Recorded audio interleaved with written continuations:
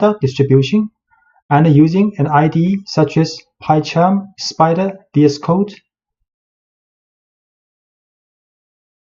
String variables. Every variable holds a value, which is the information assigned and associated with that variable. You can change the value of a variable in your program at any time. So strings. A string is simply a series of characters.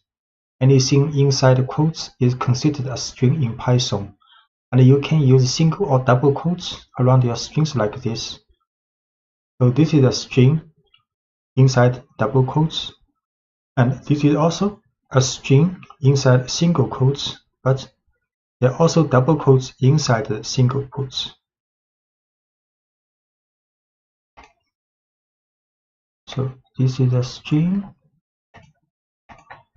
message, and we can print this string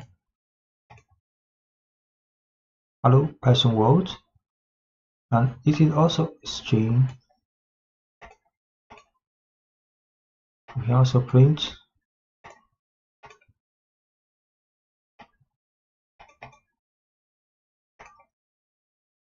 and changing case in a string with methods. So this is a string with all lowercase alphabet. Then you can print name.title, so each word begins with a capital letter.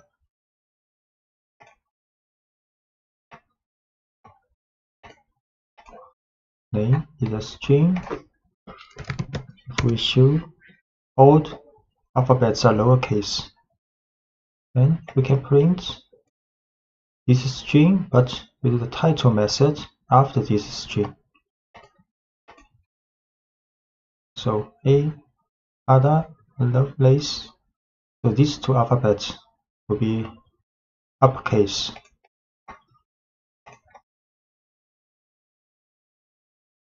Can also print a name dot up.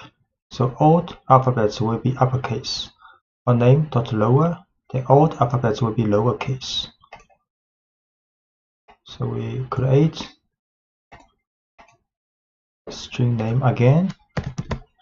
We show name as title case. So we can print with uppercase. All alphabets are uppercase now. And now all alphabets are lowercase.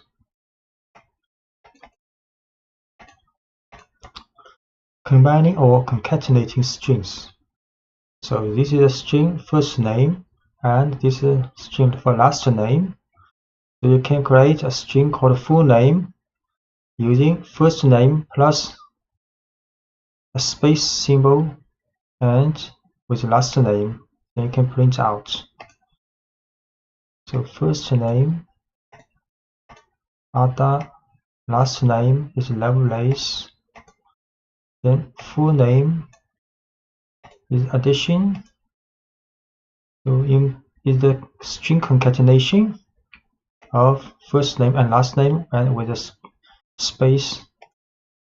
Then can print out his full name Ada space Lovelace.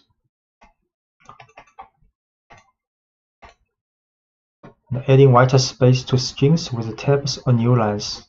So space tabs and end of line symbols are called white spaces. So you can print \t means tab, add a tab space before text. Then you can print also with \n new line, \n is a new line. And you can combine \n and \t. So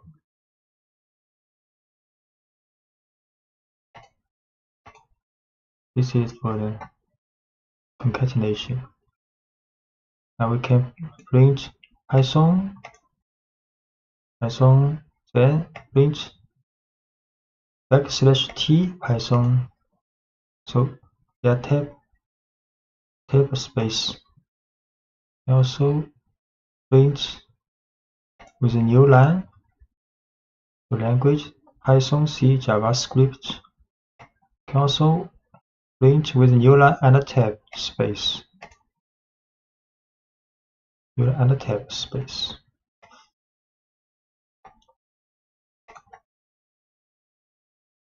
Stripping white spaces. So favorite language is Python with a space. Then favorite language R strip will right side white space removed temporarily. And favorite language L strip will remove white space at the left side. Favorite language dot strip will remove white space at both sides. So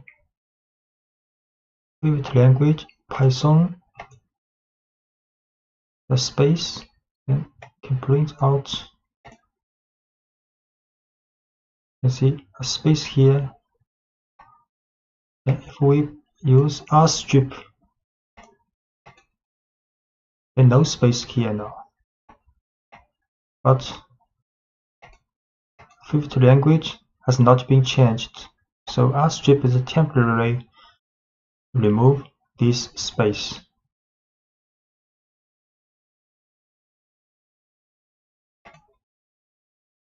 So to remove the white space from the string permanently, you have to store the stripped value back into the variable. So this is favorite language with a string after this, with a space after this string. You can use R strip but assign back to this string variable.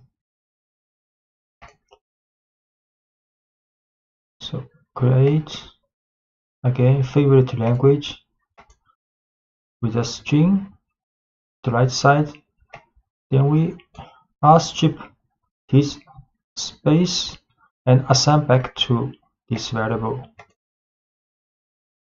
Then we show this favorite language again. Now string has been removed permanently. You can add, subtract, multiply, and divide numbers in Python. And 3 double star double asterisk 2 means exponents. So 3 square. And 10% symbol 3 means modulo. So returns the remainder of division. 3 exponent 2 9 age 23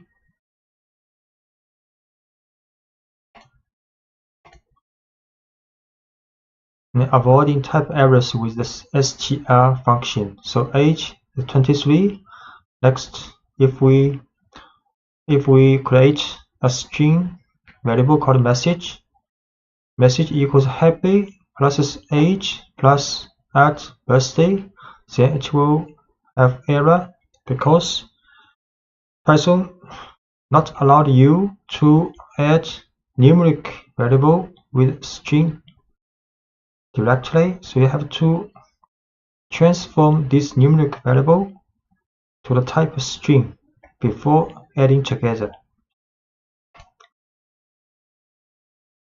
So now message happy plus strh and plus birthday. Then we can print a message happy 23rd birthday. A list is a collection of items in a particular order. In Python, square brackets indicate a list, and individual elements in the list are separated by commas. So we can create lists called bicycles with 4 different types as the elements of this list. So we create another list called number list with 5 numbers in the brackets. So this is a string type list, and this is a numeric list. Create a list.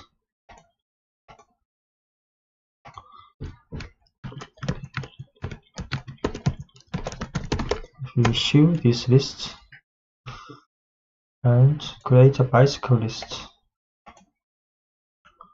Can print out this bicycle list for bicycles, and accessing elements in a list. You can access any element in a list by telling Python the position or index of the item desired. For example, we can print the first bicycle in this list. And you can also use the string method on any element in a list. So we can get the title form of the first bicycle. You can print first bicycle in the list. Select. Can also print first bicycle's title form in the list. The T is capitalized.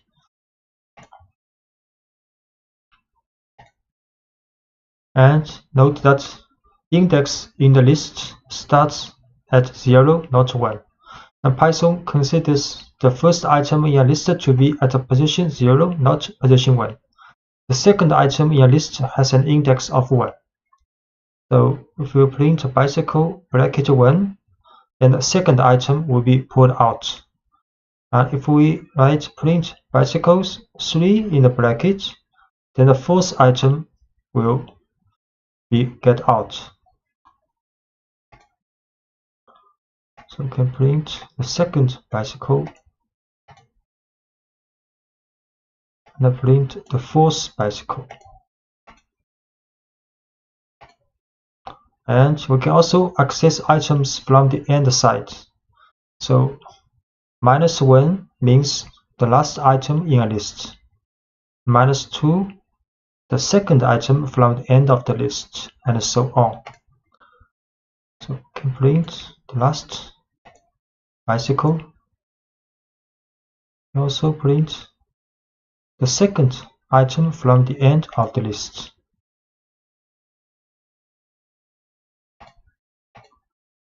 Using individual values from a list, you can use individual values from a list just as you would any other variable. For example, you can use concatenation to create a message based on a value from a list. So for example, we can get out the first bicycle and using its title form, then this item concatenated with this string and this string. We create a message with concatenation of string and the bicycle's first element with the title form and plus symbol.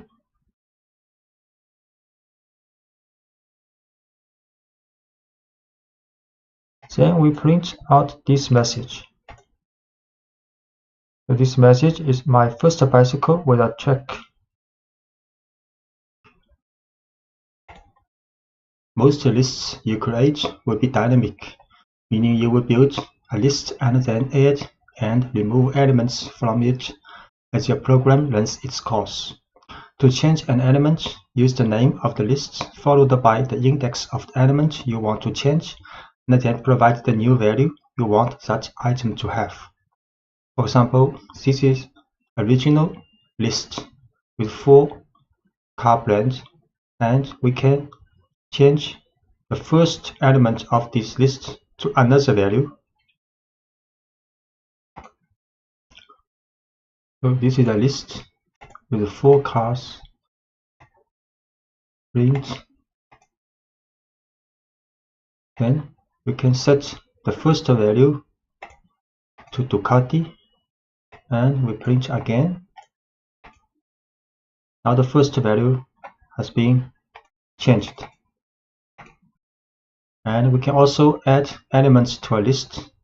Python provides several ways to add new data to existing lists. We can append elements to the end of a list. So this is the original list for the motorcycle. And we can use append function So motorcycle dot append Ducati. So the Ducati is added to the end of the list. Create this list with 3 motorcycles. 3 motorcycles now. Then we can append Ducati to the end of the list. So now the list has 4 cars now, with Ducati at the last position.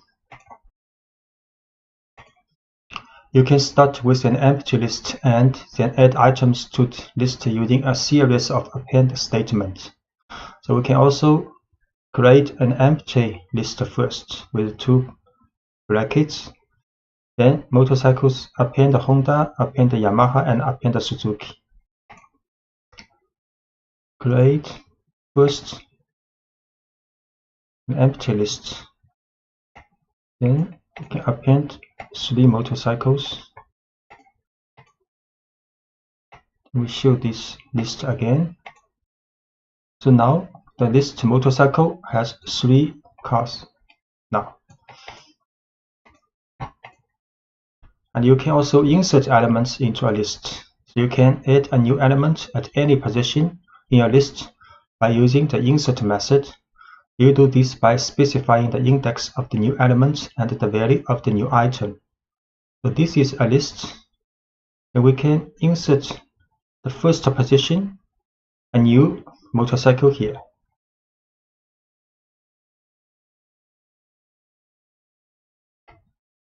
So this is a list with 3 motorcycles.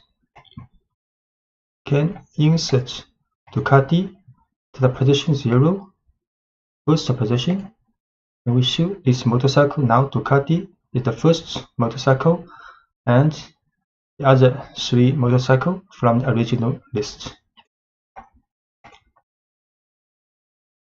And we can also remove elements from a list. You can remove an item according to its position in the list or according to its value. So removing an item according to its position, you can use the del statement if you know the position of the item you want to remove from a list.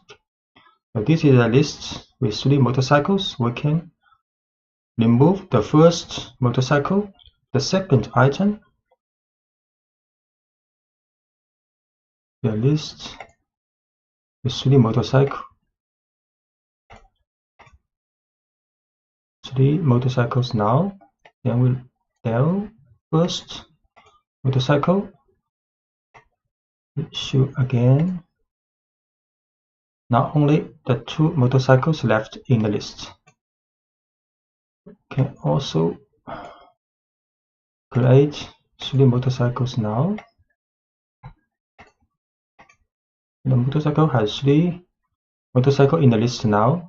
We can delete the second motorcycle this time. We show again this list.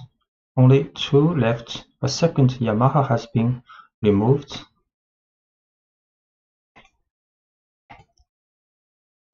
You can use pop method to remove an item. Sometimes you will want to use the value of an item after you have removed it from a list. So the pop method removes the last item in a list, but it lets you work with that item after removing it.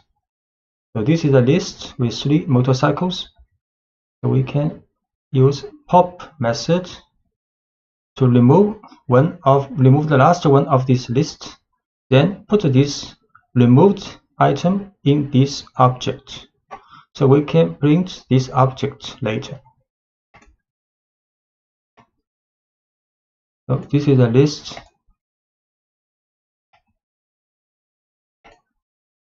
with 3 motorcycles. Then we can use the pop method. Remove the last one of this motorcycle list. Then print again this motorcycles list. Now 2 left. The last one, Suzuki, has been removed. And we can also print this popped motorcycle. Suzuki, that's correct. And popping items from any position in a list. You can actually use pop to remove an item in a list at any position by including the index of the item you want to remove in parentheses. So this is the list with 3 motorcycles. So we can pop 0. So the first item is removed from the original list and stored in variable called first owned.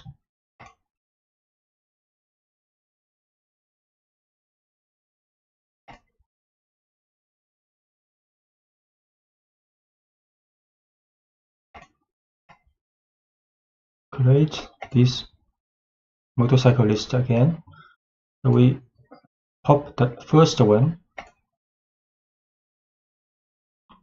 Then we can print the first motorcycle I owned was here's the title.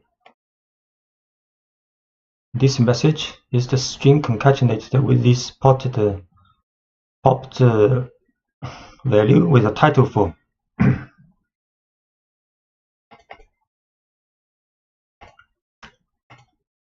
So when you want to remove from a list, if you know the value of the item you want to remove, you can use the remove method. So this is a list with 4 motorcycles. So if we want to remove the item with this value, so we can use motorcycle.remove Ducati. So Ducati is removed. But note the remove method deletes only the first occurrence of the value you specify. So if there is a possibility the value appears more than once in the list, you will need to use a loop to determine if all occurrences of the value have been removed. So this is a motorcycle list with 4 motorcycles. Then we can remove Ducati using remove function. And print again. Now Ducati has been removed. Sometimes you will want to preserve the original order of your list, and other times you will want to change the order. Python provides a number of different ways to organize your lists depending on the situation. Sorting a list permanently with the sort method. So this is a list with 4 cars, and you can use cars.sort. Then the order of the elements are sorted in the list. So we create a list.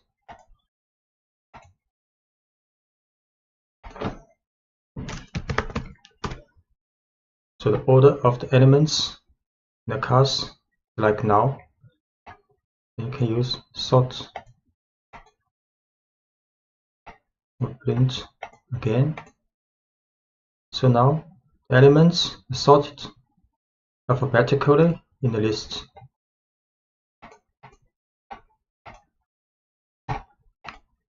And you can also sort this list in reverse alphabetical order by passing the argument reverse equals true to the sort method. So you can use sort reverse true.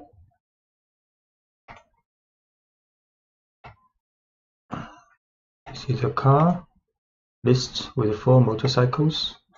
You can sort reverse true. Then print again. So now the elements in the list has been sorted alphabetically with a reverse order. So sorting a list temporarily with the sorted function. The sorted function lets you display your list in a particular order but doesn't affect the actual order of the list. So this is a list of 4 motorcycles. You can use sorted cars. So it will show the list in a sorted order. But if you print this car again, the order has not been sorted. It has the original order. We'll create again this list for the motorcycle. So this is the original order. Compare again. So here is the original list. Print with the sorted function. So this is the sorted list alphabetically. Okay, again print Here is the original list again. We'll choose. So the original order in the list has not been changed. We can also print the sorted cars in the reverse order. So this is the reverse alphabetical list if we use sorted.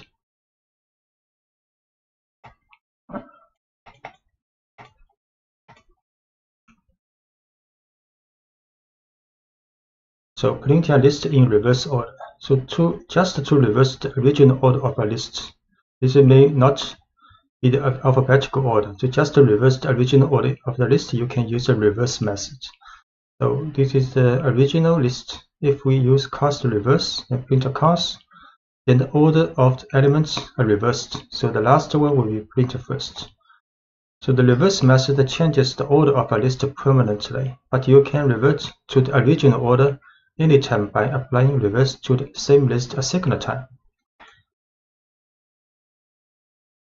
So we print. This is the. Okay, we create again this motorcycle list. So this is the original order, and we use cars dot reverse. Then print again. Then order of elements are reversed in the list. Okay, finding the length of a list. You can quickly find the length of a list by using the len function. So we can use len cars and it will return the number 4. So note that the Python counts the items in a list starting with 1, not from 0. So this is the list for cars with 4 elements. We use len cars. It will be 4. Looping allows you to take the same action or set of actions with every item in a list. So when you want to do the same action with every item in a list, you can use Python's for loop. Let's say we have a list of magicians' names, and we want to print out each name in the list. A for loop will let Python to handle this task easily. So in the for loop, Python pulls a name from the list magicians and store it in the variable magician. Then print the name that was just stored in magician. Python then repeats this operation for each name in the list. So this is a list of magician with 3 magicians. Then we can write 4 magician in magicians. So magicians is a list. In the for loop, for magician will take each element from the magicians, then store in this variable called magician. Then inside the for loop, we print each magician until there's no magician left in this list. So where the no more values are in the list, Python moves on to the next line in the program after the for loop. So this is the for loop. We create a list called magicians with 3 magicians. Then we can write 4 magician, print magician. So each magician has been printed out. It is helpful to choose a meaningful name that represents a single item from the list. For example, here is a good way to start a for loop for a list of cats, a list of dogs, and a general list of items. We can write, for example, for cat in cats, for dog in dogs, or for item in list of items. And using singular and plural names can help you identify whether a section of code is working with a single element from the list or entire lists. Doing more work within a for loop. So every indented line following the line for magician in magicians is considered inside the loop, and each indented line is executed once for every value in the list. So for example, this is a magician list. We can write for loop from the for magician in magicians. Then these two lines indented considered inside the for loop. So we can write print magician's title form. That was a great trick. And print I can't wait to see your next trick. Then magician's title name, then a new line. Then after this for loop finished, then we can print a single message. But this statement not considered inside the loop. So any lines of code after the loop that are not indented are executed for once without repetition. We create a magician's list again. Then a for loop with two print lines included in the for loop. Run this. So for each element, each magician in list, we share two messages. So Alice, that was a great trick. I can't wait to see your next trick, Alice. And David, that was a great trick. I can't wait to see your next trick, David, and so on. Then after the for loop has been finished to run, then we can print one message. So this message, this print statement is not considered in the for loop, so print only once. Lists are ideal for storing sets of numbers, and Python provides a number of tools to help you work efficiently with lists of numbers. So we can use the range function. Python's range function makes it easy to generate a series of numbers. For example, you can use the range function to print a series of numbers like this. You can write a for loop, the for value in range 1 to 5. You can print a value. The result will print 1, 2, 3, 4. The range 1 to 5 will print a number from 1 to 4. Then for each value of this 1 to 4 will print out. So although this code looks like it should print the numbers from 1 to 5, it doesn't print the number 5. So in this example, range prints only the numbers 1 through 4. This is the result of off by 1 behavior you will see often in Python and many other programming languages. So if you want to print the numbers from 1 to 5, you would use range 1, 6. So for value in range 1, 6, print value. Can print out for value in range 1 to 5, print value. So 1, 2, 3, 4 has been printed out. Use a range to make a list of numbers. If you want to make a list of numbers, you can convert the results of a range directly into a list using the list function. So for example, we can create a list called numbers, and the value is 1 to 5. Then next we can print numbers.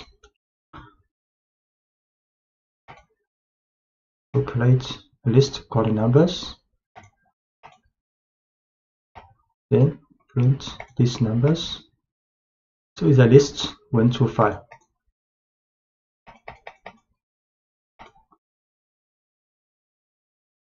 And we can also use the range function to tell Python to skip numbers in a given range. For example, here is how we would list the even numbers between 1 and 10. We can write even numbers is a list, create is a list, and the value is from 2 to 11, not including 11, and with a gap of 2. So the result will be 2, 4, 6, 8, 10. So even numbers is a list in the range 2 to 11 with a gap of 2. Then we print out this list. This list has 5 elements. And you can create almost any set of numbers you want to using the range function. For example, consider how you might make a list of the first 10 square numbers. So we start with empty list, then write a for loop. So for each value in the range 1 to 11, not including 11, then we write calculate the square of this value, then assign to square variable Then in the list of squares, we append this square, and so on. Then when the for loop is finished, we print out this squares list. So we start with an empty list called squares, then we tell Python to loop through each value from 1 to 10 using the range function, and inside the loop, the current value is raised to the second power and stored in the variable square.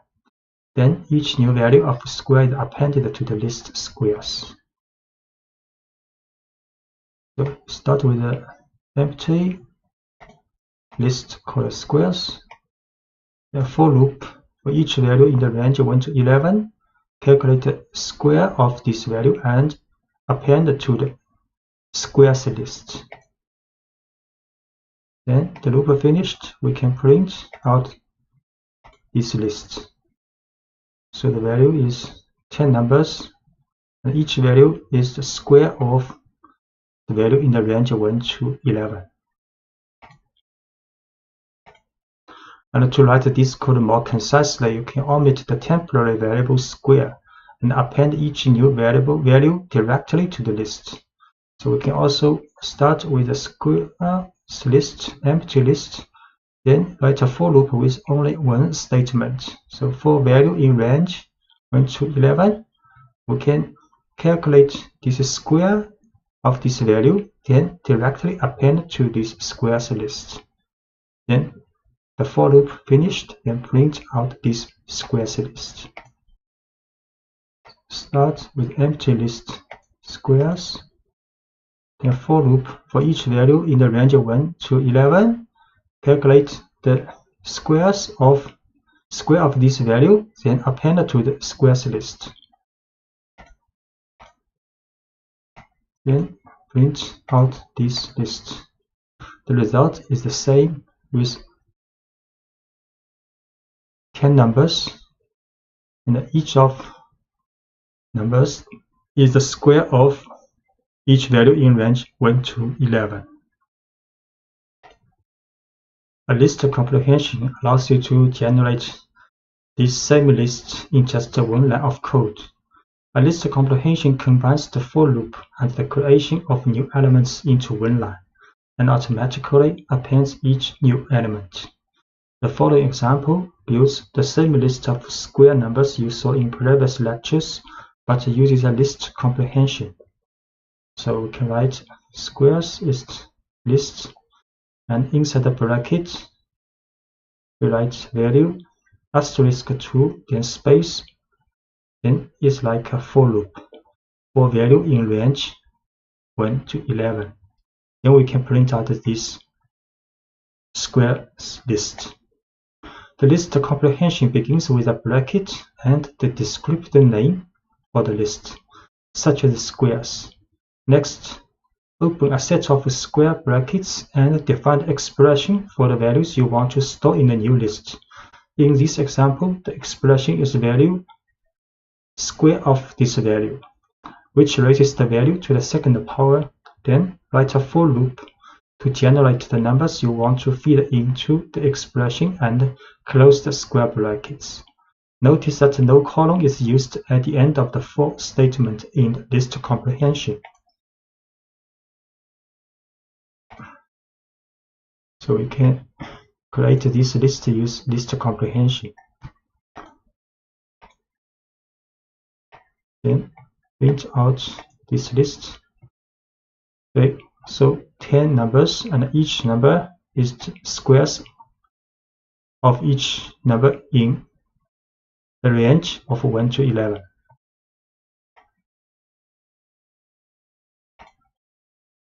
You can also work with a specific group of items in a list, which Python calls a slice. To make a slice, you specify the index of the first and the last elements you want to work with. As with the range function, Python stops one item before the second index you specify. So the following example involves a list of players on a team. So this is a list with 5 players, and we can print players bracket 0 to 3, then it will return the first 3 elements. So the code prints a slice of this list, which includes just the first 3 players. So players is a list with 5 players, then can print the first 3 players. And you can generate any subset of a list. For example, if you want the second, third, and fourth items in a list, you would start the slice at index 1 and end at index 4. So 4 not included. Then it will return the second, third, and fourth element. So from the index from 1 to 3. So the second, third, and fourth elements will be returned. So we print the second, third, and fourth elements. And if you omit the first index in a slice, Python automatically starts your slice at the beginning of this list. So if you just write column 4, then it will return the first 4 elements. So we return the first 4 elements with column 4.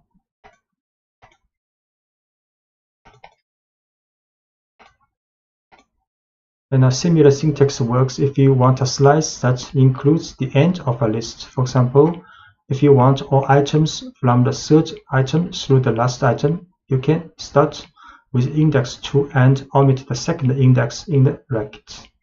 So we can just write players 2 column. Then it will return all items from the third item and through the end of the list.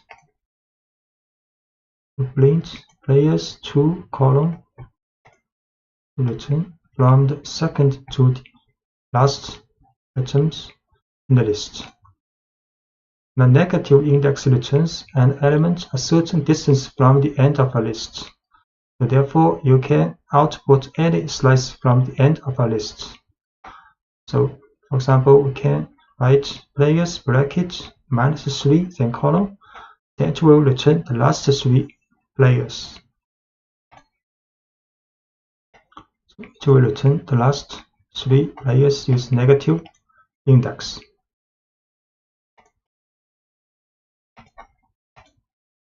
And the looping through a slice. You can also use a slice in a for loop if you want a loop through a subset of the elements in a list. In the next example, we loop through the first 3 players and print their names. For example, can write for player in players, the slice with column to 3, then from the first to the third element of this list. Then for each element of these 3 elements, we can print each element's title for. So players 5 elements, print. So here are the first 3 players on my team. Then we can use a for loop for the slice of a list. So the first 3 elements played. And copy a list. To copy a list, you can make a slice that includes the entire original list by omitting the first index and the second index. So we just use a bracket and a column inside the bracket to copy all the elements of the list. Now this tells Python to make a slice that starts at the first item and ends with the last item, and producing a copy of the entire list. For example, imagine we have a list of our favorite foods and want to make a separate list of foods that a friend likes. This friend likes everything in our list so far, so we can create the list by copying ours. So this is my foods list, and we can also create a friend's foods list with using the bracket or column. So the list of my friend's foods have the same items of my foods list. So my foods list pizza, Faro, carrot cake. Then we can create my friends foods list. Then we print out. So my favorite foods are this one, these three. Then my friends favorite food list. Also these three items lists. To prove that we actually have two separate lists, we will add a new food to each list and show that each list keeps track of the appropriate person's favorite foods.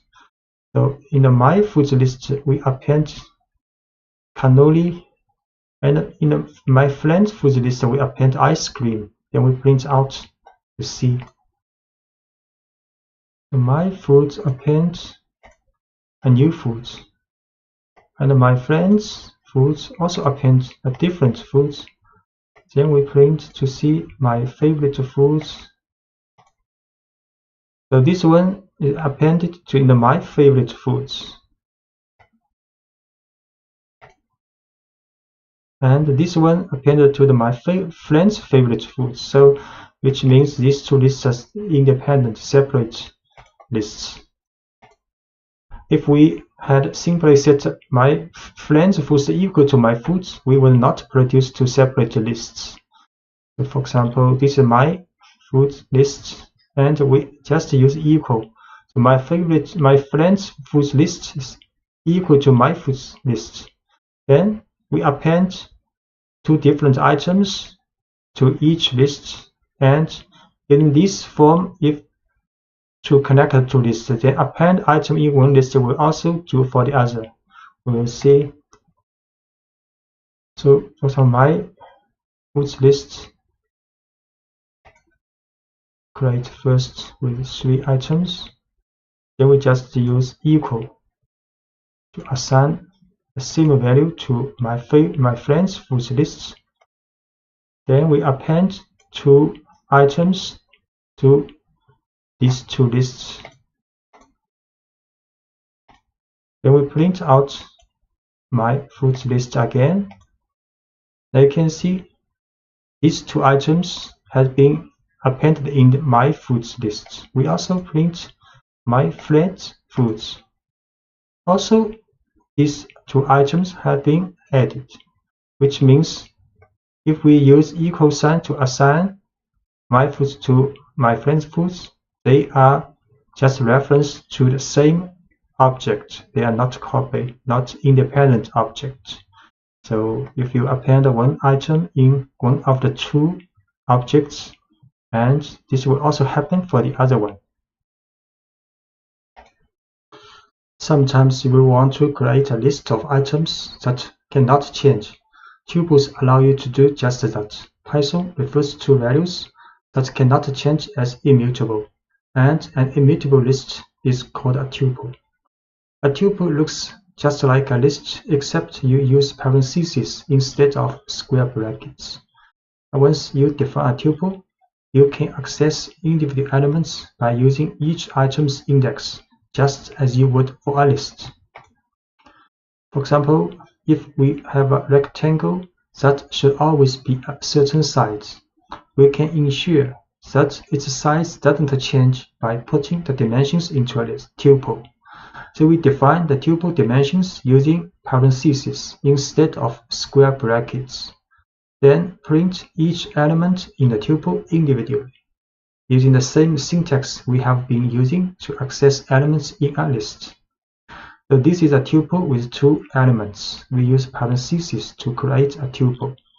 Then if we want to get the elements, first elements, we just can use this tuple with a bracket 0.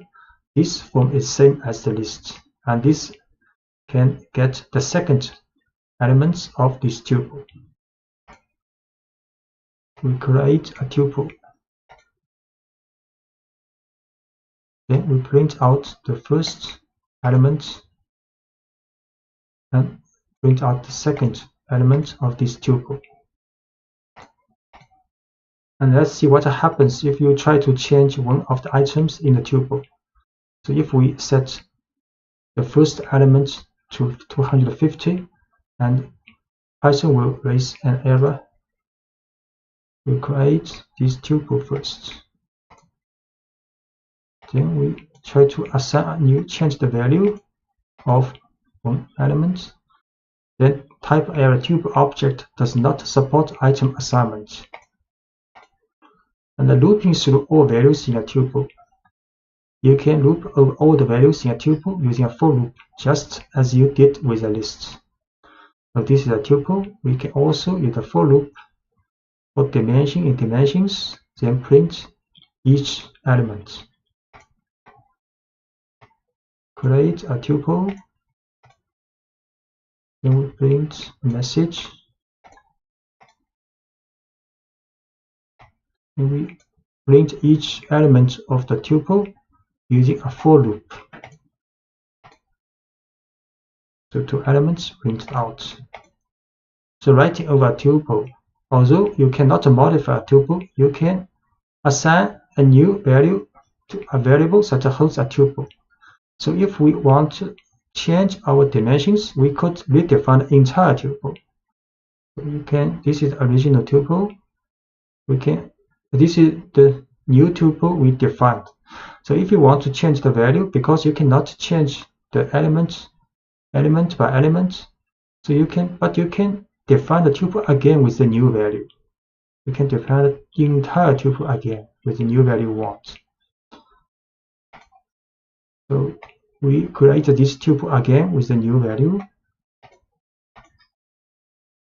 Then we print out, then using a for loop to print this tuple out. Conditional tests. At the heart of every if statement is an expression that can be evaluated as true or false, and is called a conditional test. Python uses the values true and false to decide whether the code in an if statement should be executed. So if a conditional test evaluates to true, Python executes the code following the if statement. If the test evaluates to false, Python ignores the code following the if statement.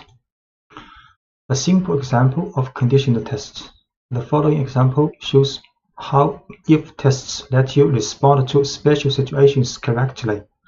Imagine you have a list of cars and you want to print out the name of each car.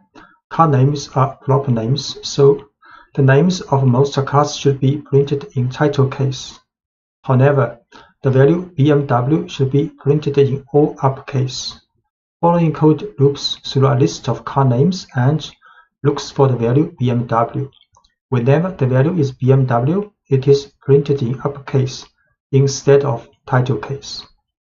So this is a car list with 4 cars inside, and we write a for loop.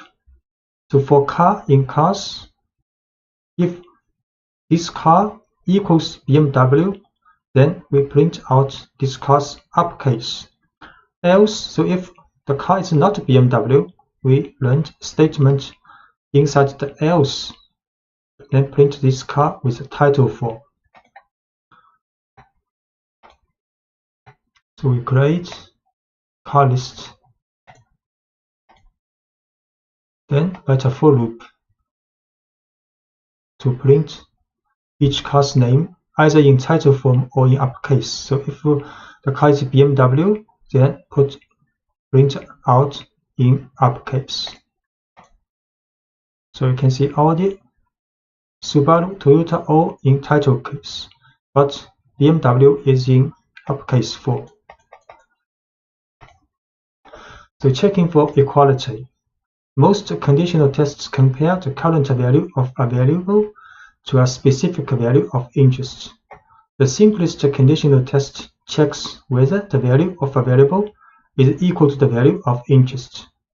So if the value is BMW, then we check car equals BMW, then get true. And if the value is Audi, if we check car if equals BMW, then we'll get false. So we assign the value BMW to car, then we use double equal to check if its value is BMW, to get the value result true. And if we assign the odd value to car, then we check again if the car's value is BMW, then you will get false. And ignoring case when checking for equality. The testing for equality is case sensitive in Python. For example, two values with different capitalization are not considered equal.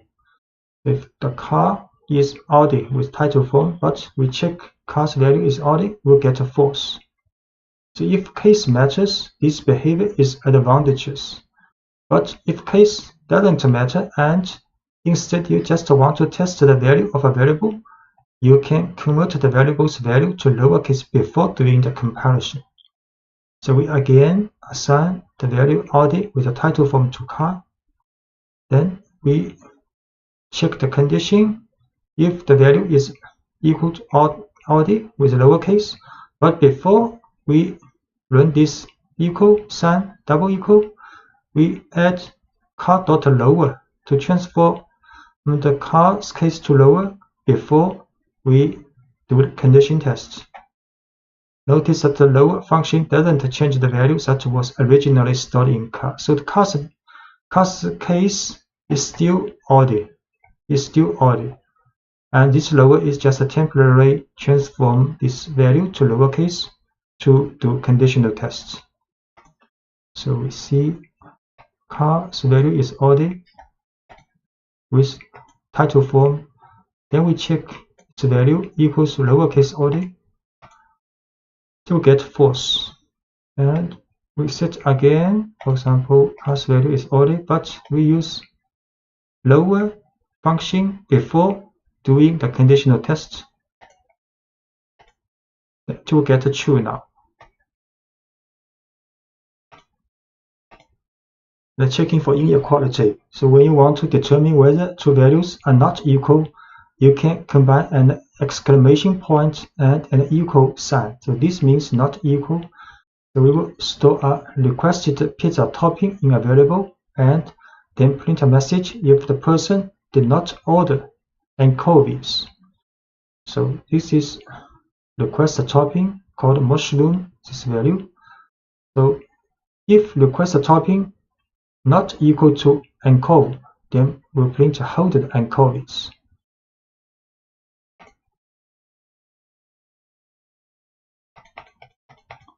So request a topping is mushroom. So we check if this topping not equal to anchovy, we'll print holded anchovies. So this message printed out because this value is mushroom, and we test if this value not equal to anchovy. This test will get true. Will get true, then this statement will be run in the for loop, in the if statement. And the numerical comparisons. So testing numerical values is pretty straightforward. For example, the following code checks whether a person is 18 years old. So if the person is 18 years old, then you test numerically if the age equals 18. You get a true result. You can also test to see if two numbers are not equal. So for example, the following code prints a message if the given answer is not correct. So answer is 17. So we test if answer not equal to 42. Then we print a message. This is not the correct answer. Please try again. So age is 18. Then we test age. If age is 18 equals 18, the result is true. The answer is 17. Then we test if answer not equal to 42, then we show the message. Because answer is not equal to 42, the message is printed out. And the numerical comparisons, you can include various mathematical comparisons in your conditional statement as well, such as less than or equal to, greater than, and greater than or equal to. So age is 19, for example, we can run these tests. So each of the above mathematical comparisons can be used as part of an if statement, which can help you detect the exact conditions of interest. So age is 19. Then we can test if age less than 21. We can also run if age is less than or equal to 21, or if the age is larger than 21, we get false. If the age is larger than or equal to 21, we'll get the false. And you can use AND to check multiple conditions. To check whether two conditions are both true simultaneously, you can use the keyword AND to combine the two conditional tests. If each test passes, the overall expression evaluates to true. If either test fails, or if both tests fail, the expression evaluates to false. For example, you can check whether two people are both over 21 using the following tests. So these two people has age 22 and 18. We can test if this age larger than equal to 21, and this one also older than 21. The result will be false because one is not larger than or equal to 21. But if we change the second one to 22, then we test again, then it will be true because both are older than 21. To write concisely, you can also add parentheses here, so it will be more clear. So we assign to age to person, then test if both are older than 21, then it will be false. And we assign new value to 22 for the second person. Then we test again, then it will be true. And you can also use the keyword OR, allows you to check multiple conditions as well, but it passes when either or both of the individual tests passes. So an OR expression fails only when both individual tests fail. So let's consider two ages again, but this time we will look for only one person to be over 21. So these two persons, 21, 22, 18 years old, then we test if one of the person is older than 21, the result will be true. And if we assign the first person to 18 also, then we test again, then the result will be false because none of the two people are older than 21 now. So we will set these two persons' age to 22, 18, then test if using auto test if one of the at least one is older than 21, get the result true. But if we set the first person also to 18 years old, then test again if at least one is older than 21, we'll get the false. And checking whether a value is in a list. So sometimes it's important to check whether a list contains a certain value before taking an action. So to find out whether a particular value is already in a list, you can use the keyword in. So let's consider some code you might write for a pizzeria. We will make a list of toppings a customer has requested for pizza, and then check whether certain toppings are in a list. So this is a requested topping with 3 elements, a list. Then we will run the conditional tests. Mushrooms in requested toppings. This is true because mushroom in. But if we run the pepperoni in requested toppings, we'll get false because this list does not contain pepperoni. The requested topping is a list called pizzeria. Then we run the conditional test. Mushroom in requested topping, get the true in results. If we run pepperoni in requested topping, the result is false. And you can also check whether a value is not in a list. So similarly, you might want to know if a value does not appear in a list. You can use the keyword not in this situation. For example, consider a list of users who are banned from commenting in a forum. You can check whether a user has been banned before allowing that person to submit a comment. So this is a list for the banned user with 3 people. So another user called Mary. So if user not in banned user will print user's title form, you can post a response if you wish. So because this Mary, user's value is Mary not in this list. So this conditional test will get the true. So this message will be printed out. So we create a list for the banned user, and we create a value. Object user is Mary. Then we run this conditional test. If she's not in banned user, then it's true because Mary is not in the banned user. So the print out message, Mary, you can post a response if you wish. A simple if statement.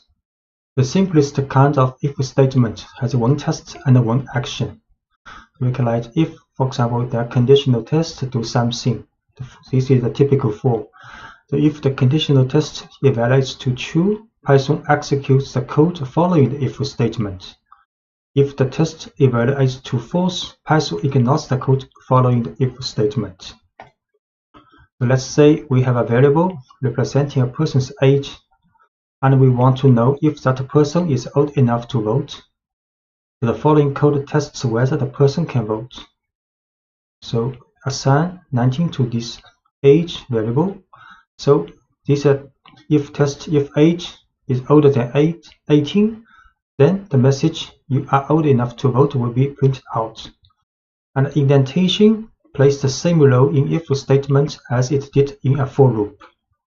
So all indented lines after an if statement will be executed if the test passes, and entire block of indented lines will be ignored if the test does not pass.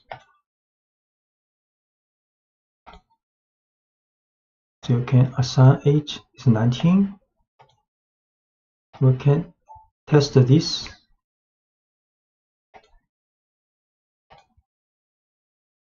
Because it's older than 18, so these two statements are run.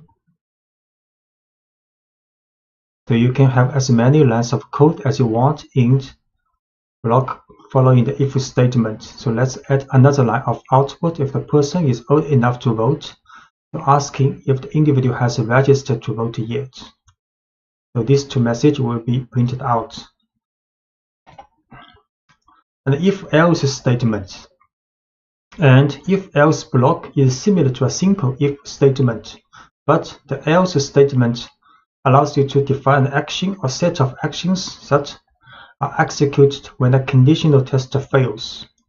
So we will display the same message we had previously if the person is old enough to vote, but this time we will add a message for anyone who is not old enough to vote.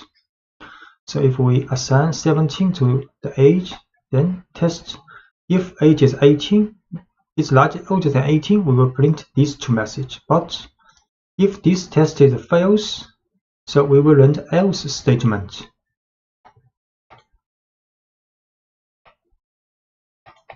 So age is 17.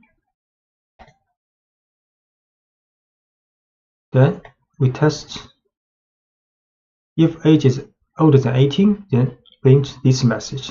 Else, if this test is fail, then we will print these two messages. So because age is 17, not older than 18, then these two messages are printed out. Sorry, you are too young to vote, and please register to vote as soon as you turn 18. And the if and else chain, often you will need to test more than 2 possible situations. And to evaluate this, you can use Python's if else syntax. Python executes only one block in an if-elif-else chain. It runs each conditional test in order until one passes. So when a test passes, the code following that test is executed and Python skips the rest of the tests.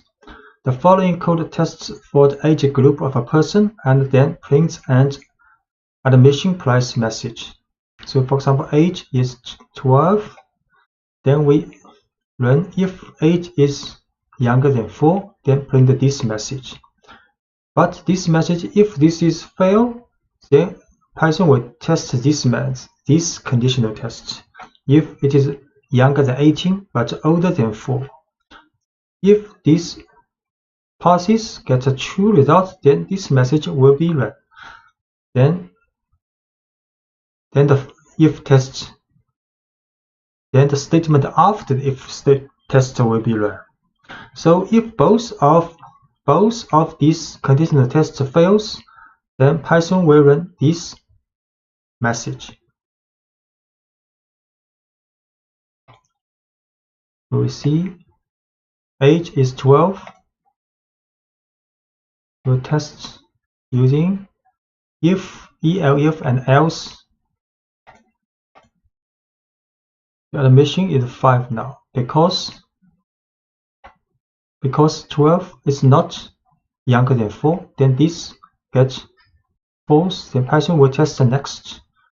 Next will be true because younger than 18. So the statement inside the elif will be run. Then Python will finish this if statement, if, elif, else statement.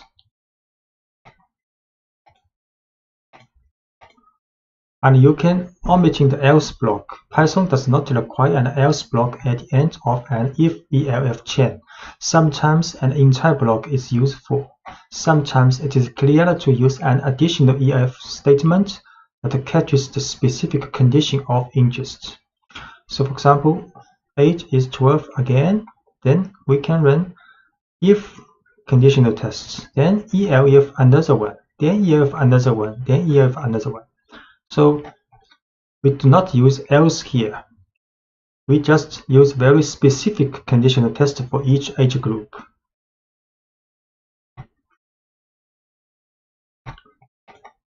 So we see age is 12. Then we use a multiple if, elif tests.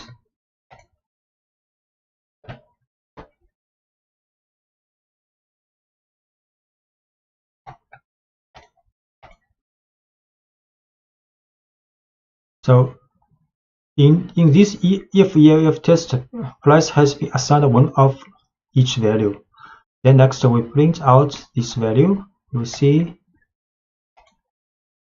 your admission cost is 5. So age 12 for this group, price 5, because not younger than 4 but younger than 18. And the else block is a catch-all statement. It matches any condition that wasn't matched by a specific if or elif test, and that can sometimes include invalid or even malicious data. So if you have a specific final condition you are testing for, consider using a final elif block and omit the else block. This is what we have seen in this code. You can do some interesting work when you combine lists and if statements. You can watch for special values that need to be treated differently than other values in the list. You can manage change conditions efficiently, such as the availability of certain items in a restaurant throughout a shift. You can also begin to prove that your code works as you expect it to in all possible situations. So checking for special items. So let's continue with the pizzeria example. The pizzeria displays a message whenever a topping is added to your pizza as it is being made.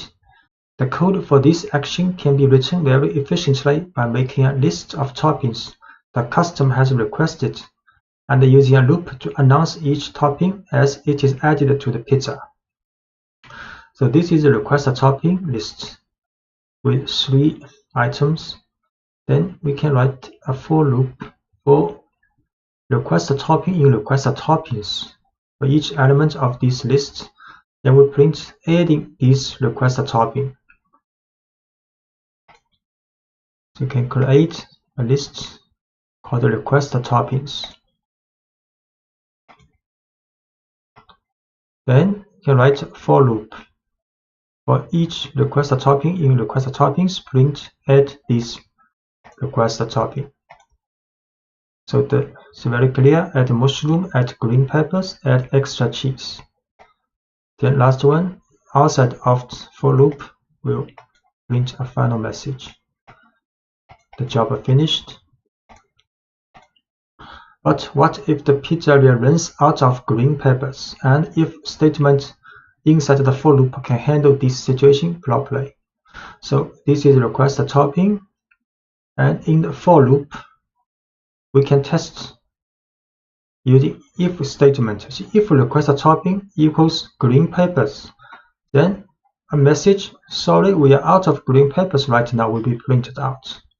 Otherwise, if this test is a fail, which means if the request topping is not equal to green peppers, then the message adding this request topping will be printed out. So create a request topping again. Then this for loop. In the for loop, we use an if statement to test if it is a green pepper. So the message is like this. So adding mushroom, and for the green peppers, the message will be like, sorry, we are out of green peppers right now. And for the extra cheese will be printed like adding extra cheese. So this is the last message of the for loop.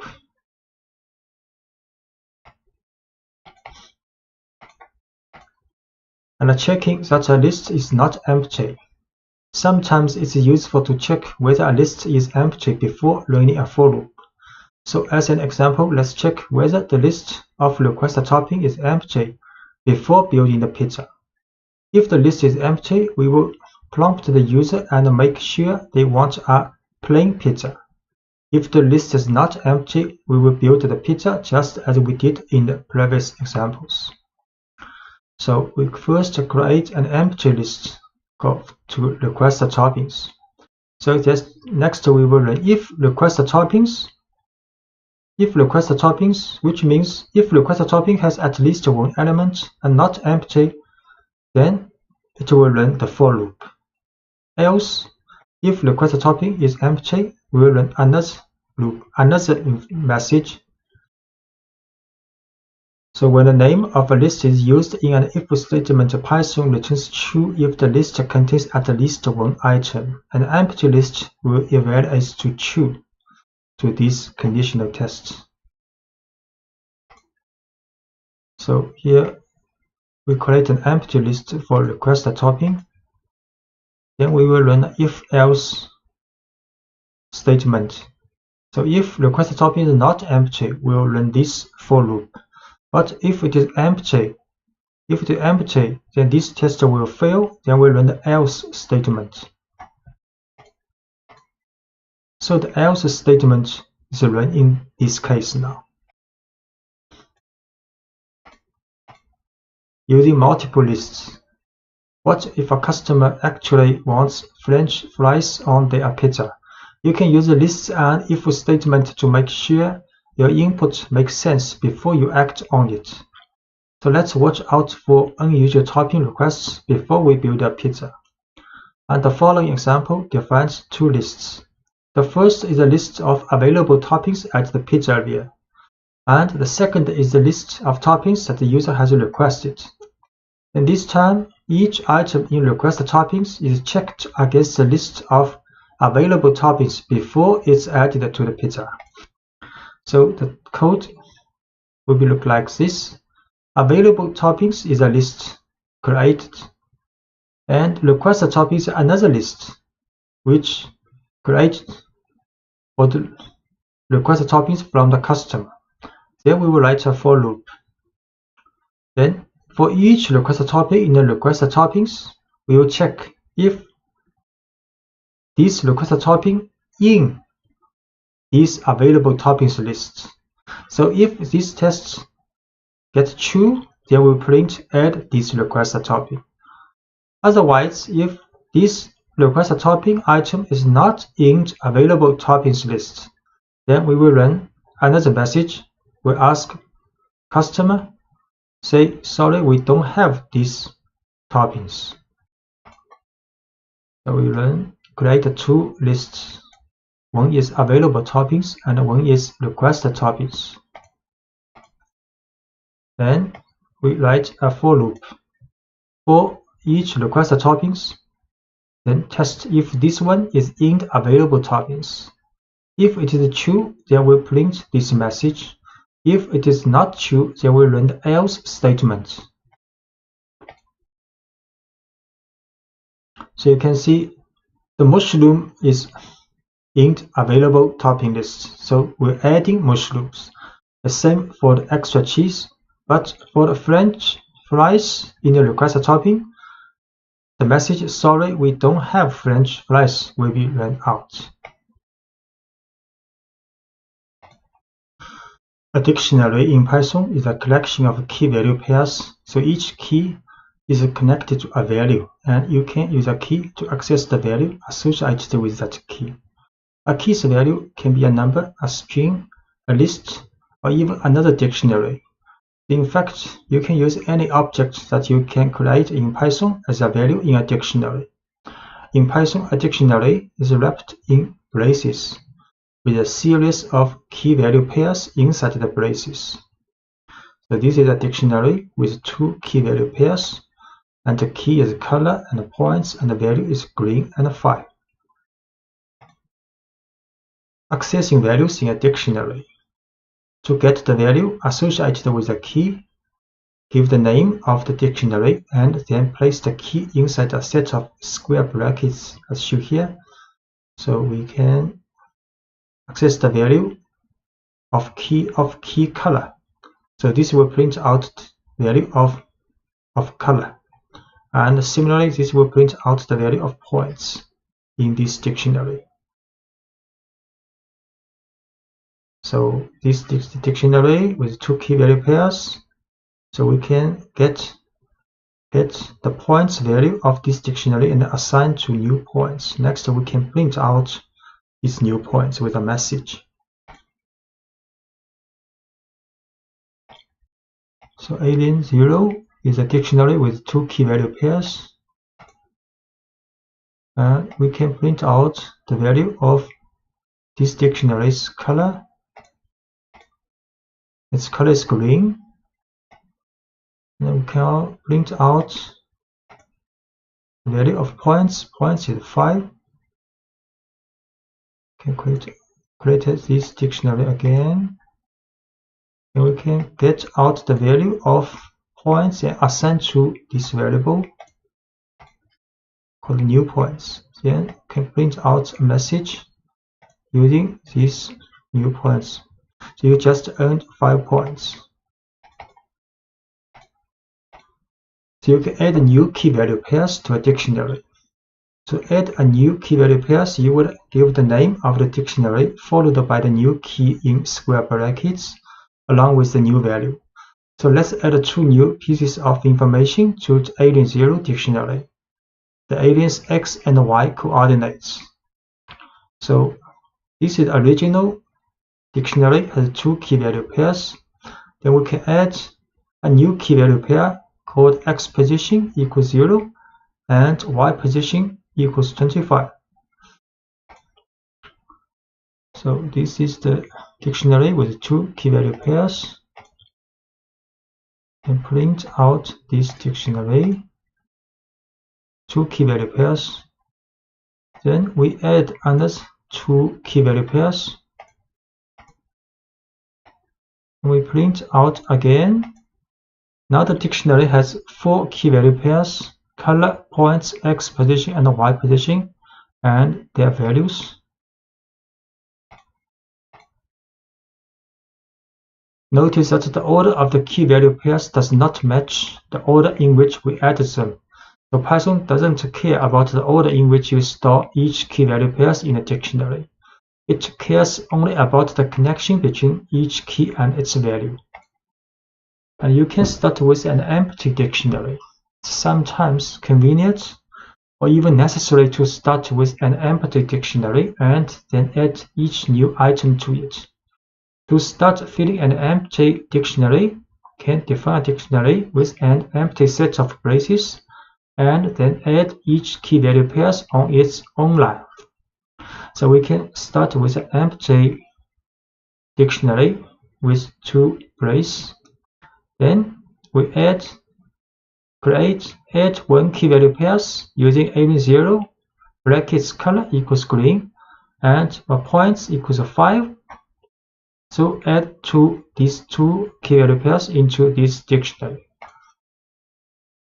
We start with an empty dictionary. Then we add these 2 key value pairs into a dictionary.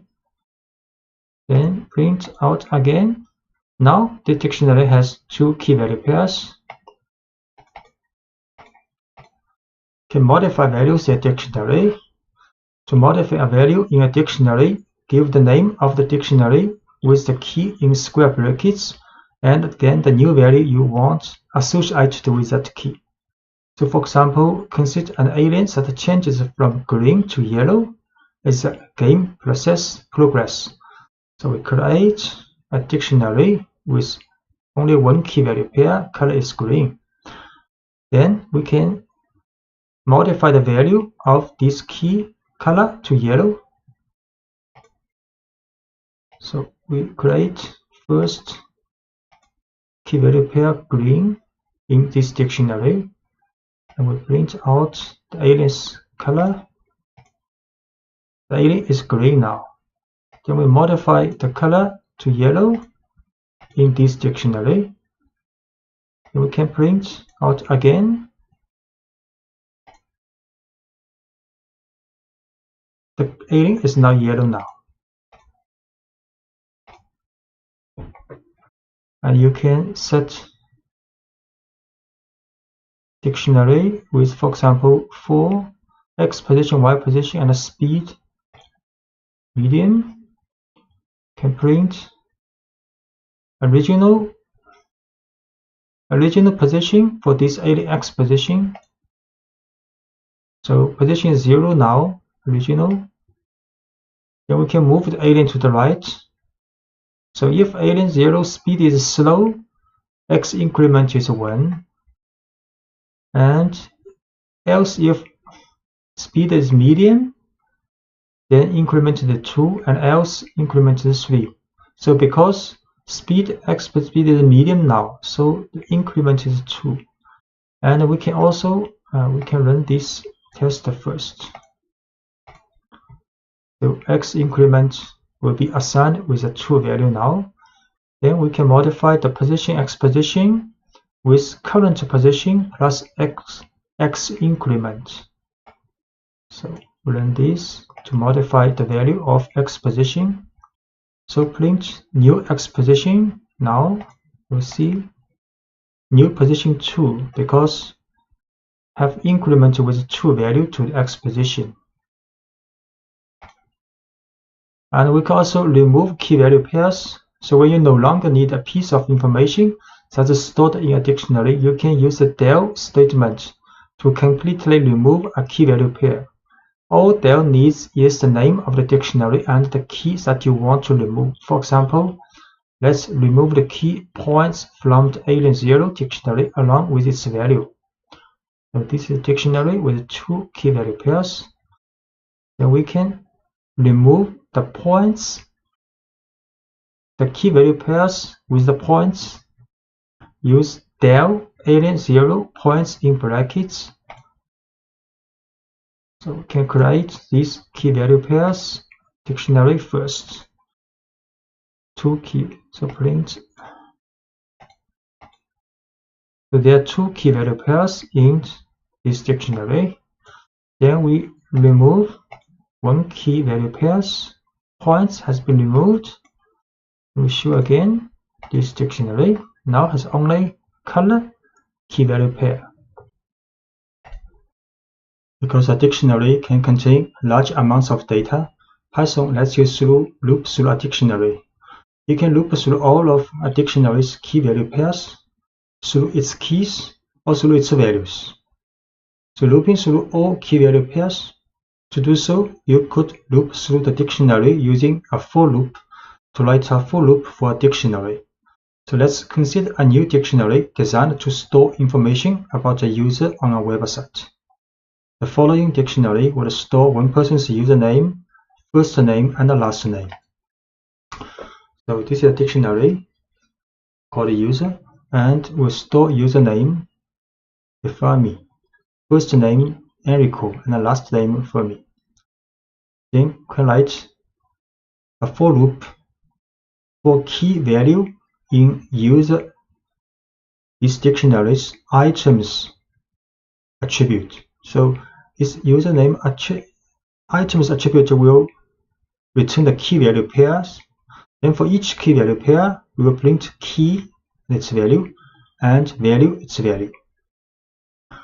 So you create names for the two variables that will hold the key and the value in each key value pair. You can choose any names you want for these two variables. So you can choose any name for these two variables. The second half of the for statement includes the name of the dictionary followed by the method items, which returns a list of key value pairs. The for loop then stores each of these pairs in the two variables provided. We can create dictionary for the user. Then we can write a for loop, and in the user zeros items, then we print out this information. So all the key value pairs in this dictionary are printed out. The username value, first name value, last name value.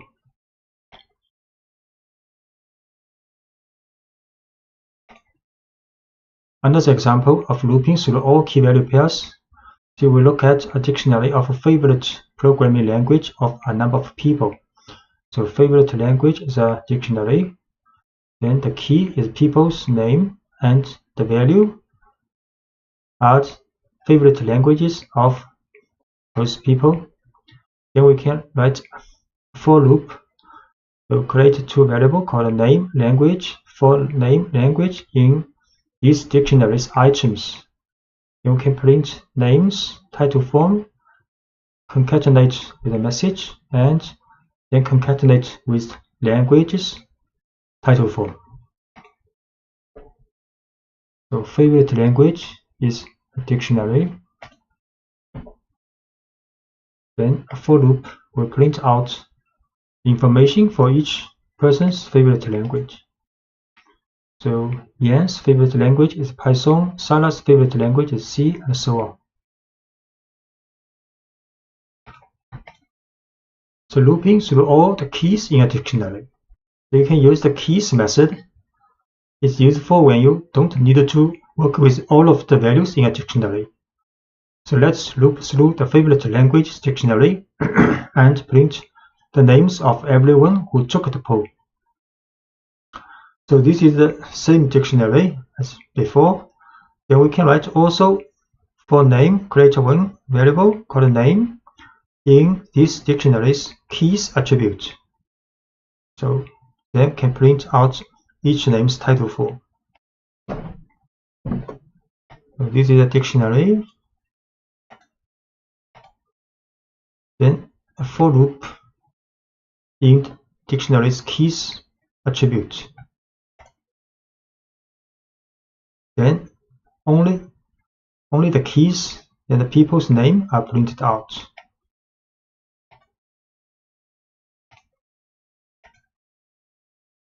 So looping through the keys is actually the default behavior when looping through a dictionary. So the following two codes would have exactly the same meaning. We can write for name in favorite languages. Do not add any methods after this dictionary. Or we can write for name in favorite languages dot keys. These two statements will get the same result. You can choose to use the keys method explicitly if it makes your code easier to read, or you can omit it if you wish. And you can access the value associated with each key you care about inside the loop by using the current keys. So let's print a message to a couple of friends about the languages they choose. So we will loop through the names in the dictionary as we did previously, but when a name matches one of our friends, we will display a message about their favorite language.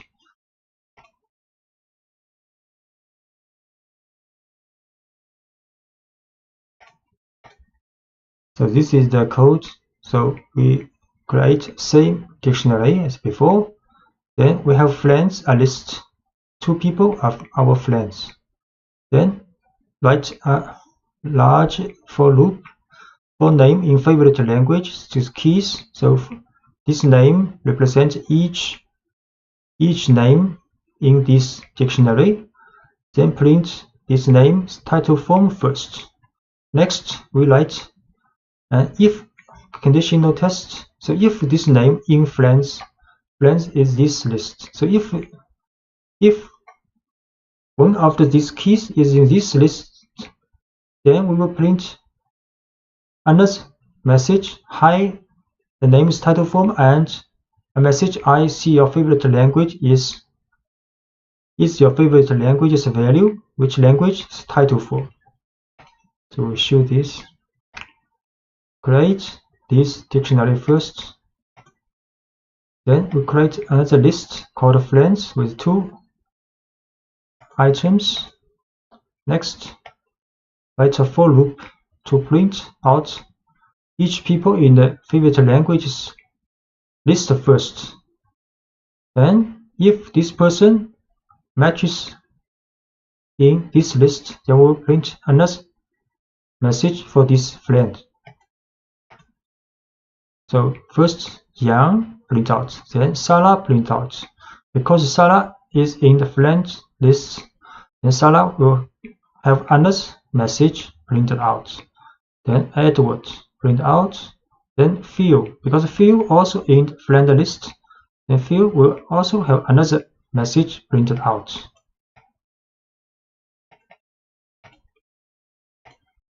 And you can also use the keys method to find out if a particular person was polled. So this time, let's find out if Erin took the poll. Same dictionary we produce. Then if Erin not in favorite language keys, we use not in. So favorite language.keys will return a list of these keys in the dictionary. Erin if not in, so print Erin, please take your poll. And the keys method isn't just for looping, it actually returns a list of all keys, and the line simply checks if Erin is in this list. Because she is not, a message is printed inviting her to take the poll. We can create this dictionary first. Then check if Erin not in this dictionary's keys list, will print a message. Because Erin is not in, so the message is printed out.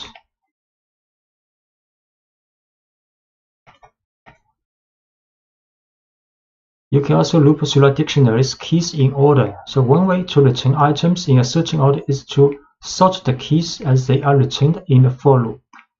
You can use the sorted function to get a copy of the keys in order. So create this list. Then we use naming sorted favorite languages keys, then print out.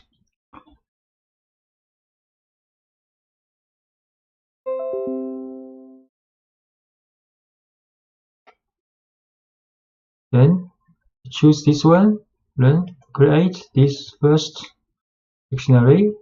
Then we just sorted this list first before we choose each item in this list. Then print message for the name, title, thank you. You can see. So now the names are sorted in alphabetical order.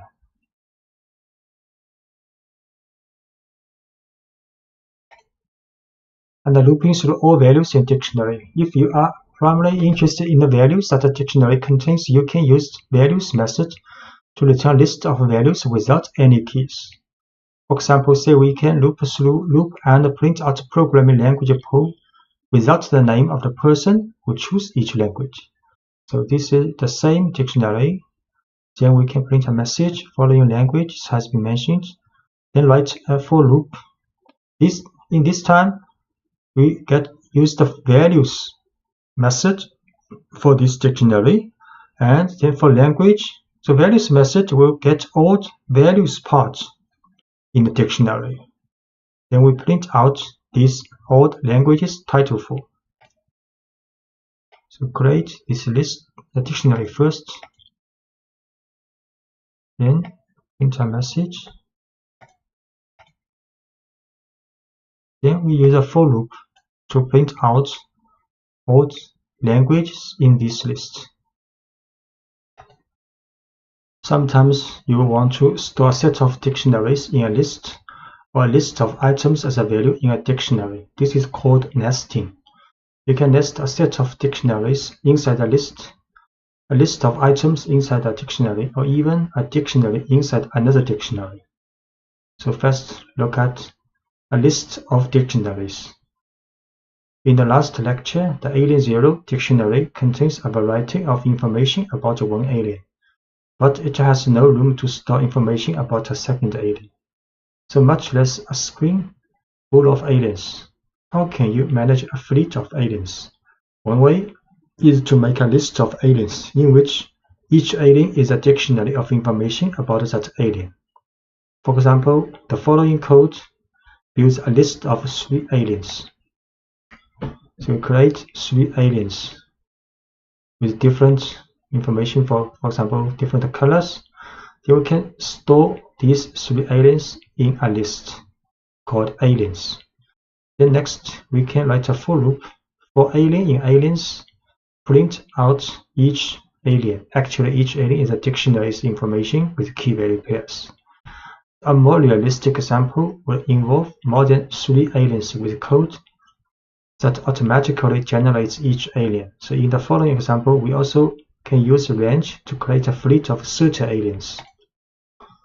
So we can start with an empty list. Then next, use a for loop. For loop in the range from 0 to 30.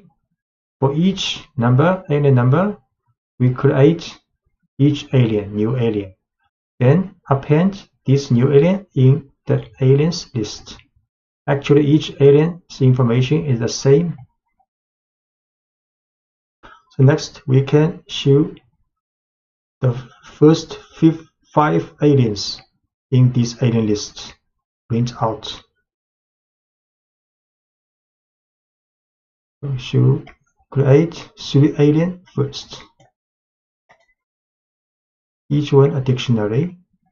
Then we can put these 3 aliens in a list. Then next, using a for loop for alien in aliens, print out each alien. So each alien is a list printed out. The next, we make an empty list first. Then we create 30 aliens and put them in this list. Then we can print out the first 5 aliens in this aliens list. Actually have the same values, key value pairs for these 5. And we can also print the length of aliens, how many aliens in this list. So the total number of aliens is 30.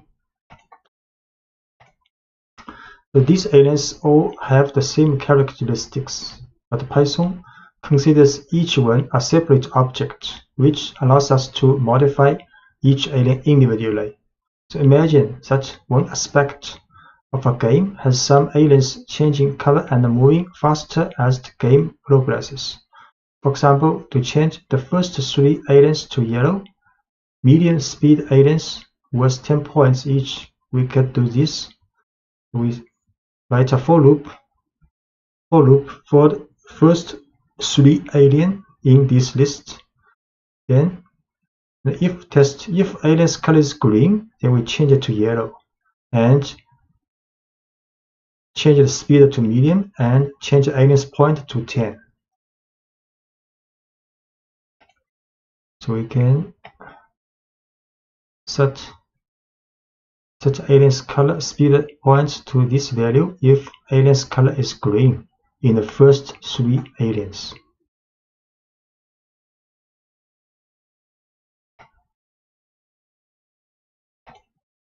So next, let's look at a list in a dictionary situation. So it is sometimes useful to put a list inside a dictionary. For example, consider how you might describe a pizza that someone is ordering. If you were to use only a list, all you could really store is a list of the pizza's toppings. So with a dictionary, a list of toppings can be just one aspect of the pizza you are describing. So in the following example, 2 kinds of information are stored for each pizza: a type of crust and a list of toppings. So the list of toppings is a value associated with the key toppings. To use the items in the list, we give the name of the dictionary and the key toppings as we would any value in the dictionary. Instead of returning a single value, we get a list of toppings. So we make a pizza dictionary. Then inside this dictionary has 2 keys called crust and toppings. So for the crust, there only one value is 6, but for the toppings is a list of values. Next, we can print out information. You order the pizza's crust. You put this type of pizza with the following toppings. Then inside the toppings, print each topping. So we create a dictionary, pizza, and with 2 keys, especially for the toppings, the keys is a list. Then we can print out information. You order the pizza. Which kind of pizza? The crust, thick pizza. You order the thick crust pizza with the following toppings. Then a loop for topping in pizza toppings. So pizza toppings will get this list because this list is the value of the key toppings. Then this is a list of with 2 elements. Then a for loop for topping in this list can print out each topping. So each topping are printed out.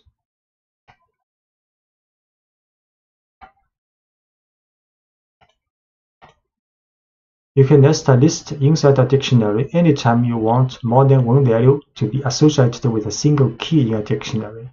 So in the earlier example of favorite programming languages, if we were to store each person's response in a list, people could choose more than one favorite language. So when we loop through the dictionary, the value associated with each person would be a list of languages rather than a single language.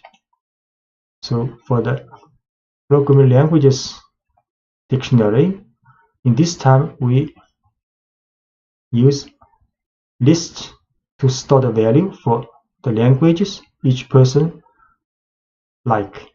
For example, Phil, there are 2 programming languages, and Jan also 2 programming languages, but for Sarah only 1 programming language. Next, we can write a for loop for name language in favorite languages item. The item method will get a key value pairs. So key is the name, language is the value of this person. Then we can print name, the titles forms, favorite languages are. Next, inside the for loop, we'll write another for loop because this is a list. So we can write a for loop for language in languages. So languages is a list here. key value pairs, the value for this key, for example, is a list. Next, we can write a for loop for the value for each item in this list, then print out each language.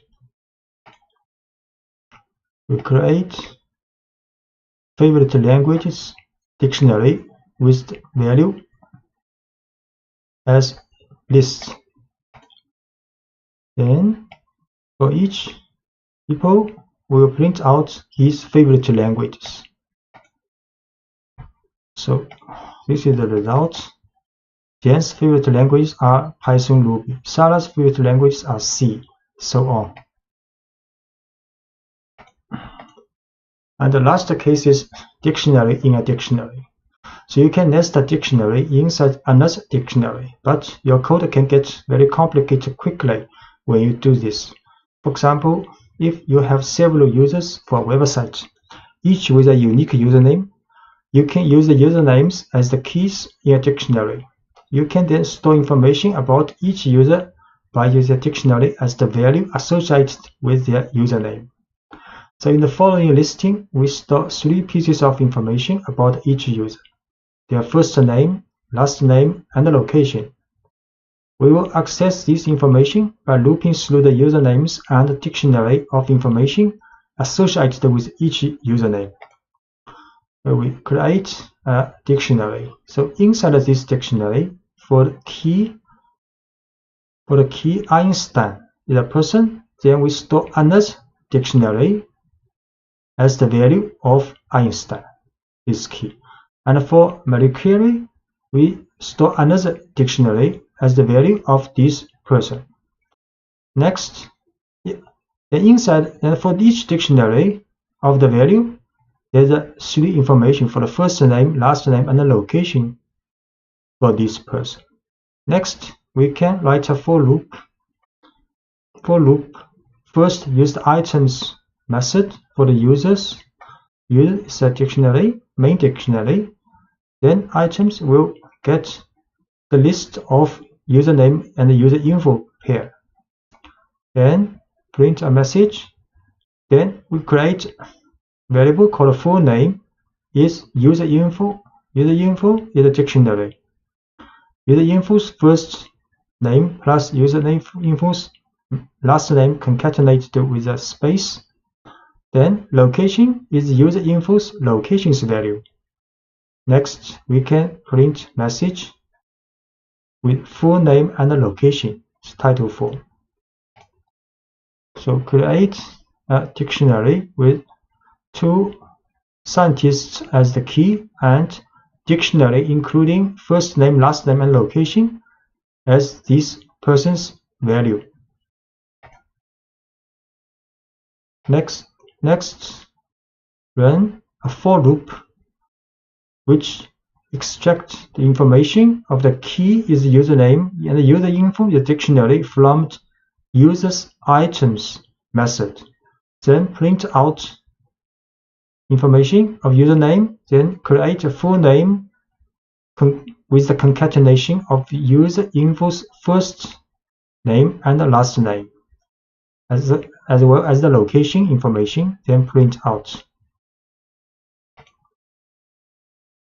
So the result is username Einstein, then full name Albert Einstein, location Princeton, and similarly for username Marie Curie. In this lecture, you will learn how to accept the user input in Python, so your program can then work with it. When your program needs a name, you will be able to prompt the user for a name. When your program needs a list of names, you will be able to prompt the user for a series of names. To do this, you will use the input function. How the input function works? The input function pauses your program and waits for the user to enter some text. Once Python receives the user's input, it will store it in a variable to make it convenient for you to work with. For example, we can use input function, and this is a prompt to the user. User will see this prompt. So tell me something and I will repeat it back to you. Then, after user has input the text of something, then this will stored in the message variable. Next, we can print out this message. For example, we can try this. The user will see this, tell me something, and I will repeat it back to you. I try, for example, hello everyone. Then this information has been stored in the message. Next, we can print out this message. Hello everyone. So the input function takes one argument, the prompt or instructions that we want to display to the user so they know what to do. In this example, when Python runs the first line, the user sees the prompt, tell me something, and I will repeat it back to you. The program waits while the user enters their response and continues after the user presses enter. And the response is stored in the variable message. Then print message displays the input back to the user. And when you run input in Spider, sometimes may comes with internal problem with this function. One way to solve this problem is to upgrade the Spider to version 5.3.0 using command and Anaconda prompt. So you can start Anaconda prompt in Windows Start menu, activate your environment. You have create an environment called NumPython, for example. Then you activate this NumPython environment, use conda activate NumPython. Then you can install Spider with the version 5.3.0 using this command pip install spider equals 0 double equal. After it is successfully finished, then check if the version of Spider is 5.3.0. You can use conda list Spider will show this information. Then you start Spider from Windows. You start menu Anaconda. So writing clear prompts. Each time you use the input information, you should include a clear, easy-to-follow prompt that tells the user exactly what kind of information you are looking for.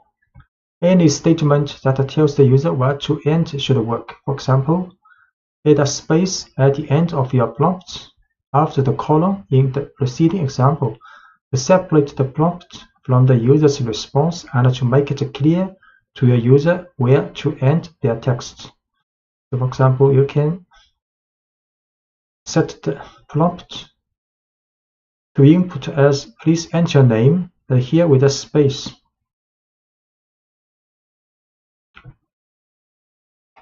Try.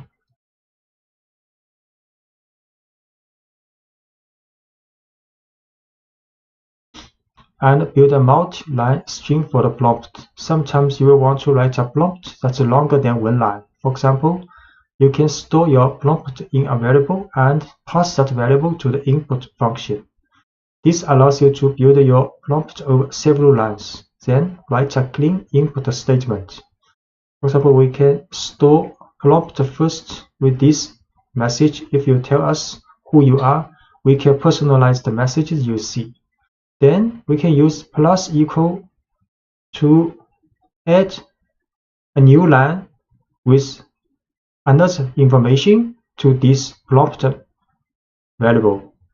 So next we can use input function and passing this prompt. So user will see if you tell us what you are, what's your first name, 2 lines information prompt. So we create prompt this line first. Then we add another line to this prompt.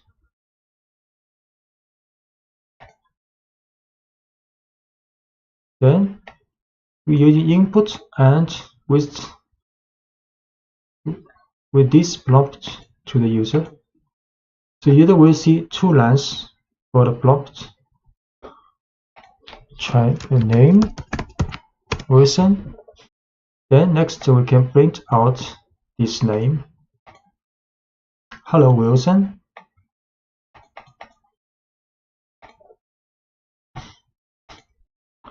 Using int to accept a numerical input. So when you use the input function and the user inputs a number, Python interprets it as a string. If all you want to do is print the input, this works well.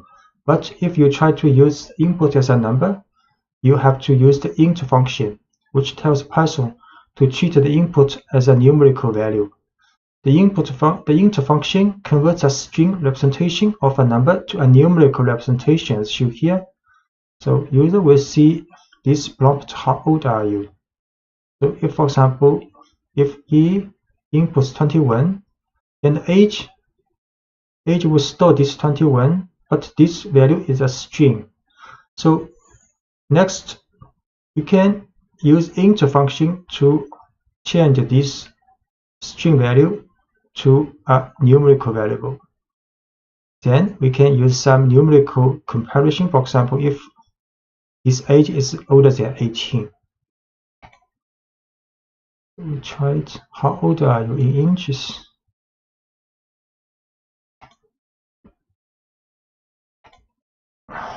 "25", for example. Then we store this height variable and change to int form. Use int function. So now height can be used to do some numerical comparison. For example, if height is larger than 36, print this message. If not, then print else message. So you will be able to write when you are a little older.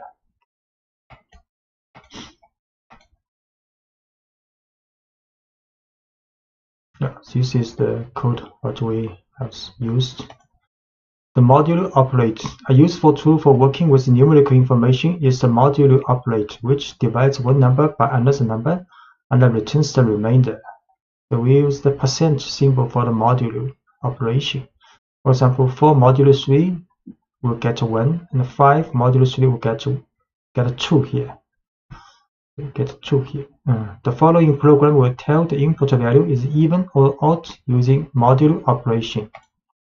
So user will input something according to this prompt, enter number, and I will tell you if it's even or odd.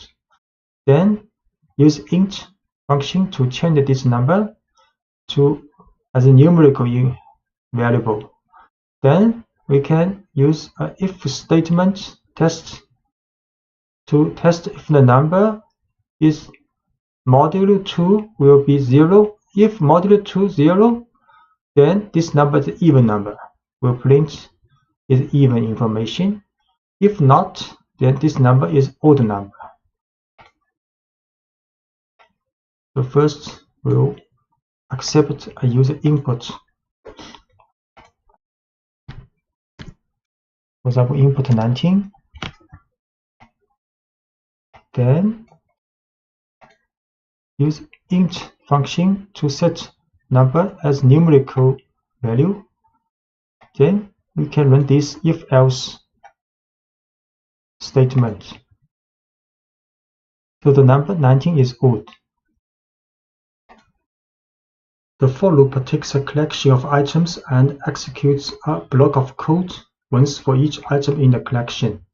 In contrast, the while loop runs as long as or while a certain condition is true. You can use a while loop to count up through a series of numbers. For example, the following while loop counts from 1 to 5. We set current number to the first initially. Then we do a while loop, check if current number less than or equal to 5, then print this current number. Then inside this while loop, we also increase this current number with 1. Then it will go back, check again if this condition still true. So and so on until run the current number if not less than or equal to 5, then the while loop stops. So in the first line, we start counting from 1 by setting the value of current number to 1, and the while loop is then set to keep running as long as the value of current number is less than or equal to 5. The code inside the loop brings the value of current number and then adds 1 to that value with current number equals 1. And this operator is shorthand for current number equals current number plus 1. So Python repeats the loop as long as the condition current number less than equal to 5 is true. We show current number equals 1, assigned with 1 first. So while loop, while this condition is true, we'll print out this number and then increase this number with 1. So this 5 number is being printed out. So letting the user choose when to quit. So in the following program, we define a while loop. We then define a quit value and then keep the program running as long as the user has not entered the quit value. So prompt, we create prompt value message, the 2-line, tell me something and I will repeat it back to you. And enter quit to end the program. So we start with an empty string called message. Then our message is not quit, is not equal to quit. If this is true, then we will let user to input some message with this prompt. Next, then print message. So this while loop will run until user input quit. So if user do not input quit, this while loop will always run forever to end to print the message you have input. But if you input quit, then while loop will stop immediately.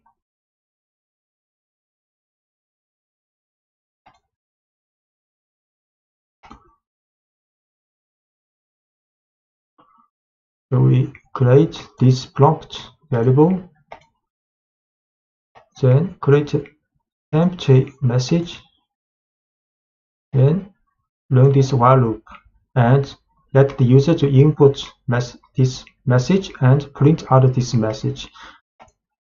Try hello. So print out hello has been printed out. Okay. Everyone print out. So now we input a quit. So quit print out and while loop stopped.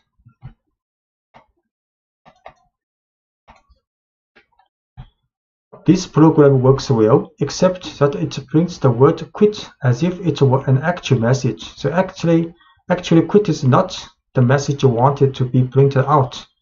The simple if test fixes this. This is same 2-line prompt and same for start with an empty message.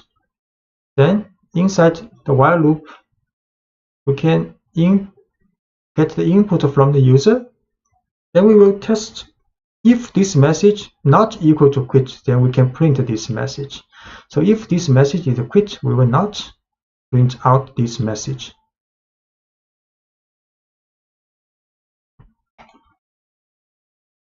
So we can try this. This is the same as before.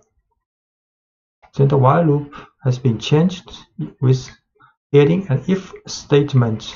If the message is not quit, then we print out this message. Then hello. Then hello is printed out. Everyone printed out. But we input a quit, the message not printed out, and while loop also stopped.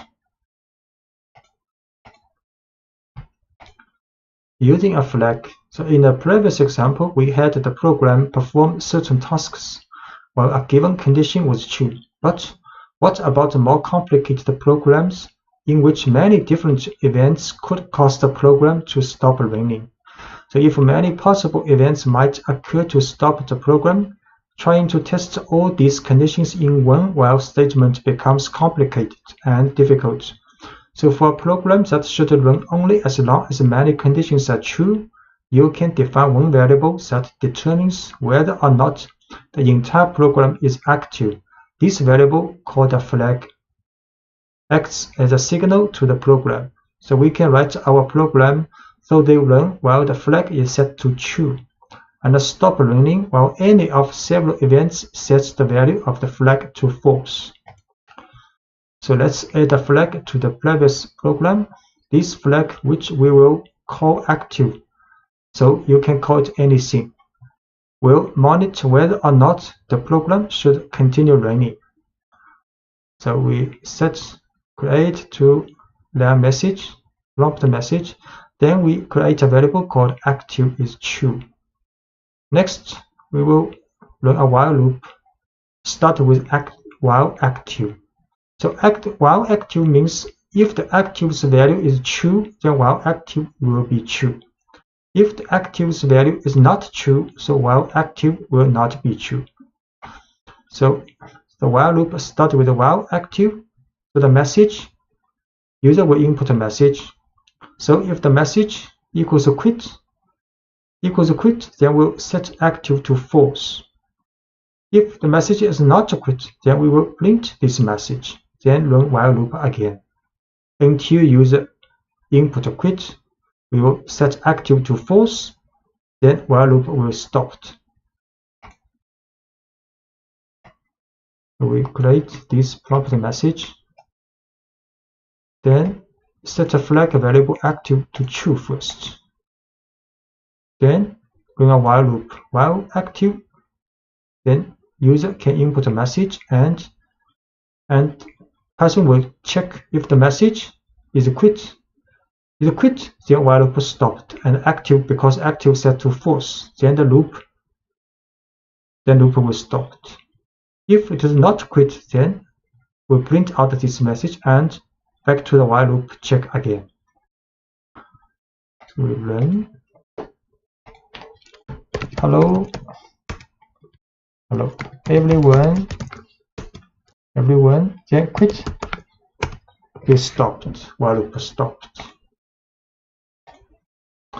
Using break to exit a loop. To exit a while loop immediately without running any remaining code in the loop. So regardless of the results of any conditional test, you can use the break statement. The break statement directs the flow of your program. You can use it to control which lines of code are executed and which aren't. So the program only executes code that you want it to when you want it to. For example, consider a program that asks the user about places they have visited. So we can stop the while loop in this program by calling break as soon as the user enters the quit value. So this is 2 lines message. Prompt the user to tell a city they have visited and can enter quit if they are finished. So a while loop with while true start. So while true is always true if nothing else happened. So while true is always true. Then prompt the user to input a city. So next is if test. If the city is quit, then break. Then while loop stopped. If the city is not quit, then a message I'd love to go to this city are printed out. The loop that starts with while true will run forever unless it reaches a break statement. You can use the break statement in any of Python's loop. For example, you could use break to quit a for loop also. That's working through a list or a dictionary. So we'll show this code. First, create this prompt message variable. Then we will run this while loop. So user will see this prompt, enter city to New York. Then the message I'd love to go to New York printed out. Next I will input London. Then I'd love to go to London. Then here now I have input quit.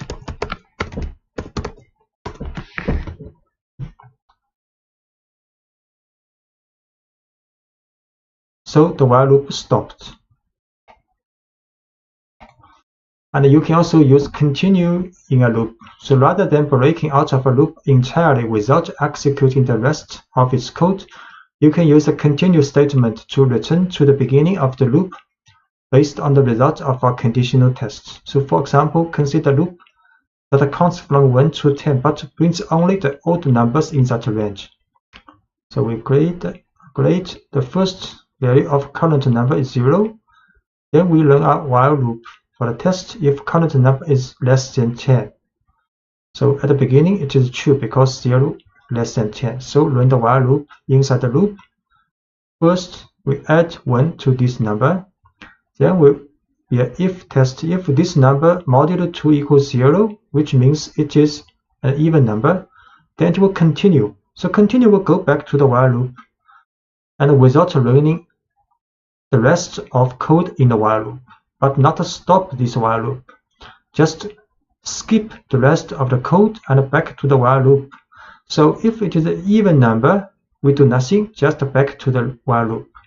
But if it is not even number, it's an odd number, then we print this number and back to the while loop also. So first we set the current number to 0 because it's less than 10. Python enters the while loop. So once inside the loop, we increment the count by 1. So current number is 1. And the if statement then checks the modulo of current number and 2. If the modulo is 0, which means current number is divided by 2, the continue statement tells Python to ignore the rest of the loop and return to the beginning. So if the current number is not divisible by 2, the rest of the loop is executed and Python prints the current number and back to the while loop again. So we will show current number is 0. Then a while loop will print out only odd number. So only odd number 1, 3, 5, 7, 9 are printed out, and the even number not printed out, and the code using continue. So you will not stop the while loop, just skip the rest of the code in this run. To keep a track of many users and pieces of information, we will need to use lists and dictionaries with our while loops. A for loop is effective for looping through a list, but you shouldn't modify a list inside a for loop because Python will have trouble keeping track of the items in the list. To modify a list as you work through it, use a while loop. Using while loops with lists and dictionaries allows you to collect, store, and organize lots of inputs to examine and report on later. So we can move items from one list to another. So consider a list of newly registered but unverified users of our website. After we verify these users, how can we move them to a separate list of confirmed users? One way would be to use a while loop to pull users from the list of unconfirmed users as we verify them, and then add them to a separate list of confirmed users. So this is a list of unconfirmed users. Then we create an empty list called confirmed users. The next use a while loop. So while loop, the purpose of this while loop is to move each unconfirmed users to verify and then to confirm the users list. So while unconfirmed users means if unconfirmed users list is not empty, there are users in this list, then we will run the while loop. So we use a pop function to take the last one of this list, last item of this list out, then store in a current user. Then we print a verifying message. Then in confirmed users list, we append this current user.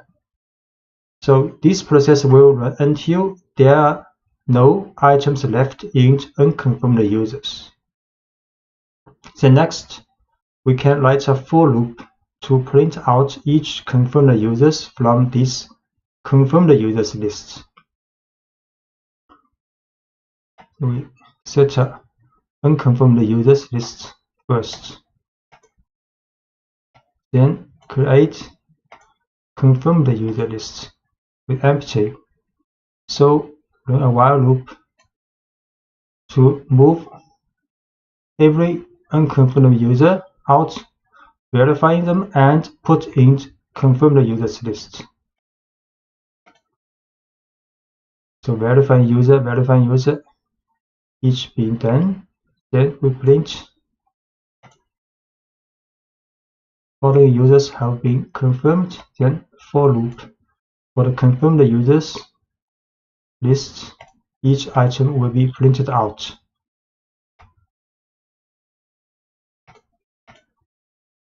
And you can remove all instances of specific values from a list.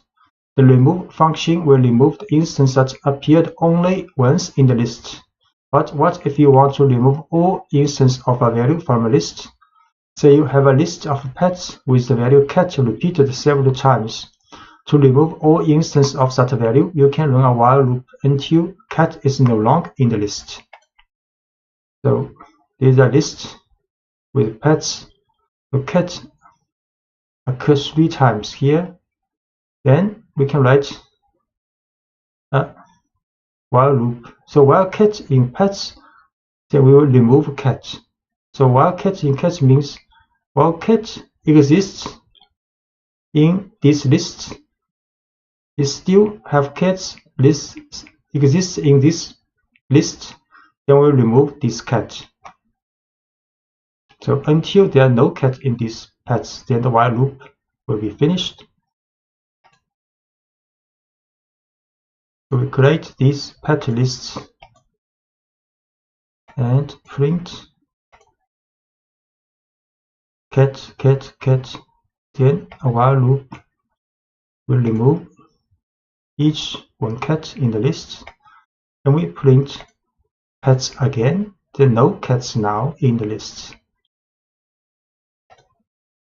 So filling a dictionary with user input. So you can prompt for as much input as you need in each pass through a while loop. So let's make a pooling program in which each pass through the loop prompts for the participant's name and the response. We can store the data we gather in a dictionary. So first we create an empty dictionary, then set a pooling active flag to true. So while pooling active, then user will see prompt what is your name. Then the response is input and user input name to name variable. Similarly, user will input the mountains information for the response variable. Then int for the dictionary, this dictionary created here, we add key value pairs for name, the person, and its response, the value of this mountain. Then repeat is another input for user to enter. The prompt is would you like to let another person respond? So if the user does not enter no, then process will be continue, and the user can do back to the while loop, and the user can input again the name and the information for the response with mountains, then add another key value pairs in dictionary. So this process will until user enter no in the repeat input. If the user enter repeat input with no, then pooling active flag will be false. So back to the while loop, pooling active will not be successful, then the while loop is stopped. So next, then we can print out information from this dictionary with the function items and get name response pairs, each name response pairs, and print it out in this message. So we set this empty dictionary first, then while loop,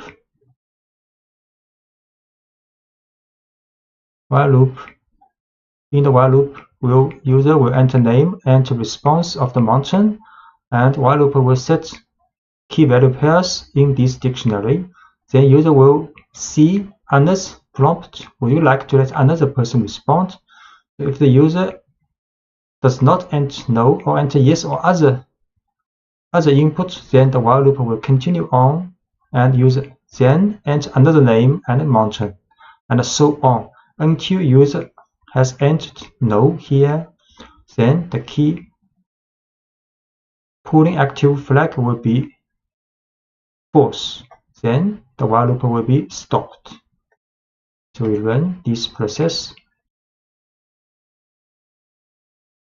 Okay, we have to define pooling active first. Then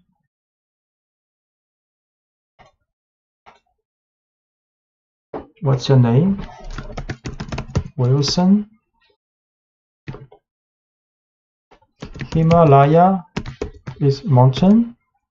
Would you like to let another person respond? Yes. What's your name? Shirley. What mountain would you like to climb someday? Kilimanjaro. Would you like to let another person to respond? This time enter no. So the while loop stopped. Then we print out the results. Pulling results, and for name items, a for loop to get out all the key value pairs in this dictionary, and print out all information. Wilson would like to climb Himalaya, and Shirley would like to climb Kilimanjaro. In this lecture, you will learn to write functions, which are named blocks of code that are designed to do one specific job. So when you want to perform a particular task that you have defined in a function, you call the name of the function responsible for it. If you need to perform that task multiple times throughout your program, you don't need to type all the code for the same task again and again. You just call a function dedicated to handling that task, and the call tells Python to run the code inside the function. So we define a simple function. Here's a simple function named greet user that prints a greet message. So we use diff greet user. Then this is the description of this function. Use triple quotes. Then inside the function, print a message hello. Then we can call this function just write greet user. The keyword diff to inform Python that you are defining a function. Then next name of the function is greet user. Then parentheses are empty here means no more information needed to run this function. And a comment called a docstring enclosed in triple quotes, which describes what the function does. The docstrings are enclosed in triple quotes. Greet users call the function. So we define a function called greet user, and inside the function print hello message. Then we call this function just print greet user and parentheses.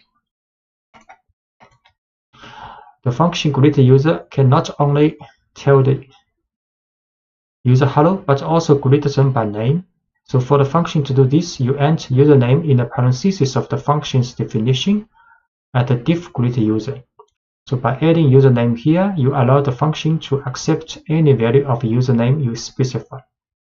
So if we want to print message with different username, so we can put a parameter here in the definition of function in the parentheses. So inside the function, print message will take this information of username and print a message. So when we call this function, we have to add a name, for example, Jesse here. So the variable username in the definition of greet user is an example of a parameter, a piece of information the function needs to do its job. And the value Jesse in greet user Jesse is an example of an argument. An argument is a piece of information that is passed from a function call to a function. So when we call the function, we place the value we want the function to work with in parentheses. In this case, the argument Jesse was passed to the function greetUser, and the value was stored in a parameter username. Note that people sometimes speak of arguments and parameters interchangeably. So we create again this function greetUser with the username as a parameter. Then we can print out a message using this username. The function defined. Then we call this function and adding a Jesse here in the parentheses. So the message "Hello Jesse" is printed out. Because a function definition can have multiple parameters, a function call may need multiple arguments. You can pass arguments to your functions in a number of ways. You can use positional arguments, which need to be in the same order the parameters were written, keyword arguments, where each argument consists of a variable name and a value, and lists and dictionaries of values. So, positional arguments. When you call a function, Python must match each argument in the function call with a parameter in the function definition. The simplest way to do this is based on the order of the arguments provided. So values matched up this way are called positional arguments. To see how this works, consider a function that displays information about pets. The function tells us what kind of animal each pet is and the pet's name. We define a function called describePet with two parameters needed to run this function. First is animal type, second is pet name. Then in the function definition, we print a new line, then a message "I have this type, animal's type." Then print another line, this animal type's name is this pet name's title form. So when you call this function, you have to write describePet, then the type first, then name second. Or you can run again, call the dog is the type, then Willie is the name. So we define this function first. Then we call this function. Then I have a hamster. My hamster's name is Harry. We call again with this information input. I have a dog. My dog's name is Willie. So order matters in positional arguments. You can get unexpected results if you mix up the order of the arguments your function call when using positional arguments. So for example, if you call this function but write this order, Harry hamster, so this will print the message "not you want." And a keyword arguments. A keyword argument is a name-value pair that you pass to a function. You directly associate the name and the value within the argument. So when you pass argument to the function, there is no confusion. Keyword arguments free you from having to worry about correctly ordering your arguments in function call. So let's rewrite the pets examples using keyword arguments to call describePets. So we can also call this function. Then in the parentheses we write key value.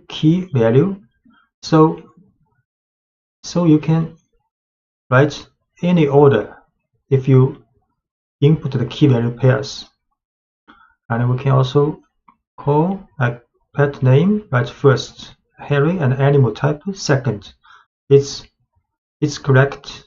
So the order of keyword arguments doesn't matter because we explicitly tell Python which parameter each argument should be matched with. So we call using keyword arguments. So I have a hamster. My hamster's name is Harry. Then call again with this keyword order So I have a hamster, my hamster's name is Harry. The return result is the same.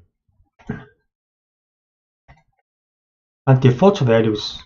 So when writing a function, you can define a default value for each parameter. If an argument for a parameter is provided in a function call, Python uses the argument value. If not, it uses the parameter's default value.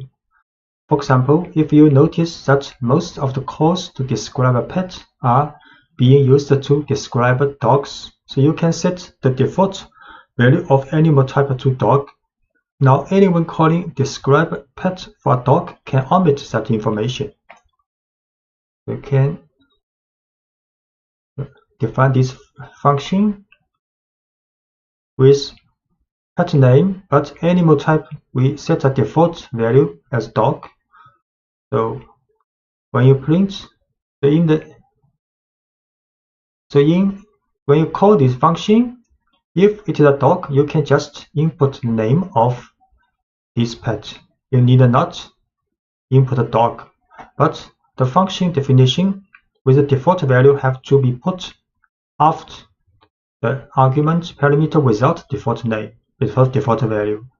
So dog, because the default value for animal type is dog, so we have to put this parameter in the end in the function definition.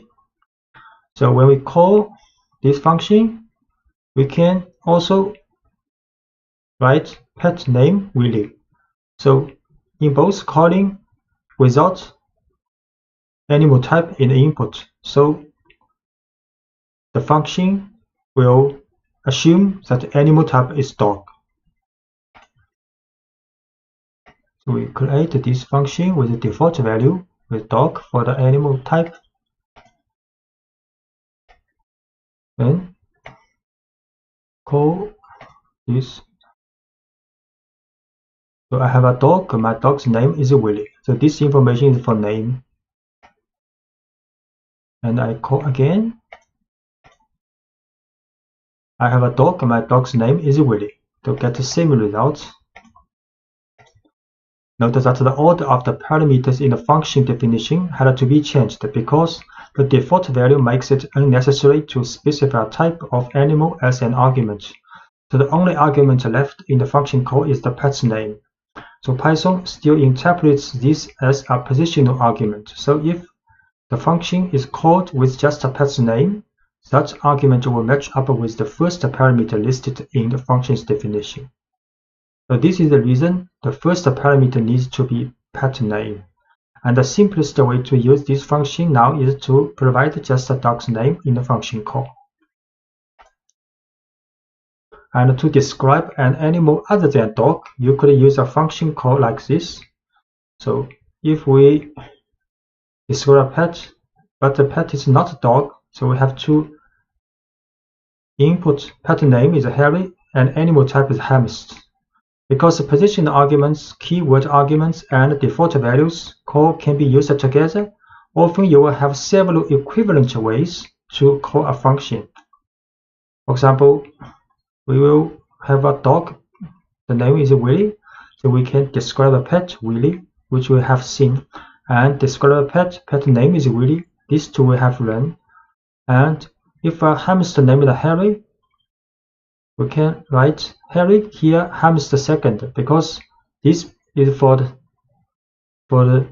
the definition is the second place for the type, but with a default value because the hamster is not dog, so we have to input hamster here. But you can also write pet name is Harry, animal type is hamster. This is very clear. And because we use keyword and value type, so we can also write animal type first, hamster, then pet name Harry second. No problem. This it works correctly. So we will try this equivalent calls. So these two we have run. I have a dog, my name is Willie. Then if I have a hamster named Harry, I can run this first. Then can run this calling. We get the same result. My hamster's name is Harry. And this one also correct. My hamster's name is Harry. Return values. A function doesn't always have to display its output directly. Instead, it can process some data and then return a value or set of values. The value the function returns is called a return value. The return statement takes a value from inside the function and sends it back to the line that called the function. So returning a simple value. Let's look at a function that takes a first and a last name and returns a neatly formatted full name. So this is a function definition. Get formatted names with two parameters, first name and the last name. Then inside the function, a full name variable is created with a concatenation of first name, space, and the last name. Then a return statement return full name's title form.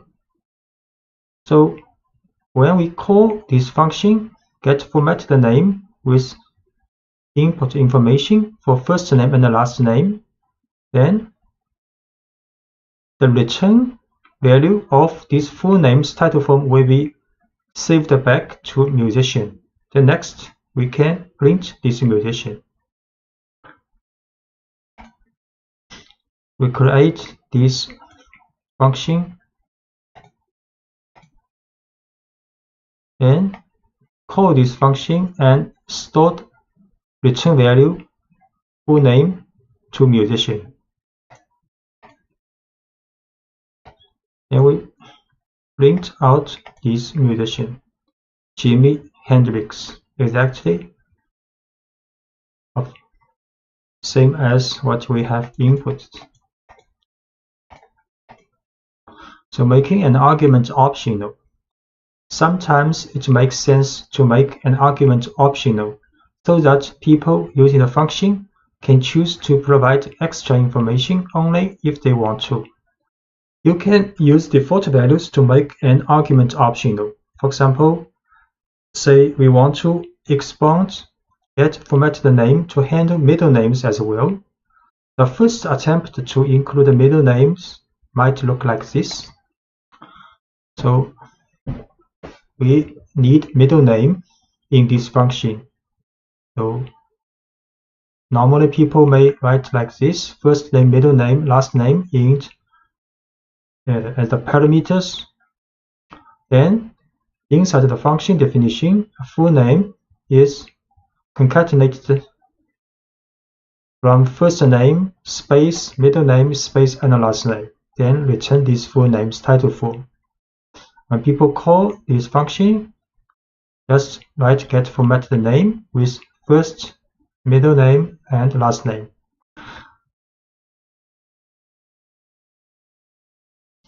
So we try this function definition and call this function with first name, middle name, and the last name. The positional argument, passing positional argument. So then after calling this function, the musician will get the value of this returned value full name. Then we print this musician. So first name John Hooker Lee printed out. This function works when given a first, middle, and a last name. The function takes in all three parts of a name and then builds a string out of them. But middle names aren't always needed, and this function as written would not work if you try to call it with only a first name and a last name. So this function does not work when people have not middle name to input. The better solution would be to make middle name optional. So we can give the middle name argument an empty default value and ignore the argument unless the user provides a value. So this is a better solution for definition of this function. So inside the parenthesis position, we write first name, last name, then middle name and last with a default value of empty string. Then inside the function, we use if-else test. So if middle name means if the middle name is not empty, which means if user input some middle name, then the full name is the concatenation of these three names together. Else means if user did not input a middle name, so full name is only first name concatenated with the last name. Then in the end, function will return full name, the title form. So when we call this function, no matter whether the people has middle name or not middle name, this function works. So in this case, we call this function with only first name and the last name. Then in this case, we can call function with first name, last name, and the middle name. Just note middle name have to be put in the last place, because in the definition, first name, last name is a middle name. We create this function first with middle name as default, has a default empty string. Then we call this function with only first name and the last name. Then we print, so only first name, last name. And we call this function with first, last, and middle name input. Then print this musician. Now three name, first name, middle name, and last name. A function can return any kind of value you need it to, including more complicated data structures like lists and dictionaries. For example, the following function takes in parts of a name and returns a dictionary representing a person. We define a function called buildPerson. Information in parameters are first name, last name. So the person is a dictionary created in the function. And for this dictionary, there are two key value pairs. First is the first value is the first name from the parsing of this first name, and key last, the value is last name passed from these positions parameter. So then function return person, this dictionary, when you call this function. So next we call this function buildPerson, then with information for first name, last name passing. We create this function with a return a dictionary of a person.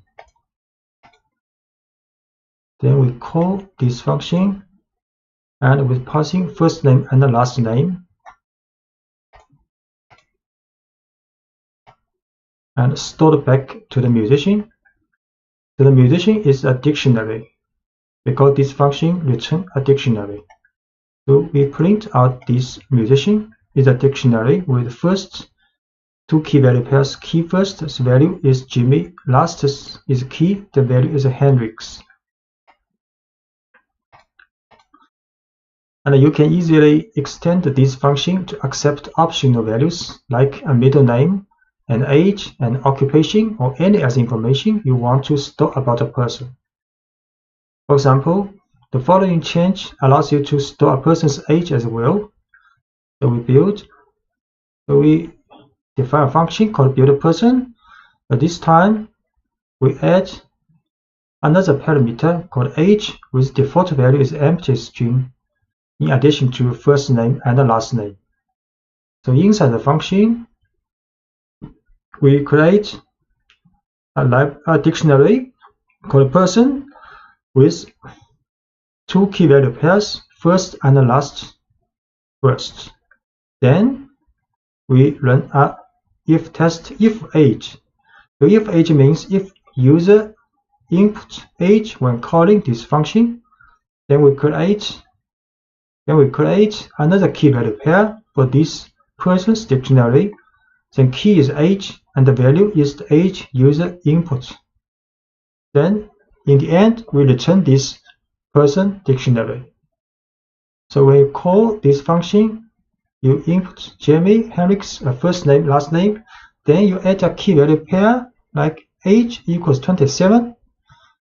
Then the musician will be a dictionary include information with a key value pair for first name, last name, and age. We define this function with age as a default empty string value in addition to first name and the last name, and return this person if age is input with a value, then the person has key value pair for age also. Then we call this function, and the return person's dictionary will be stored in the musician with input Jamie Hendricks and age 27. Then we print out this musician. So now musician is a dictionary with 3 key value pairs: first name, last name, and age. Using a function with a while loop, you can use functions with all the Python structures you have learned about so far. For example, let's use the getFormatTheName function with a while loop to greet users more formally. It is the first attempt at greeting people using their first and last names. So you can define a function with 2 parameters, first name, last name. Then inside the function, create variable called full name with the concatenation of first name, space, and last name. Then return these full names title form. Then we write a while loop. So while true, it will be always true if nothing happens. So in the while loop, print message for the user to input a name, and if user input a Q, then it will be quit. Then the while loop will stop. Then next, create 2 variable called fName, get the information of the first name, the LName get information of last name user input. Then format the name, calling this getFormatTheName function, and store the return value of full name to format the name. Then print message including this formatted name. In the previous example, we use a simple version of getFormatTheName that doesn't involve middle name.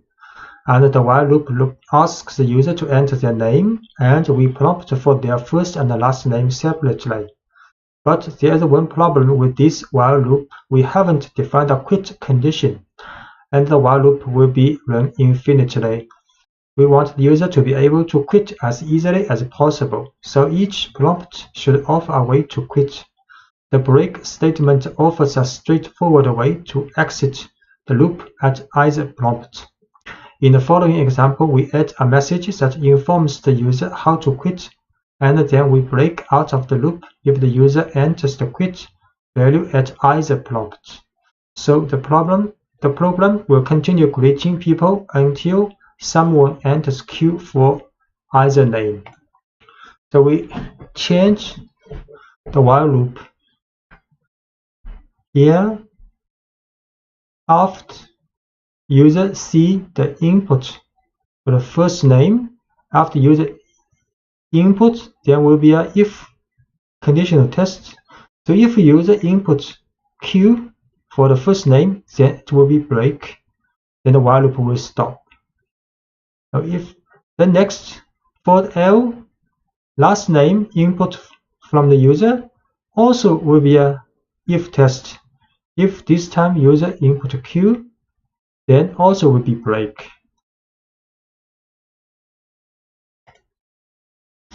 We try to use this.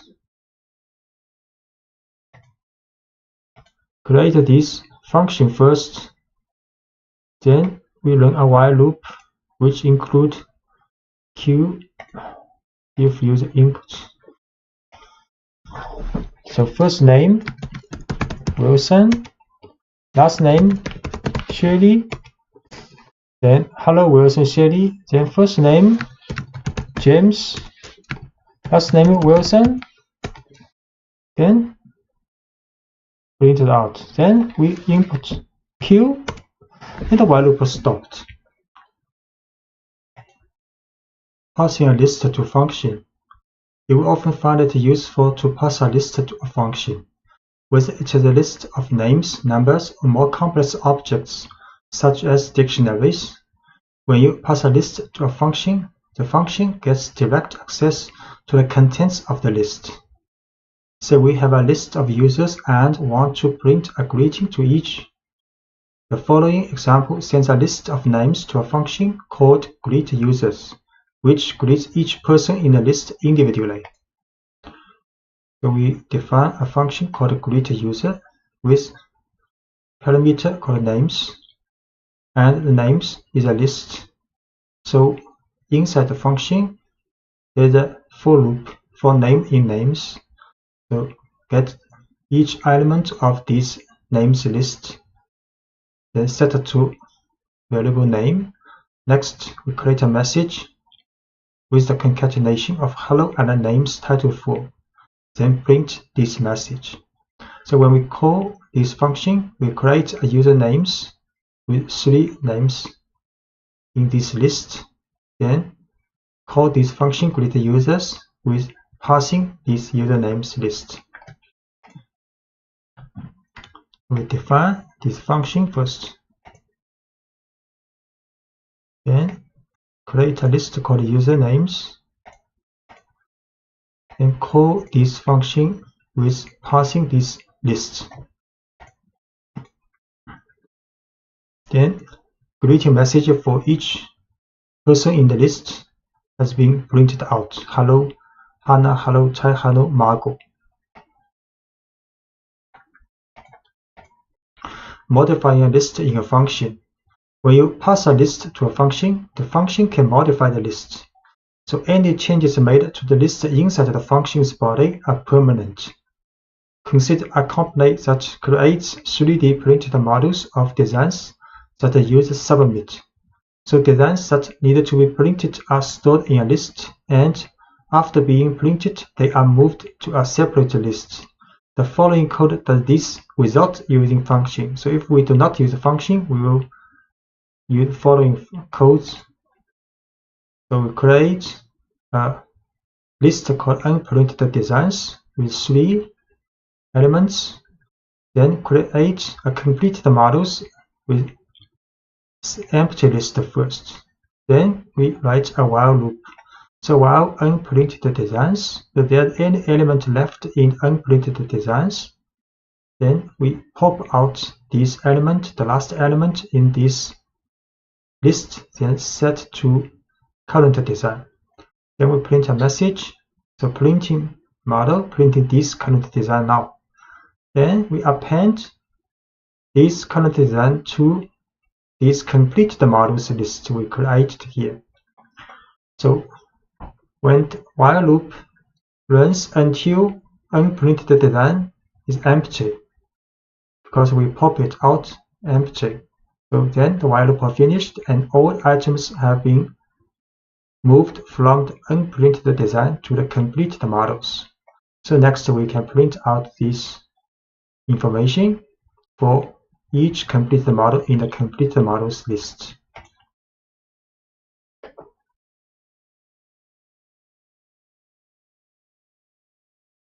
So we create these 2 lists, then use a while loop to move all items from unprinted design to completed models.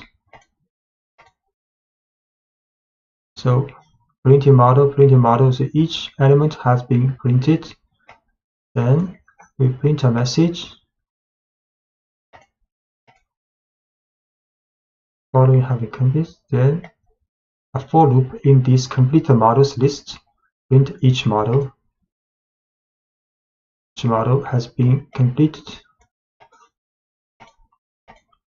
So we can recognize this code by writing 2 functions, each of which does one specific job.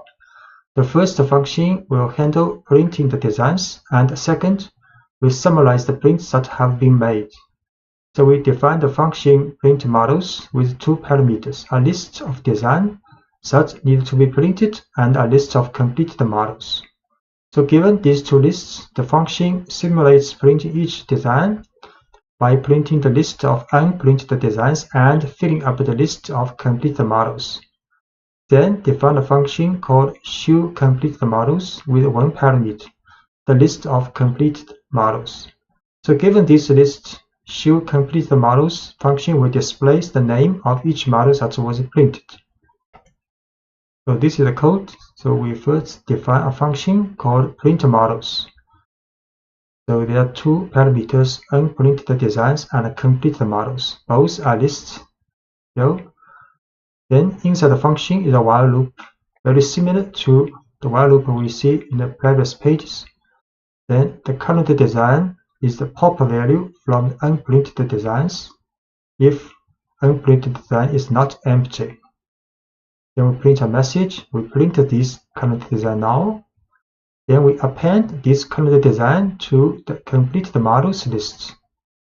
The next, another function called showCompleted_models with one list as parameter, completed models.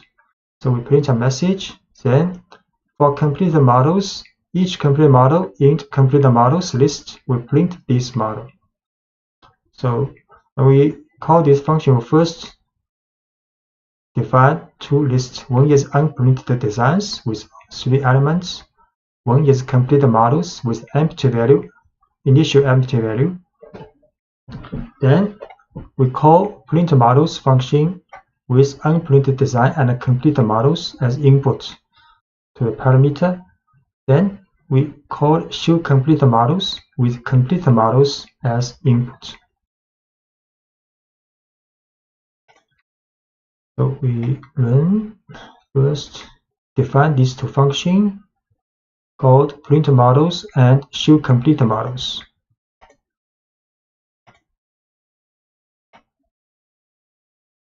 Then we define two lists. One is unprinted design and one is complete design with empty lists. Then we first call printModels with input as unprinted design and completed models as parameter input. So 3 models has been printed. Then we show the printed models. So the completed models now has 3 elements, and if we run show the unprinted design again, it is empty now. So which means for the calling this function, printModel calling this line, we input two lists, and both have been changed. So for the unprinted designs, it's empty now, and for the completed models, it's now full of 3 completed models. So passing lists to the function will be changed. And preventing a function from modifying a list. So sometimes you want to prevent a function from modifying a list. For example, say that you start with a list of unprinted design and write. In this case, you can address this issue by passing the function a copy of the list, not the original. So any changes the function makes to the list will affect only the copy, leaving the original list intact. So you can send a copy of a list to a function like this. So if we call this function again, we can use the bracket colon. This is a copy of this list. So this list will not be changed after running the function. The slash notation makes a copy of the list to send to the function. If we did not want to empty the list of unprinted designs in previous example, we could call printModels like this. So printModel unprinted design with a colon. So this list will not be empty after we have called the model. We try this. So these two lines are the same as before. We create two lists. One is unprinted design and one is empty design. Empty for the complete models at first.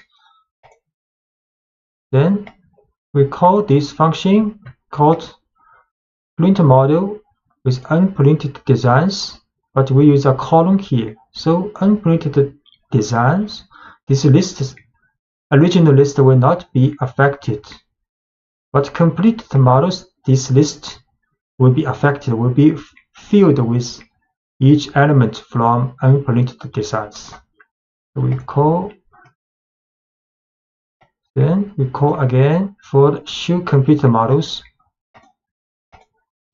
So the complete models has 3 elements now, and we run unprinted design still has 3 elements.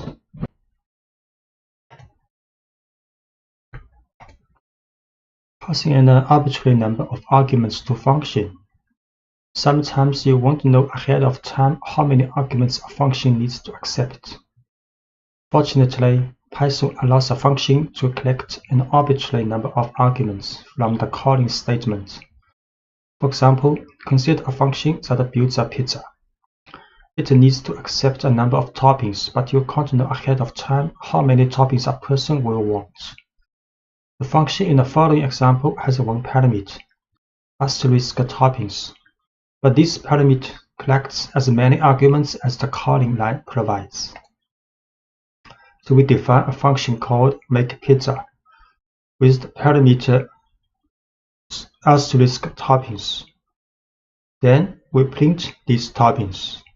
And when we call this function makePizza, we can input one argument pepperoni, or we can input with 3 or many more arguments when we calling this function.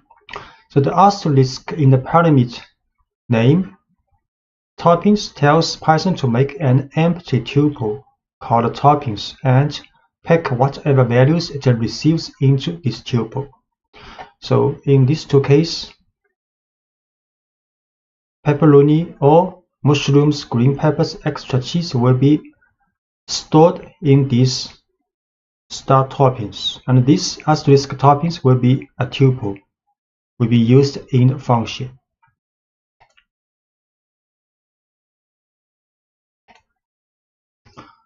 We make function called makePizza with asterisk toppings as the parameter.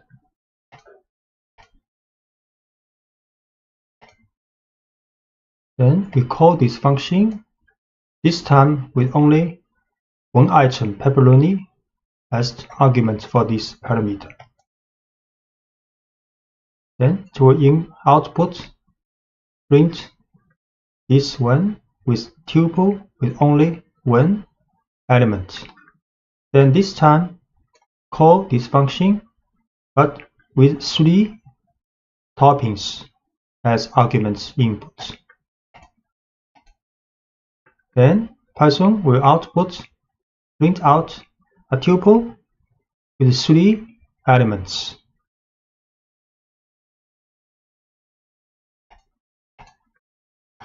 Now you can replace the print statement with a loop that runs through the list of toppings and describes the pizza being ordered. We can make some change for this function. Then we can print a statement and then a loop for each topping inside this toppings list. So this tuple is also a list. Then print out each topping. We create this function again. Then we call with the same argument as before. Now the message, make a pizza with the following toppings, pepperoni. And call this function with 3 arguments parsing. Then make a pizza with the following toppings with these 3 toppings. And mixing positional and arbitrary arguments. If you want a function to accept several different kinds of arguments, the parameter that accepts an arbitrary number of arguments must be placed last in the function definition. Python matches positional and keyword arguments first and then collects any remaining arguments in the final parameter. So for example, if the function needs to take in a size for the pizza, such parameter must come before the parameter asterisk toppings. So in the function definition, Python stores the first value it receives in the parameter size. All other values that come after are stored in the tuple toppings. So the function calls include an argument for the size first, and followed by as many toppings as needed. So we make modification for this function definition. Then this time there are 2 parameters. The first is the size for the pizza. The next is an arbitrary number of arguments will be stored in this toppings tuple because there are asterisk here. Then inside the function we print a message using the string value of this size. Then in a for loop, same as before, we print out this topping. So when we call this function, the same form for the calling as before, but this time we add size first. Have to add size first because size is stay the first position in the parameter in the function's definition. So size first, then next either is 1 items or 3 items will be stored as this toppings tuple. So we make a new function with size and this toppings tuple as parameter. Then we call this function again with the size first, then pepperoni second. Then a message, we make a 16-inch pizza with the following toppings, pepperoni. We call again this function with size 12 first, then 3 items second. Then we make a 12-inch pizza with the following toppings, mushroom, green peppers, extra cheese. And using arbitrary keyword arguments. Sometimes you will want to accept an arbitrary number of arguments, but you want to know ahead of time what kind of information will be passed to the function. In this case, you can write functions that accept as many key value pairs as the calling statement provides. One example involves building user profiles. You know you will get information about a user, but you're not sure what kind of information you will receive.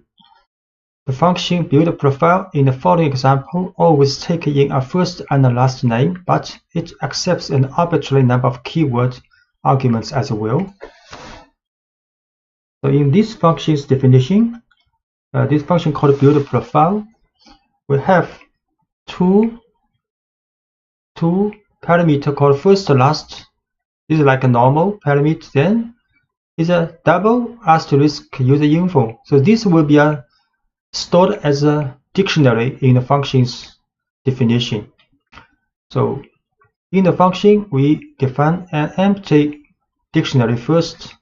Then we'll create the keys of this dictionary, and with the value coming from the parsing of this parameter.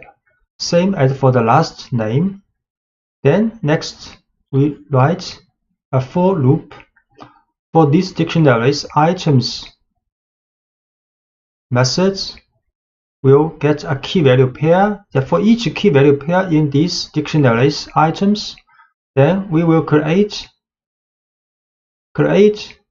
new key and value pairs and use this information from this user's info. So this user's info is a tuple or is a dictionary when we call this function, and the extra information after first and the last, these two values will be stored in this dictionary. So this for loop will use this dictionary and put these key value pairs in dictionary profile. Then in the end, function returns this profile, the dictionary, which include all the key value pairs from last name, first name, last name, and user infos. So when we call this function, we will add first, last name's value first. Then we will add several key value pairs as we want.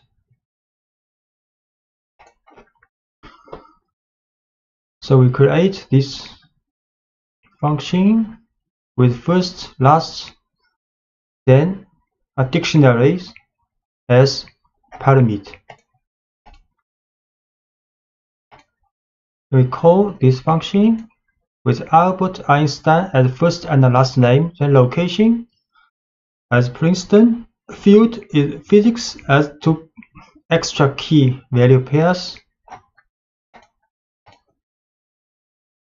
Then we print this user file. So the print result will be a dictionary with 4 key value pairs. So first name Albert, last name Einstein, and location Princeton, and field physics.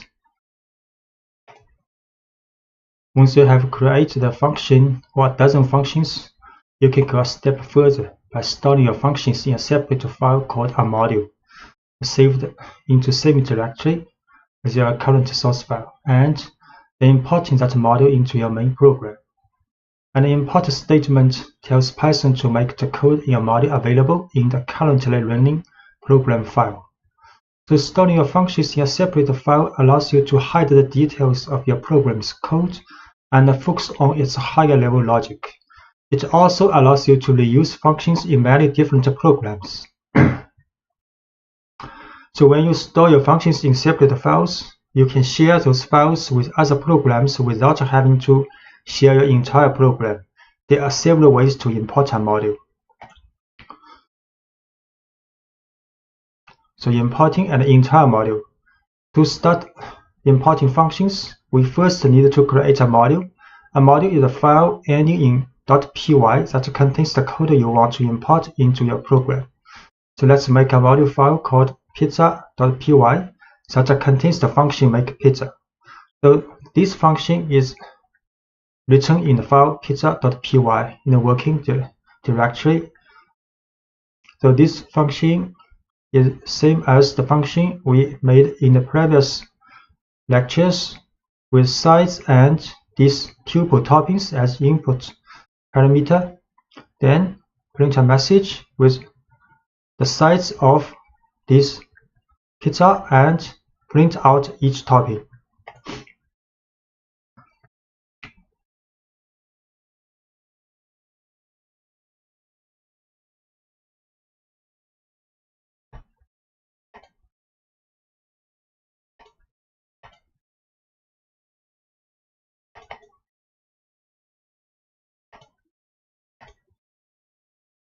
So this file called pizza.py is a module file stored in the working directory, and their own function in this file called make pizza. Then first we set the working directory.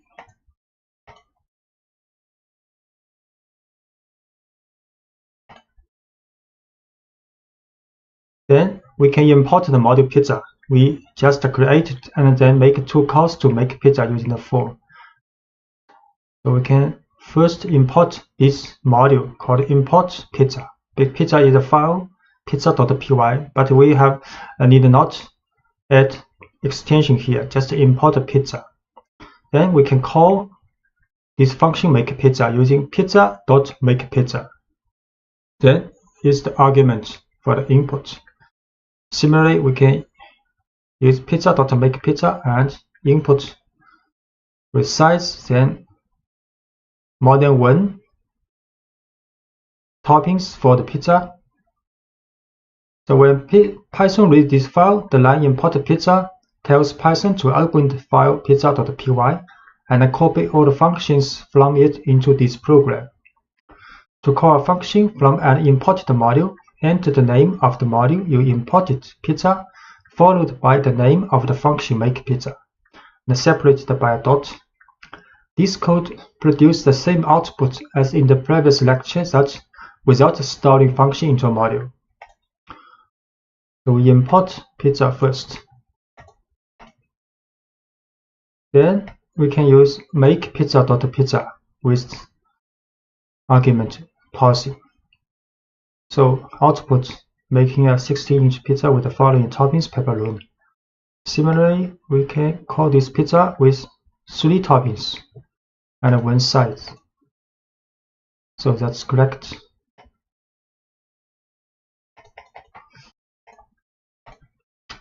And you can also import specific functions from this import module file. You can also import a specific function from a module.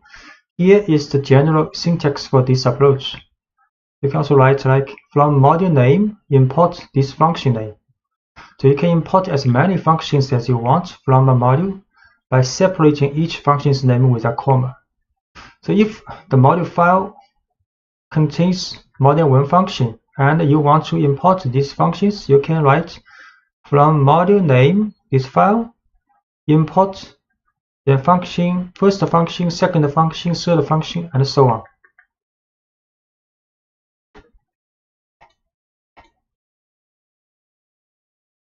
So the makePizza example would look like this if we want to import just the function we are going to use. So we can write from pizza import makePizza. Then when we call this function, we just use makePizza with the argument makePizza with this argument. So with this syntax, we don't need to use the dot notation when you call a function, because we have explicitly imported the function makePizza in the import statement. So we can call it by name when we use the function. So this time we just import this makePizza function from this file. Then we can call this function, just use makePizza. Call this function with 3 toppings.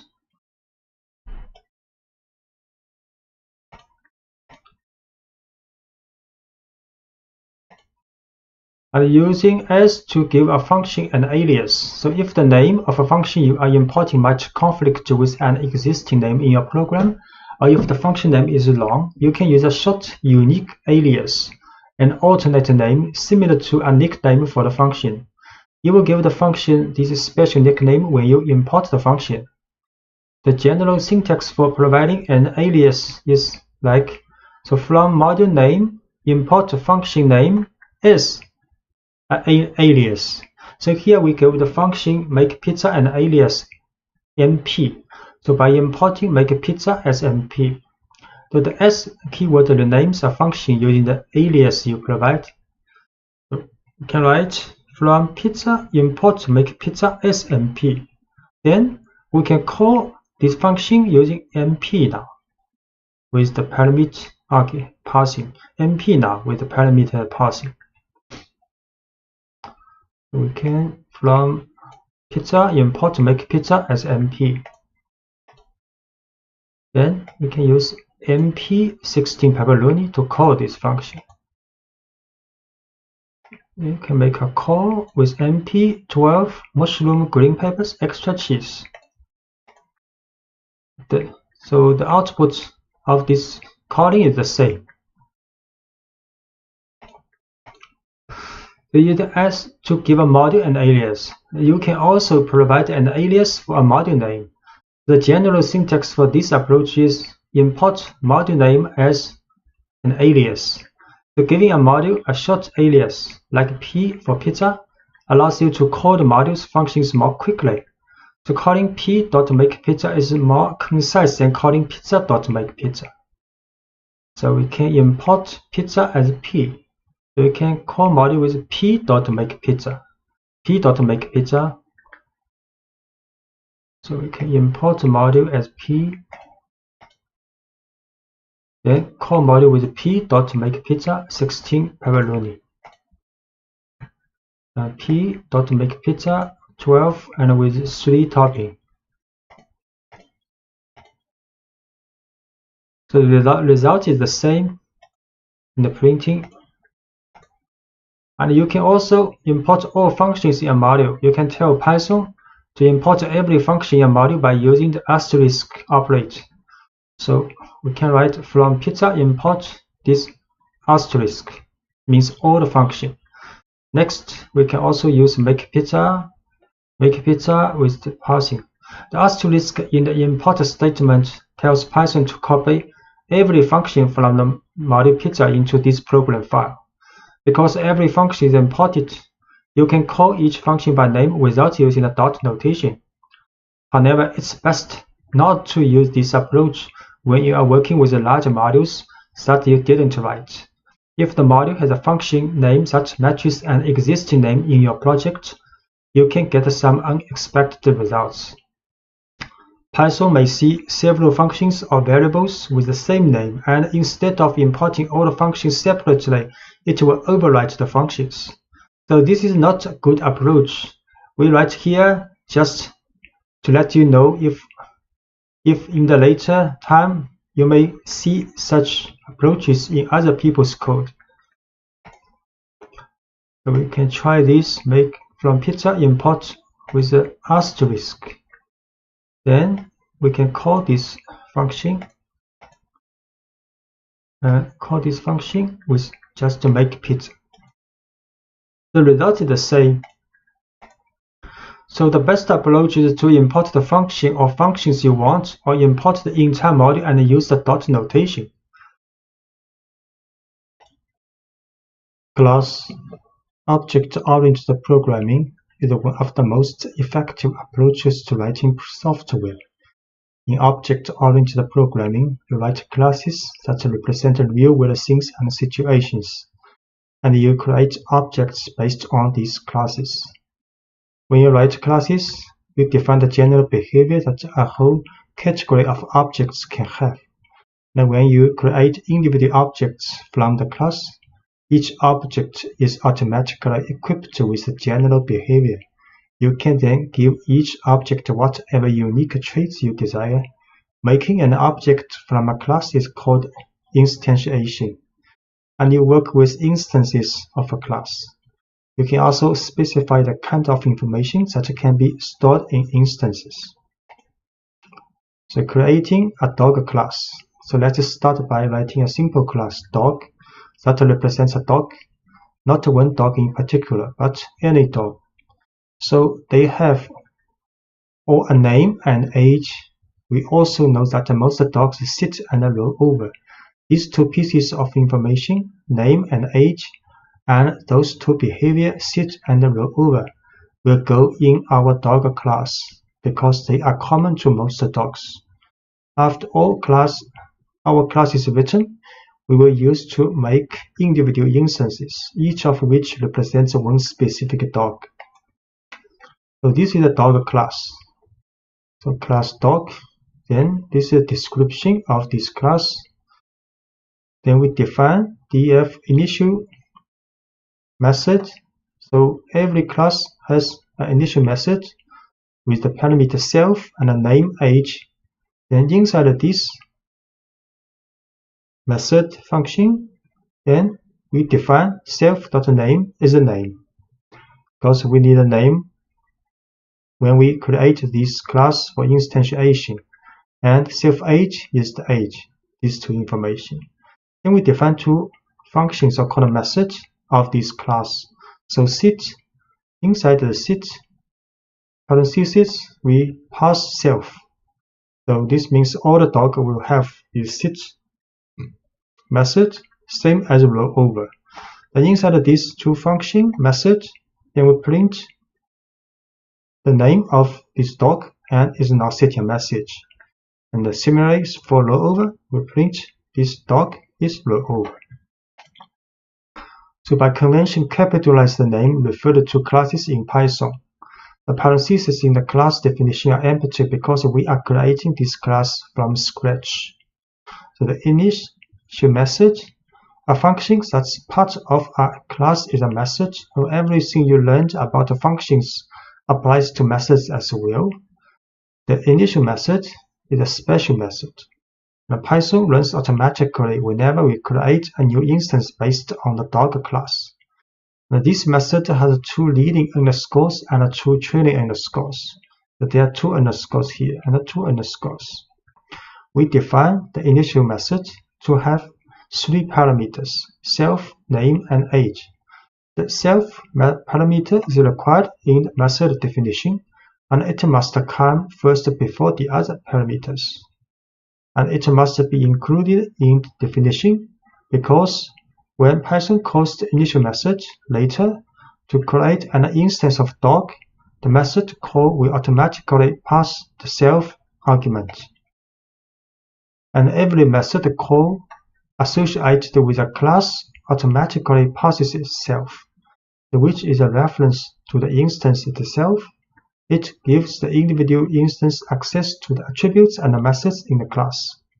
So when we make an instance of dog, Python will call the initial method from the dog class, and we will pass dog a name and an age as arguments. The self is passed automatically, so we don't need to pass it. Whenever we want to make an instance from the dog class, we will provide the values for only the last 2 parameters, name and age. And the 2 variables defined each have the prefix self. So any variable prefixed with self is available to every method in the class. And we will be able to access these variables to any instance created from the class. So self name equals name takes the value stored in the parameter name and stores it in the variable name, which is then attached to the instance being created. The variables that are accessible through an instance like this are called attributes. And the dog class has 2 other methods, defined sit and rollover, because these methods don't need additional information like a name or age. We just define them to have 1 parameter self. They all be able to sit and roll over. For now, sit and rollover don't do much. They simply print a message saying the dog is sitting or rolling over. So we create a class now.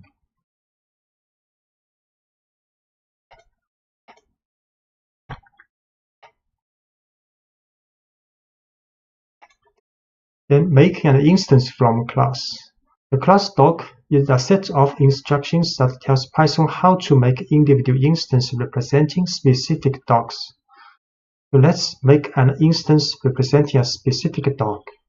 So we can create a specific dog, use dog equals, then this dog is the class name, and inside parentheses is the name and age, 2 parameters needed when we define initial function in the class definition. So we tell Python to create a dog whose name is Willy and whose age is 6. When Python reads this line, it calls the initial method in dog with the arguments Willy and 6. The initial method creates an instance representing this particular dog and sets the name and age attributes with the values we provided. The instance is stored in variable myDog.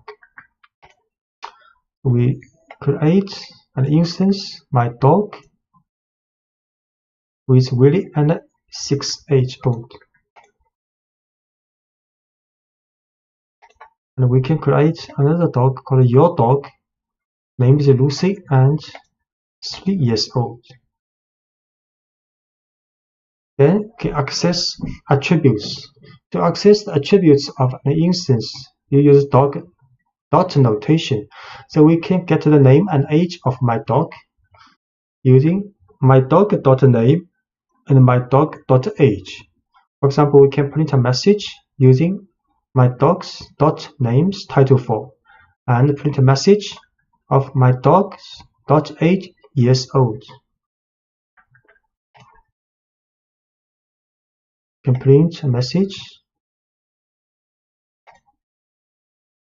So my dog's name is Willie. Then print message using the attribute of age. My dog is 6 years old. And we can also print your dogs. So your dog's name is Lucy. And print using your dog's age attribute. Your dog is 3 years old.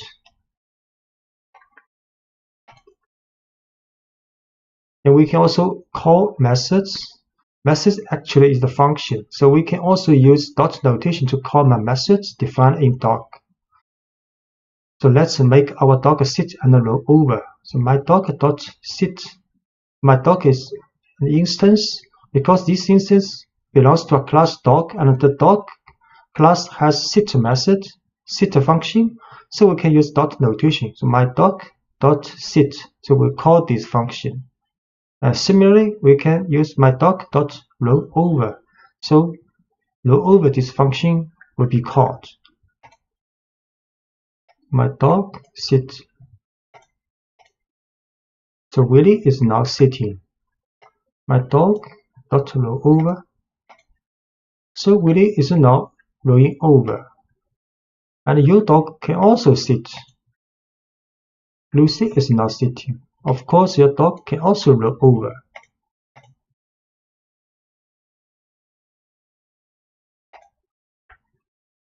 So let's write a new class representing a car. Our class will store information about the kind of car we are working with, and it will have a method that summarizes this information. So we defined initial method with the self parameter first. We also give 3 other parameters: make, model, and year. A method called getDescriptiveName that puts a car's year, make, and model into one string neatly describing the car. Then we make an instance from the car class and store it in the variable myNewCar. Then we call getDescriptiveName to show what kind of car we have. So this is a class for car, capitalized class for car. And inside the class definition is an initial method with self first, then 3 parameters: make, model, year.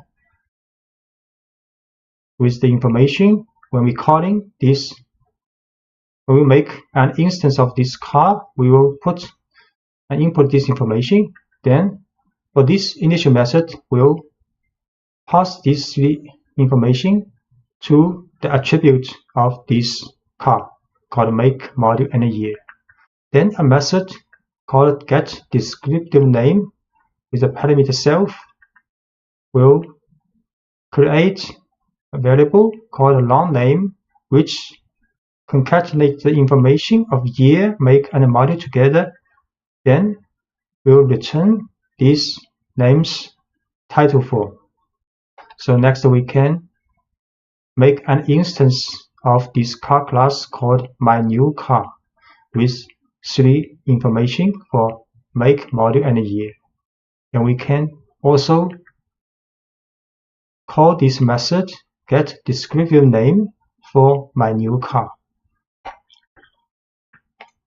So we see create this class.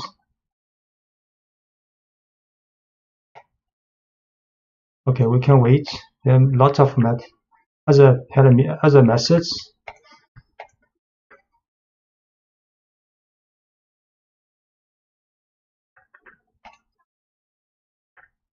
We can also set a default value for an attribute.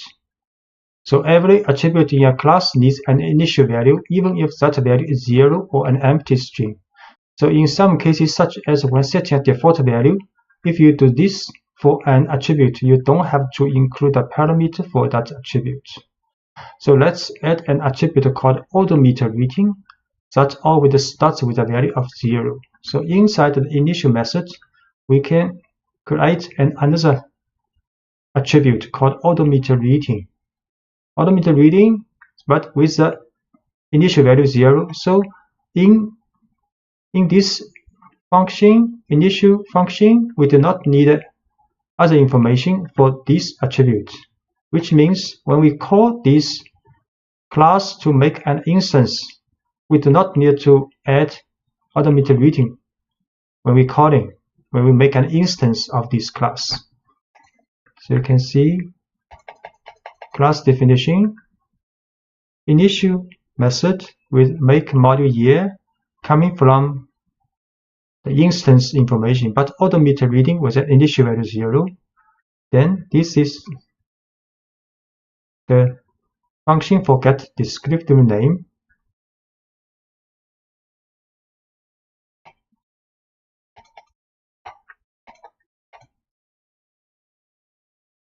Then we also add a method called read automate that help us read each class automate.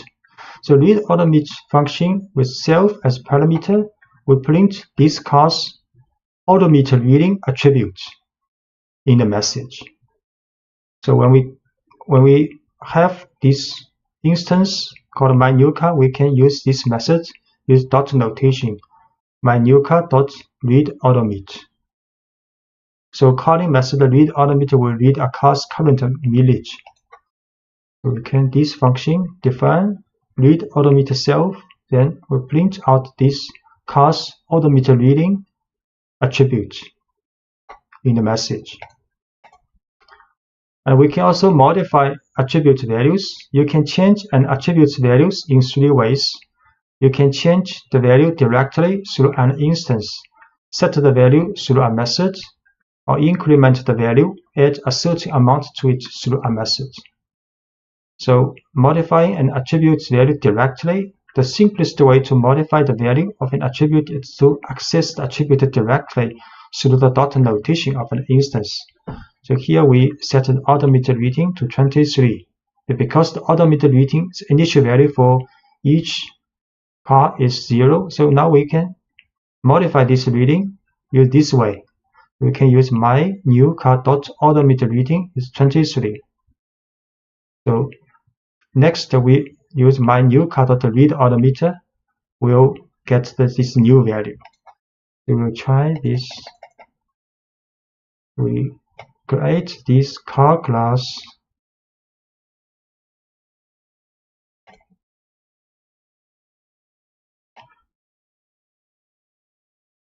Then create an instance of this car with all the A4 and the 2016 year. Then we can print descriptive names information. This method is dot notation. The dot notation for this car's information. Then we can read automate. So initial value is 0, so this car has 0 miles on it. And we can also make automated reading, modify the automated reading directly using dot notation. So we can read automated reading again now. So this car has 23,500 miles now.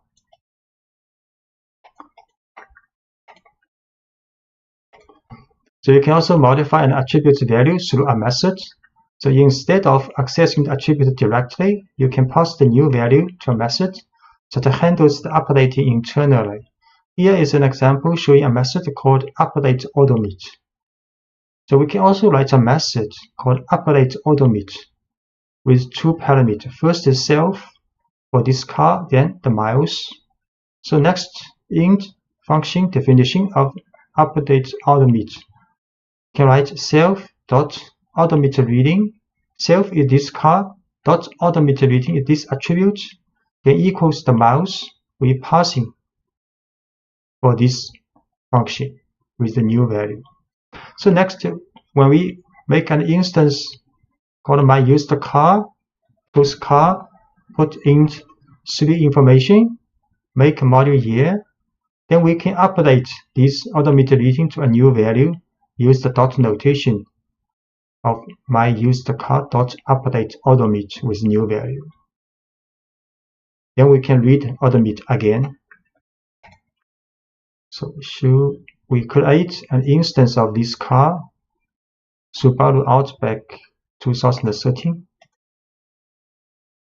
So then print the get information name of this car dot notation. So the information is printed out 2013 Subaru Outback. Next, we can update the odometer reading of this car to 23,500. Use this method. Then we can read odometer reading. So this car has 23,500 miles on it.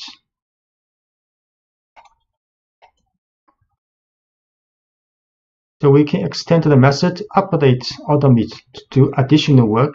Every time the odometer reading is modified, let's add a little logic to make sure no one tries to roll back the odometer reading.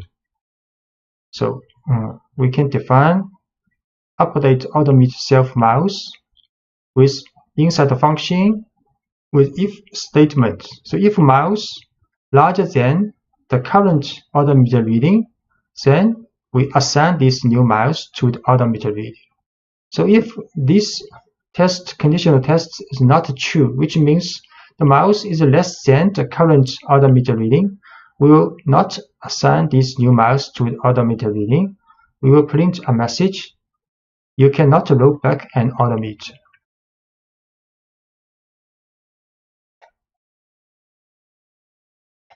So this is the function for update odometer reading in the class definition. So only the miles larger than the current odometer reading we can update with this value. So for example, when we try my user car dot update odometer with 20,000, you will get a message you can't roll back in odometer because current value is 23,500. So 20,000 is less than this current value.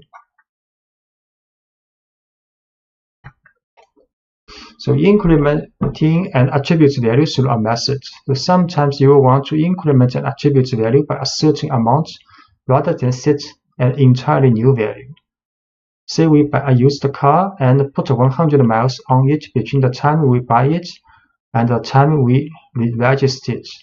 Here is a method that allows us to pass this incremental amount and add that value to the odometer reading. We can define a function called increment odometer, with self is the car and miles is increment the value with two parameters. So inside the function, we can write self means that this car dot odometer reading plus equal means odometer readings attribute of this car will be incremented with this value miles, which have been passed for the function.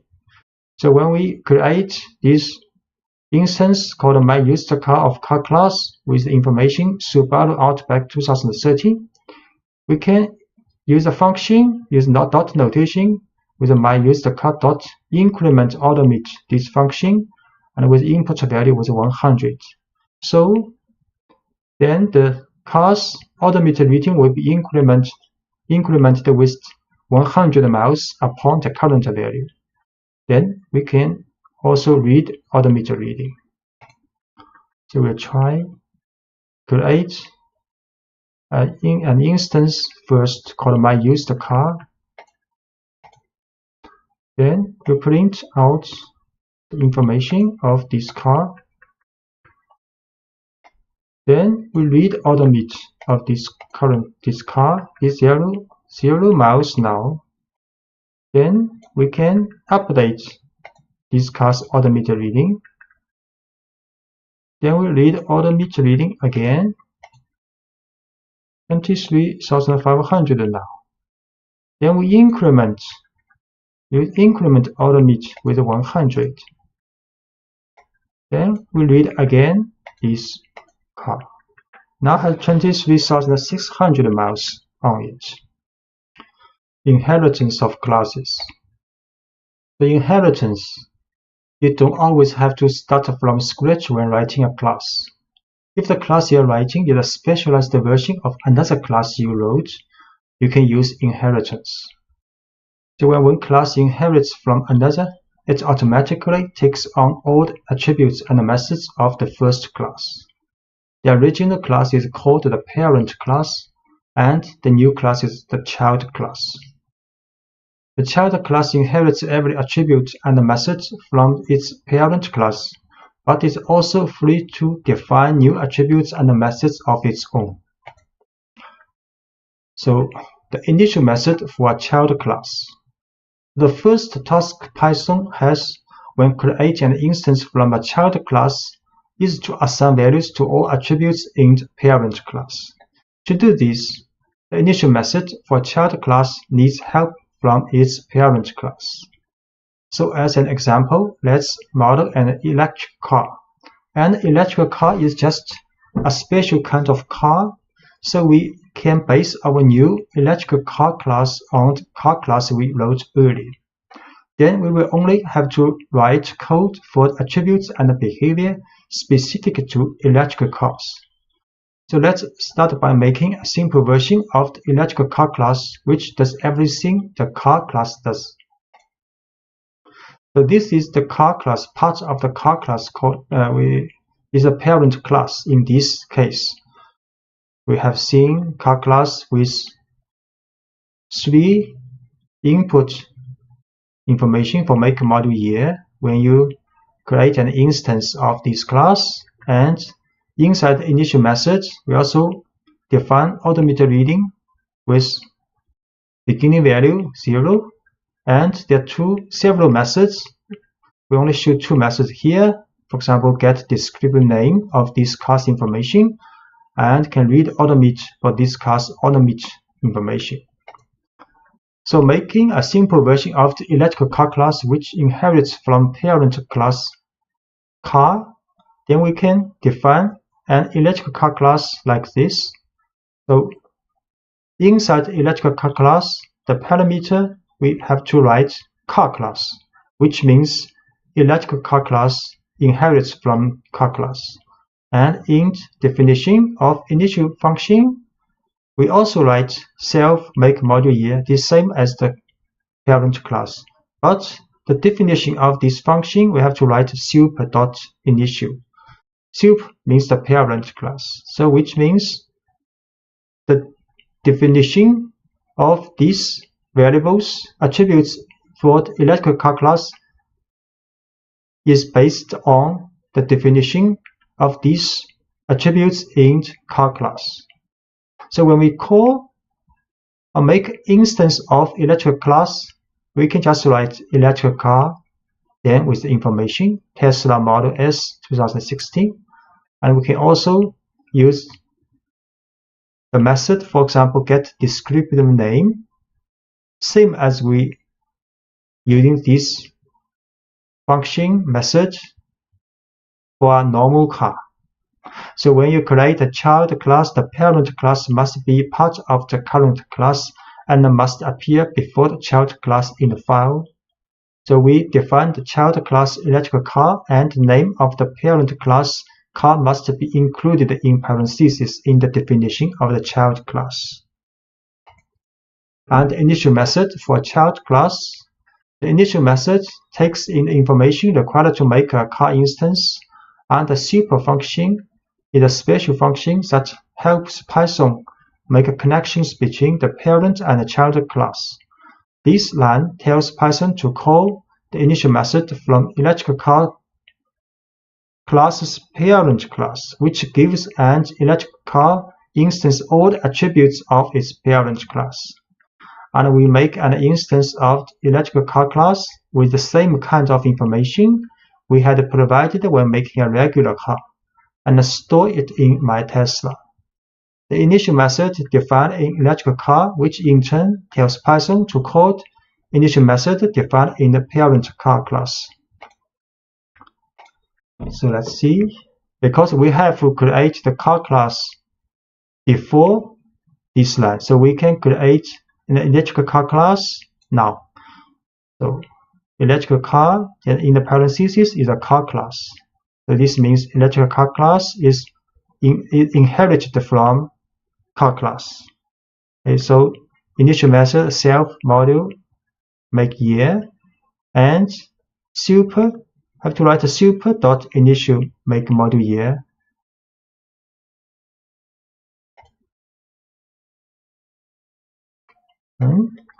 Then we can call and make an instance of electric car now with Tesla Model S 2016.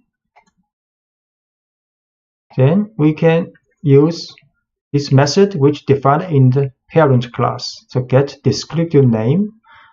Although we do not need to create this function in electric car class definition because we inherit from car class, and the car class has this method defined in car class definition. So we can use this. The information is 2016 Tesla Model S. Working with attributes and methods for the child class.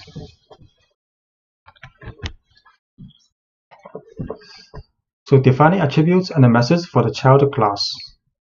So once you have a child class that inherits from a parent class, you can add any new attributes and methods necessary to differentiate the child class from the parent class.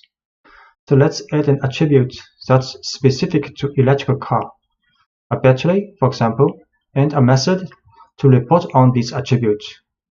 And we will store the battery size and write a method that prints a description of the battery. This attribute will be associated with all instances created from the electrical car class, but won't be associated with any instance of car. We create the electrical car inherits from car class. Then inside its definition of initial function, in addition to make module year, which inherits from the soup of which means from the car class, then we define using self here the battery size attribute. So this attribute is only applied to electrical car class with a 70 initial value.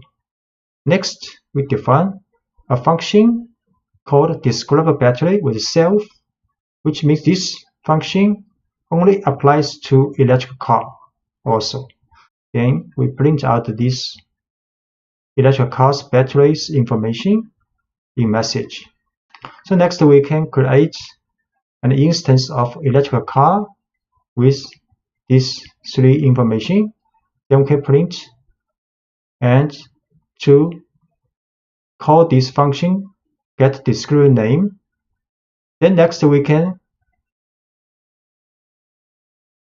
call this method called describe battery, which can get the battery's information of this electric car.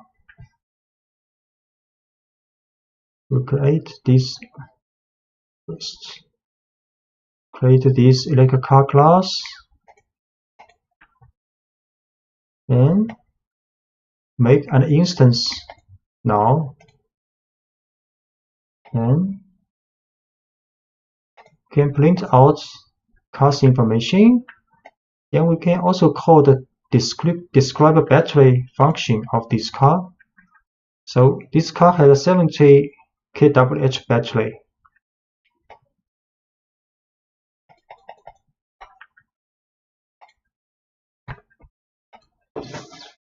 So overriding methods from the parent class. So you can override any method from the parent class that doesn't fit what you are trying to model with the child class. To do this, you can define a method in the child class with the same name as the method you want to override in the parent class. So Python will disregard the parent class method and only pay attention to the method you define in the child class. Say the class car, the parent class, has a method called fuel gas tank. And this method is meaningless for an all-electric vehicle, so you might want to override this method. So here is one way to do that. You can define a function with the same name in class electric car here and print a message for this function's definition. Then, if for the electrical car instance, when you call this function, then the information will be printed out like this, and instance as attributes. So when modeling something from the real world in code, you may find that you are adding more and more detail to a car. You will find that you have a growing list of attributes and methods, and that your files are becoming lengthy. In this situation, you might recognize that parts of one class can be written as a separate class. So you can break your large class into smaller classes that work together. For example, if we continue adding details to the electrical car class, we might notice that we are adding many attributes and methods specific to the car's battery. So when we see this happening, we can stop and move those attributes and methods to a separate class called battery. Then we can use a battery instance as an attribute in the electrical car class. So what this means, you can see, you can create a battery class. There are lots of information associated with this battery class. So first, define initial method function for this battery class. So there's an attribute called battery size created, and battery size initial value is 60. Then we can describe this battery function created, then show the battery size. You can also define a function called getRange. So if battery size is 60, the range is 140. So if the size is 55, the range is 155. Then we can print out the message of the range of this battery. So this is a battery class with battery size as attribute and two functions. Then next we can create an electrical car class inside the initial function definition. In addition to this make module year information, we can add an attribute battery, but this time the attribute's value is the instance of battery class now. So this electrical car class has attribute make, module year, and battery. And the make, module year are the information we input when we make an instance of electrical car. But the battery is an instance of the battery class. So next, when we make instance of electrical car, we can print information of this car. Then we can use this car's attribute battery to describe a battery function. We can also call this car's battery's attributes getRange function. These two functions defined in class battery in the previous page. So in the electrical car class, we now add an attribute called battery.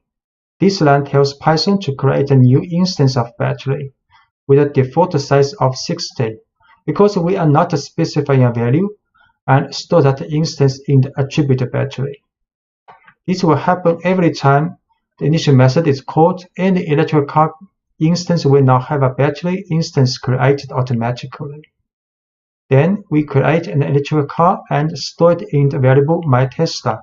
But when we want to describe the battery, we need to work with the car's battery attribute and methods.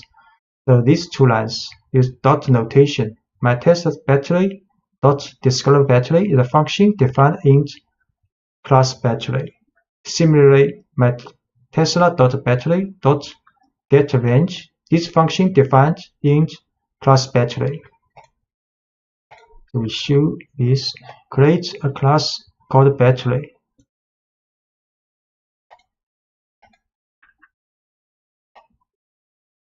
Then create a class, and attribute battery will be the instance of battery class. Then after this class has been created, we can make instance of electrical car. Then we show this car's name information. Then we describe battery, show this car's battery information, and we'll get a range information of this electric car. The car has approximately 140 miles on a full charge. Importing classes. As you add more functionality to your classes, your files can get long, even when you use inheritance properly. In keeping with the overall philosophy of Python, you will want to keep your files as uncluttered as possible.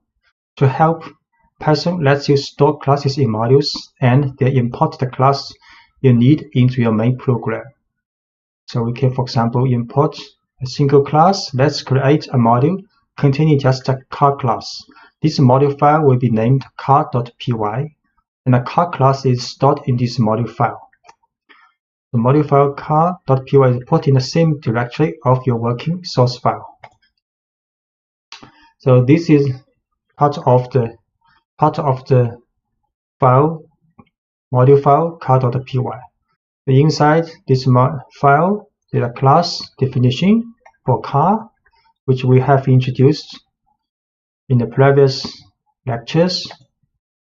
Then in your working source file, you can import car from module. So this car is a class from module car.py. So from car, import a car. So this is the file name without the .py. The file name, module name, then import this class.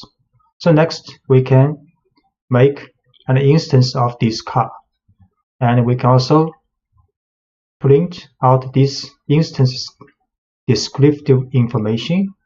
We can also add automated reading for the function automated reading attribute to this car with 23, then use the function of this car to read automate.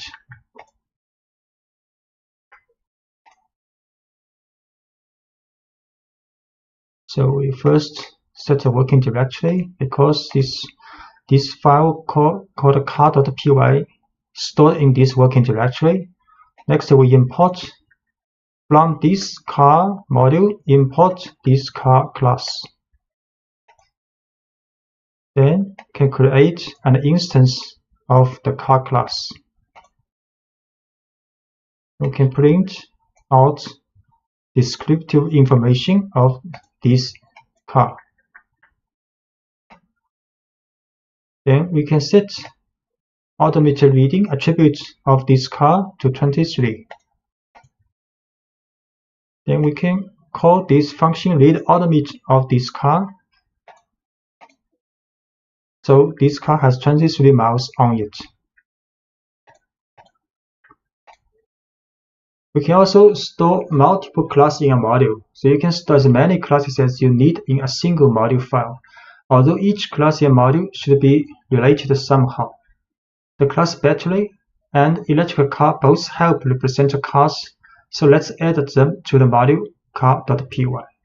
So in the file car.py we add class battery also, which we have introduced in the previous lectures. And for the battery class, we also has getRange, for example, getRange function. And we also store electric car class in this file, car.py. So when you import multiple classes from a module, you can use from car import car class, then comma electric car class. So next, in our program, we can make instance from car, or we can make instance from electric car. And we can also print out attributes or information of this car and attribution of this electric car. So we see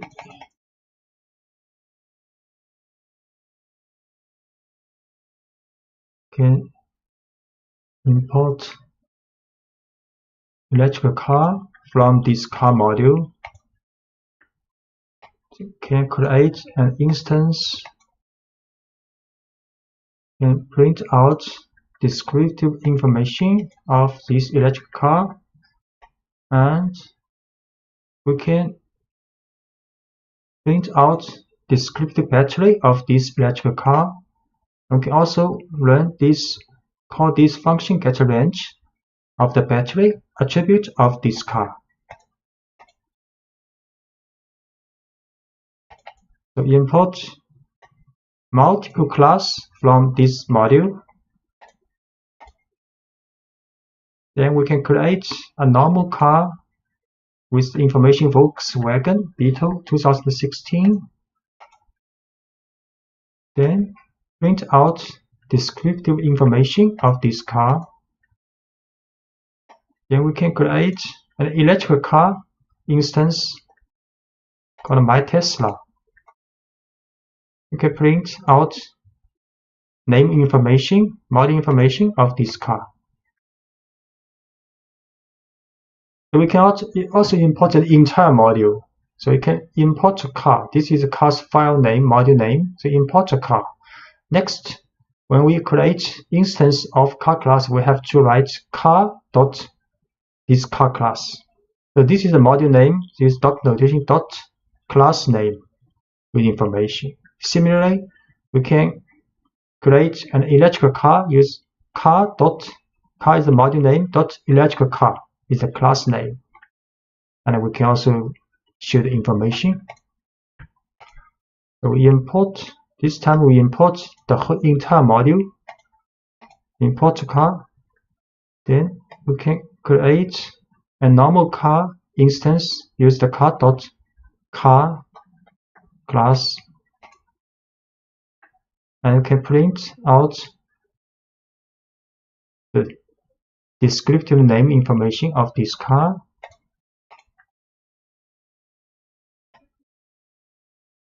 And we can also create an electric car. Use the car dot notation electric car. And print out information of this electric car. Reading from a file. So when you want to work with the information in a text file, the first step is to read the file into memory. You can read the entire contents of a file, or you can work through the file one line at a time. So reading an entire file. So let's start with a file saved in the same working directory, such that contains pi to 30 decimal places with 10 decimal places per line. So this file is the pi digits like this, stored in this txt file. And the following code opens this file, reads it, and prints the contents of the file to the screen. So start with a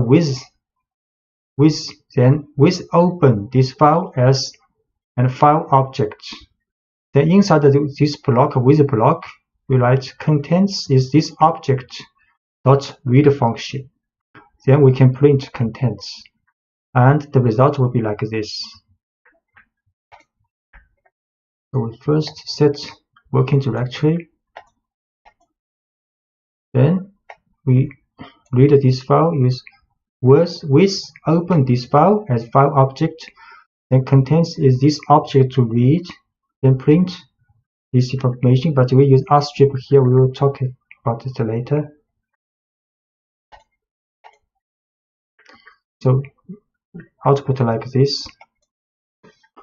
And the open function returns an object representing the file. The reader method then reads the entire contents of the file and stores it as one long string in variable contents. Notice close is not needed because Python will close it automatically when the time is right. And the only difference between this output and original file is the extra blank line at the end of the output. The blank line appears because read returns an empty string when it reaches the end of the file, and this empty string shows up as a blank line. So if you want to remove the extra blank line, you can use rstrip in the print statement. So that's why we use rstrip here. Rstrip here because we want to remove this blank line in the reading.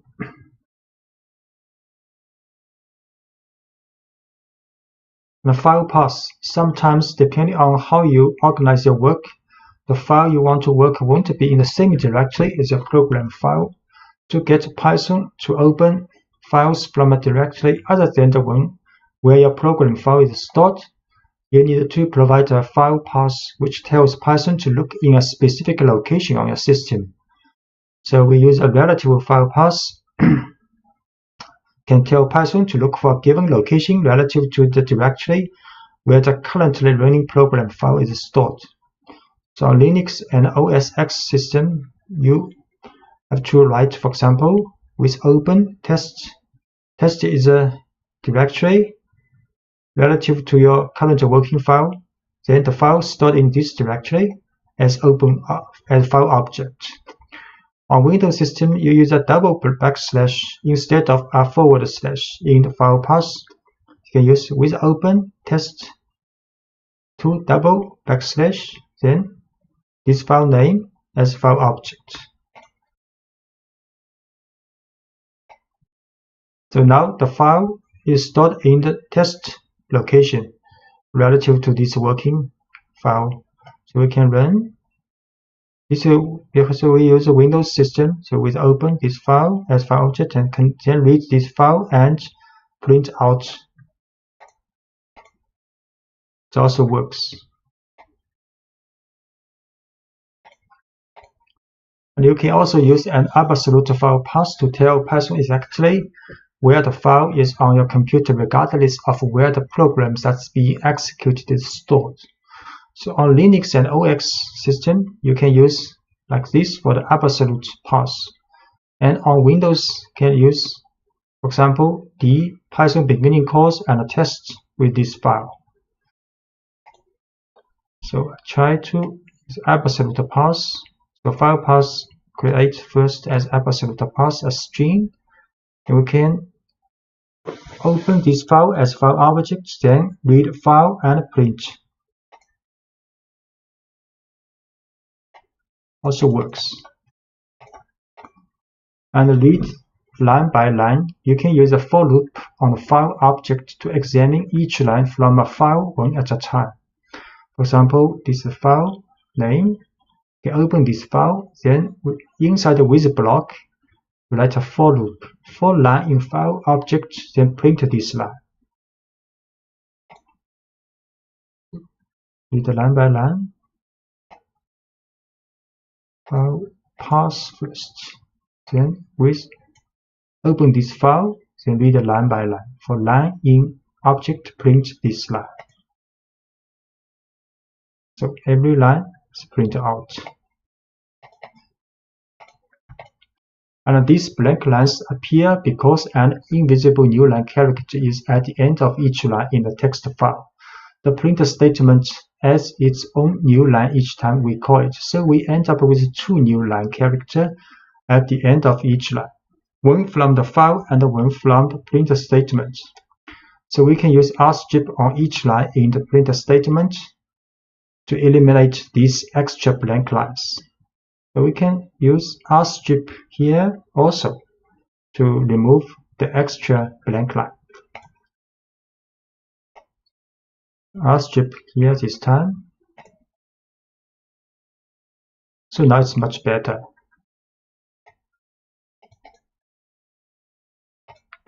Make a list of lines from a file. So when you use with, the file object returned by open is only available inside the with block that contains it. So if you want to retain access to a file's content outside the with block, you can store the file's lines in a list inside the block, and then you can work with that list later. And the following example stores the lines of pi-digit text in a list inside the with block, and then prints the lines outside the with block. So we can read this file with block, then use read lines and save these lines to a list called lines. Then outside of the with block, we can next print out each line with a for loop. So first, this is the file name. Then we use a with block to read the lines, then save to the lines. This lines is a list.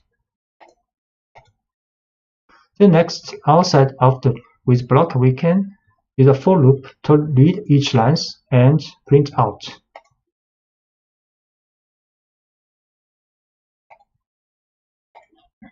Working with the file's contents, after you have read the file into memory, you can do whatever you want with that data. So let's briefly explore the digits of pi. First, we will attempt to build a single string containing all the digits in the file with no white space in it. So file name, then we open this file, then read the lines and store back to the lines list. Next, we can create an empty string called pi string. Then for line in lines this list, we will use concatenate with odd lines with this string. Then print out a long string. Next, we can print out the length of this string.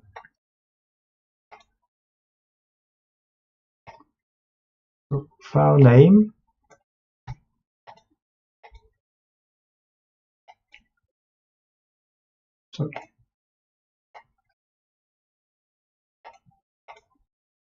name, then read the lines and store to this list lines, each line.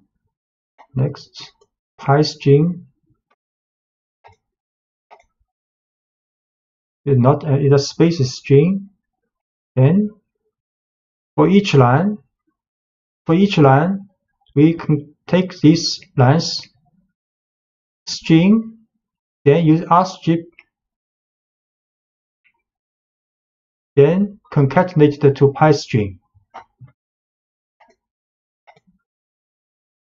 Then we print out this long string. And we print out the length of this string. 36 elements. And the variable pi string contains the white space that was on the left side of the digits in each line, but we can get off that by using the strip instead of rstrip. So here we use strip. Strip can get the white space on the left side also. File name, read the lines, but use strip this time. Then print pi string. So it is a long string without white space. Then length of this string 32 now. And the larger files, 1 million digits, the code in previous example would work just as well on much larger files. If we start with a text file that contains pi to 1 million decimal place instead of just 30, we can create a single string containing all these digits. We'll print just the first 50 decimal place. The file this time the file name is pi million digits. We open this file and read the lines. Then we create a pi string, empty string. Then for each line, we will concatenate all the strings for each line. Then we will print out the first 52 decimal place of this string. And we will print the length of all the string.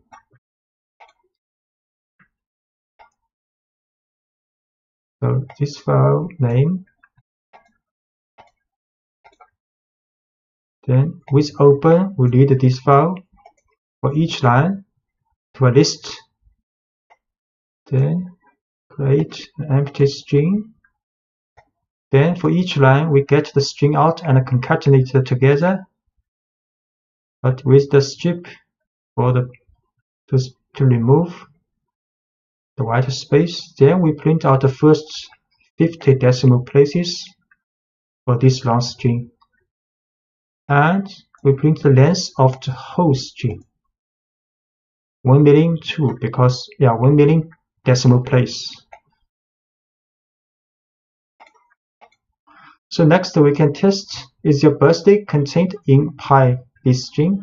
So let's use the program we just wrote to find out if someone's birthday appears anywhere in the first million digits of pi. We can do this by expressing each birthday as a string of digits and seeing if that string appears anywhere in pi string.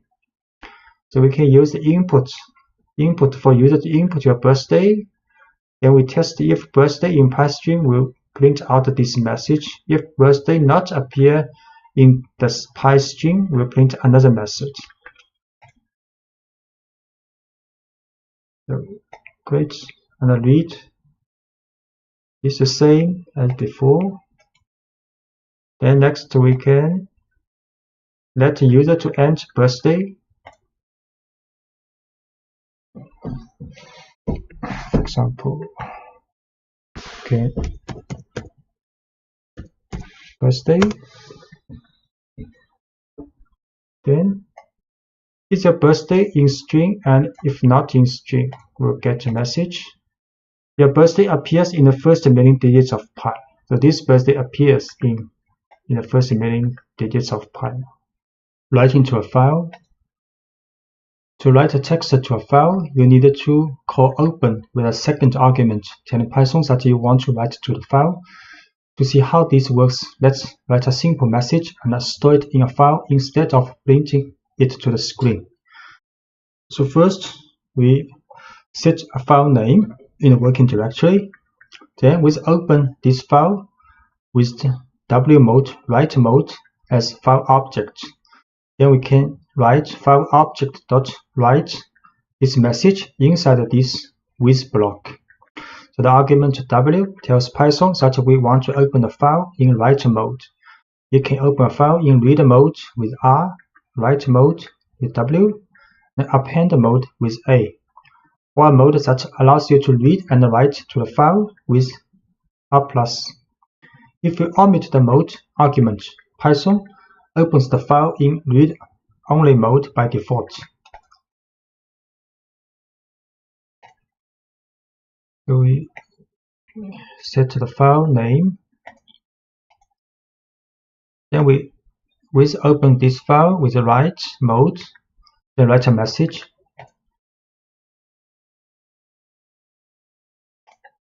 Then we open this file in the working directory, create it. Put the message in this file now. The open function automatically creates the file you are writing to if it doesn't already exist. However, be careful opening a file in write mode W, because if the file doesn't exist, Python will erase the file before returning the file object. Python can only write strings to a text file. If you want to store numerical data in a text file, you will have to convert the data to string format first using the str function. So we can also write multiple lines. The write function doesn't add any new lines to the text you write. So if you write more than one line without including new line character, so including new lines in your write statement. For example, we write this file again. We open this file with the write mode.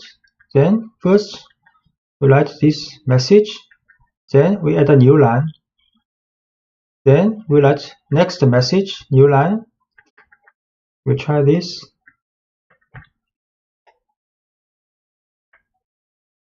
In this file, then write 2 lines message.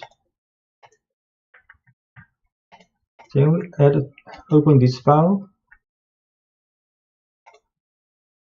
Now there are 2 lines message in this file now. And we can also append to a file. If you want to add content to a file instead of writing over existing content, you can open the file in append mode. Let's modify this file by adding some new reasons why we love programming to the existing file programming txt. So file name. Then open this file with append mode. So we write 2 more lines in this file. try this. We open this file to the same file with append mode, then write to message. And we see this file again. So now there are 4 lines in this file, so 2 lines appended to the first 2 lines. Introducing try except blocks exception. Try except blocks. Python uses special objects called exceptions to manage errors that arise during a program's execution.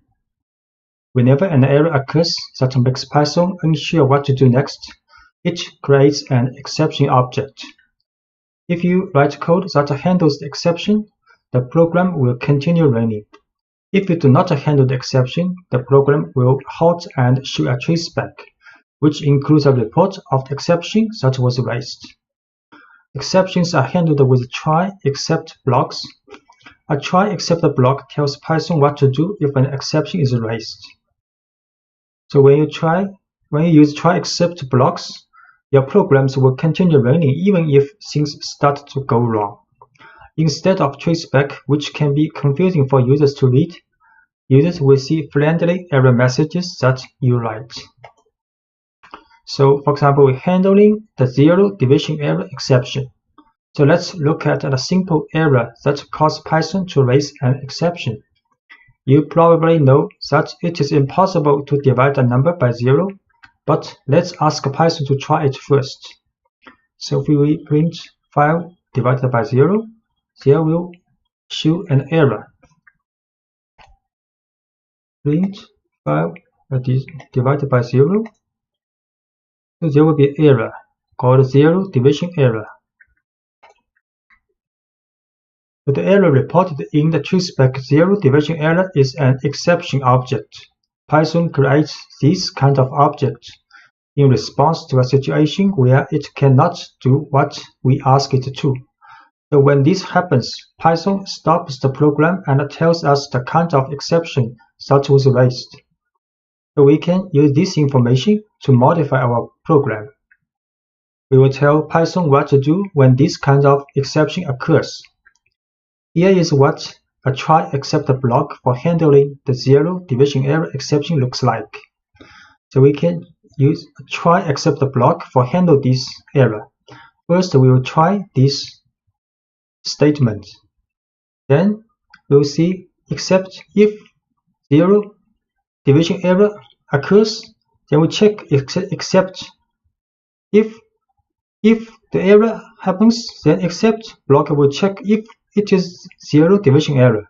If this matches, then the statement inside except block will run. So we put print 50, the line that causes the error, inside the try block. If the code in a try block works, Python skips over the except block. And if the code in the try block causes an error, Python will look for an except block whose error matches the one that was raised and runs the code in that block. So in this example, the code in the try block produces a 0 division error. So Python looks for an except block and telling it how to respond. So Python then runs the code in that block and the user sees a friendly error message instead of a traceback. So we try print this one, then check except 0 division error. We run. So the message has been printed out, so except the block is run.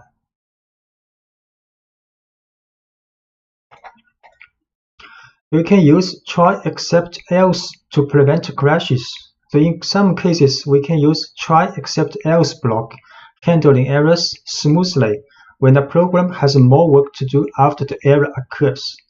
This happens often in programs that prompt users for input.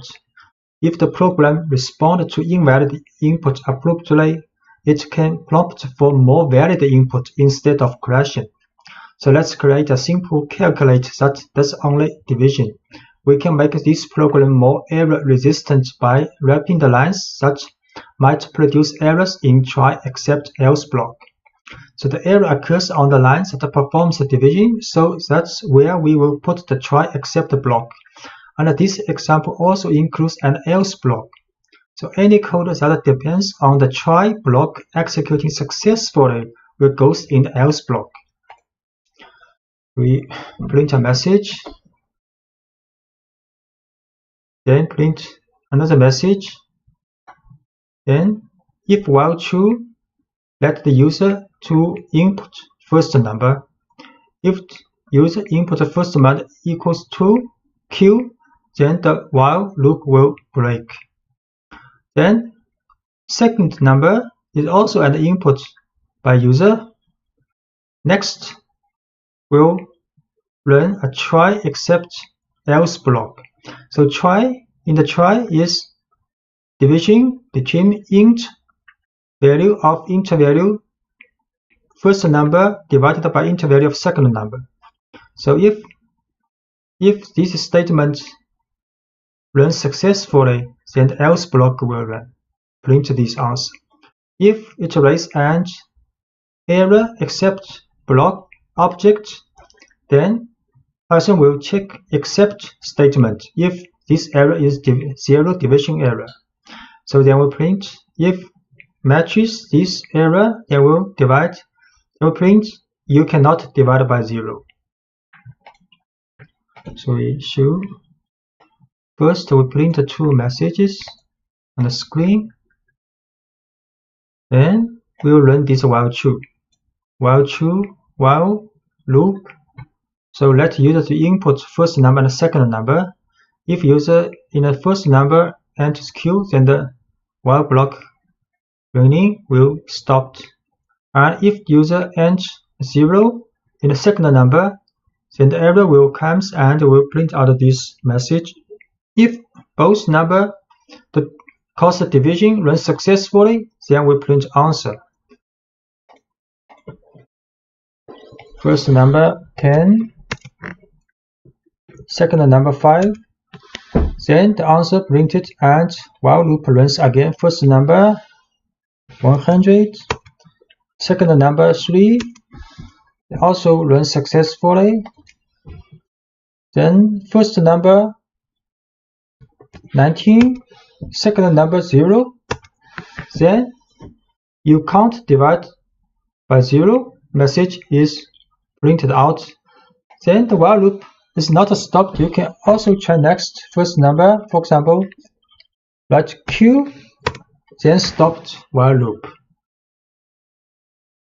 So handling the file not found error exception. So one common issue when working with files is handling missing files. The file you're looking for might be in a different location. The file name may be misspelled, or the file may not exist at all. You can handle all of these situations in a straightforward way with the try except block. So let's try to read a file that doesn't exist. The following program tries to read in the content of Alice in Wonderland, but file Alice1 text has not been saved in the same directory as the current working source file. So we try to read this file, but this file does not exist. We'll see how it happens. So file is alice1.txt.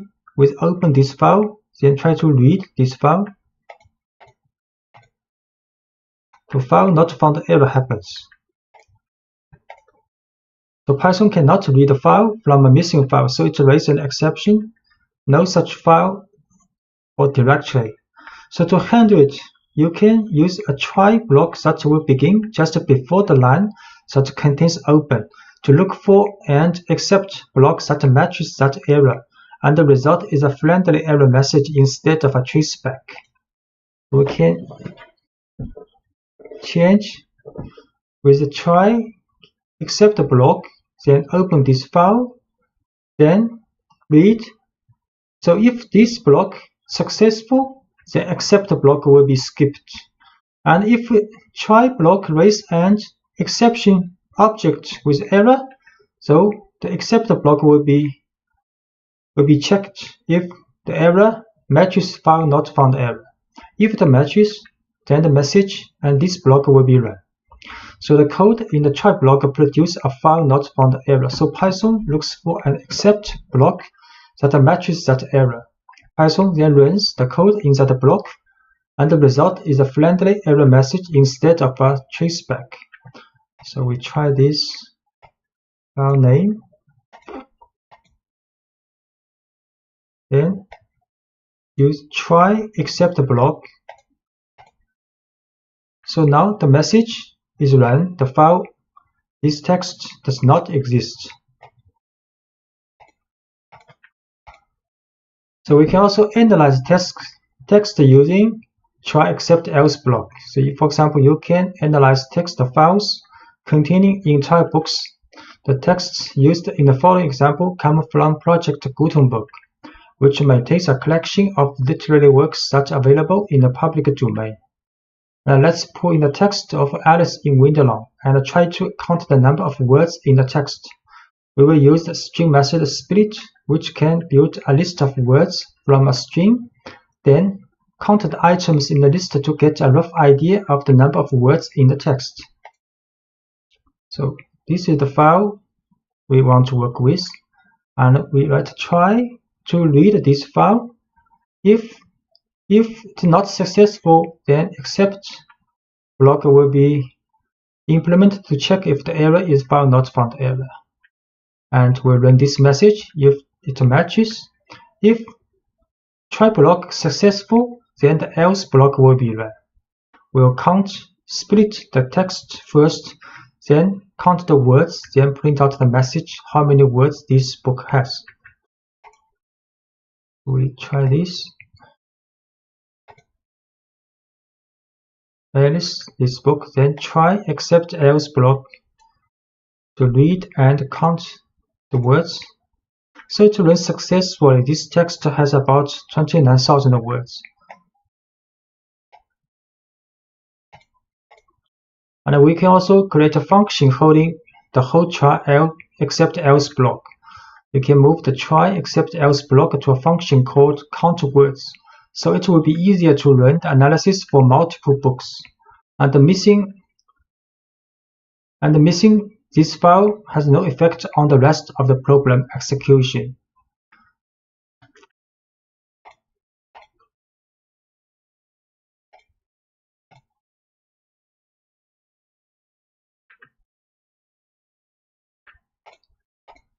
So we can create a function. The function actually we put the previous page's try except else block in this function called count words. Then next we can try to read several books using a for loop and count words. In the working directory, we have these 4 books. So we run this function first. Count words, create this function. Then we create a list with 4 books inside. And we intentionally write a wrong name for this book, Cinderella. Actually, the book is called Cinderella.txt, but we add 1 here to see how it is going with this file. So next is a for loop to call this function for each of these 4 books. So you can see the file Alice text has about 29,000. It's okay. But for the second book, Cinderella, the file Cinderella.txt not exist. And the next 2 books also works and count the words. So there's quite a friendly message and smoothing working learning for the program with try except else block. Using try except else, pass, and finally in Python. So let's first review how the try and except works. First, the try clause is executed. If there is no exception, then only try clause will run, except clause will not get executed. If any exception occurs, the try clause will be skipped and except clause will be checked. If any exception occurs and matches the except statement, the except block will run. If the exception does not match the except, then the execution stops.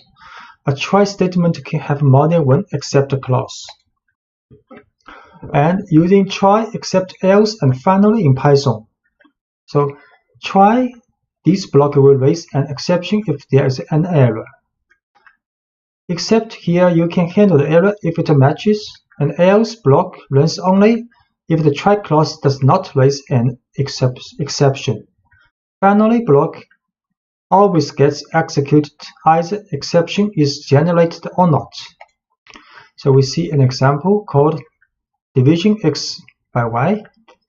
It's a function called division x by y. Say inside the function, first try this division, then if this has error, then we'll check the except block if it is 0 division error. If it matches, then you will show the message you are dividing by 0.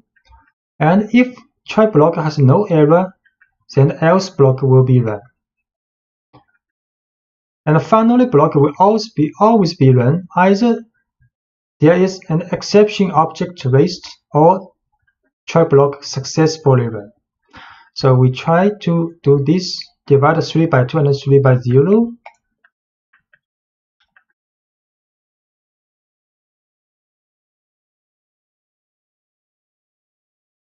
This is called floor division. See, create this function, then try to run this. 3 by 2, the answer is 1, and this always executed. So finally block also run, and the answer is run. So answer is run, else block is run because there is no error in the try block. If we try to divide 3 by 0, the message is sorry, you are dividing by 0. So except the block is run, and this is always executed. So finally block is also run.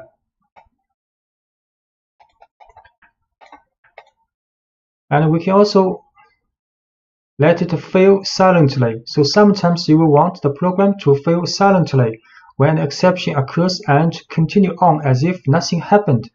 To make a program fail silently, you write a try block as usual, but you explicitly tell Python to do nothing in the except block using a pass statement.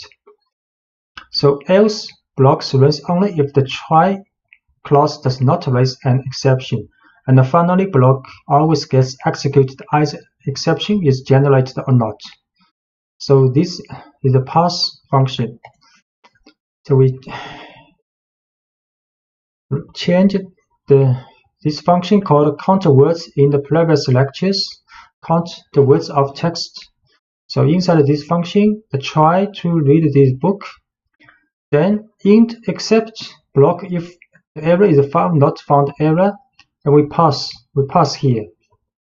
Then in the else block, we count the words and print out the message. So we should first create this count words function. Then we create a list of 4 books, but with this name intentionally add 1 here.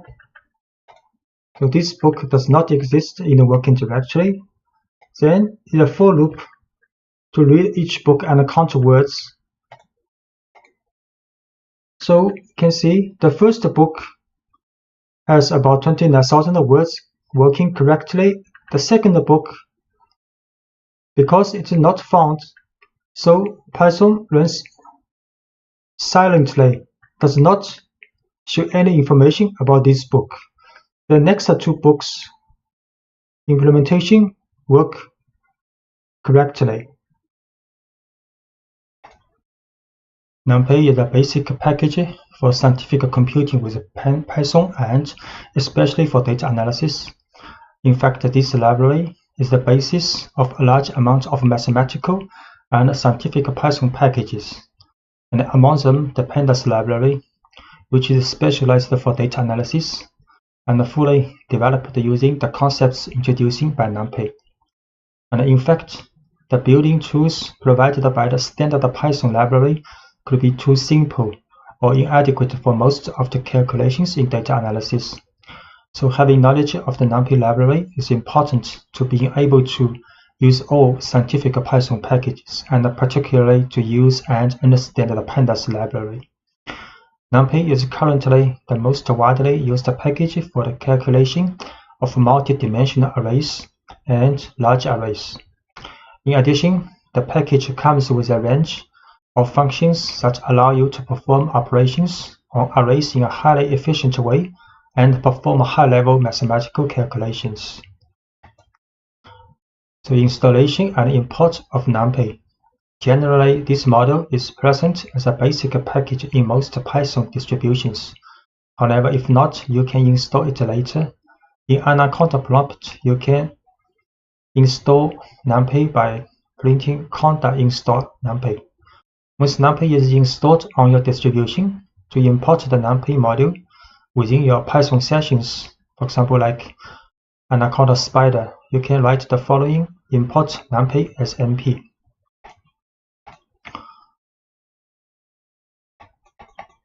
So we can import NumPy.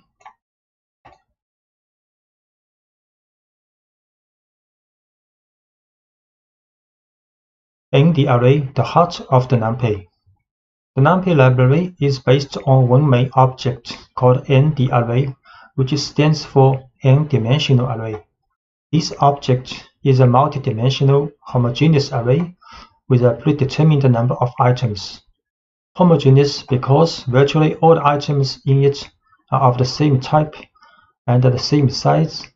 In fact, the data type is specified by another NumPy object called dtype.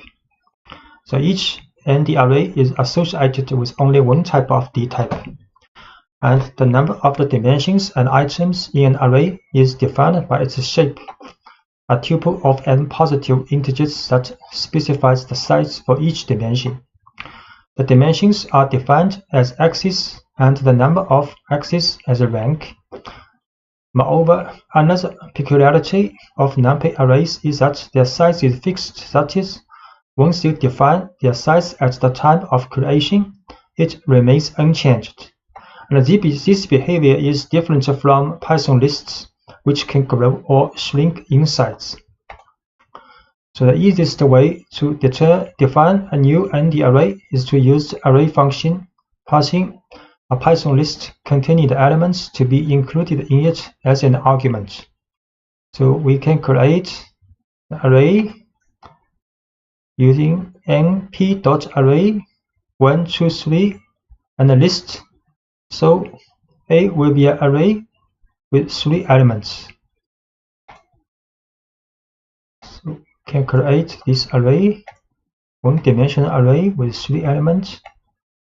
And we show this array 1, 2, 3. And you can easily check that a newly created object is an n_the_array by passing the new variable to the type function, type A. So we can show type A is a NumPy's n_the_array. And you can, in order to associate the type dtype to the newly created n_the_array, you have to use the dtype attribute. So we can use the dtype attribute to this array. Dtype,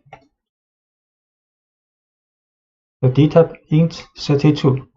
It is integer type with 32 bits.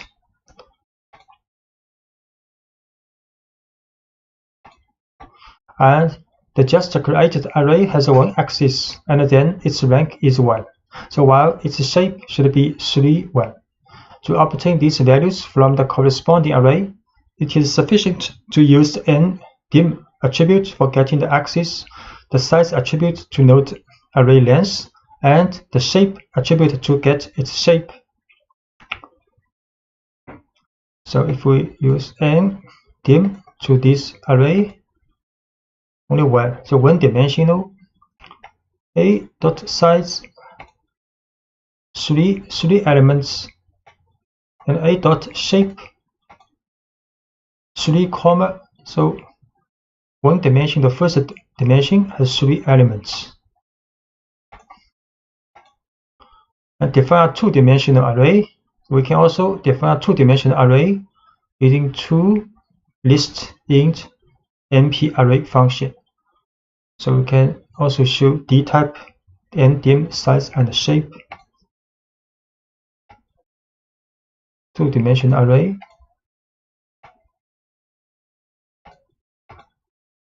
And dtype is float number 64 bits. The ndim dimension is 2 now.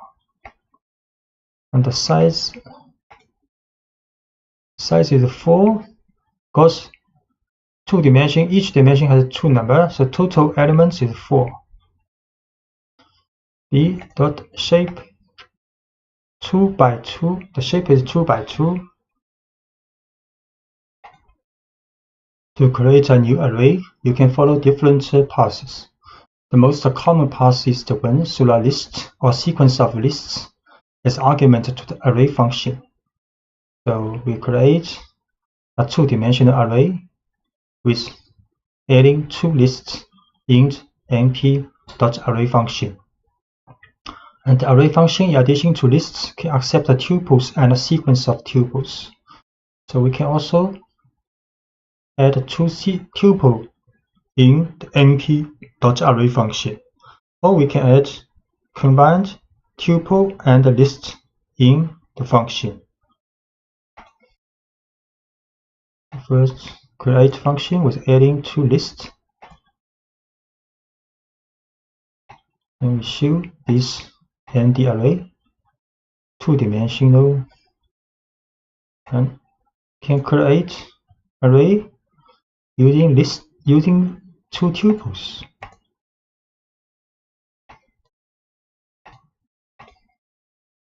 Get the same result as using lists. Can also create array using combined list and tuple.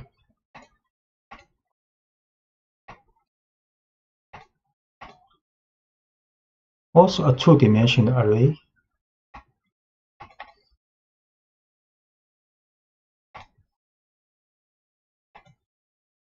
Dtype. So numpy arrays are designed to contain a wide variety of data types. We have seen simple integer and float numerical values.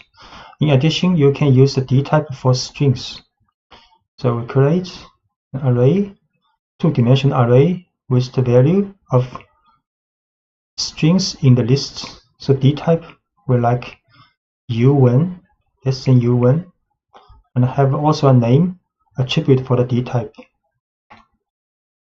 Create this tuple using the string layer of list. Then the dtype u1, and the dtype has a name attribute, string 32. By default, the nd array function can associate the most suitable type according to the values contained in the sequence of lists or tuples. Actually, you can explicitly define the dtype using the dtype option as argument of the function. For example, if you want to define an array with complex values, you can use the dtype option as follows. So if we add the dtype equals complex, so these numbers will be stored as complex number in the array. So create this array. So complex number now stored in the array. The numpy library provides a set of functions that generate nd arrays with initial content created with different values depending on the function. The zeros function, for example, creates a full array of zeros with dimensions defined by the shape argument, while the ones function creates an array full of ones in a very similar way. So if we write np.033, a 2-dimensional array of 33, and all the values are 0, and similarly create a 3-dimensional array of the shape 2 by 3 by 4 with all the values are 1. And np.arrange 0 to 10 will create a sequence of values between 0 and 10. And arrange 4, 10. So we'll create a sequence of numbers starting from 4 to 10. So np zeros 3 by 3, the shape all values 0 and 1s. All values are 1, 3-dimensional, and sequence number using arrange. So number 0 to 9 created in array, arrange 4 to 10. So the number 4 to 9 created in this array.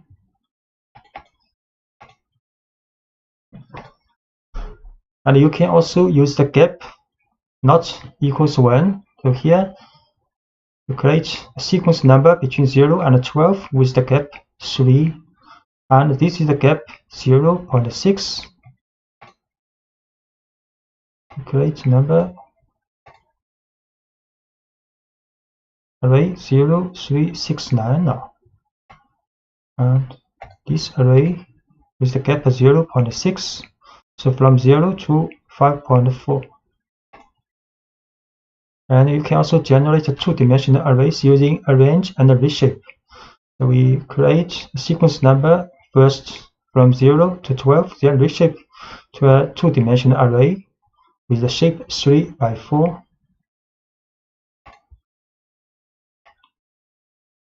So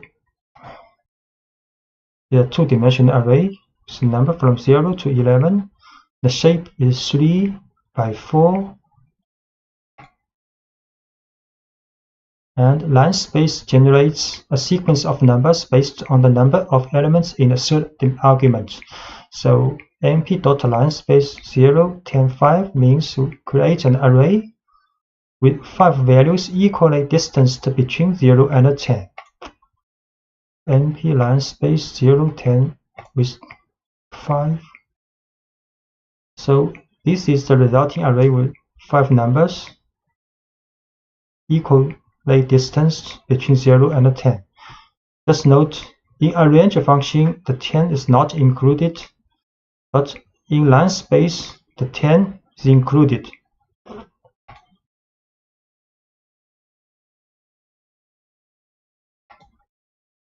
And np.random will generate random float numbers in the interval between 0 and 1. So we can write np.random3 will generate 3 random numbers between 0 and 1, and np.random 3 by 3 will generate 2-dimensional array with random numbers between 0 and 1. np.random 3. So 3 random numbers in a 1-dimensional array. So this will create 2-dimensional array with a shape 3 by 3 with all the values and random numbers between 0 and 1. Arithmetic operators. The most obvious are adding and multiplying an array by a scalar, and these operations are element-wise. Such as, the operators are applied only between corresponding elements. So this is a numpy array with the number from 0 to 3. Then we can add a with 4 or multiply a with 2. Numpy array. So a 0 to 3. A plus 4 will return another numpy array with the elements 4, 5, 6, 7. A multiply 2. So each element will be multiplied with 2 in the new array.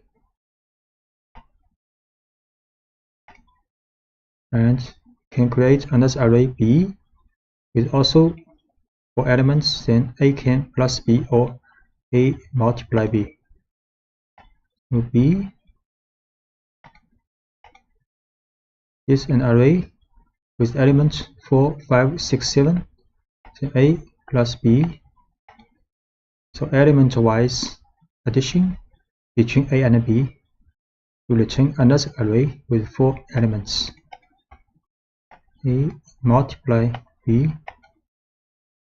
will get also another 4 element array with element.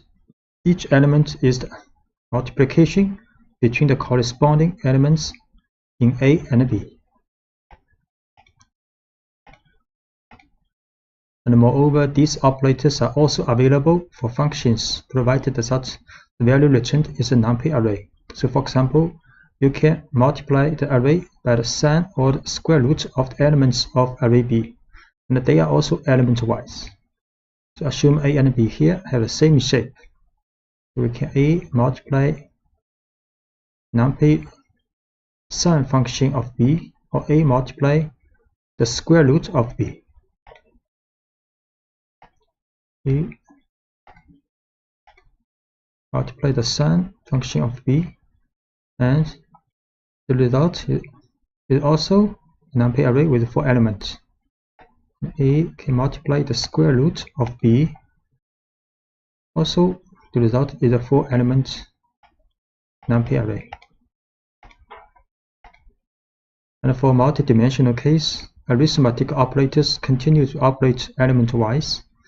So this is a 2-dimensional numpy array with shape 3 by 3, and B is also a 3 by 3 shape 2-dimensional numpy array with elements all equals 1.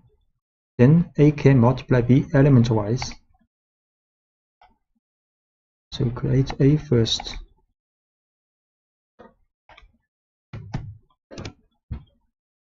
A is a 2-dimensional array, and B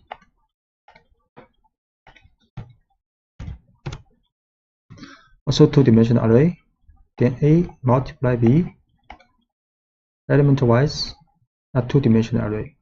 And actually the value of each element in the resulting numpy array is same as in A, because B, all elements in B is 1. The matrix product in numpy array, the matrix product is indicated by the dot function. This operation is not element-wise, that is, the result at each position is the sum of the products of each element of the corresponding row of the first matrix with the corresponding element of the corresponding column of the second matrix. So numpy dot A and B is the matrix production A multiply B.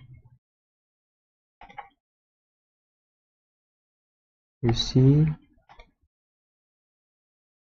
so this is the result of matrix multiplication A and B.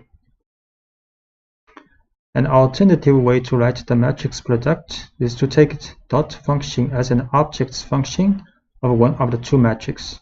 So we can also write numpy dot A and B.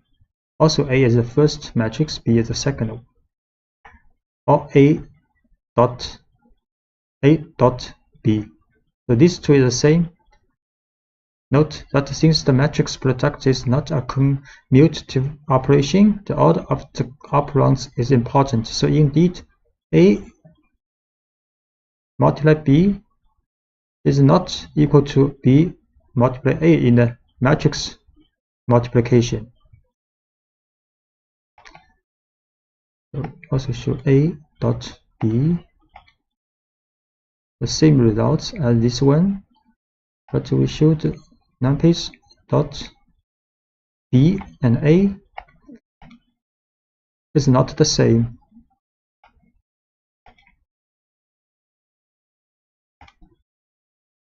And increment and decrement operators. To increase or decrease values, you have to use operators such as plus equal or minus equal or multiplication equal. Instead of creating a new array with the results, they will reassign the results to the same array. So we can write a plus equals 1. Then the array of a, each element will be added with 1. And similarly, a minus equal 4, each element of array a will be minused with 4.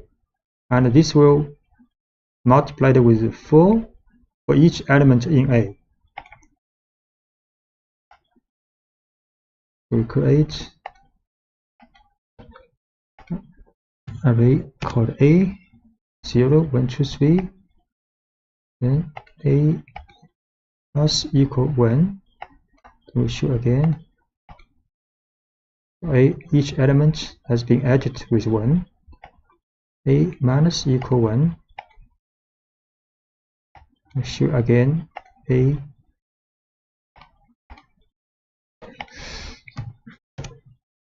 Then the value is being changed back.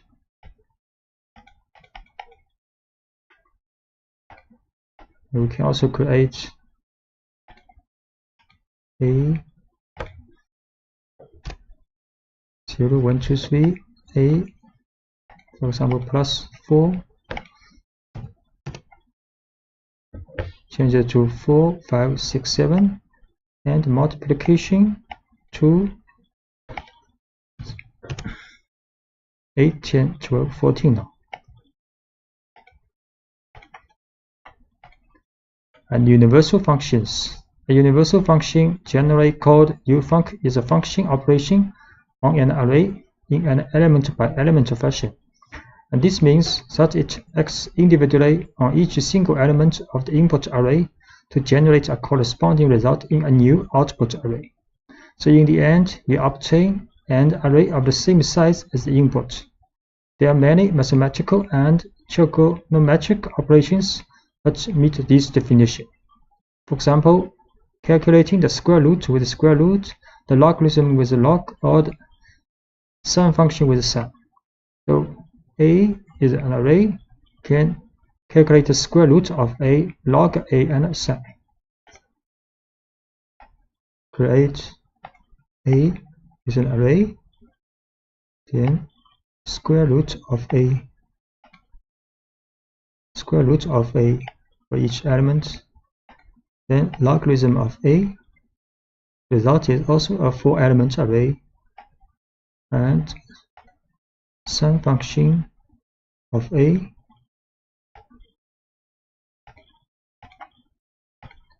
Aggregate function.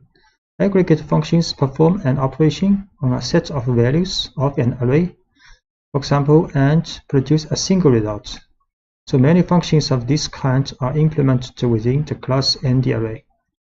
For example, A is an 5-element array, that we can calculate the sum of A, minimum, maximum of A, and mean value of A, or standard deviation of A.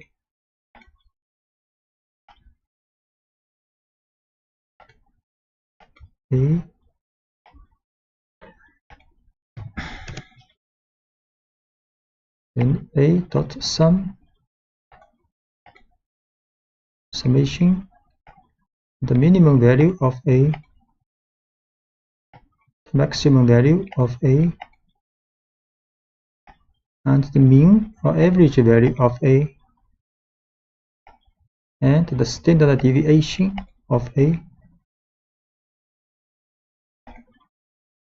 Indexing. Array indexing always use square brackets to index the elements of the array so that the elements can then be referred individually, or various uses such as extracting a value, selecting items, or even assigning a new value. So when you create a new array, an appropriate scale index is also automatically created. In order to access a single element of an array, you can refer to its index.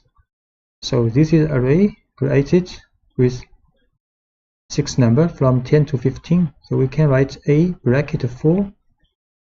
Then the 5th element of this array will be selected. So create an array first.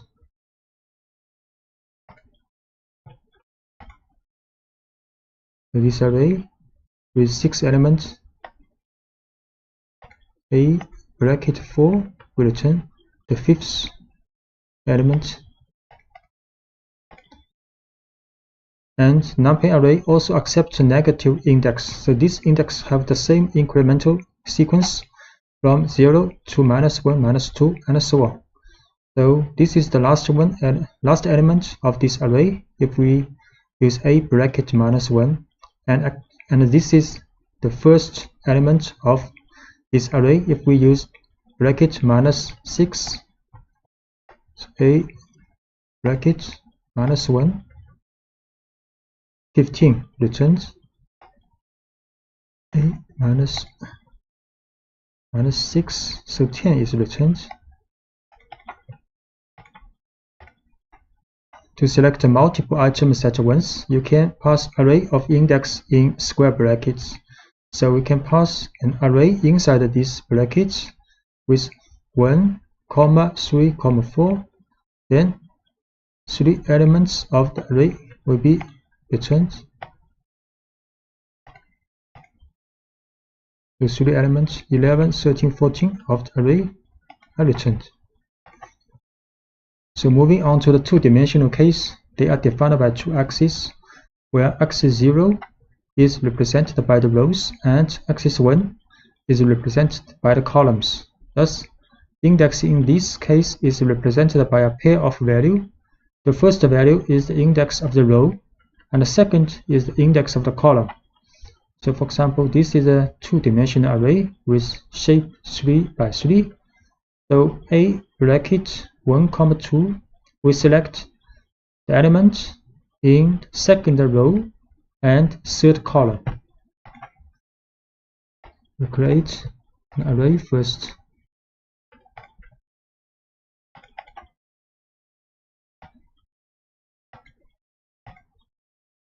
A, the two-dimensional array, then a bracket 1, 2, so the value element of 15 is returned.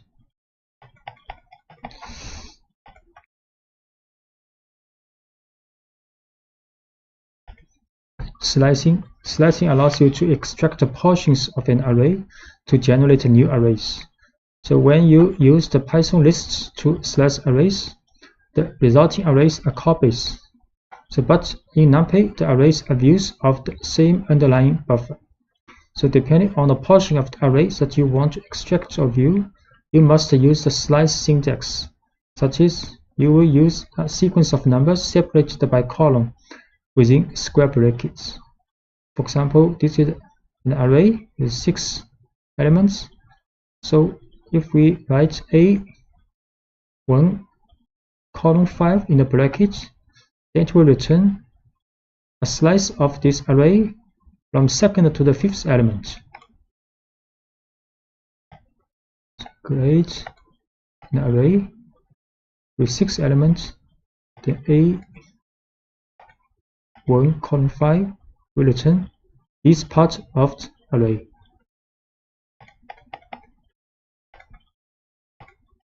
And you can use the third number in the bracket to find a gap in the sequence of the elements. So if we write A bracket 1, 5, 1, 2, this last 2 means the gap of the elements returned. So array will return an array with 11, then 13. So the difference between these two are 2 for this element. So A1, 5, 2, this will return 11 and 13. In the slicing bracket, if you omit the first number, NumPy implicitly interprets this number as 0. That means from the initial element of the array. If you omit the second number, this will be interpreted as the maximum index of the array. And if you omit the last number, this will be interpreted as 1 for the gap. So if we do not write the first and second element in the bracket, then it means from the first to the last element of this array with the gap 2. will return an array with 3 elements 10, 12, 14. Similarly, this will start from the beginning to the 6th element of the array and with a gap 2.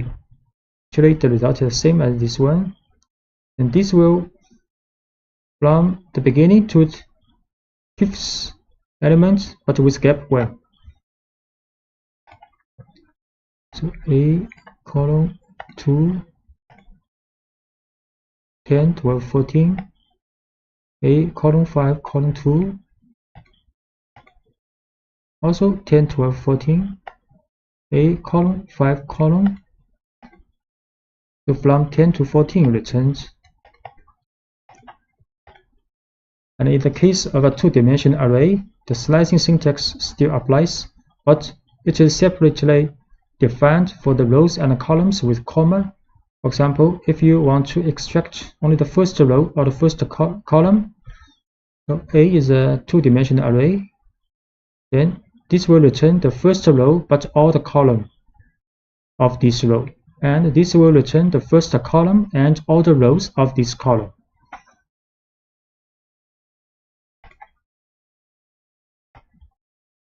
So A is a two-dimensional array. A 0, comma, column, return the first row of this array. And A column 0, return the first column of this array. And if you want to extract a smaller matrix, you need to explicitly define all intervals with index that define them. So, for example, A 0 to 2 and comma 0 to 2, it will return the first 2 row and the first 2 column of this array. So it's a smaller array. And if we want to write, if we write bracket 0 to the first and third row and the first 2 second column, this part of array will be returned. So we'll see this one, first 2 row, first 2 column, this part of array returns.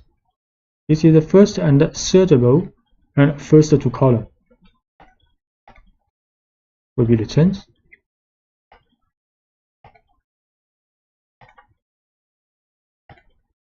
Iterating an array, you can use the for constructor to do the iteration of the items in an array. So you can write for I in A, print I. You can write for I in A, print I, but similar as numpy's for loop in the list, but similar as the for loop for the list. So if you apply the for loop to a matrix, it will always perform a scan according to the first axis is a row. So if we write a for row, A is a two-dimensional array, print a row, then each row of this matrix two-dimensional array will be print out. So we can write for row in A, print row, and row by row, print out. And if you want to make an iteration element by element, you can use the following constructor using the for loop in A.flat. So A.flat will get all elements of this two-dimensional array and put in an one-dimensional array, then print this item out. Okay, write A.flat for elements. So element by element, each element printed out from this two-dimensional array. And if you want to launch an aggregate function that returns a value calculated for every single column or on every single row, there is an optimal way that leaves it to numpy to manage the iteration. You can use apply along axis function. So this function takes 3 arguments: the aggregate function, the axis on which to apply the iteration, and the array. So if the option axis equals 0, then iteration evaluates the elements column by column along the column, whereas if axis equals 1, then iteration equals evaluates the elements row by row. So for example, you can calculate the average values first by column and then by row. So if you write numpy dot apply along axis mean x0 array A, you see how it's going, and if we set axis 1, so we should matrix A first, 3 row, 3 column, then we apply a mean value for axis 0 for this matrix. Mean value 13, 14, 15, actually it's along the column. So along the column by column, then we mean value axis equals 1 so along the row.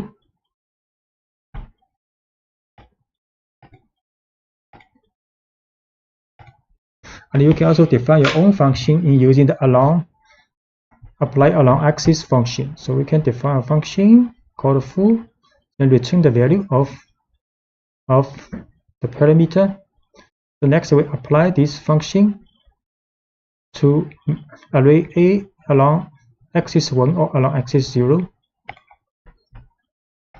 Define this function first, then apply along axis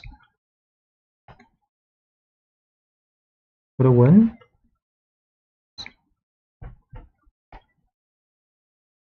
and apply this function with 0.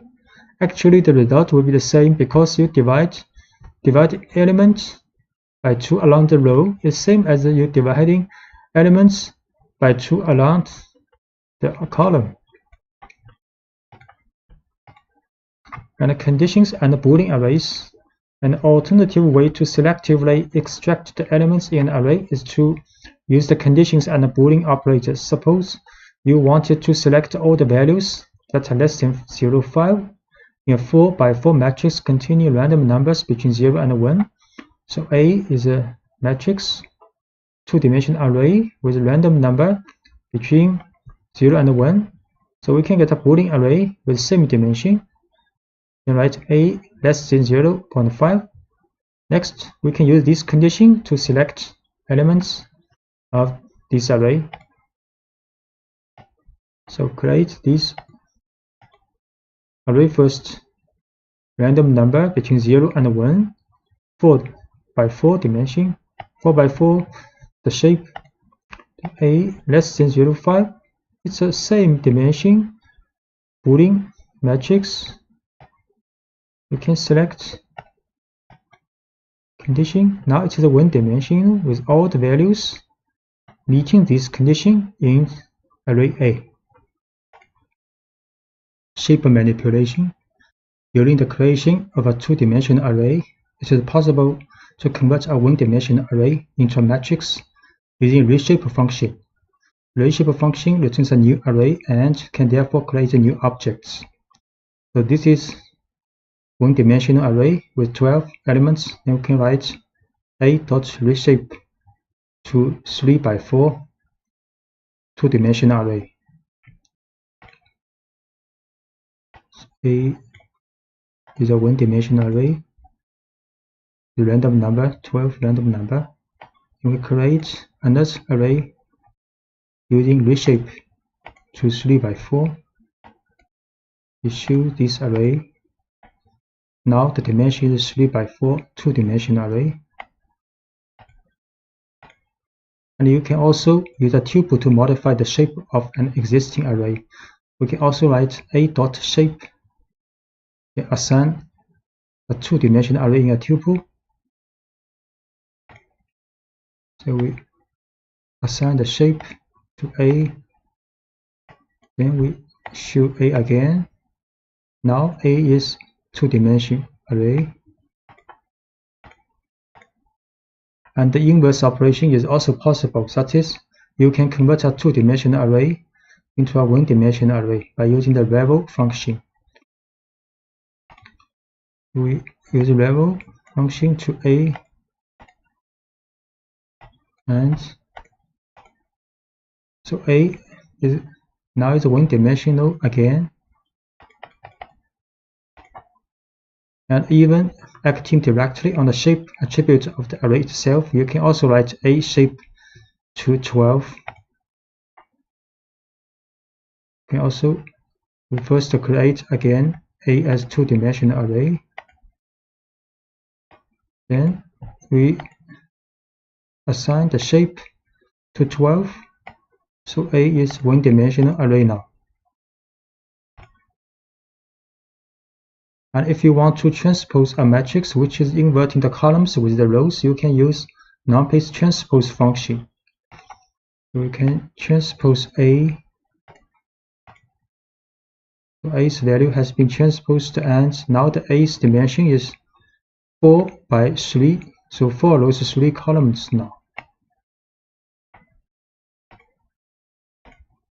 The join arrays, you can merge multiple arrays to form a new one that contains all of the arrays. NumPy uses the concept of stacking, providing a number of functions in this regard. For example, you can perform vertical stacking with the vstack function, which combines the second array as new rows of the first array. By contrast, the hstack function performs horizontal stacking, that is, the second array is added to the columns of the first array. So A, B are two arrays, both have the shape 3 by 3, so we can vstack AB, then it will be a new array with shape 3 by 6 by 3, and hstack AB will create a new array with the shape 3 by 6. So A, B, the two array, A, B, both 3 by 3, then NP vstack AB. So the shape in the new array is 6 by 3. So array B has been added to the rows of the resulting array. And hstack AB, you see the array A and array B has been stacked, and the dimension is 3 by 6 now. Two other functions performing stacking between multiple arrays, a column stack and a row stack. These functions operate differently than the two previous functions. So generally, these functions are used with a one-dimensional array, which are stacked as columns or rows in order to form a new two-dimensional array. So can create 3 array all by one dimension. Then we can use column stack ABC or row stack ABC, row C. So ABC, 3 one-dimensional array. Then we can column stack ABC. So they now become a two-dimensional array. The row, each row represents, each column represents these 3 array, and we can also NP row stack ABC. So this also is a 3 by 3 two-dimensional array, and with each row represents ABC.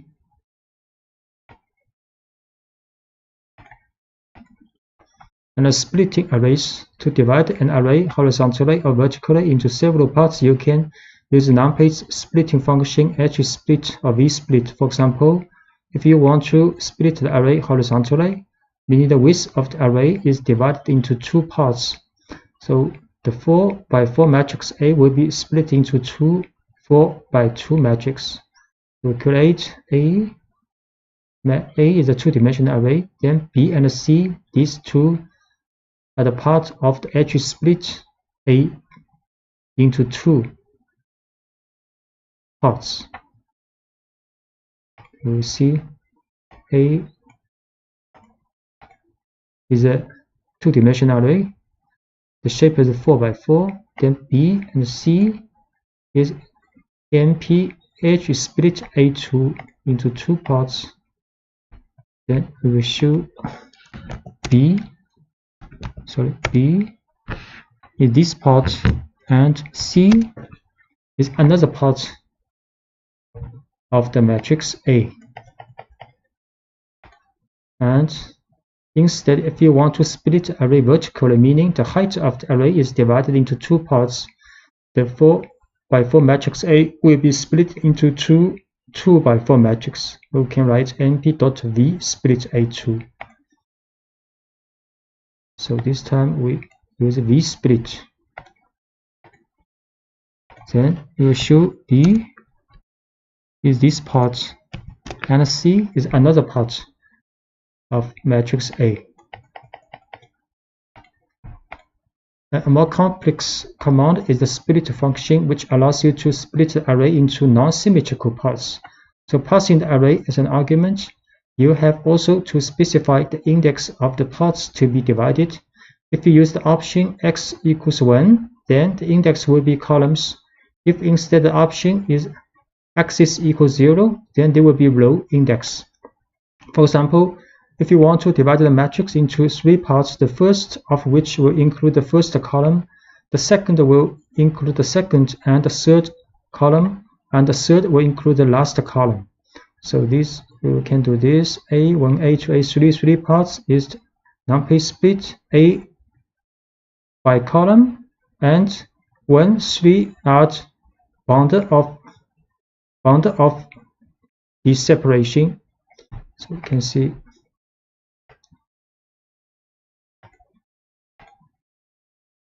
So A1 is this part, A2 is 2 and 3 column, and A3 is the last column of matrix A.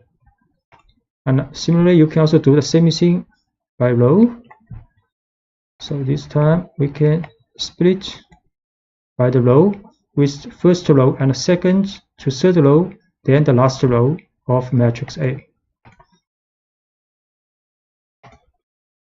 Copies of views of numpy arrays. If you assign one array A to another array B, you are not copying it. Array B is just another way to call array A. In fact, by changing the element of A, you change the value of B too, and vice versa. So A is an array, then we assign A to B, B equals A. Now if I change the element of A, then B is also changed. Create an array A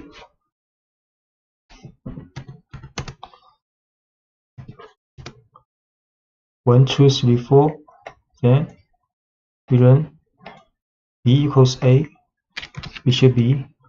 The other also 1, 2, 3, 4. Now we assign the element, one of the elements in A to 0. Then A will be 1, 2, 0, 4. And B is also 1, 2, 0, 4. So when you slice an array, the object returned is also a view of the original array. So if we create a C, it's a slicing of A, and now we also assign elements, change one of the elements in A to 0, then C is also changed. So C, then C is array 1, 2, and A is array 1, 2, 0, 4. Now we assign the first element of array A to 0. A, now A is 0 to 0, 4. Then we'll choose C. C will be 0, 2, because C is the slicing of first and second array element of array A. If you want to generate a complete and a distinct array, use the copy function. So we can use the C is equals A.copy. So C is another distinct array. If we change some elements in A, C will not be changed.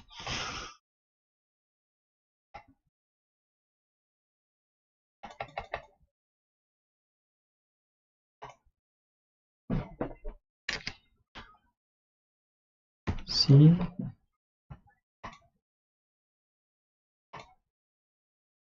equals A dot 1.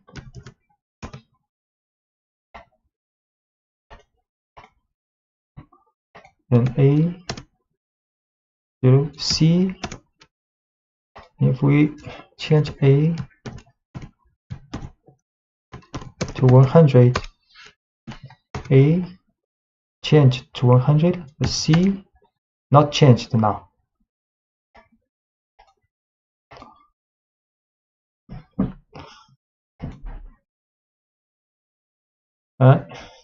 Copies or views of Python lists. If you assign one Python list A to another list B, you are not copying it. List B is just another way to view list A. So by changing the element of A, you change the value of B too, and vice versa. So A is a list, and we assign A to B. So B and A have the same element, and B is a view of A. So now if we append one element to B, and A change something in A, then both A and B will also be changed and appended. So A is a list. A 1, 2, 3, 4. Then B equals A.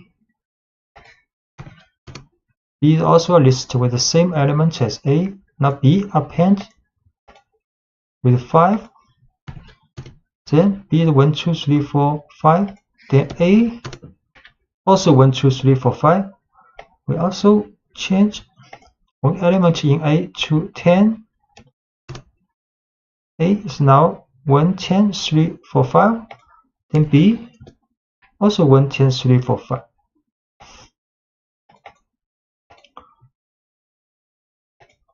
And when you slice a Python list, the returned list is a distinct and a new object.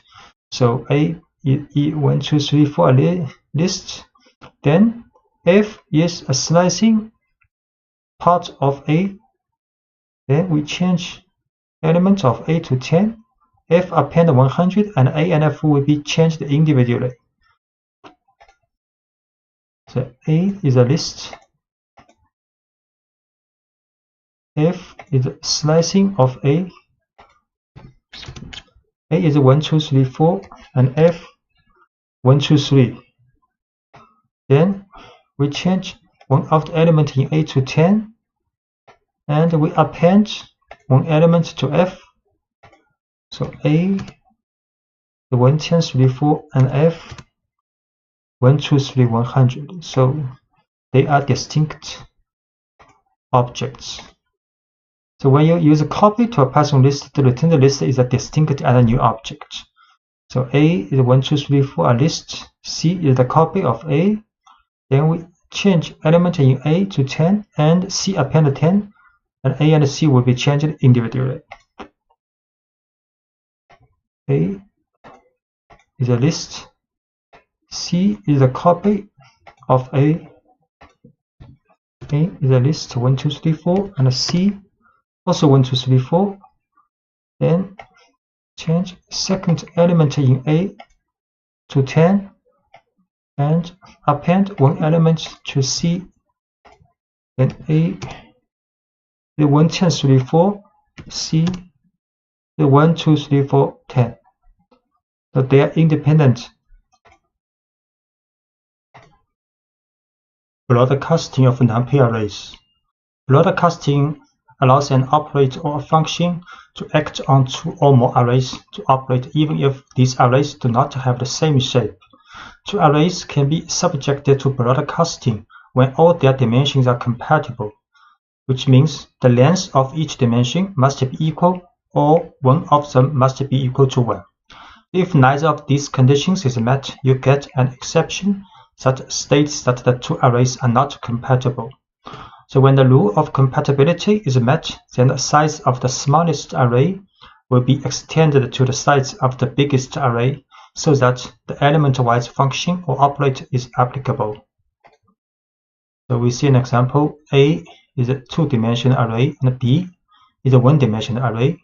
A plus B is compatible, and B will be broadcasted to the size of A, and then get the addition implemented.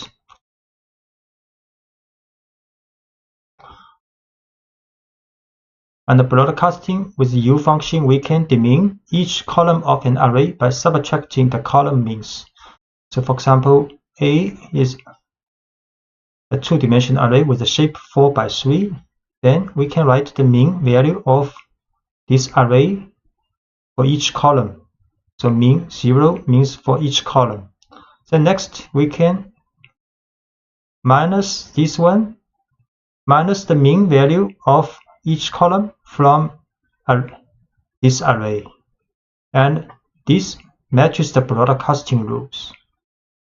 Next, we can also calculate the mean value of each column for this array.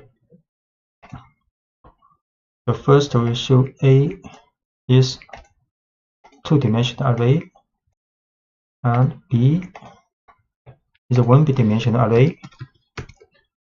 A is two-dimensional, B one dimension. So A plus B will get the same shape with A, and array is a two-dimensional array with a shape 4 by 3. You can calculate column mean of this array. 3 value because there are 3 column. Next, we can calculate the minus array minus the mean of its column.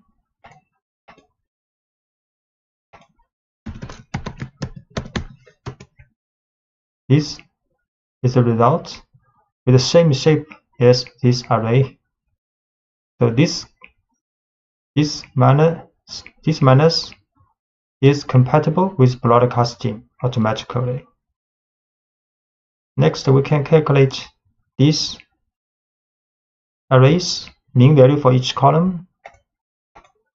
It will be 0 for each column because it has been demeaned. This value is very close to 0.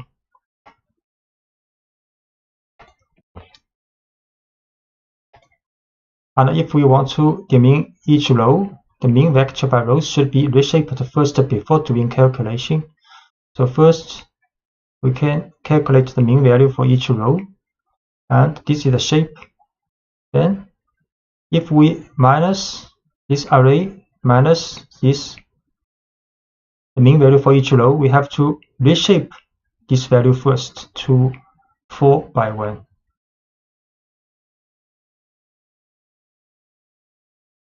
We will show again this array 4 by 3.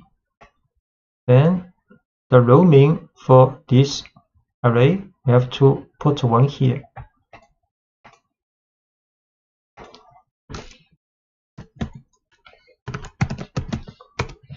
So 4 value because this array has 4 rows. And we can also show the shape of this. Shape is one-dimensional array with 4.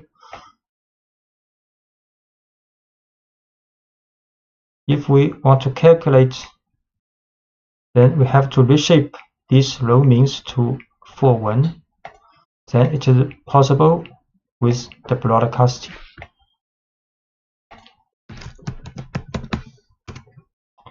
So this has the same shape as the original array. And we have to now calculate the mean value for this array. Have to row mean for this array is 0, very close to 0 because it has been demeaned by row.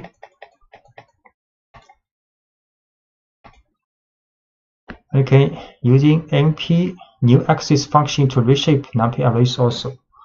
So in the 3-dimensional case, broadcasting over any of the 3 dimensions is only a matter of reshaping the data to be shape compatible. So using reshape is one option, but numpy arrays offer a special function called np.newAxis along with full slices to insert the new axis. So what this means? We show one array in 2 dimensions, then we can change the shape of this array to 3 dimensions by adding np.newAxis here. Then the shape will be 4, 1, 4. So this array, the 2 dimension, 2 dimension, all the values 0. Then we can create another array based on this array with 3 dimensions. Add np.newAxis here. Then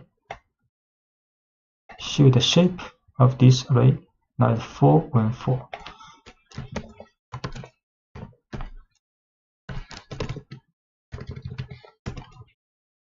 So it has 3 brackets, 3-dimensional array now. And we create another array with random normal distribution for 1 dimension. Then we can change these arrays, can create another array based on this array, but the dimension to 3, 1. We can also create another array based on this array, but dimension is 1, 2, 3. So this is an array with 1 dimension. But if we run this, it will be a 2-dimensional array with the shape 3, 1. If we will run this, add 1 np.newAxis here, so the shape will be 2 dimensions with 1, 3 now. So newAxis will add the shape to this position to 1.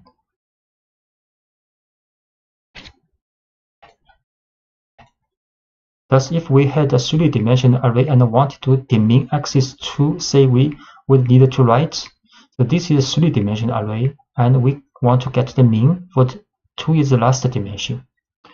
So this mean array will be 2-dimensional because the last axis has been meaned out.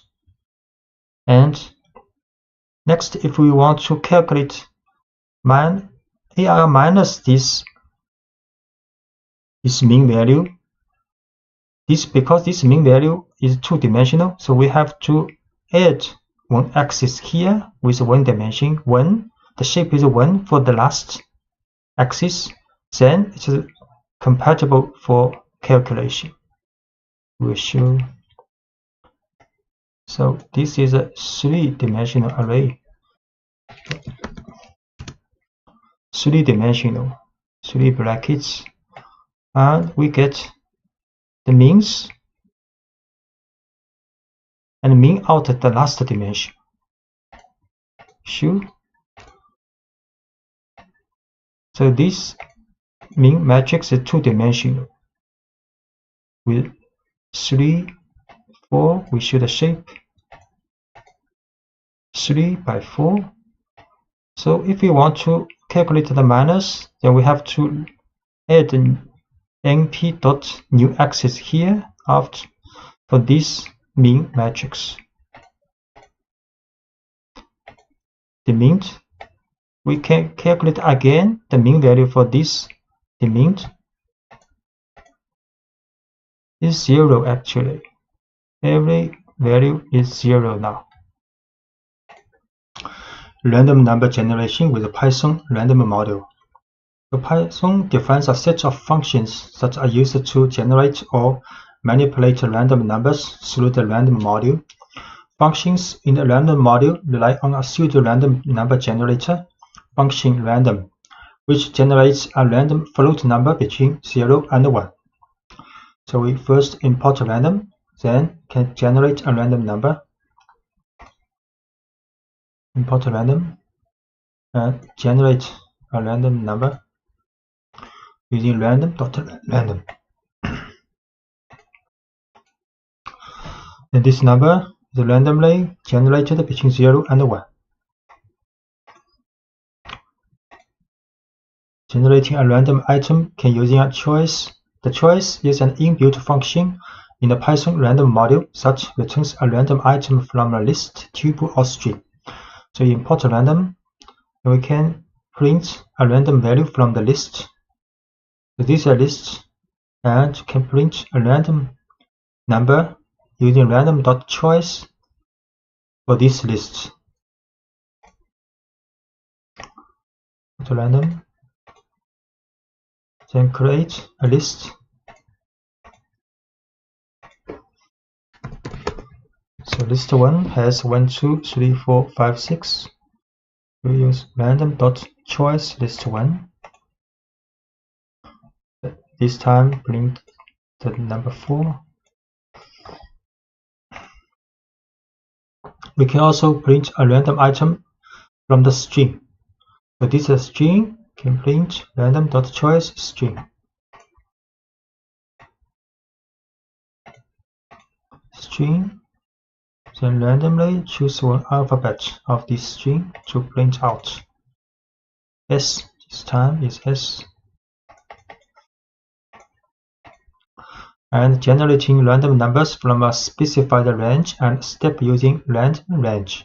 So using random range can generate in range from, for example, 20 to 50. The last parameter 3 is the size of a step to skip 3 numbers when selecting. So we can using random.random range 20, 50, 3, then print out.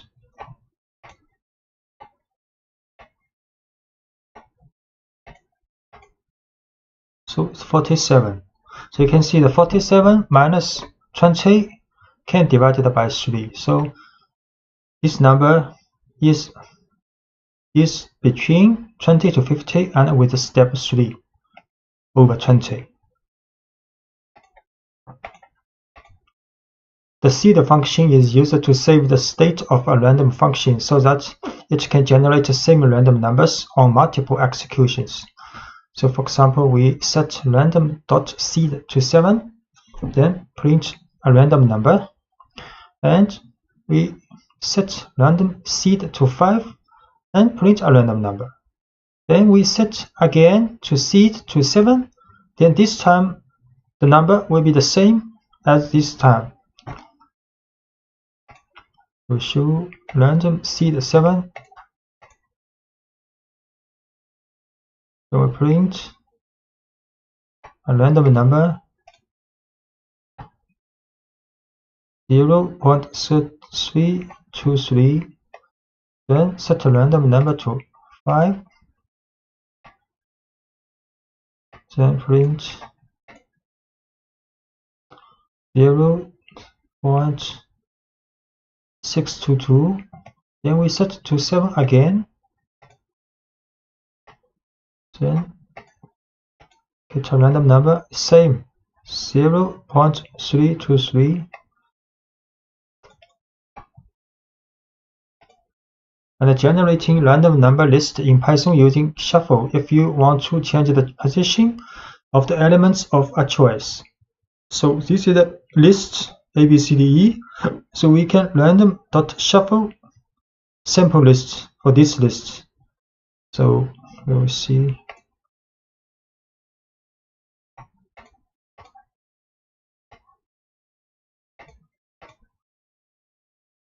And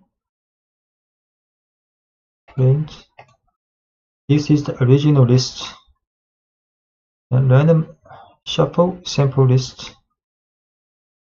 We shuffle this list, then print again. So after the first shuffle, now the sequence of elements has been changed. Second shuffle also changed. Sequence.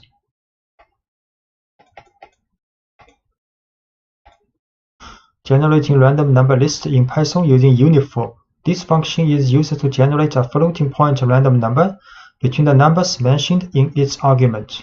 So it takes 2 arguments, lower limit included in generation and upper limit not included in generation. For example, we can use random.uniform to draw a random number between 5 to 10.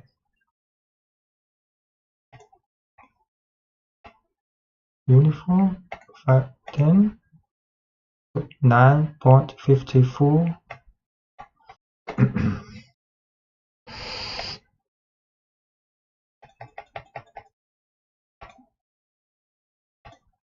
So random number generation with NumPy's random module. So this time we think about NumPy's random module. The NumPy's random module supplements the built-in Python random with functions for efficiently generating whole arrays of sample values from many kinds of probability distribution. So this is a 4x4 array of samples from the standard normal distribution using normal. So we can run this using random.normal to draw a two-dimensional array with shape 4x4 and the value are standard normally distributed. So import NumPy here. Then we can use NumPy's random module random.normal to a two-dimensional array. Then show this array two-dimensional and the value a standard normally distributed.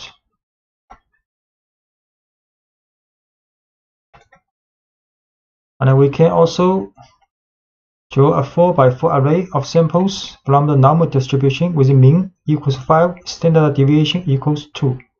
Use np.random.normal 5 to size it 4x4.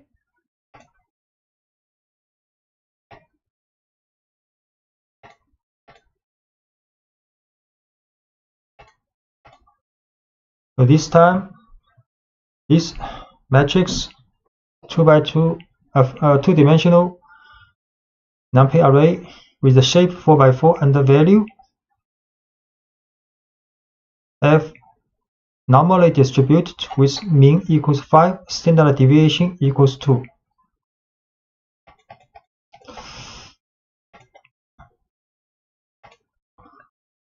And set random seed in NumPy. You can return the same random sample. For example, we can set numpy.random.seed to 1, 2, 3, 4, and sample for standard normal distribution with 16 number and shape with 4x4. Then, if we run again, get the same result.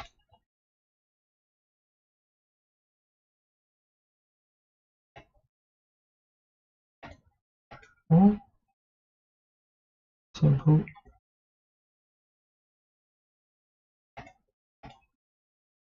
So this time, get this 4x4 in the array.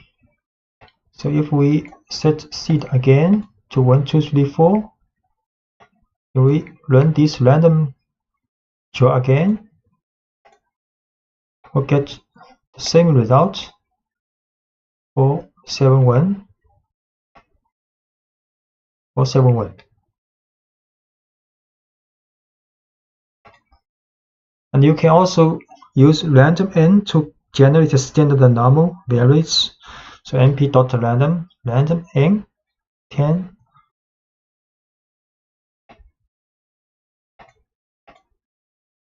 So these 10 numbers also standard normally distributed.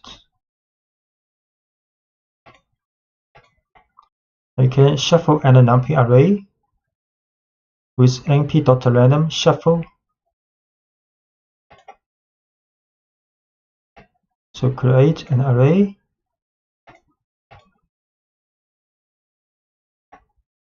You can print this array 1, 2, 3, 4, 5, 6. And you can shuffle this array.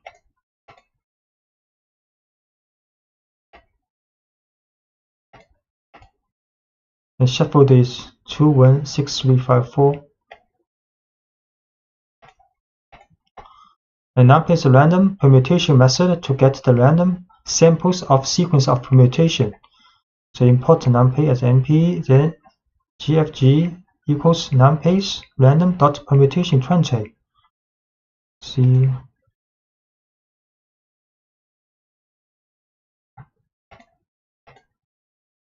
we show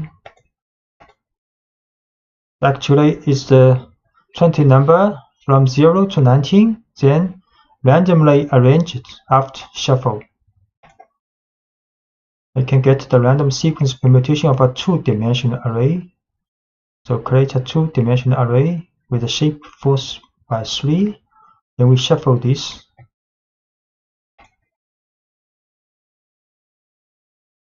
This is a two-dimensional array.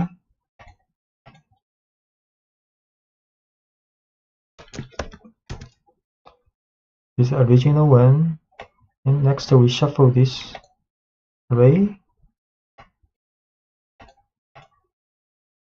Then the rows, you can see the rows has been randomly reordered. But the elements within each row will not be changed.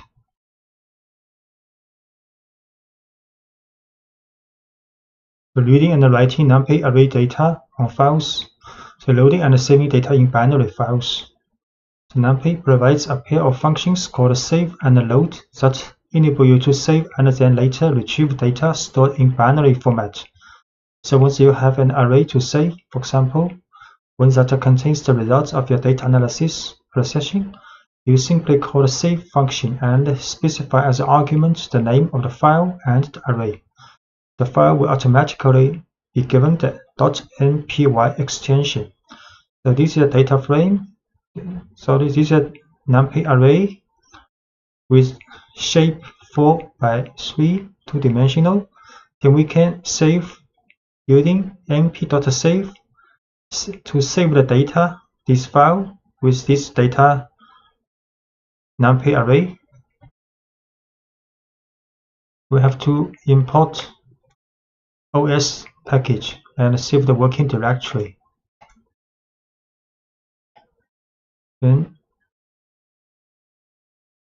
create numpy array, two-dimensional array, the shape of 4x3. Then we can save this array to this file.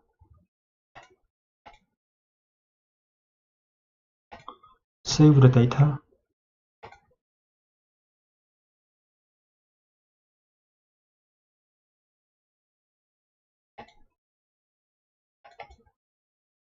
So you can find this data, save the data. But this is a binary file, you cannot open with txt file.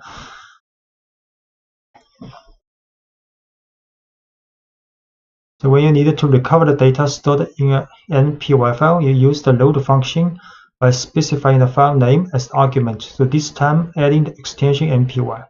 So we can also load this file, but have to add npy after the file name. We can load this file to numpy array. So we show exactly the same as the original array. And the reading files with tabular data using gen from txt function. So you can also read files in textual format txt or csv. For example, the following data is in the csv format, so in which data are collected in a tabular format where the values are separated by comma. This file is csv file. To be able to read your data in a txt file and insert values into an array, numpy provides a function called gen from txt.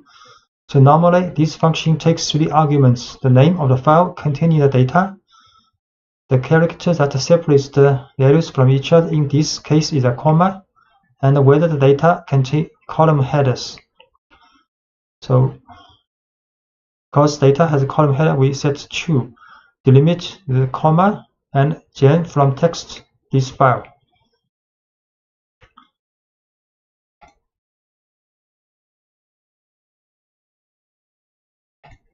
And we can show this file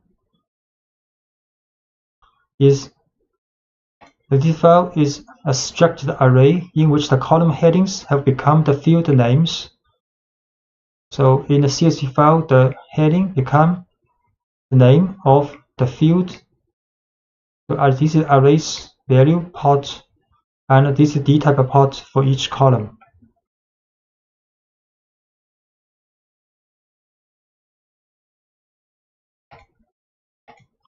You can also, the bottom of the array, you can find the column headings contained in the file. These headers can be considered a label, such act as index to extract the value by column.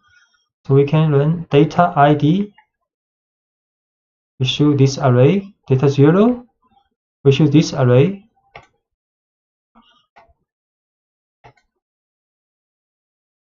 D data 0.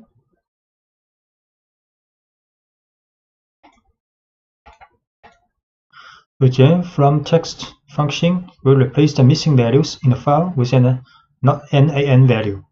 So for example, this CSV, the missing value here. If we read this CSV, use the same format, then the second row of this data will have not a number value. We read this file. You can see array, the first row, the second row, the third row both have missing value. We view the column of ID, no missing value. First row, no missing value. Second row has a missing value.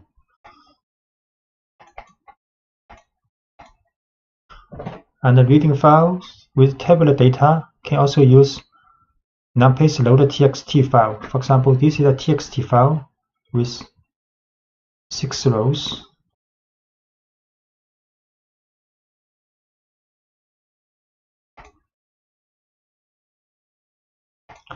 And when you read reading txt files, can have to set the d type to int, because this is a numerical value, integer value.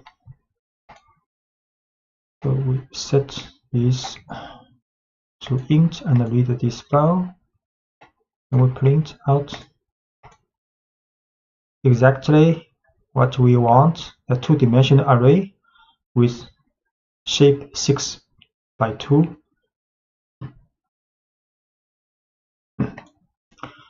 You can also set a skip rows here if you want to skip the first row in this txt file. So this txt file has index name, but we do not want to read this in the numpy array. So we skip this first row.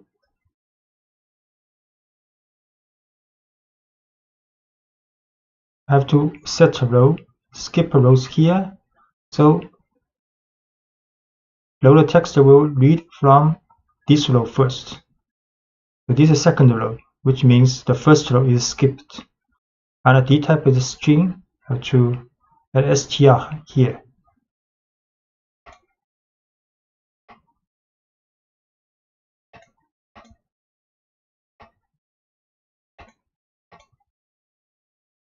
Exactly what we want, the 6 by 2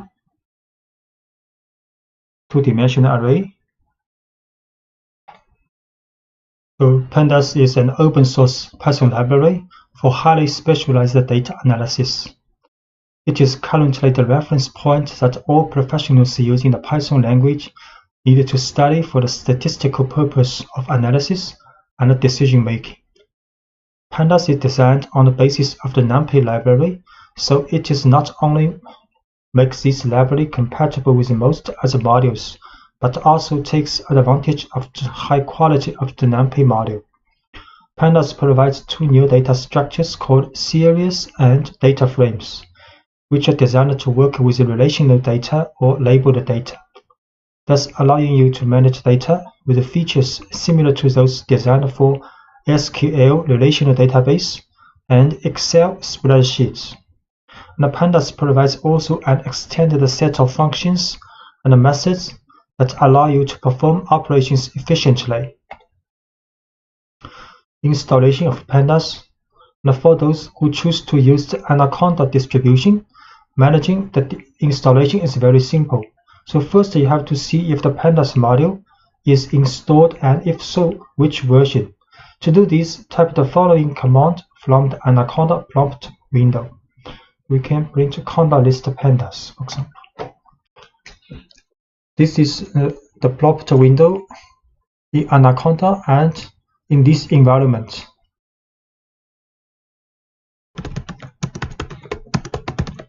We can show conda list pandas.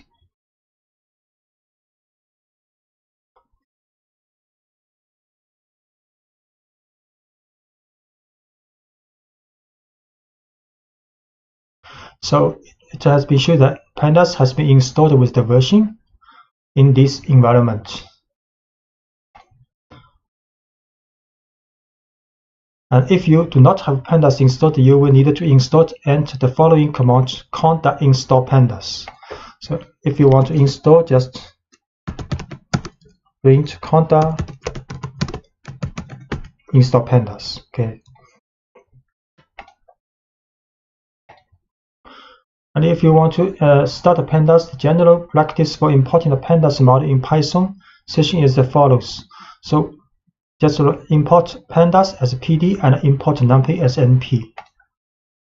So we import pandas as PD and import numpy as NP. This is the standard import. And declaring a series. So to create the series, you simply call the series construct and pass as an argument an array containing the values to be included in it. So we can create a series, use pd.series, then array inside the parentheses. Or we can create an array and manually add the index. So we create an array with this, or create a series with this array. We show this series. The series is the relational data with index, default index from 0 to 3, and the value is the array we input in the creation of a series. So we can also add manually the index string when we creating this series.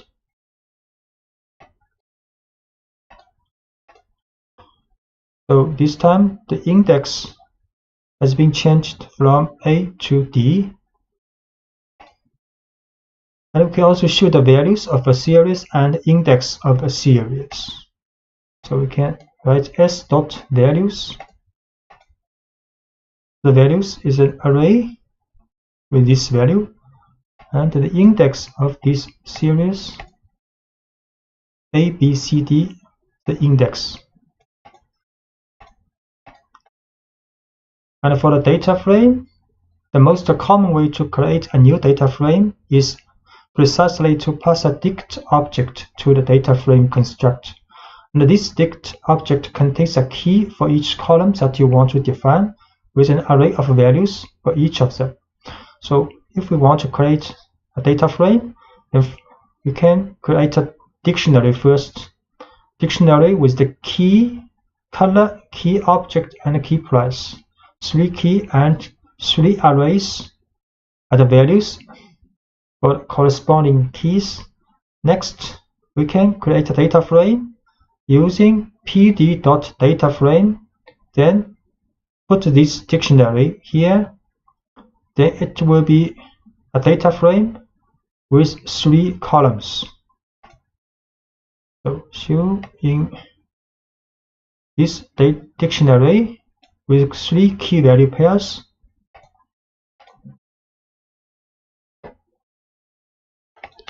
if we show this dictionary, 3 key value pairs, then create a data frame with this dictionary information.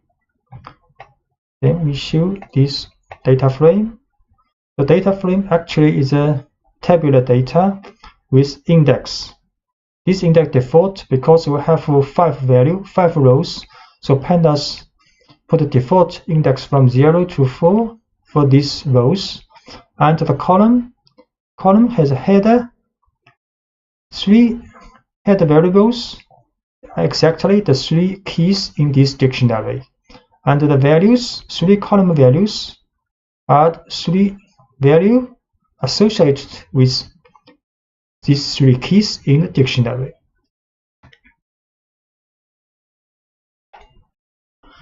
The series is the object of the pandas library designed to represent one-dimensional data structures, similar to an array but with some additional features. It is composed of 2 arrays associated with each other. The main array, whose data is actually a numpy array, to which each element is associated with a label contained within the other array called the index. So this is a series. The main array is the value part, and each value associated with an index in an index array.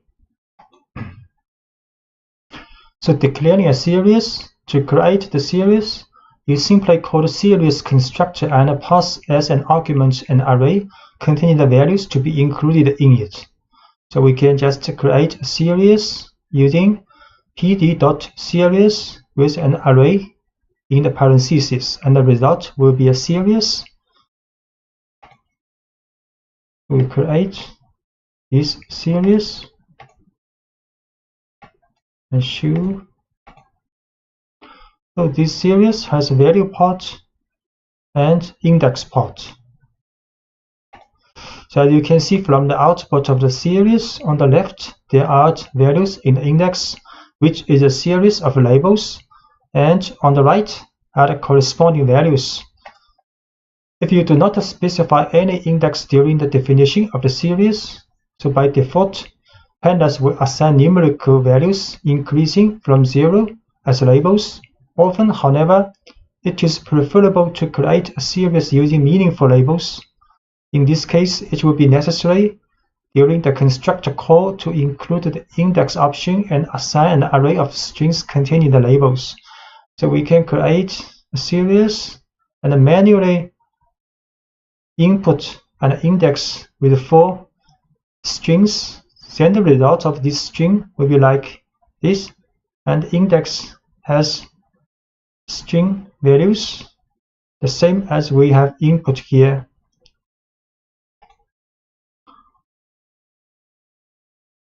So we create series with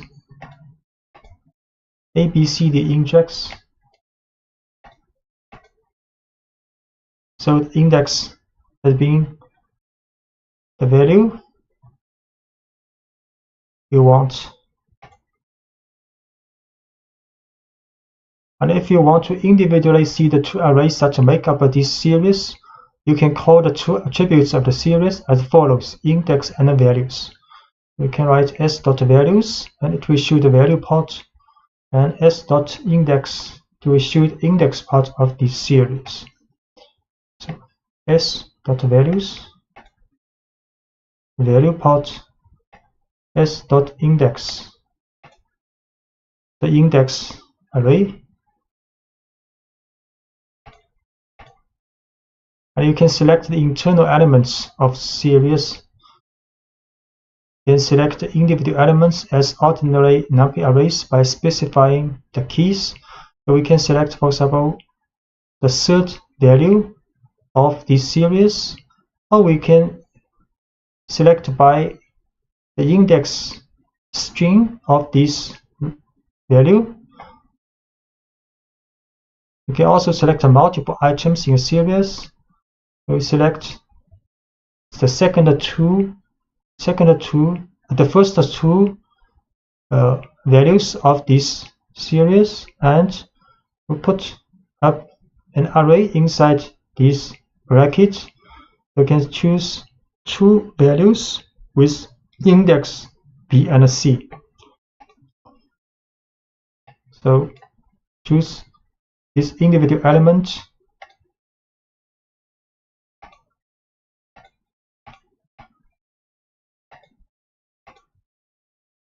The value is 7, and choose the index B. The value is 4 minus 4, and choose the first two values of this index, and choose two values with index B and C.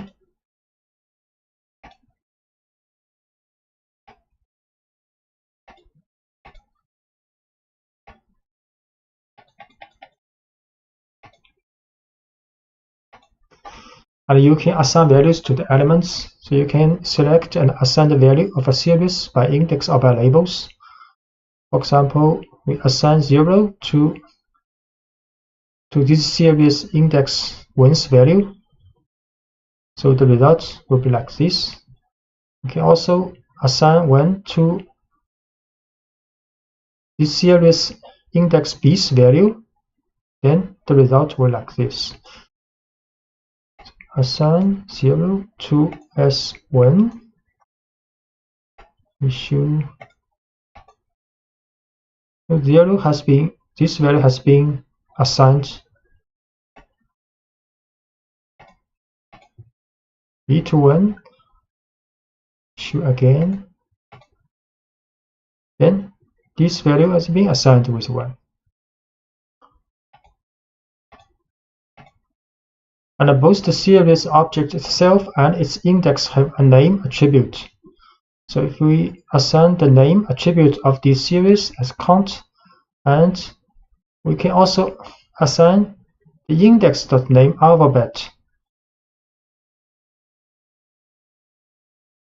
So the result will be like this. So the name is a count is for the value part this array, and alphabet is the name for this index. Assign name,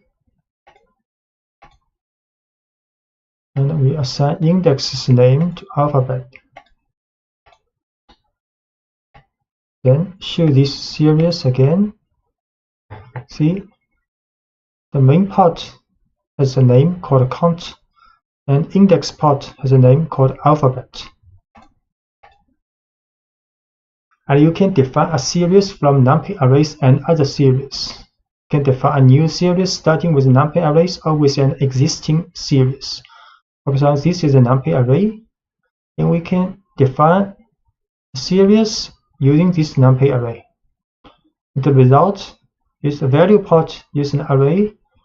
The value is same as this numpy array, and index is added by default by pandas. We can assign first create this numpy array, then create this series using the value of this numpy array. In the series like this, value part, index part. And we can also define a series from other series. For example, S is a series. You can create another series called S4, and using this series.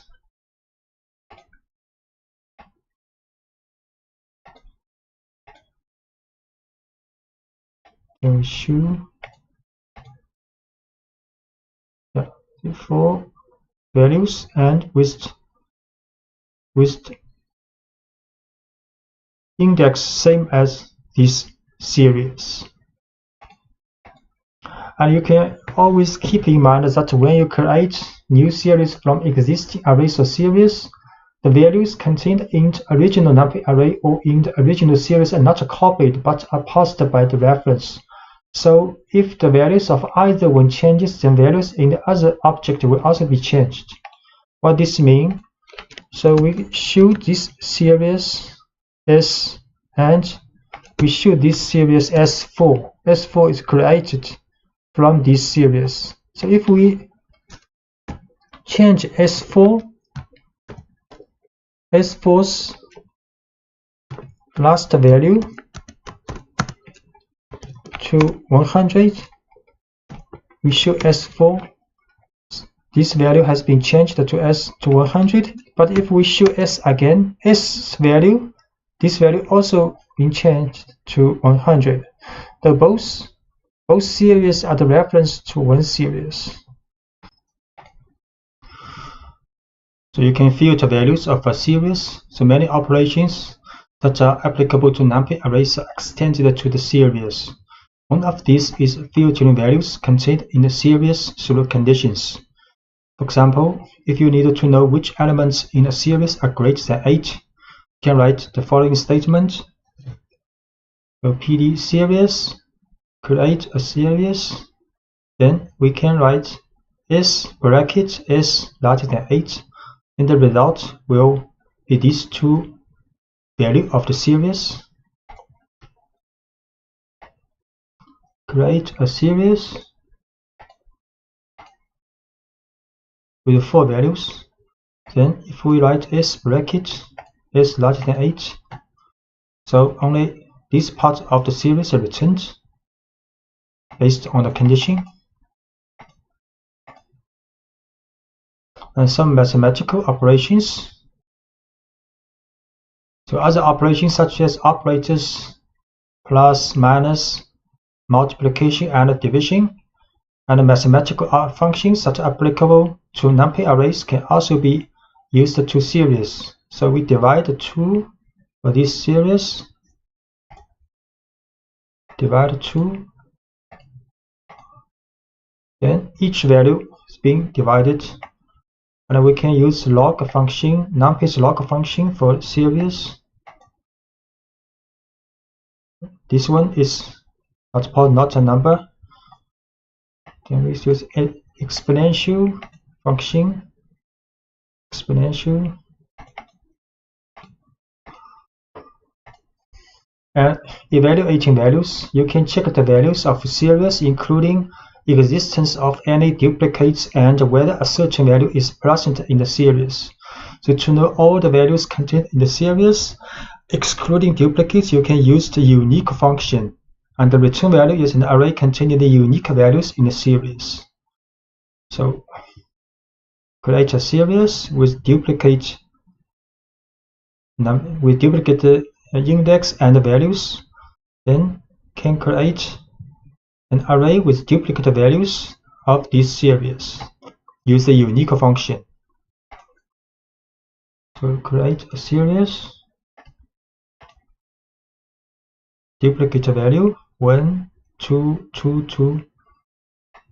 So we use unique function, then the value, unique value of this series. And we can also use the value counts to return the unique values and calculate the occurrence of them within a series. So value counts will return each unique value and occurrence of this value. So value counts, unique value and occurrence.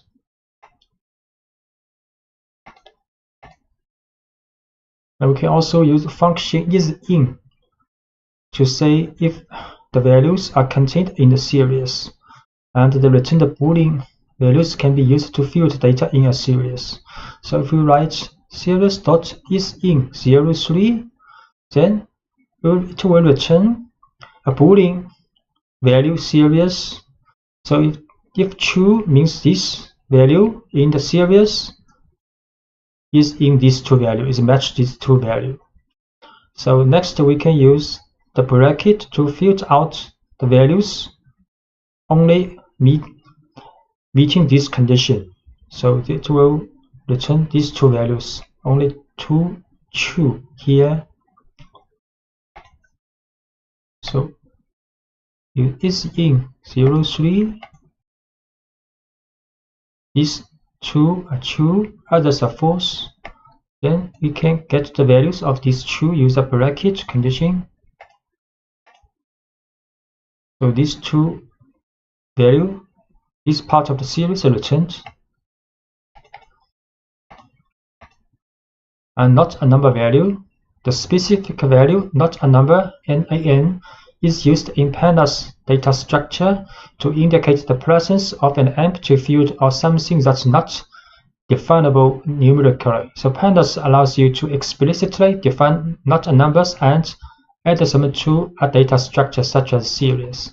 So we can define a series, and for this value use numpy's NaN. So this is a series with numpy value for this position. Then the isNull and notNull function are very useful to identify the index without a value, and the returned Boolean values can be used to field values of a series. So if we write isNull after this series, then it will return a Boolean value for this series. If it is true, then this value is not a number. Next, we can field out the not a number value from this series, use a bracket and s2.isNull inside. Create a series with a not a number value. Then can use isNull. This value is true, isNull value. Then we can field out this value, get this value. This is not a number. And similarly, we can use notNull. So notNull, these three are true, and this is false because this is null. And we can also use notNull in the bracket to get the values not a value. So S2 not null.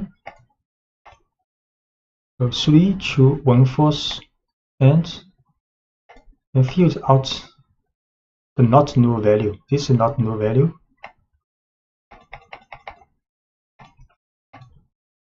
And a series as dictionaries. So an alternative way to think of a series is to think of it as an object dictionary. In fact, you can create a series from a previously defined dictionary. So this is a dictionary with key value pairs, and we can create a series from this dictionary. Then the key will be converted to the index in the series, and the value will be the value in the index in the series. So create this dictionary, then create this series. So the keys of the dictionary transformed as the index of the series. And you can also define the array index separately. In this case, controlling correspondence between the keys of the dictionary and the labels arrays of index will run. If there is a mismatch, pandas will add the not a number value. So we can also using this array as the index in the creation of a series. So because some values in this array does not match the key value in this dictionary, so the index for some of the values in this array but cannot be found in the dictionary will have not a number value. So we define an array called colors and use these colors as the index of the series, but the value part use my dictionary. So the resulting series will have this index matching this colors array, but this value is not a number because green cannot be found in the dictionary. And operations between series. So the labels of series will come into play when we perform operations between two series. So in the following example, we add two series having only some elements in common with the label. Then we get a new series in which only the items with the same label are added.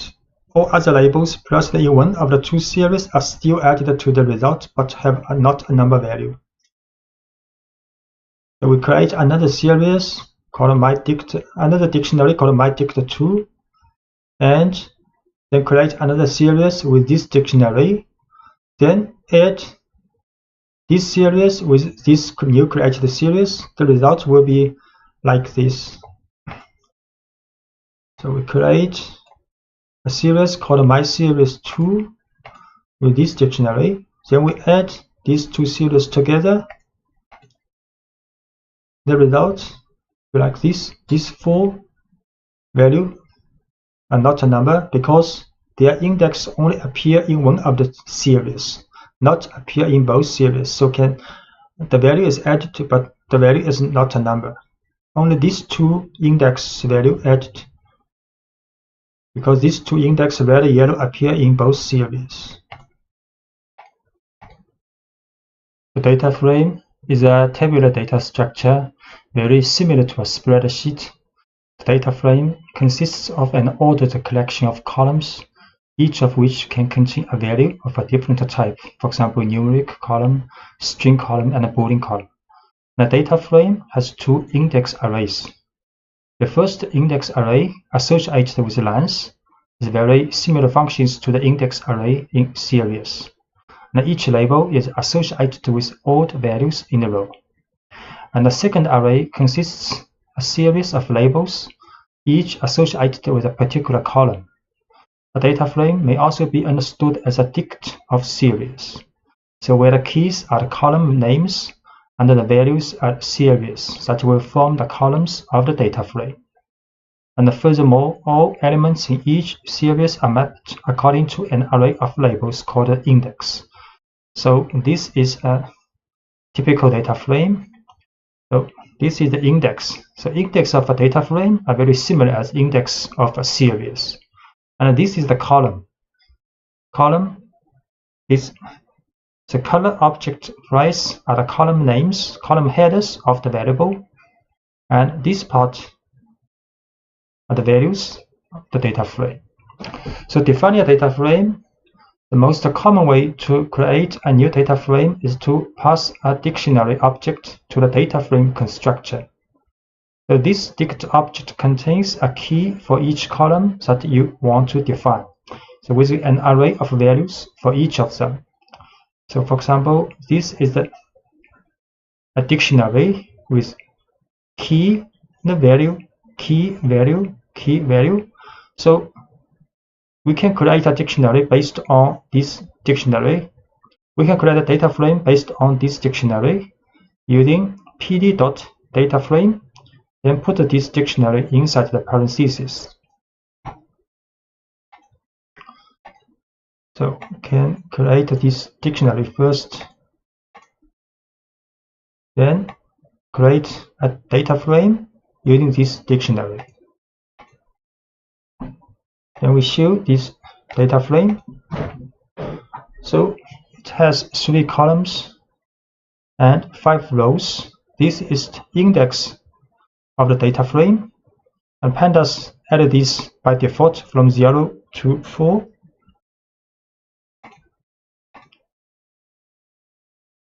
So if the dict object from which you want to create a data frame contains more data that you are interested in, you can make a selection. So in the construct of the data frame, you can specify a sequence of columns using the columns option. And the columns will be created in the order of the sequence regardless of how they are contained in the dict object. So we can, for example, create a data frame but with only 2 columns from this dictionary. So create this data frame. We show so only 2 columns in this data frame called frame 2. So if the labels are not explicitly specified in the index array, pandas will automatically assign a numeric sequence starting from 0. Instead, if you want to assign labels to the index of a data frame, you have to use index option and assign it an array containing the labels. So we can manually add this index when we create this data frame.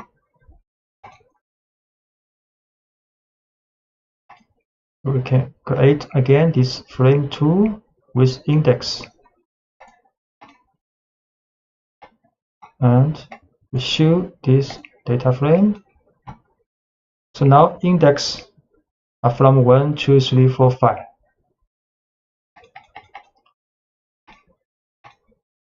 And an alternative way to define a data frame. So instead of using a dict object, you can define 3 arguments in a construct in the following order: a data matrix, an array containing the labels assigned to the index option, and an array containing the names of the columns assigned to the columns option.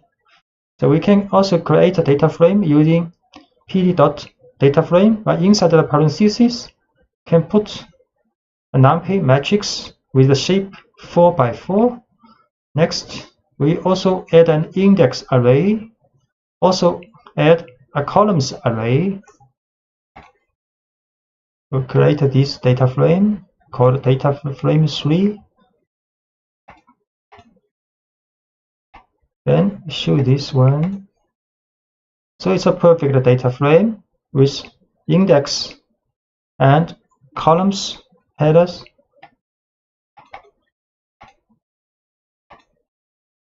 Selecting elements of data frames. If you want to know the name of all the columns of a data frame, you can specify the columns attribute on the instance of the data frame object.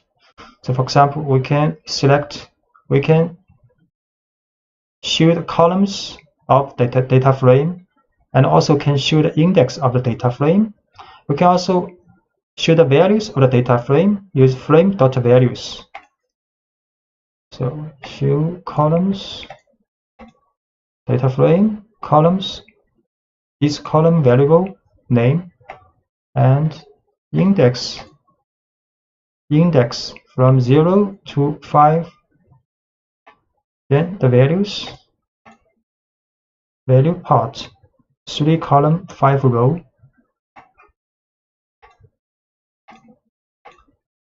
Selecting elements, or if you are interested in selecting only the contents of a column, you can write the name of the column. So we can write frame, bracket, and quotes price. That will return the value of a price column. Another way to do this is to use the column name as an attribute of the instance of the data frame. We can also write frame.price, frame, bracket, price. So it will return column value of price. Actually, the returned object is a series. And we can also use this format. Same, result is the same. And we can also use function loc and iloc to select the elements of a data frame. So for rows within a data frame, it is possible to use the loc attribute with the index value of the row that you want to extract. For example, frame.loc2. So it will return this row of the data frame. And if you want to select multiple rows, can specify an array inside the brackets. So inside the brackets, we put 2 number. So these 2 rows will be selected. And we also can select both from row and a column. So we can select this row. Show this one. This row has 3 column variables, and the result will be a series. If we choose 2 rows, it's a data frame, 2 rows and 3 columns, a data frame. You can choose both for rows and a column. So only 2 columns and 2 rows selected.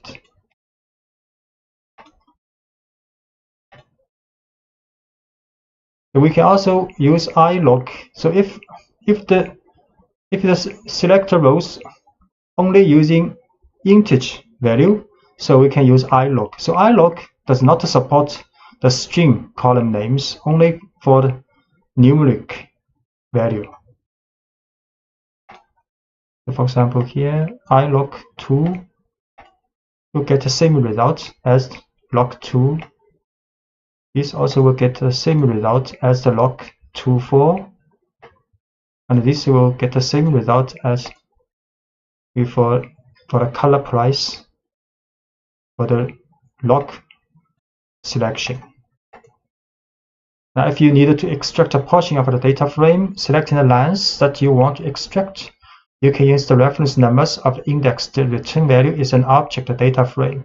So we can also write column from 0 to 1. Then in this case only one line returned, and in this case will return 2 lines.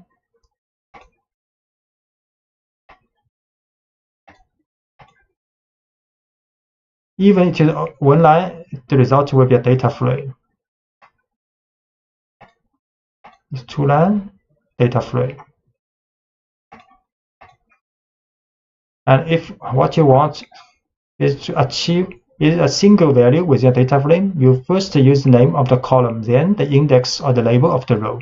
So you have to select the column first, then the row.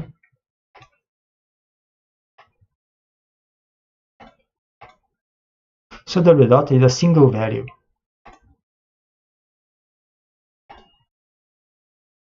We can assign label names to index and columns.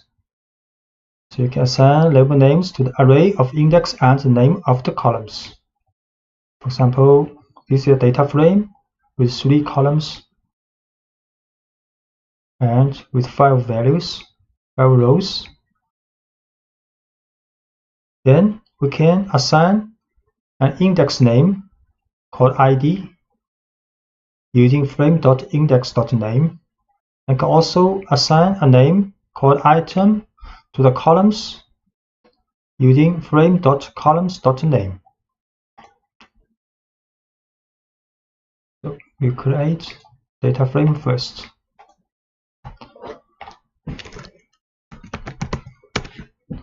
Three columns, 5 rows. Then we assign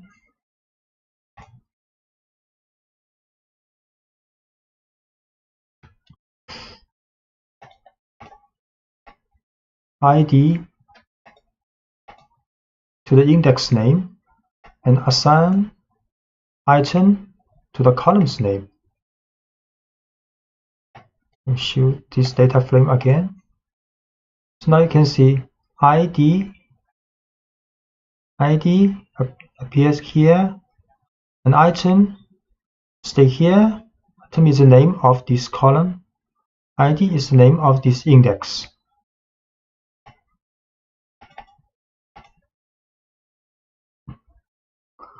Add a new column. And you can do this by simply assigning a value to the instance of the data frame and specify a new column name. For example, if we write frame brackets new equals 12, then for this column, this is a new column created, then all rows for this column has value 12. And if we assign this array to this column, also possible. So frame new equals 12. So we show this data frame again. You see this new column, all the rows have same value 12.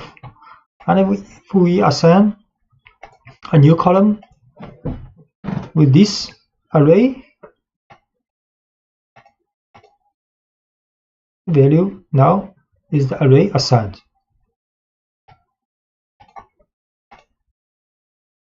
And the columns of the data frame can also be created by assigning a series to one of them. So for example, this is a series with number from 0 to 4.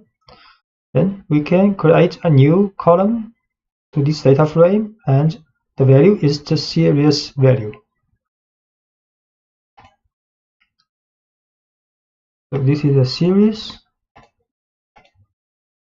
value 0 to 4, and we can assign this series to the column new of the data frame. Show again. So now data frames, this column's value is 0 to 4.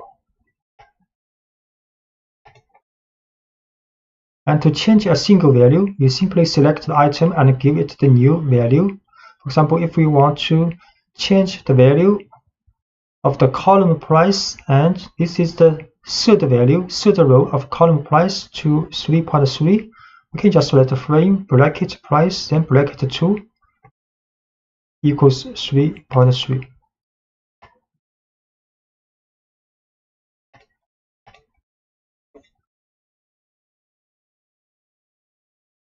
This is a warning message. Show 3.3 this value.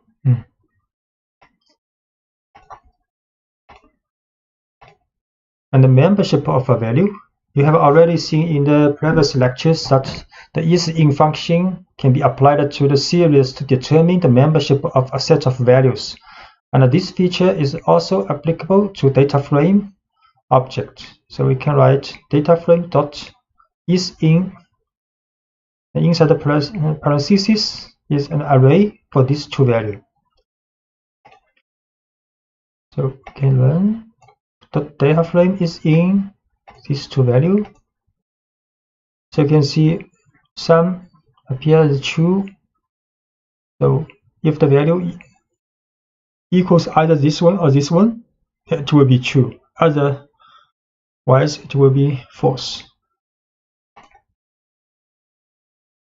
And you get a data frame containing Boolean values, where true indicates values that meet the membership. If you pass the value returned as a condition, then you will get a new data frame containing only the values that satisfy the condition. So we can use this condition inside the bracket. So the data frame will only return the values of these three values. The other will be not a number.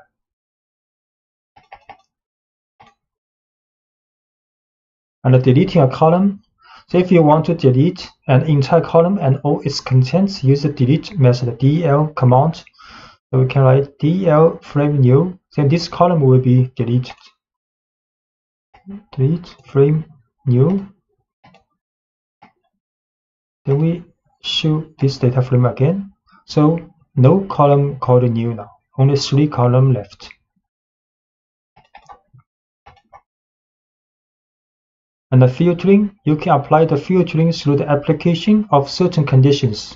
For example, say you want to get all values smaller than 1.2. The elements not matching the condition will be replaced with not a number. For example, this is a data frame. Then we can add a condition with bracket after this data frame. And the condition is if data frame less than 1.2. We can create a data frame first. So this data frame has 3 price columns, 5 rows. We can run. So only these values less than 1.2, other values will be not a number. The data frame from nested dictionary. So a very common data structure used in Python is a nested dictionary, as shown here, called nest dict. And this is the external key, a key, red, white, blue. Then the value for the key is also a dictionary with key value pairs inside. So we can create a data frame using the information of this nest dictionary. So this data structure, when it is passed directly as an argument to the data frame constructor, will be interpreted by pandas to treat external keys as column names and internal keys as labels for index. So red, white, blue are external key of this data object or library dictionary. Then this value will be converted as column names in the resulting data frame. And the internal keys like 2012, 2013 will be the index of the data frame. So we create this nested dictionary first, then create this data frame using this nested dictionary.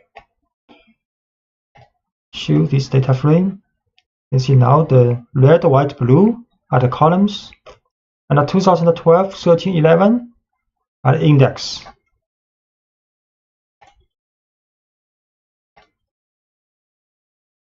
And it's also possible that not all fields will find a successful match. Pandas compensates for this inconsistency by adding NaN. You can see this not a value.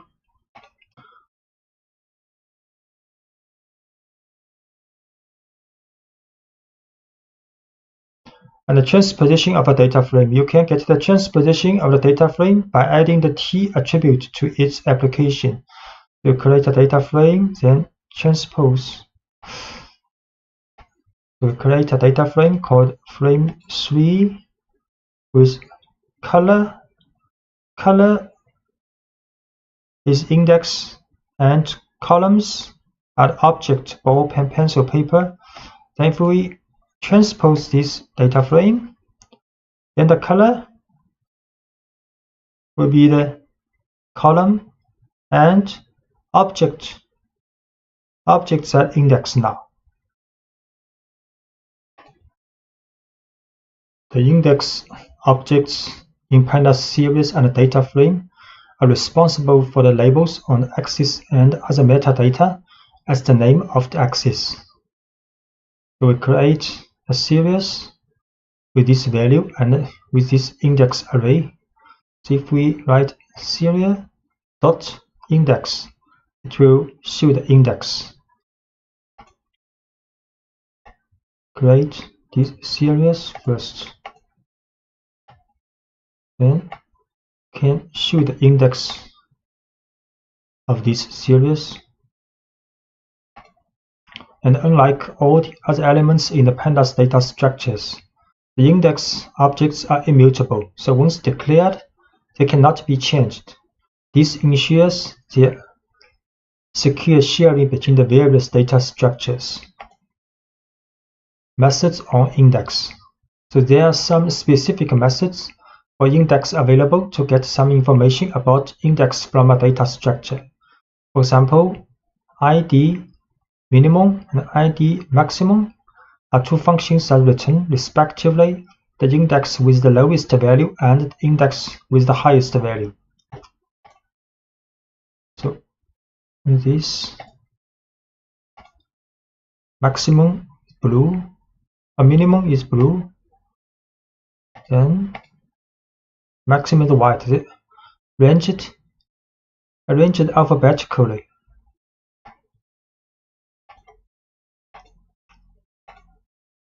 And index with duplicate labels. So far, you have met all cases in which indexes within a single data structure have a unique label. Although many functions require this condition to run, this condition is not mandatory on the data structures of Pandas. For example, see a series with some duplicate label. We create a series with 6 values. An index array, you can see white, white, green, green, duplicate.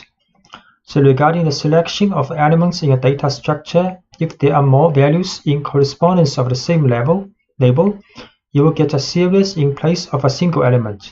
So if we want to show the value of this series with the white index, then it will return 2 values in a series. And the same logic applies to the data frame with duplicate index that will return the data frame. To create a series with duplicate labels in index, then we show the index with the values of index with white, to return true rows, and the result is a series.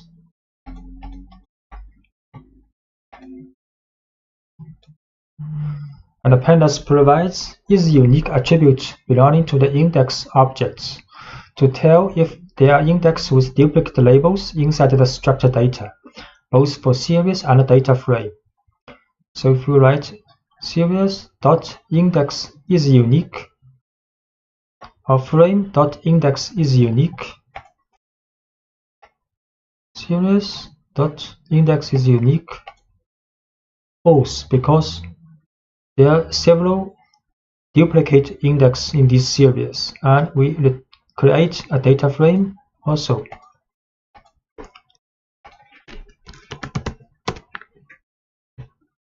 Data frame has 3 columns, 5 rows, index from 0 to 4, and we show this data frame's index is unique. Yes, true, because index no duplicate values.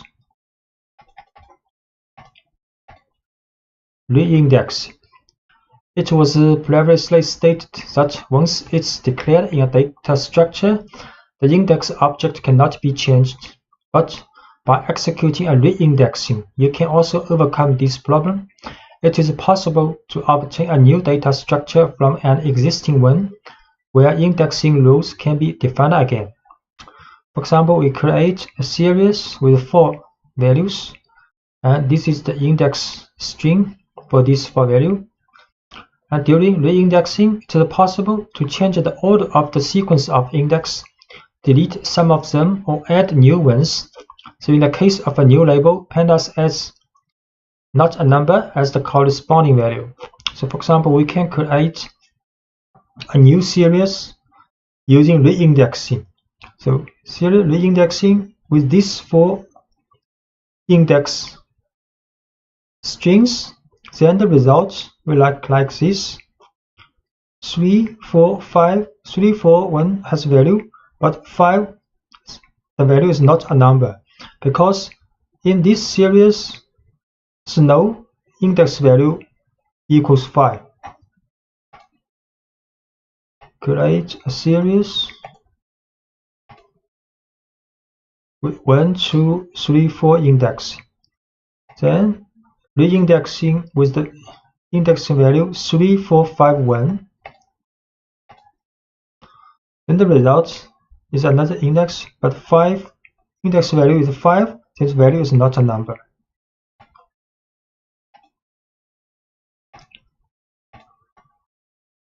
And you can also use reindexing with interpolation. So we create a series with 4 values, and this is the index. Then can write reindexing range 6. Range 6 is from 0 to 5. The method ffill forward filling. Then the result will look like this. From 0 to 5 indexing. Then the value comes from series 3, but if not available value, for example, index 2, 4 not appear in this series, then these 2 values will be filled forward filling from other values. And similarly, if we set method bfill backward fill, then if the index cannot be found in this series, the value will be filled backward. We'll create a series first with 4 values with these 4 index. Then we reindex this series and with expected index from 0 to 5 in the new series, and using forward fill method. Then this is the resulting series. And if we use backward filling, then if the value cannot be found in this series, will be backward filling from other values.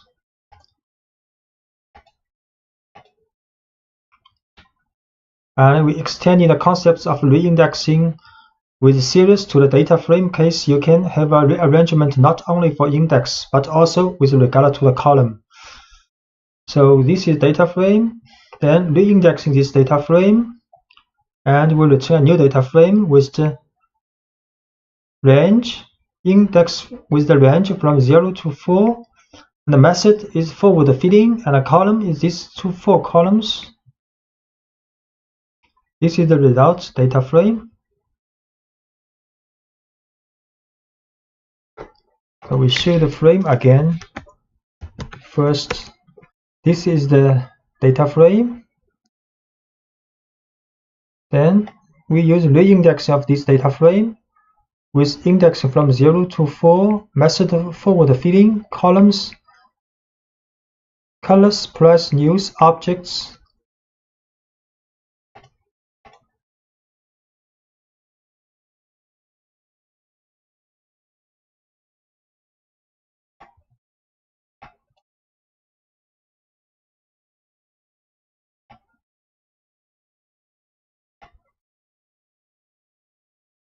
Then this is the resulting data frame.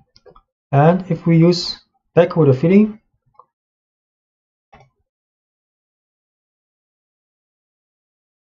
so this column new will be filled with the neighboring column's value, backward filling, and in this case it will be forward filling by the neighboring column's value. You can see this column the same as this one, and if we use backward filling, this column are the same as this one. Because the original data frame has a new column called new.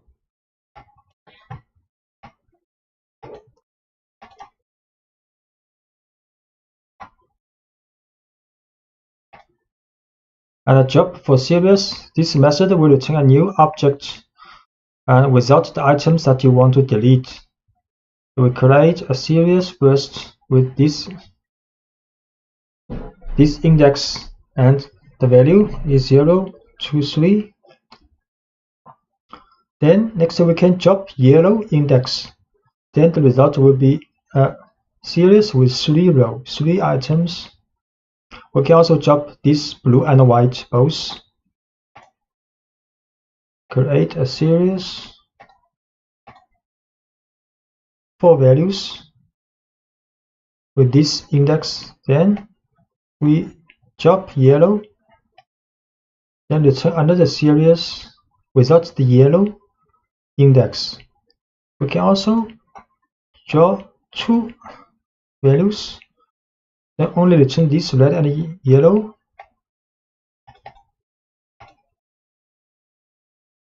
And job used for data frames. So regarding the data frame, instead the values can be deleted by referring to the labels of both axes. So this is a data frame with index column, 4 columns for index. And if we want to delete rows, we just pass the index of the rows. The frame.job pass these 2, then these 2 rows will be jobbed. And if we want to delete columns, you have to specify axis equals 1 here. So we create a data frame, 4 columns, 4 rows with this different color index. Then we job blue and yellow, and the result will be a smaller data frame with 4 columns and 2 rows. And if we job pen and pencil at axis equals 1, then the result will be a data frame with only 2 columns, and the pen or pencil columns are jobbed.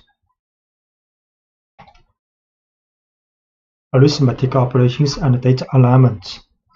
The pandas can align indexes coming from 2 different data structures when you are performing an arithmetic operation. For example, 2 series are defined, but the labels of them are not perfectly matching each other. If summing these 2 series, so when the labels are present in both operators, their values will be added, while in the opposite case, they will also be shown in the result in the new series, but with the value not a number. So we create two series, but with not exactly the same labels in the index. So if we add these series together, some labels which do not appear in both series will have a value not a number. So create these two series. So S1, 2, 3, 4 values, 4 labels. S2, 5 values, 5 labels. Then we sum this series. Result will look like this: 1, 2, 3, 4, 5, 7, 5, 6, 6 labels, 6 values, but 3 of these values are not a number, NaN value. In the case of the data frame, although it may appear more complex, but the alignment follows the same principle as in series, but is carried out both for the rows and for the columns. So we create two data frames, then sum these two together. The result will like this: many, not a number value. We create two data frames. Let's show data frame 1 and data frame 2. 4 columns, 4 rows in the data frame 1. 3 columns, 3 rows in the data frame 2. Columns not the same. Pen has pen, ball, but pencil, paper, mug only appear in one data frame. Then we sum these two. That will be a 5 column, 5 rows data frame with many.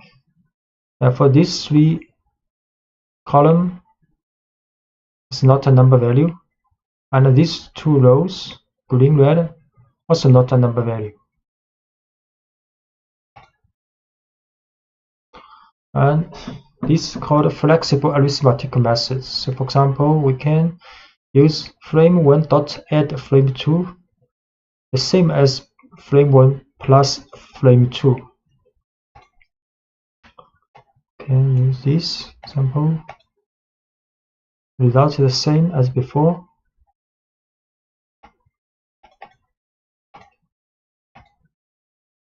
And operations between data frame and a series. For example, we define these two structures, and the index of series match the names of the columns of the data frame. So this is a data frame with columns ball, pen, pencil, paper, and this is a series index also ball, pen, pencil, paper. So if we use minus the series from this data frame, the result will be like this. To create data frame first, 4 columns, 4 rows, then create this series, index same as the data frame's column, then minus, result like this. As you can see, the elements of the series are subtracted from the values of the data frame corresponding to the same index on the column. The value is subtracted for all values of the column regardless of their index. So the whole column has been minused with this series value for the ball, and pen column, all the rows value has been minused with series value of pen.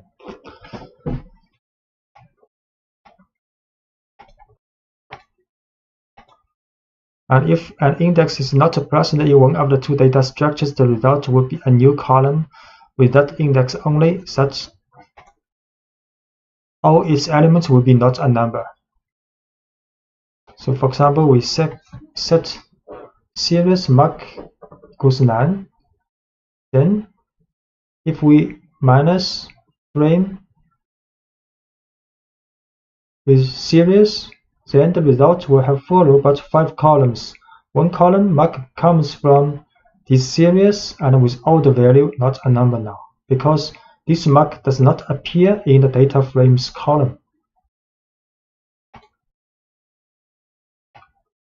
We create the new value in the series. So now series has a label mark and the value is 9. Then frame minus series, the results, the extra column for mark but not value are all not a number.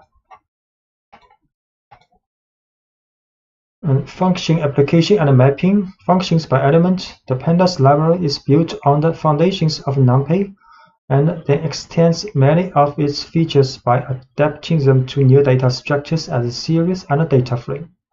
So among these are the universal functions called ufunc, and this class of functions operates by element in the data structure. For example, you could calculate the square root of each value in the data frame using the numpys np.squared. You can write np.square root, then apply to this data frame. So data frame created.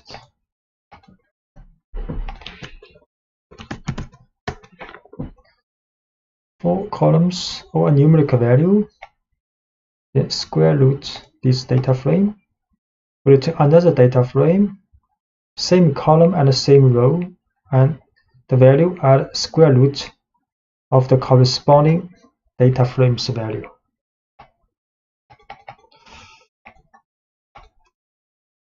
And functions by row or column, using the apply function to apply, for example, and the user define a function on columns or rows of the data frame. So we can define a function called fx and to return the maximum value minus the minimum value. So if we apply this function to the data frame, then the result will be a series and the labels, index labels are columns names of the data frame. So this function will be applied on each columns of the data frame. Define function. We can also define function like this way. This is another way, lambda, but we use this way also. Then data frame, apply this function, return a series. The labels are columns of the data frame and the value are a difference between maximum value and minimum value for each column of the data frame. And if we want to apply by rows, we can set axis equals 1 in the apply function. So this data frame also apply this function, but by row, set axis equals 1. The result will be the series, the labels are the rows of the data frame, and the values are the difference between the maximum value and the minimum value for this row in the data frame.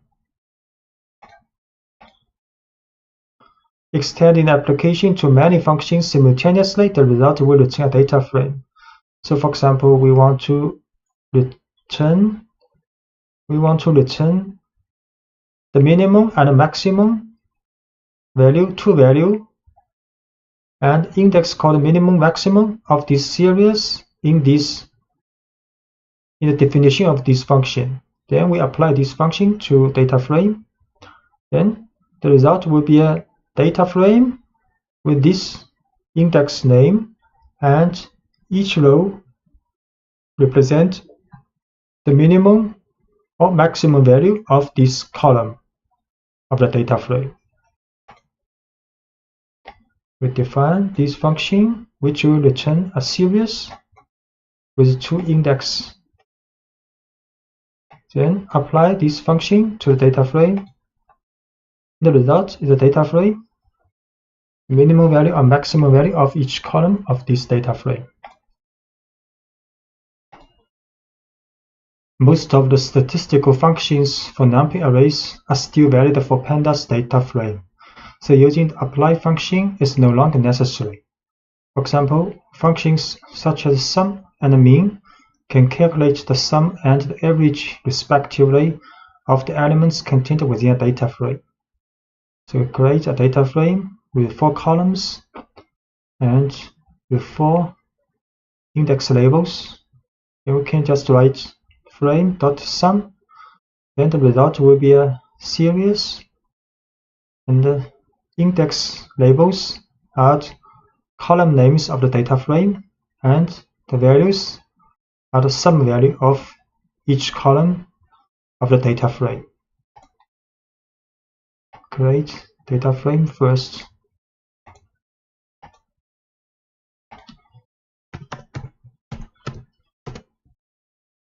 For columns, for rows, then frame.sum,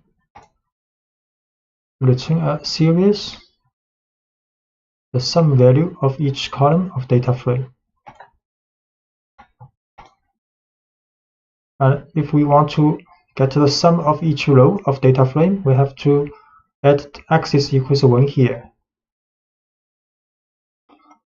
And we can also calculate the mean value of each column of the data frame. Sum of the row. So the result is a series with the index labels are color, and index of the data frame value are sum value for each row, and can get the mean value of the data frames each column. Also is a series. We can calculate accumulation of each column and a row, for example. So this is the accumulation value for each column. Use frame.cum, and if you want to calculate the accumulation value for each row, then have to add axis equals 1 here. So the accumulation value for each column of the data frame. So each row by row calculated, accumulated. Then the accumulation of each column, each row, we have to add axis equals 1 here. Then for each row, accumulate the value. Accumulate the value.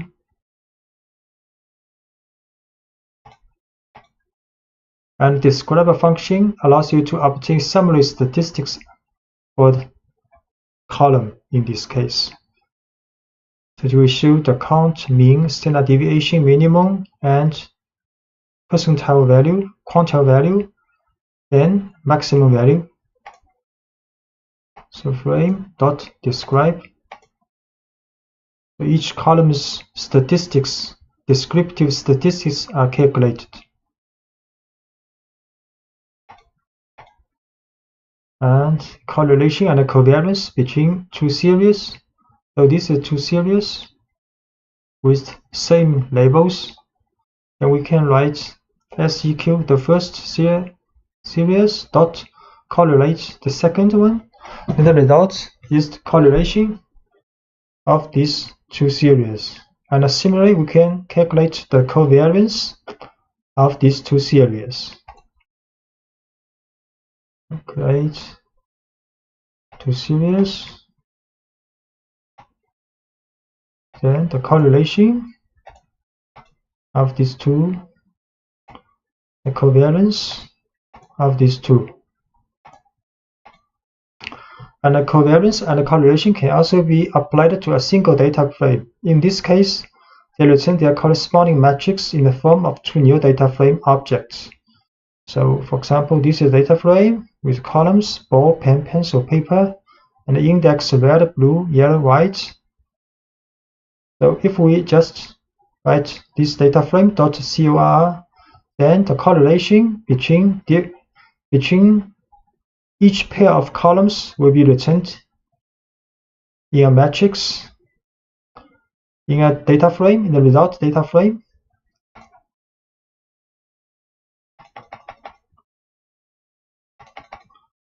So we create this data frame called frame2 to this data frame.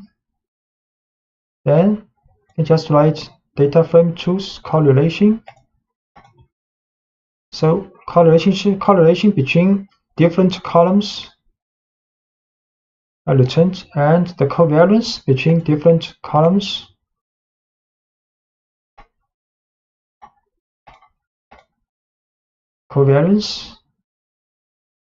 And using the COR-with method, you can calculate the pairwise correlations between the columns or rows of a data frame with a series or another data frame. So we create a series with index with 5 labels, and if we write data frame.cor with series, then the result will be like this. So for the ball column, the correlation between this column with this series, and for the pen, the column of the pen of the data frame will be calculated with a correlation with this series, and so on. We create this series, then use frame.to.correlate with this series. Then each column of this data frame will be calculated with a correlation with this series.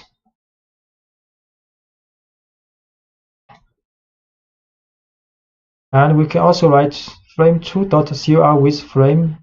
So these two different data frames calculated with correlation for the same column. So the column ball in this data frame is calculated with a correlation with the column ball in this data frame. Frame2 CR with frame.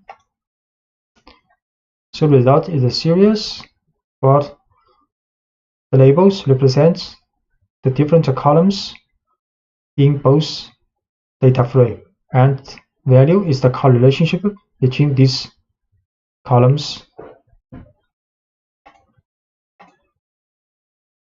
Pandas provides the sort index function, which returns a new object that is identical to the original, but in which the elements are ordered. So let's start by seeing how you can sort items in a series. We create a series with 5 values and its label. Then write SCR.sortIndex. Then output will be a series, and the order of the elements has been sorted according to the order of the index alphabetically. Create a series, then sort index. So the elements are sorted according to the index alphabetically. As you can see, the items were sorted in ascending alphabetical order based on their labels. This is the default behavior, but you can set the opposite order by setting the ascending option to false. So we set ascending to false. Then the items sorted, but with a descending order alphabetically of the index. And with the data frame, the sorting can be performed independently on each of its 2 axes. So if you want to order by row following the index, you just continue to use the sort index function without arguments, as you have seen before. Or if you prefer to order by columns, you need to set the axis options to 1. So we create a data frame. If we write frame.sortIndex, Then the data frames observations will be sorted by the index alphabetically in the ascending order. So we create a data frame, 4 rows, then sort index. You can see the observations rows have been sorted alphabetically in the ascending order based on its index.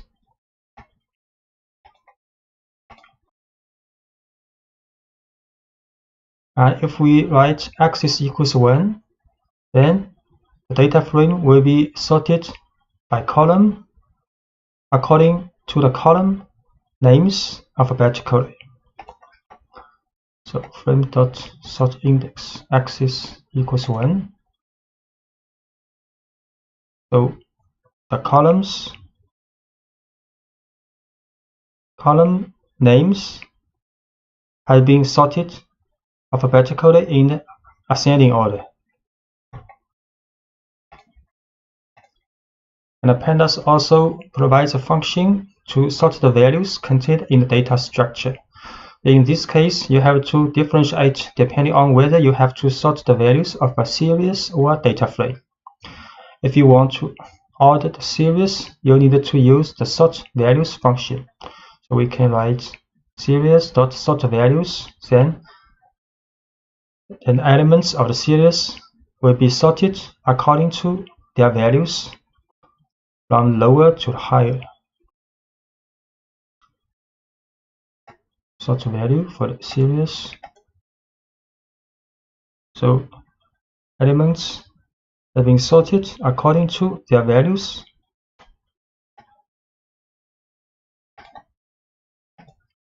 And if you needed to order the values in a data frame, you will use the sort values function seen previously, but with the by option.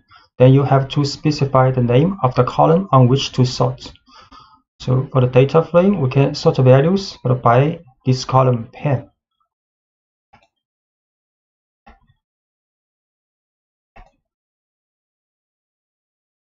So the data frames observations rows are being sorted according to the value of pen column from lowest to the highest.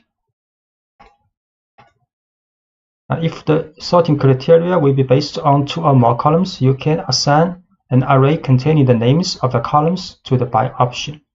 So for the data frame, we can also sort values by more than 1 columns. So here by pen and a pencil. Data frame dot sort values by pen and a pencil. Pen and the pencil both have been sorted from lowest to the highest value. And the ranking is an operation closely related to sorting. It mainly consists of assigning a rank, that is, a value that starts at 1 and then increases gradually to each element of the series. The rank will be assigned starting from the lowest value to the highest. So if we run the rank function to the series, then the result will be a series, and the value of the series to each label is the rank with the lowest with rank 1 and the highest value with rank 5 here. And by default, even the ranking follows an ascending sort. To reverse this criteria, can set the ascending option to false. So we can rank set ascending to false, then the lowest value will have highest rank. So series.rank ascending false. So the lowest value will have the highest rank now. Missing data are quite often in analysis, and they are recognizable in the data structures by the not a number NaN value, and pandas can better manage NaN in different situations. Assigning a NaN value to series. If you need to specifically assign NaN value to an element in a data structure, you can use numpy's np.nan value of the numpy library. For example, this is a series. We can add np.nan for this position, this value. Now we can also write S, for example, series white equals none, or get the same result, or can get the same result if we write series bracket white equals np.nan. Just note these two n and n have capitalized. So the result of this series will be like nan for the white index.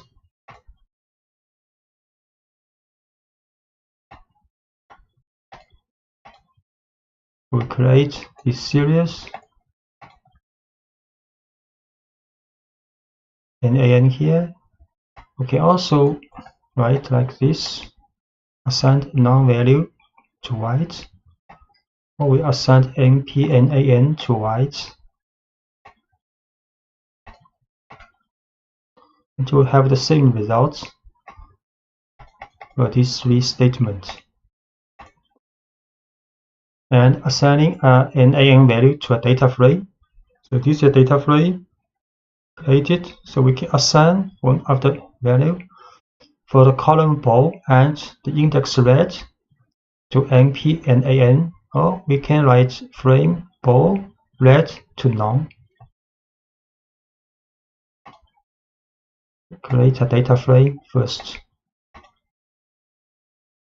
Then we can assign ball red. So now this element's value is nan. We can also do like this. Assign a non-value to this position. Get the same result.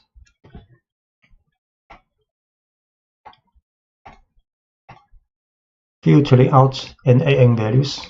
You can use the job na function to eliminate the nan values during data analysis.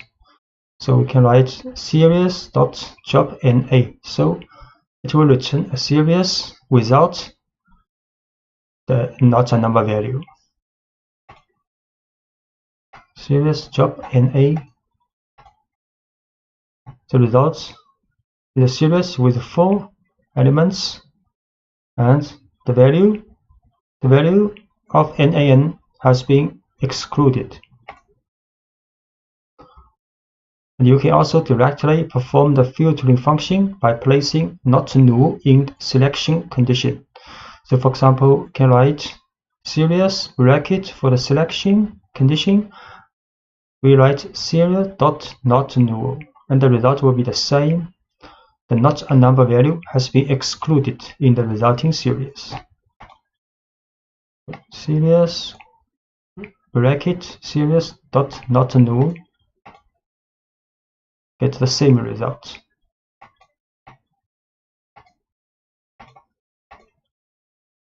And if we are dealing with a data frame, it gets a little more complex.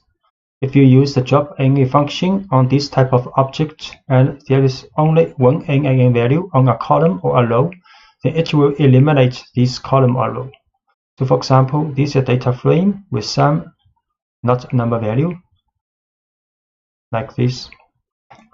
And if we write frame.jobNA for this data frame, and the result will be an empty data frame. So create this data frame, and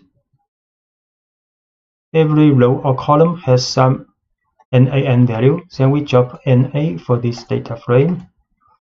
The result will be empty because if one column or one row has at least one NaN value, then this column or row will be jobbed. So therefore, to avoid having entire rows and columns disappear completely, you should specify the how option. So assigning a value of all to it. This tells the job no function to delete only the rows or columns in which all elements are not a number. So we have to write like this. So frame.drop_NA how is all. So the result is what we want. Only the row or columns with all the values are not a number will be dropped. So the result is a data frame with 2 rows left. Filling in NaN occurrence. Sometimes you may want to replace NaN values with other numbers. For most purposes, the fill NA function is a great choice. And this method takes one argument, the value with which to replace any NaN. So we can write data frame.fill NA 0, then the not a number value will be replaced with 0. Fill NA 0. So now not a number's value has been replaced with 0. Or you can replace NaN value with different values depending on the column, specifying one by one the index and the associated value. So you can write also frame.fillNA. Inside the parentheses is a dictionary with key value pairs. The keys are columns, names, and the value are the value we want to replace for the NaN value for this column.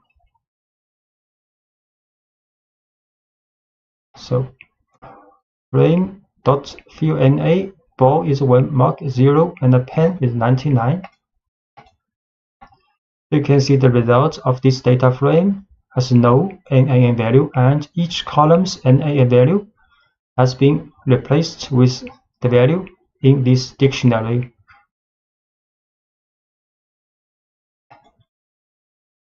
Hierarchical indexing pandas allows you to have multiple levels of index on a single axis. It gives you a way to work with data in multiple dimensions while continuing to work in a 2-dimensional structure. So let us start with a simple example. Creating a series containing 2 arrays of index, such as creating a structure with 2 levels. So we create a series, these values, 8 values. Then the index will have 2 dimensions. So this series will look like this. This is the first dimension of series of index. First index, second index. Create series. Here's the first index, second index. And if we show the index, it will look like this. Color first, upside down second. Each pair of 2 index. So show the index.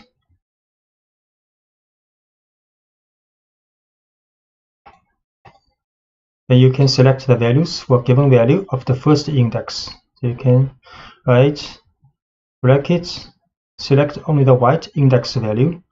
Then it will like the smaller series with the index for this position up, down, right, and the value.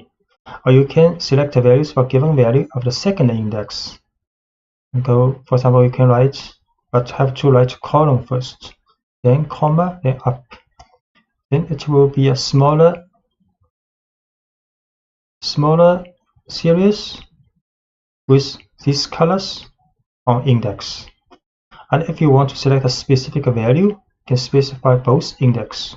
So you can write in the bracket, select white and up, then its value will be shown. Series white, this series column, comma up, like this. And we should the individual value. We have to put 2 index category here.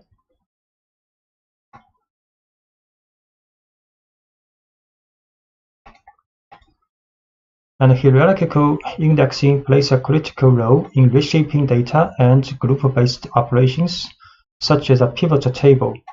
For example, the data could be rearranged and used in a data frame with a special function called unstack. Now, this function converts the series with a hierarchical index to a simple data frame, and where the second set of index is converted into a new set of columns.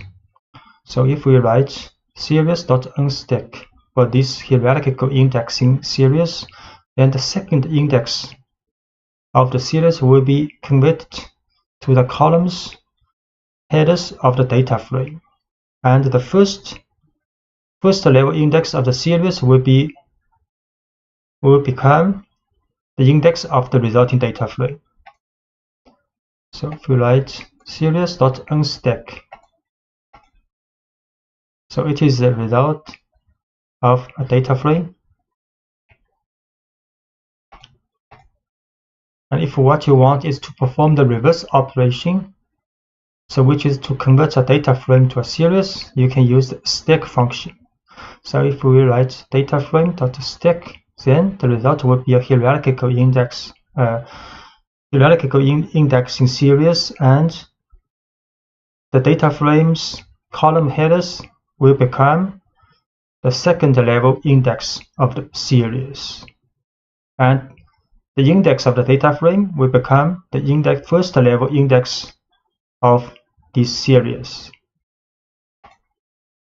So we can create a data frame first. So data frame has 4 columns, 4 rows. Then you can write data frame.stack. So the result is a series, and data frame's columns become the second level index of the series. And with data frame, it is possible to define a hierarchical index also, both for the rows and for the columns. At the time of the data frame is declared, you have to define an array of arrays for index and columns options. So for example, we can create a data frame, and there are 4 rows, 4 columns with total 16 values.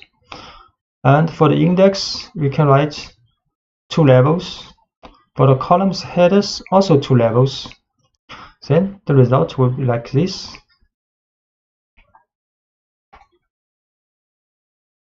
So define this data frame with 2 index and 2 column index.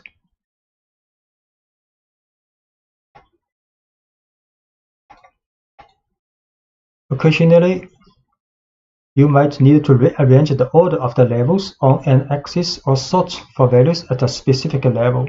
So the swap level function accepts as arguments the names assigned to the 2 levels that you want to interchange, and return a new object with the 2 levels interchanged between them, while leaving the data unmodified. So if we want to reordering assorting levels, so we can do, first we have to define 2 names for the index, 2 index of this data frame, and 2 names for the 2 columns of this data frame. So we define 2 names and show this data frame. So now 2 index, white, red, up, down, will have name called color and status, and 2 column headers also has name called object and ID. So next we can use swap levels, for example, to the data frame with between the colors and the status, these 2 index. So we can swap levels for the color status. In the original data frame look like color status here. So we swap level, we see how it is going. So now the data frame's index has been changed the position. Status is the first level index, and the colors is second level. And the data arrangement also changed accordingly. Instead, the sort index function orders the data considering only those of a certain level by specifying it as a parameter. So we can also use sort index level is colors, so the data frame will be sorted according to labels of colors.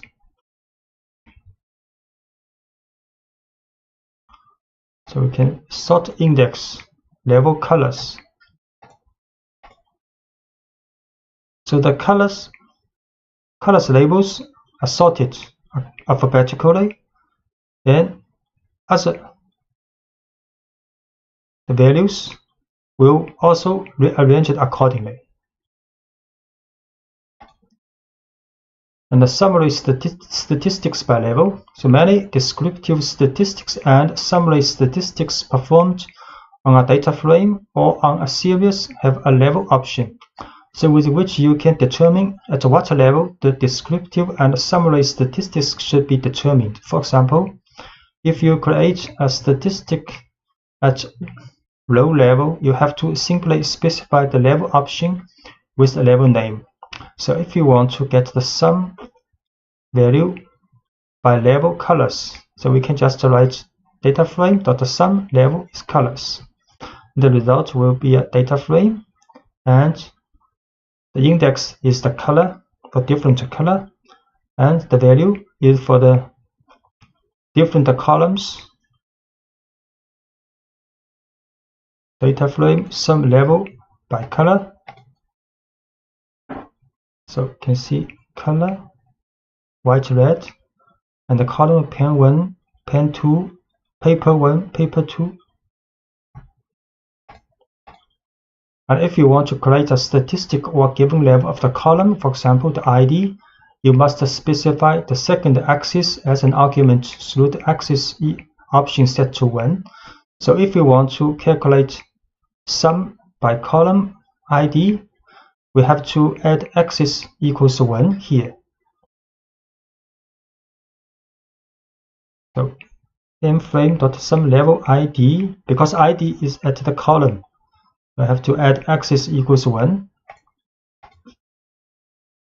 So the result is clear for the two index different level, different index, then the columns is by ID only.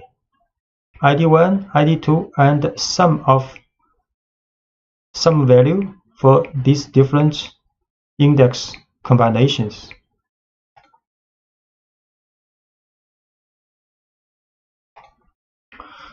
So the most common operation of a person approaching data analysis is to use the data contained in a CSV, comma separate the values, format or text separated by space or tabs, so generate with the txt extension file. Pandas provides a set of functions like read a CSV, read a table specific for these types of files. So let's start by creating a small CSV file in a working directory called section 1201 CSV with 5 rows, the data, and the first row is the column variable.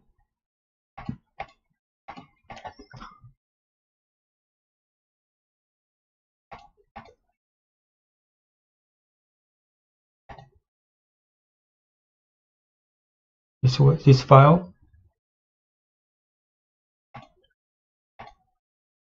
Since this file is a comma delimited, you can use the read CSV function to read its content and convert it to a data frame object.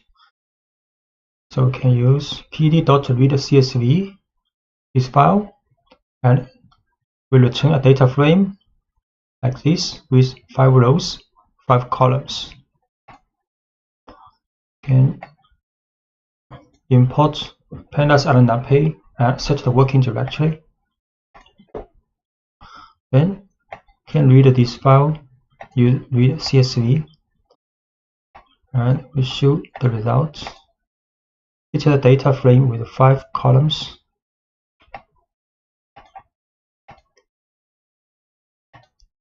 And since CSV files are considered text files also, you can also use the read table functions, but by specifying the delimit. So we can also read this file by using the function read table. But have to set the sep, the comma here. We can also read table.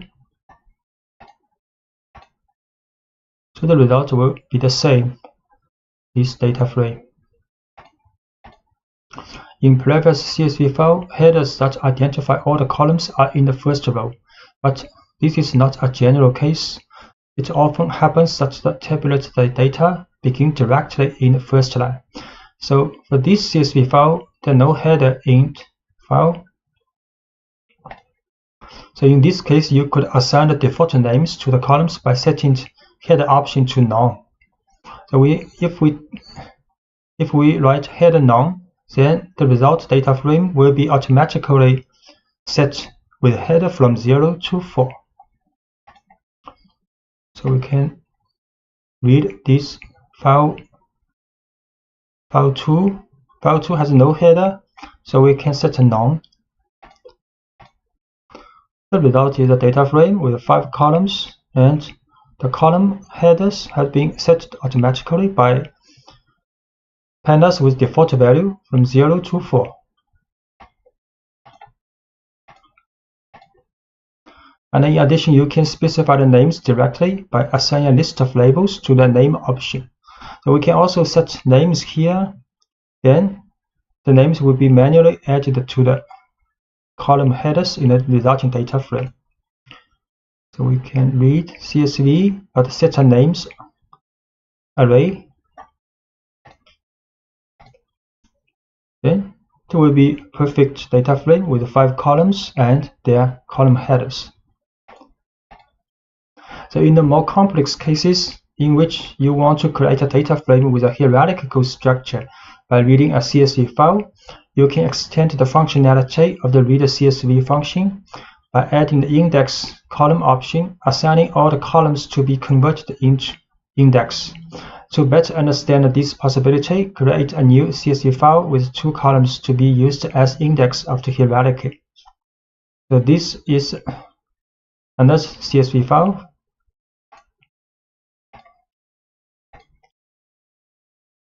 Have 5 columns called color status item 1, item 2, and item 3, with 7 rows representing the observation. So when we read this file, we can set the index column for these 2 columns. Then pandas will create a data frame, but these 2 columns in the file will be set as index in the resulting data frame. So this 3 column item 2, item 3 representing the data value. So can read the CSV, then index column color status. So this data frame has hierarchical index. First is the color, second index is the status, and these 3 columns representing the data we want. And we can also read TST file into parts. So when large files are processed, or when you are only interested in portions of these files, you often need to read the file into portions, so we call chunks. You can explicitly specify the number of lines on which to parse with your end rows and skip rows options. So where you can select a starting line n called skip rows. So we start this line called skip rows, and the lines to be read after it called n rows. So in this statement, read this file, but we start from the 3rd row. So index 2 is the 3rd row. We start from the 3rd row, then skip n rows to read 3 rows from this row.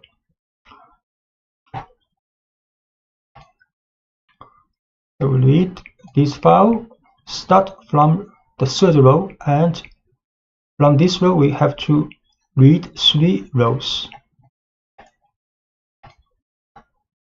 So the result will be a 3-row data frame without the head is set by default,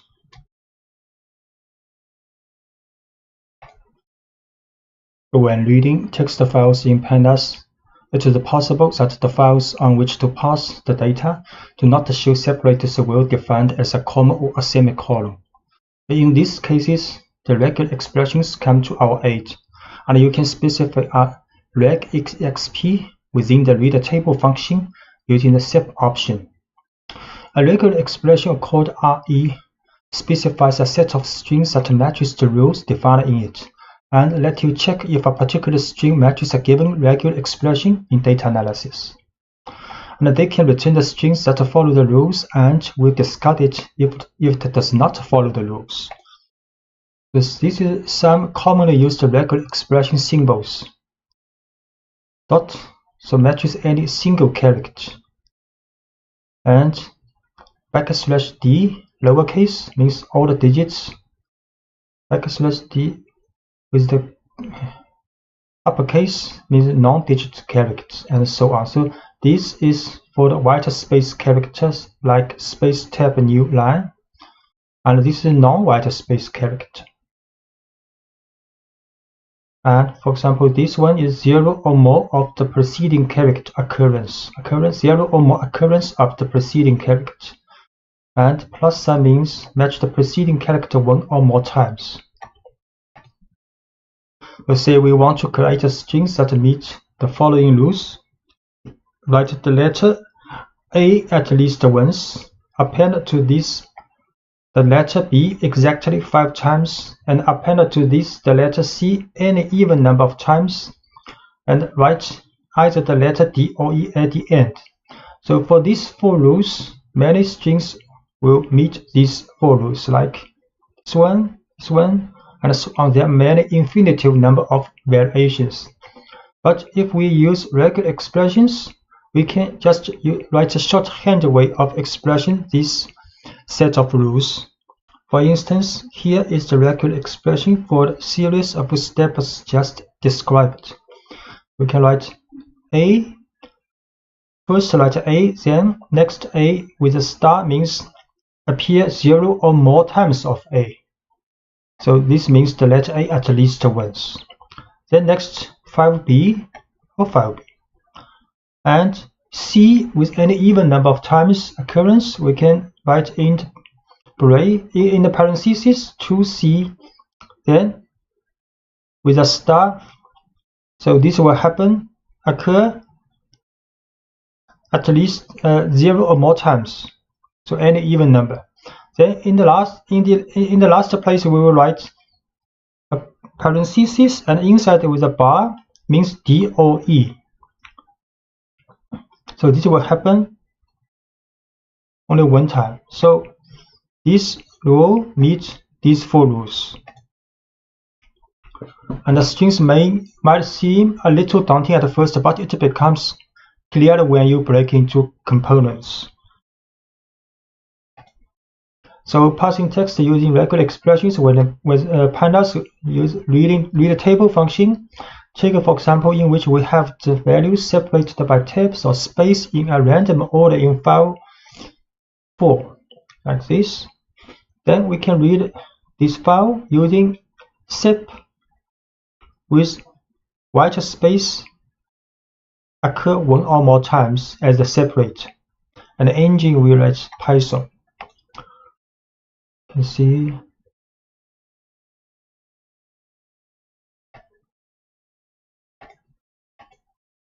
then read the table, this file sep is the white space occur 1 or more time, engine Python. The result is perfect. If we look at these files, this file like this, and the result is a perfect data frame. And in reality, you can consider separate characters like alphanumeric characters also. So for example, integers such as 0. And in this example, you need to extract the numerical part from a txt file in which there is a sequence of characters with numerical values, and the literal characters are completely fused. So this is a file, and we want to read the numerical values. Then we can write sep as non-numeric data occur one or more times at the separate. You can try this. So this is the file. This is the file beginning with the numbers and alphabets. So you can read the table, use separator as non-digital symbol, occur one or more times, and header none, and engine is Python. And the result is perfect. Numeric data has been extracted out and read into a data frame. You might want to write the data contained in a data frame to a CSV file. To do this writing process, you will use the toSV function of pandas and accept as an argument the name of the file you generate. So this is a data frame, and we can write this data frame to this file called 7CSV. Create a data frame with 4 columns and 4 rows. Both have column headers and index names. Then you can write to section 1207 CSV. And if we open this file,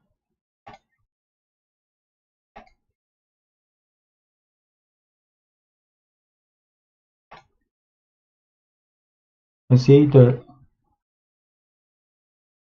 column header and the rows index and values row by row. But the first place will be a comma. So if you use Excel to open this file, you have to remove this manually, this comma manually.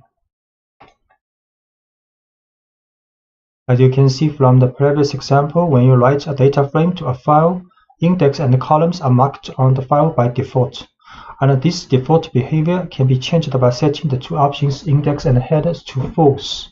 So if we do not want pandas to add index and columns headers in the CSV file, we can set false to these 2 options. So we write to file 7b again with index and column header to false.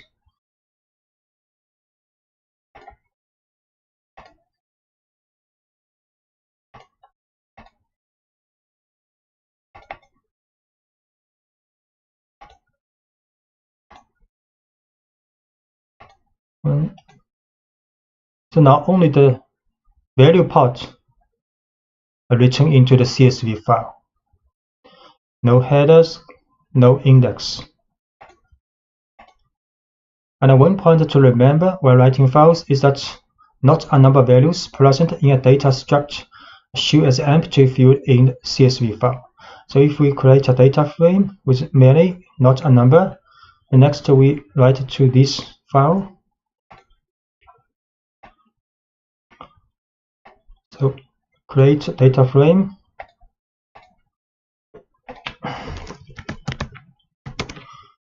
There are lots of not a number value. So we write to section 8 CSV.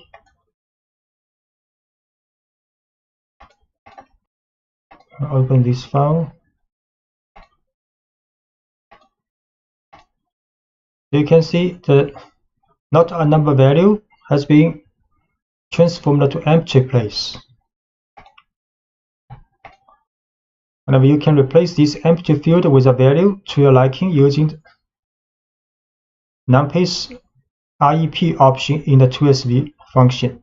So common values may be null, 0, or the same NaN. So we can write this file, but we set the NA rep option to NaN. So write again to this file with the option for NA rep to NaN.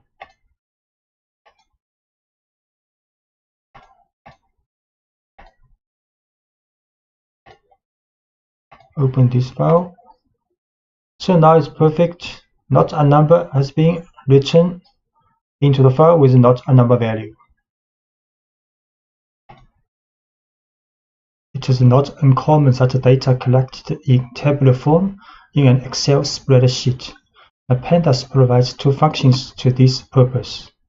To Excel used to read data frame to Excel, and the read Excel is used to read Excel data into a data frame. So note that you have to install OpenPyXL package. You can use, for example, conda install OpenPyXL.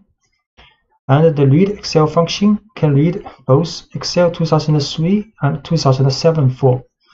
So let us see an Excel file.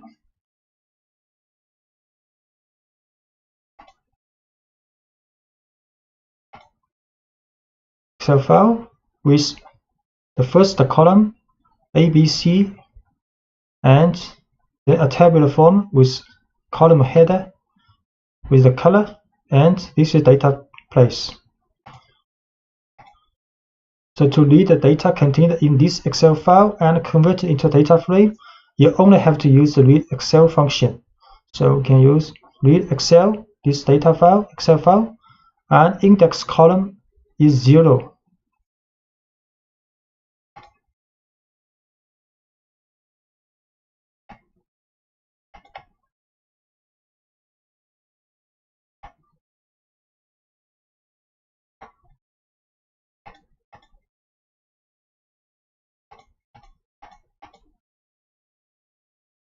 So read this Excel file.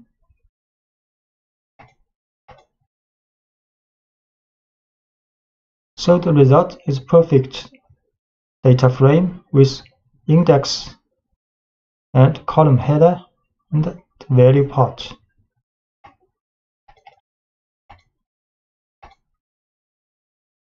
As you can see, by default, the returned data frame is composed of the data tabulated in the first spreadsheet.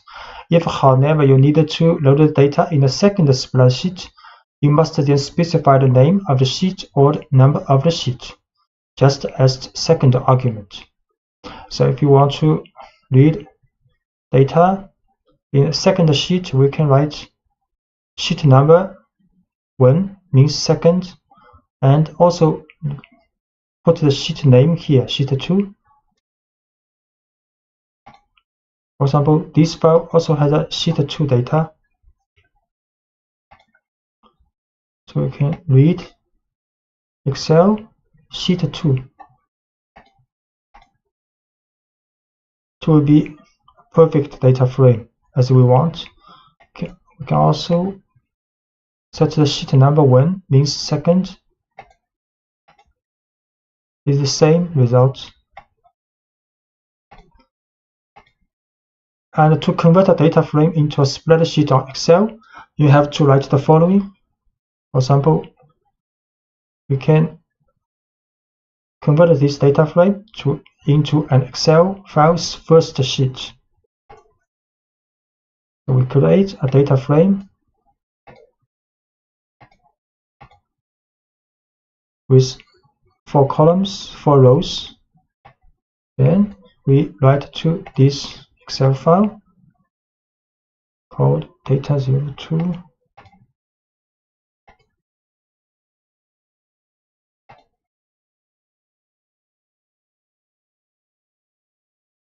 And it is perfect.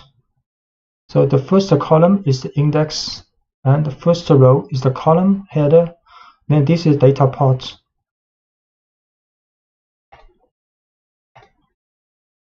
The merge operation, which corresponds to the join operation for those who are familiar with SQL, consists of a combination of data through the connection of rows using one or more keys. So in fact, anyone working with relational databases usually use the join query with SQL to get data from different tables using some reference values, keys, shared between them. So on the basis of these keys, it is possible to obtain new data in a tabular form as the result of the combination of other tables. So this operation with the library pandas is called merging, and the merge is the function to perform this kind of operation. So we define 2 data frames and carry out the merging by applying the merging function to these 2 data sets. So frame 1 and frame 2. The next we call merging to frame 1 and frame 2.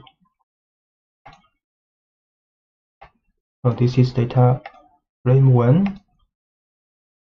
Sorry. Set the working directory and import the library.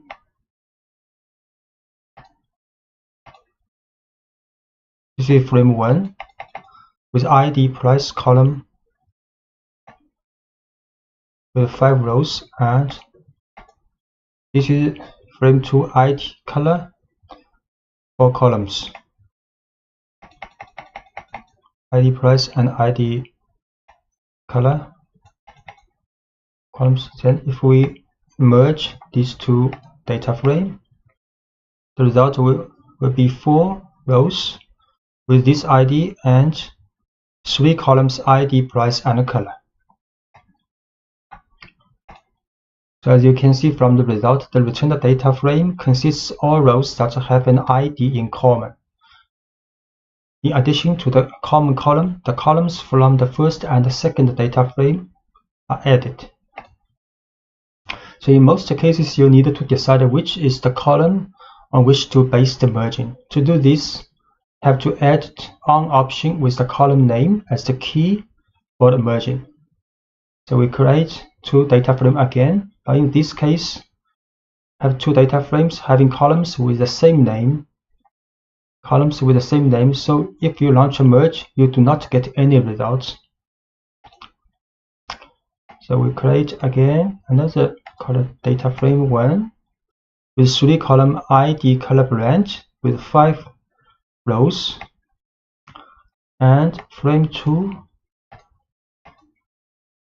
ID branch 4 rows.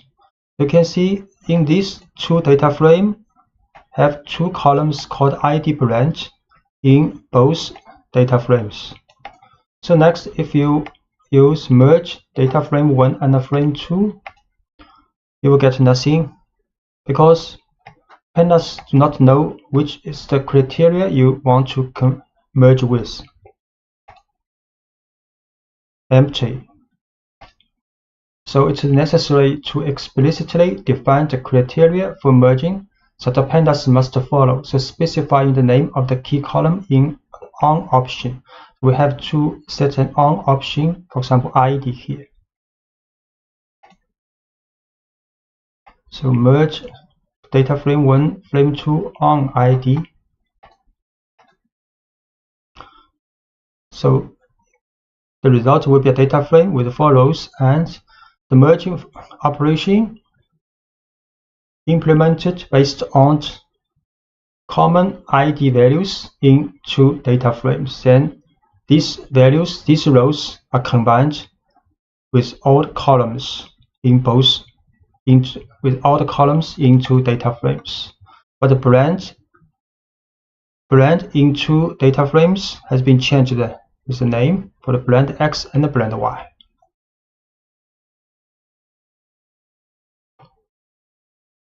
Similarly, we can unbrand. So there are 5 rows in the resulting data frame, and there are 2 ID, 1 ID from X, 1 ID from Y.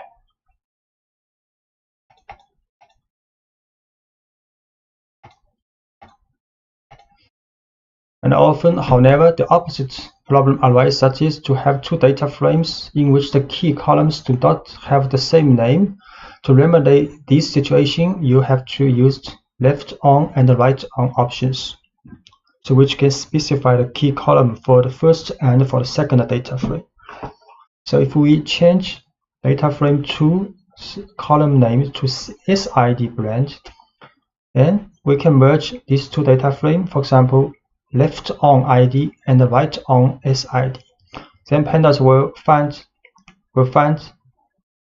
the same ID in the first data frame with the same ID on second data frame's SID column. So the result, you can see, will have 5 columns, and these 2 columns have the same value. same value, then other columns combined with blend X, blend Y. So we change data frame, choose column name to SID and blend. Then merge left on ID, right on SID. Without 4 columns, ID and SID have same value, other columns combined. By default, the merge function performs an inner join. The keys in the result are the result of an intersection. So the keys will appear in both data frames, then join these rows. Other possible options are the left join, the right join, and outer join. The outer join produces the union of all keys, combining the effect of a left join with a right join. So to select the type of join, you have to use the how option. For example, we can select how is outer. So then this will be a union of the rows of ID column in 2 data frames. So it could happen NaN value in some columns.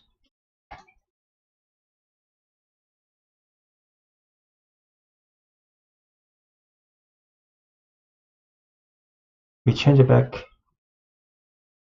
First, change it back to ID blend to data frame. Then we use the out option for the join. Key is ID. Then there are 6 rows, and these 2 rows for the blend Y is not a number value. And we can try the left. So the ID's value will no more than the ID's value on the first data frame. So if the ID's value does not appear in the first data frame's ID value, then these rows will not be joined. So this is left. In this case, also 6 rows in the resulting data frame. And for the right, similarly, so the ID value only appear in the data frame 2, then these rows will be joined with the data frame 1. And the rows with the ID value not appear in data frame 2 will not be joined together. So only 4 rows in the resulting data frame.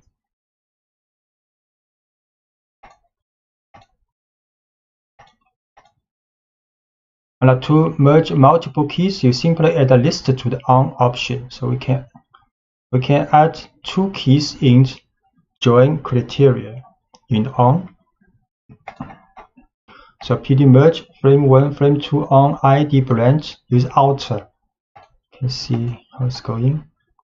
The lot, there are 9 rows in resulting data frame.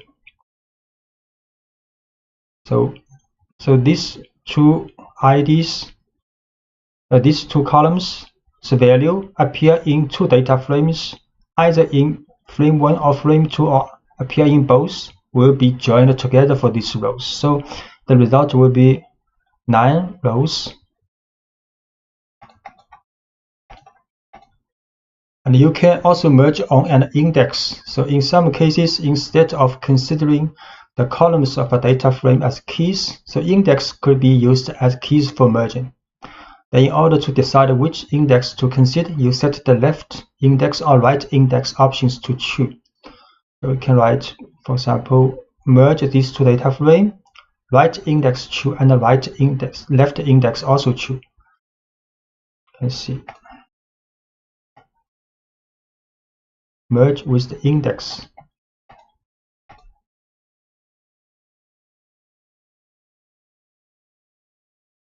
So 4 rows, and index will be set as IDX, IDY, blend X, blend Y, because these 2 data frame has same columns, so XY will be added.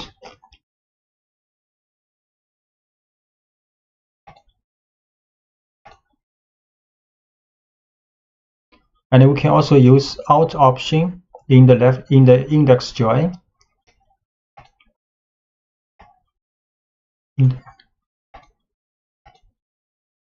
So it will be 5 rows.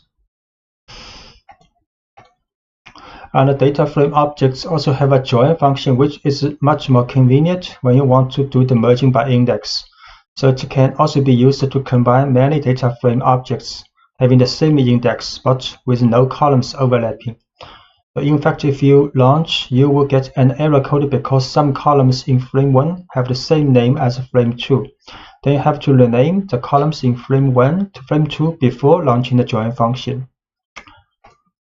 So if we now just use join frame 1 with frame 2, we have a value error because some columns in frame 2 and in frame 1 have same column names. So we have to set the name different for the two columns, change the frame 2's column's name. Then we can use join. Then this is same as index join. The result with 5 rows, then ID blend and ID to blend 2. This is from data frame 2. Concatenation refers to the joining together two or more datasets into a large one.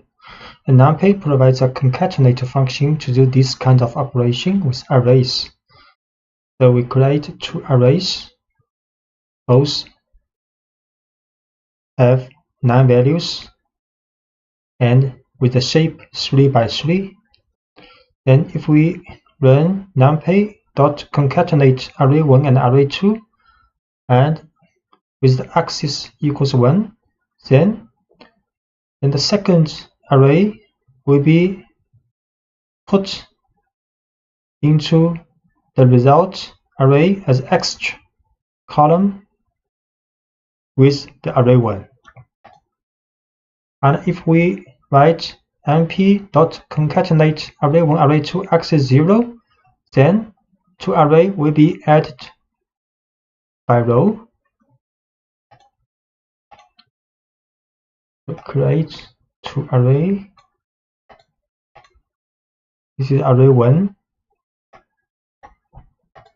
and this is array 2.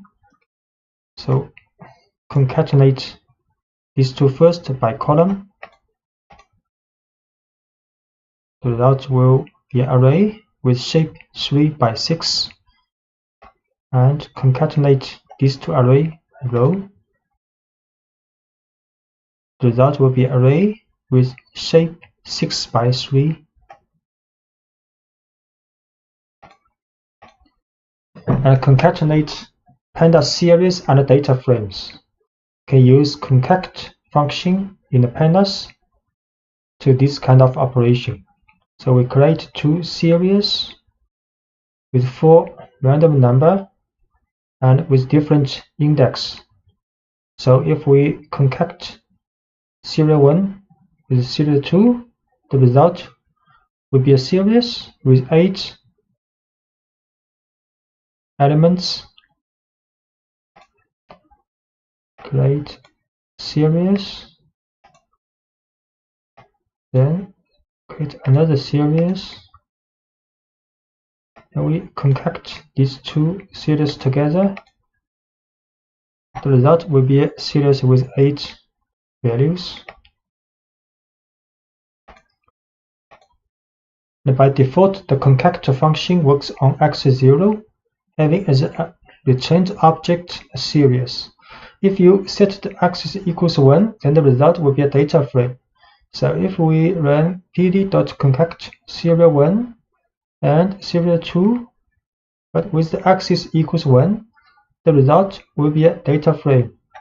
So the serial 1 will be on the first column and serial 2 will be on the second column, but these two parts will all have the value not a number. So we run this axis equals 1, concact these two series.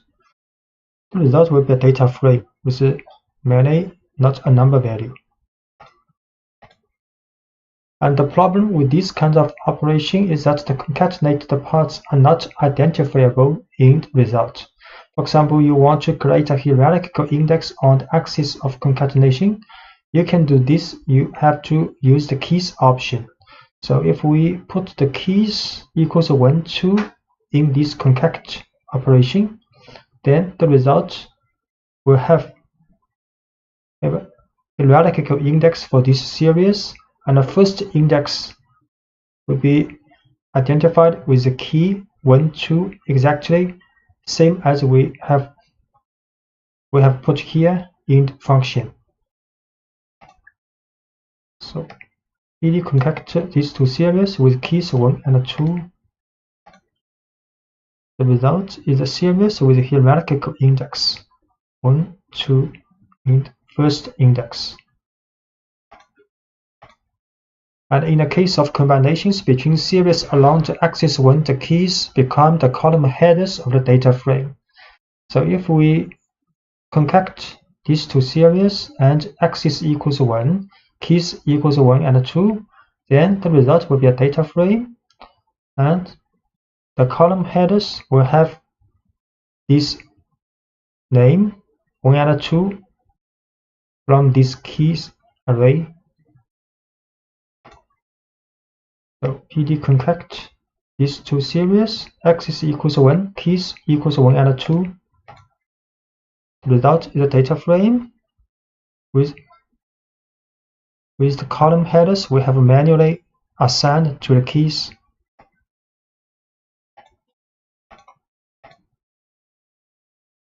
And for the data frame case, these two data frame with 3 columns, both has 3 columns with same column header and different index. Then if we concat these two data frame together, the result will be a data frame with 6 rows and 3 column heads. So create these two data frame.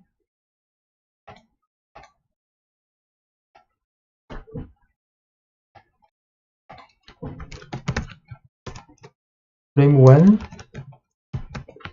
frame 2, then we concat together these two. The result will be a data frame with 6 rows, 3 columns.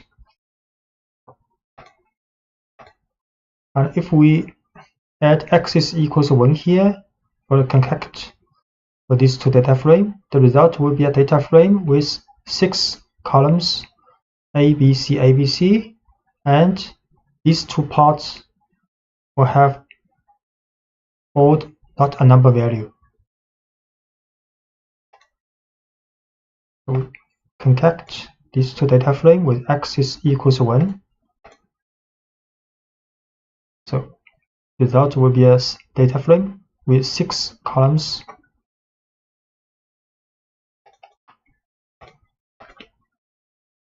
And combining datasets, there is another situation in which there is a combination of data that cannot be obtained either with merging or with concatenation. So combine first can perform this kind of operation along with data alignment. For example, these two series we create first as random number, 5 random number with index 1, 2, 3, 4, 5. Second series as 4 random number with index 2, 4, 5, 6.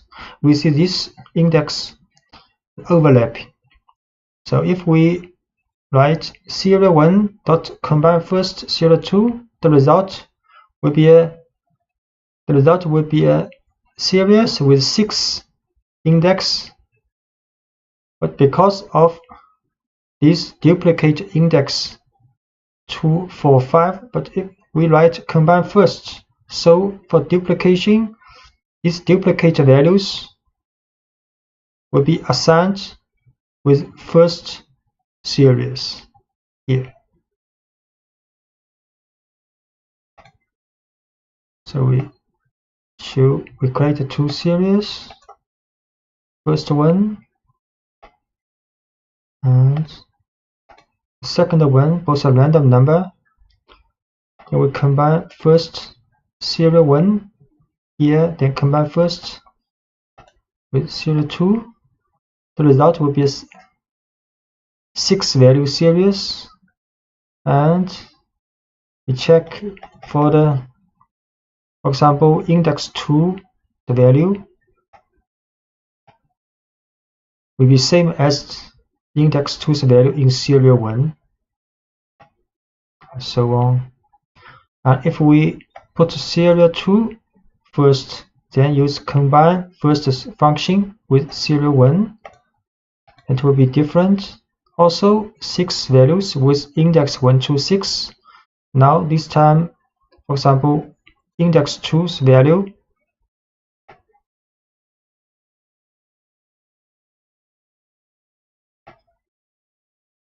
is same as index 2's value in serial 2, because here serial 2 was written first. And if you want a partial overlap, you can specify only the portion of the series you want to overlap. So we can also write serial 1, the first 3 value, combine first with the serial 2's first 3 value. The result will be like this.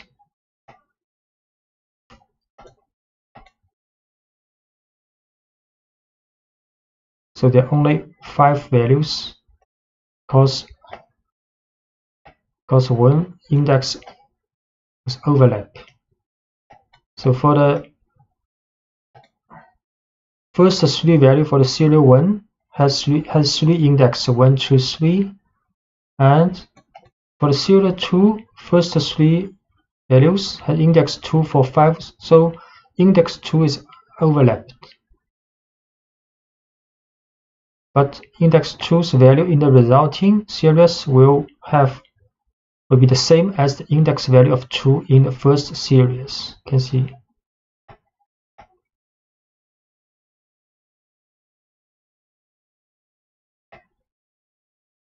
This one.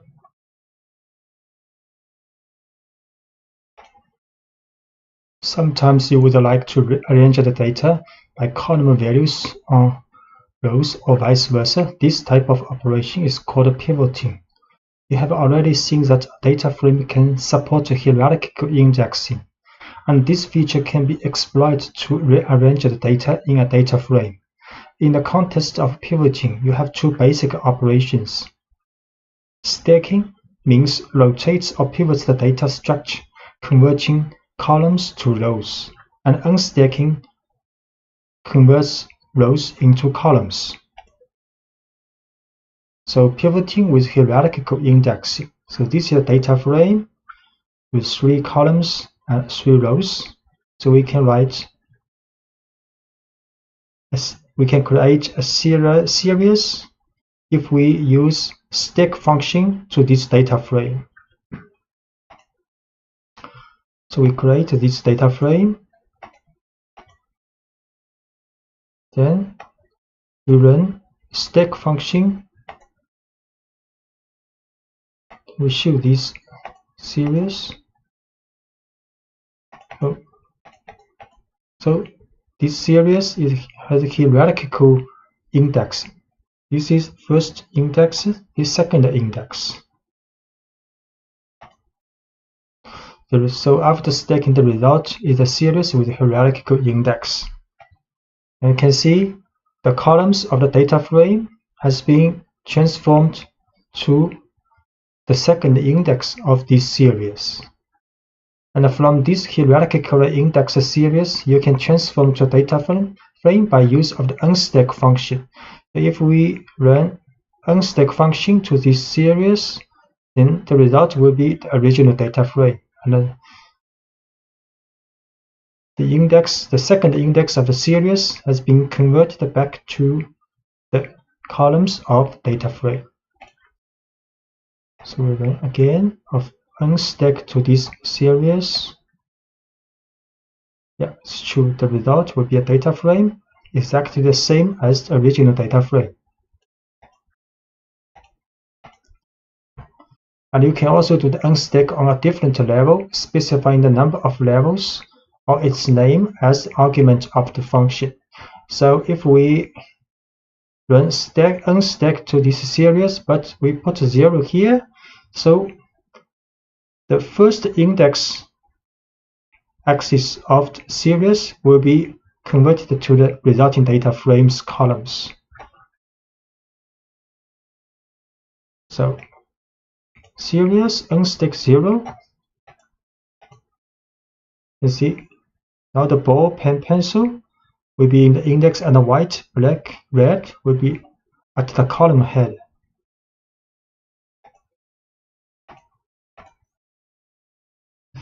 Pivoting from long to wide format. The most common way to store datasets is produced by punctual registration of data that will fill a line of the text file, for example, CSV, or a table of a database.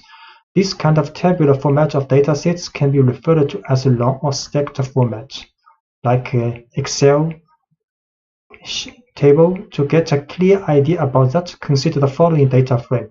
So we create a data frame. You can see this data frame has 3 columns and 9 rows.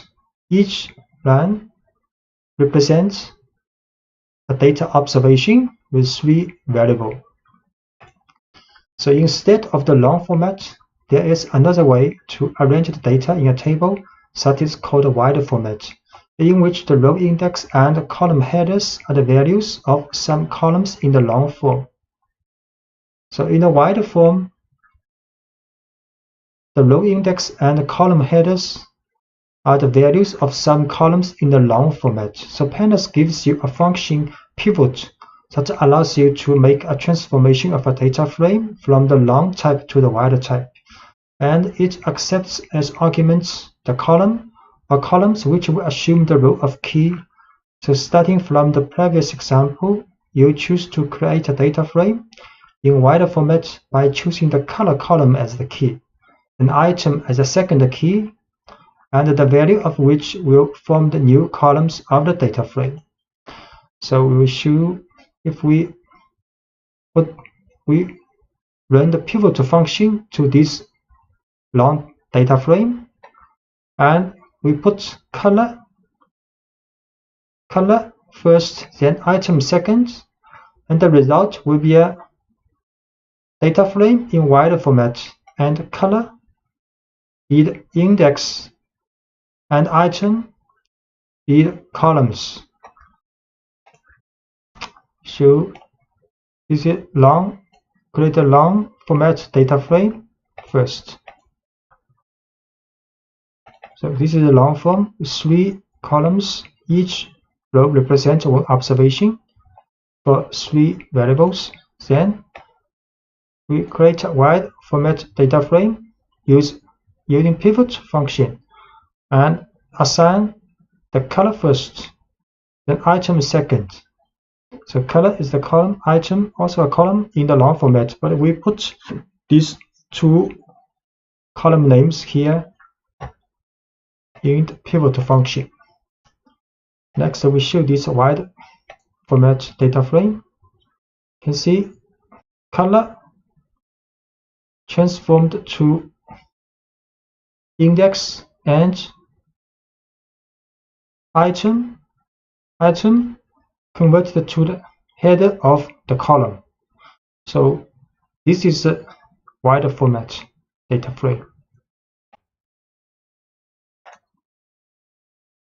If you want to remove rows or columns of a data frame, in order to remove a column, you simply use the del command applied to the data frame with the column name specified.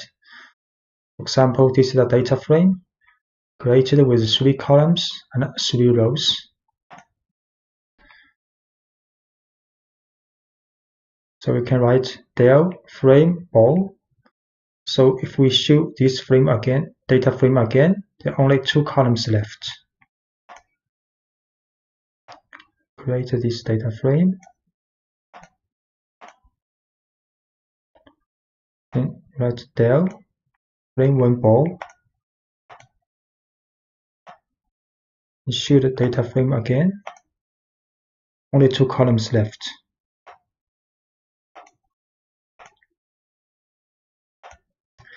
And if we want to remove an unwanted row, you have to use the job function with the label of the corresponding index as an argument.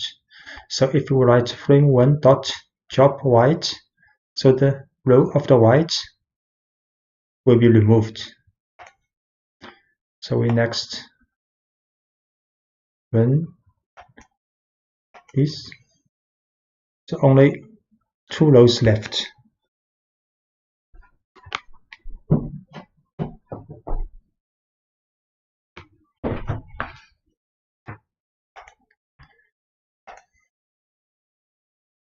And we want to remove duplicate rows. So first, create a simple data frame with some duplicate rows. For example, this data frame has 5 rows, but we see row 1, row 2 are duplicate, and the row 3, row 4 are the same.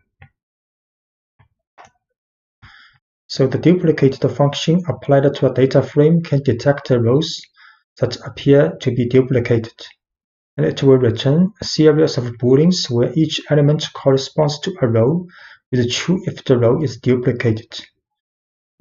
Notice that only the other occurrence, not the first, will be identified as duplicated row, and with false if there are no duplicates in the previous elements. So if we write data frame dot duplicated, so it will show this one is duplicated, this one also duplicated. So we create a data frame first. 5 rows, 2 columns. So if we run, so these 2 rows are duplicated.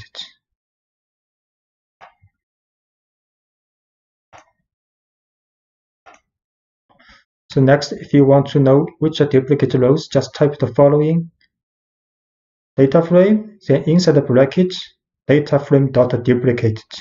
So it will show these rows which are identified as duplicated rows. So data frame dot duplicated. These 2 rows will be returned. And the pandas provides the job duplicates function, which returns the data frame without duplicate rows. So data frame dot job duplicates to return a data frame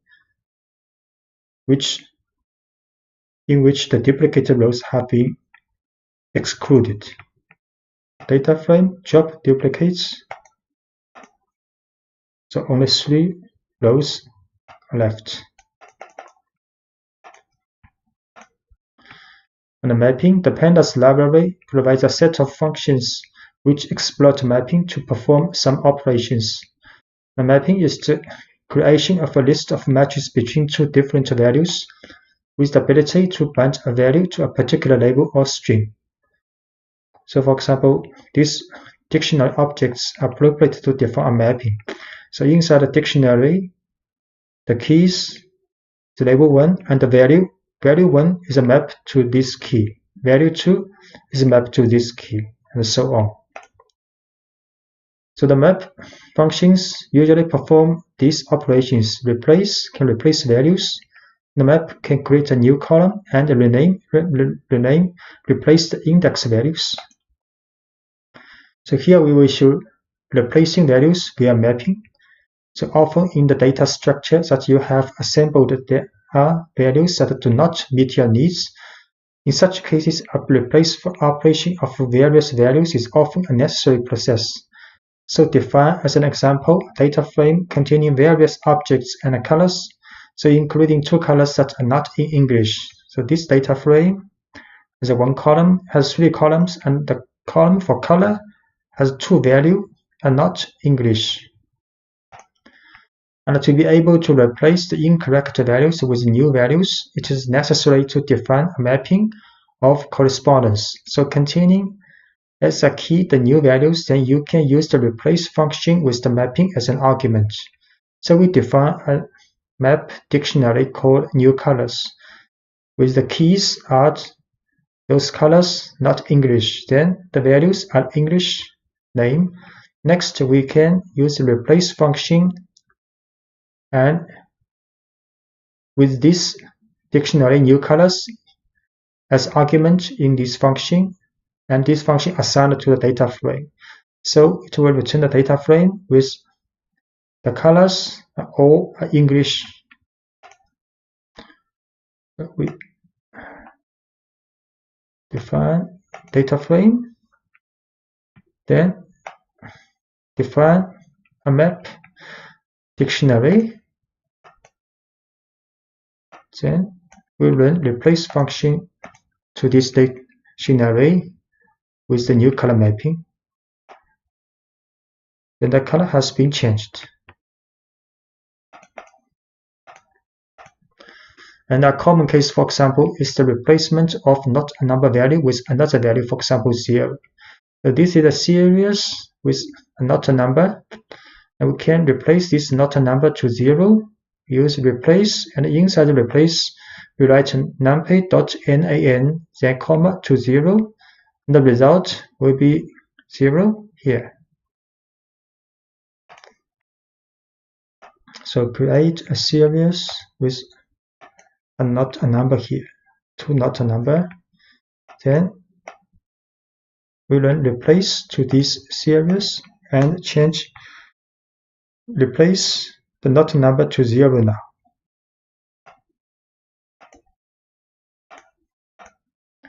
And we can also add values via mapping. You can also perform mapping to add values in a column depending on the values contained in another. So this is a data frame with 2 columns, item, color. So let's suppose you want to add a column to indicate the price of the item shown in the data frame. So before you do this, it is assumed that you have a price list available somewhere in which the price for each type of item is described. Then define a dictionary object that contains a list of prices for each type of item. This is a list for the price. Each item has a price. Each item has a price. Then you can apply the mapping of the price on the column item to add a column to the data frame. So we can create a new column of the data frame, and this value of the price new column based on the mapping from data frame's item column and with the price dictionary. So the resulting data frame will be like this. A new column called price is created. The value is added with respect to the dictionary we created earlier. So we define a dictionary, define data frame with 2 columns, then create a dictionary for the mapping from the item to the price. Then next we can create a new column for this data frame with the mapping, with the map. Then we show this new data frame.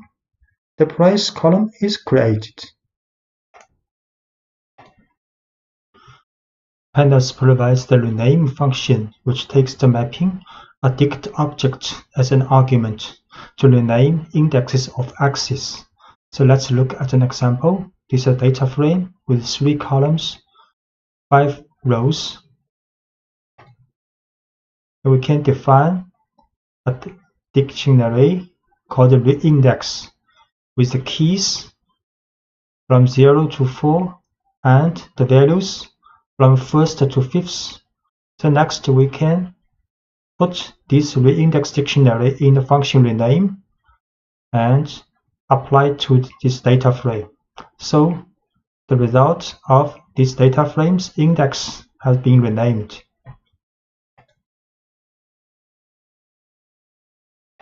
And then create this data frame,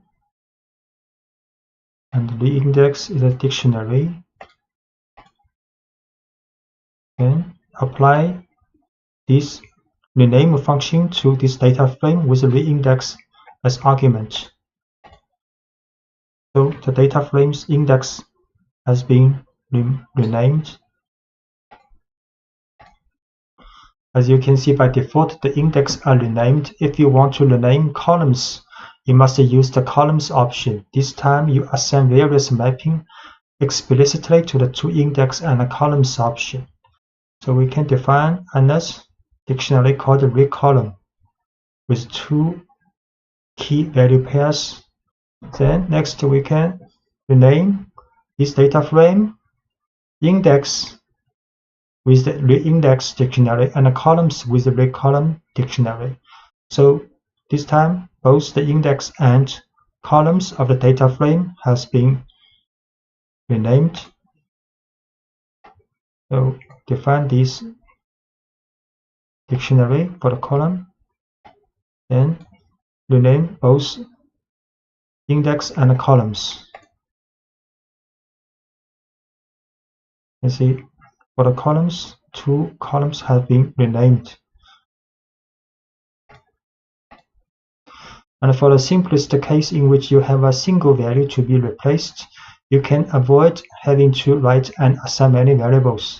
So if you want to just rename 1 index and 1 columns, you can just write frame.rename and inside the parentheses put index and assign a dictionary to index and columns. Same, assign 1 key value pairs in dictionary to these columns, and the result will be like only 1 index being renamed and only 1 columns had been renamed.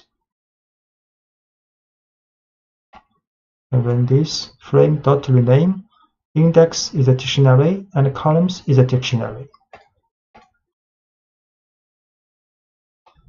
Without this has been renamed, this has been renamed. And so far you have seen that the rename function returns a data frame with the changes and leaving unchanged the original data frame. So in the previous examples, if we print out the frame, the original data frame, index and column headers are not renamed. But if you want the changes to take effect on the object on which you call the function, you will set the in-place option to true. So this time we put in place to true in the function for rename. So if we print out the frame again, this will be renamed for this column. So for example, we print out frame now. It is not renamed both for index or for the columns. So if we want to rename and permanently for this frame, we have to put in place to true here. So we run. So this time we print out frame again. These columns has been renamed.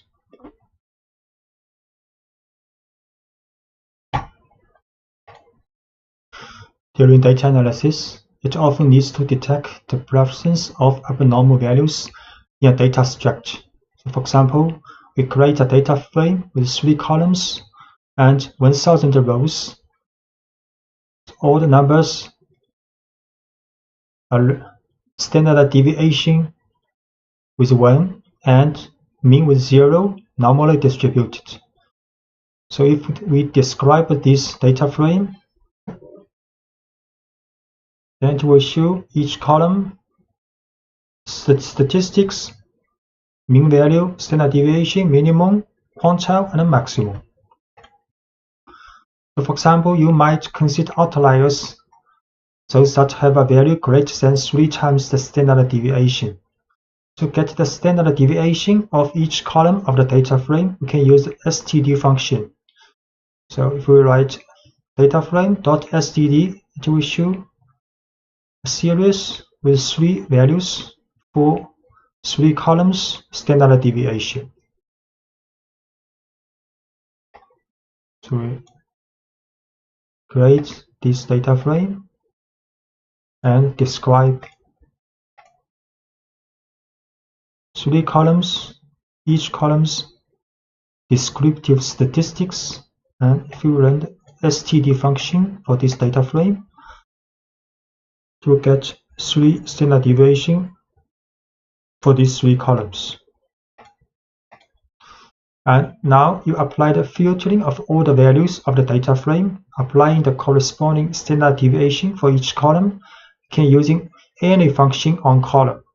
So if any of the column's value, absolute value, larger than its 3 times of its standard deviation, and we put any one for the column, then this observation will be taken as outliers.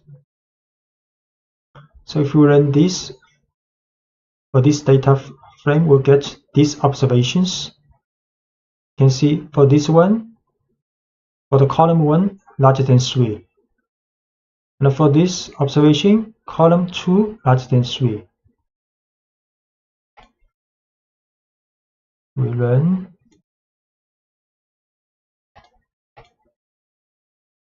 Yeah, these 4 values larger than 3, taken as outlier. It's different because it's random data, so every time we run different. If you want to get a new data frame excluding all outlier observations, we have to first attract the index number of outlier and assign to an numpy array. So we can get this outlier index from, this is the from here to here, is the same as the statement in the previous page. Then we put dot index, get index of this outlier data frame's index, then transformed to an numpy array. Next, we can put the original data frame here, then use drop, then put outlier index here, and in place true. Then we exclude outliers from this data frame. The next, for example, we use the length. So length data frame, it will not be 1000, it will be 996. So here, get the outlier data frame, index array.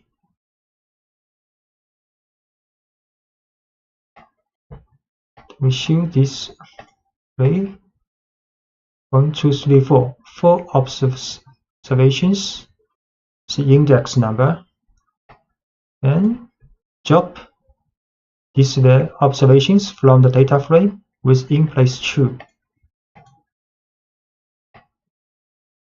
Then we show the length of the resulting data frame 996. 4 observations have been excluded. And if you want to, for example, detect and filter outliers based on only one specific column, so it can be implemented simply by the following operations.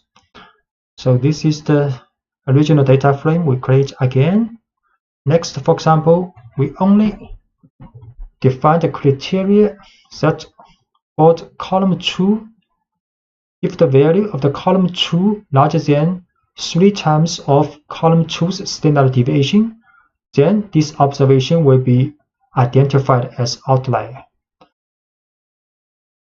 So this statement will get outlier observations, and this statement will excluding outliers only for the less than 3 times of the standard deviation. So we create data frame again. Then we put 2.8 here because for only one column the criteria may be loose, so sometimes you cannot get the outlier. So we just want to, for the purpose of show this example here, we put the little smaller than 3 times. We put the 2.8 here.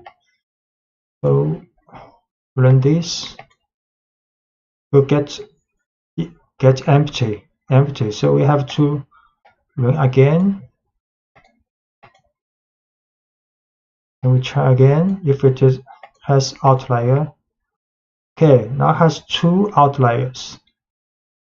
two outliers. For this observation, you can see column 2, both observations, column 2 has larger than 3 times larger than 3. And if we use a criterion less than 2.8 for the column 2s, then we will exclude observations for the outlier. You can see only 998 rows now, because 2 observations has been identified as outlier and excluded.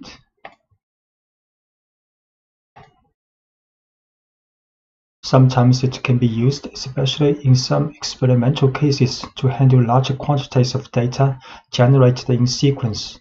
To carry out an analysis of the data, however, it is necessary to transform this data into discrete categories.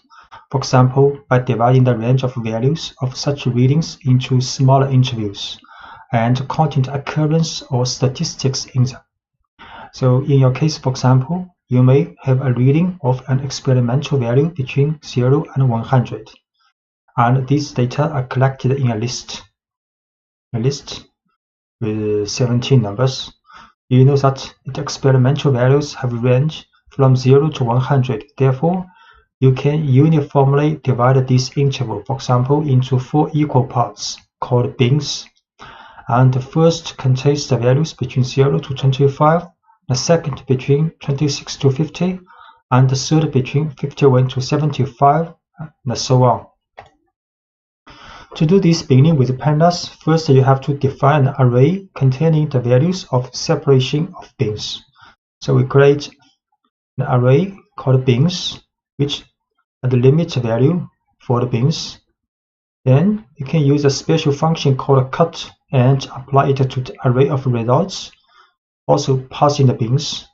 So next we can create a variable called cat. This is a categorical grouping variable created with pandas. pd.cut results is an array we defined earlier, and bins is this array for the limits. Then the cat will be an object which put each observation, each element of the original array in this in each category. And the length is 17 because we have 17 value in the original array. And this is the definition of the categories for each group.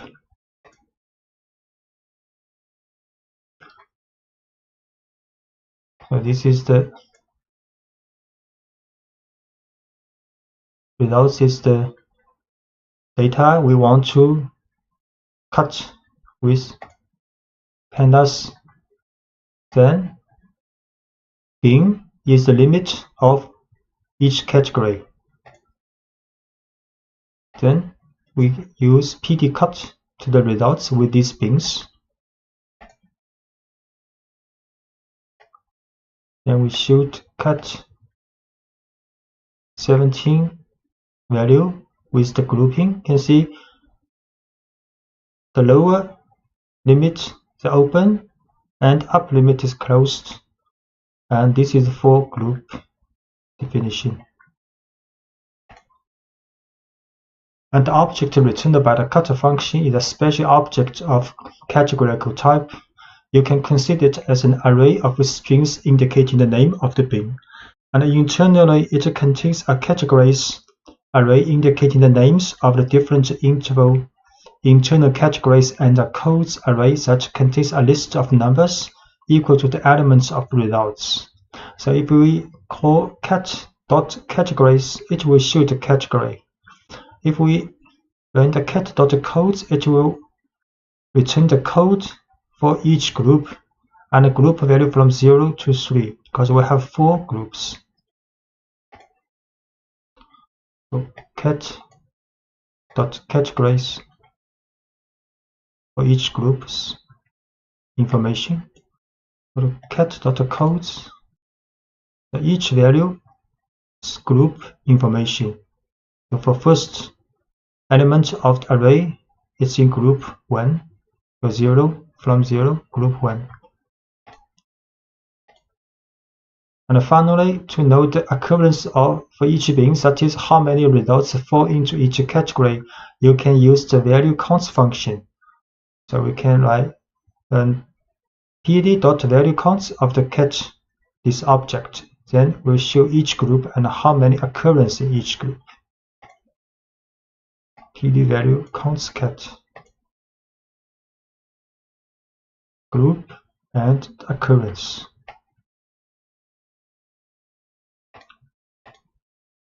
And you can give names to various bins by calling them first in an array of strings and then assigning to the labels options inside the cut function.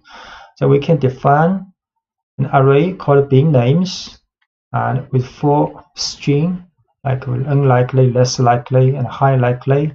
Then when we cut the results into bins, we put assignment argument labels, and with this array bin names here, then the result will be the value same as this array for the bin names.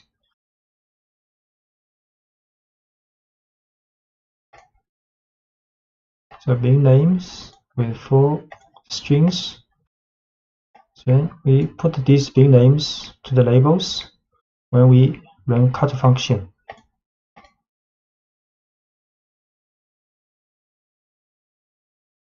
So the labels has been assigned to each value and for each group.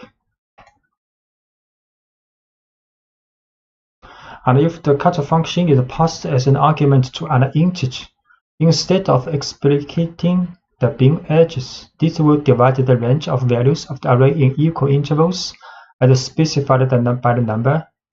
The limits of the interval will be determined by the minimum and maximum of the sample data and divided by the number of bins.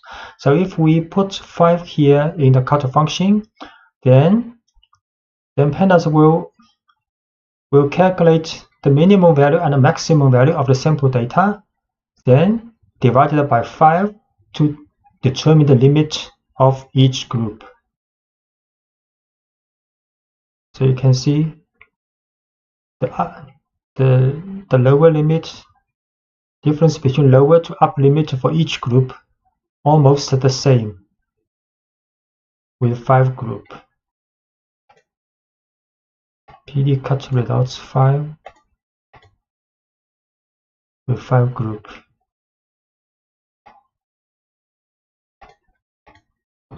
And the pandas provides another function for binning called qcut. This function divides the sample directly into quantiles. So qcut will ensure that the number of occurrences for each bin is equal, but the edges of each bin may vary. So if we use pd.qcut results 5, it will also be 5 groups, but the criteria is the occurrence in each group are the same, but the difference between lower limit to upper limit may vary between from group to groups. So you can see this group, the lower limit to upper limit difference smaller than this group, and the difference between lower limit to upper limit for this group is even smaller.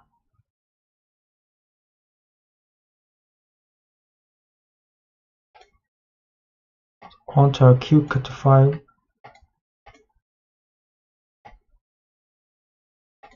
to show quantiles.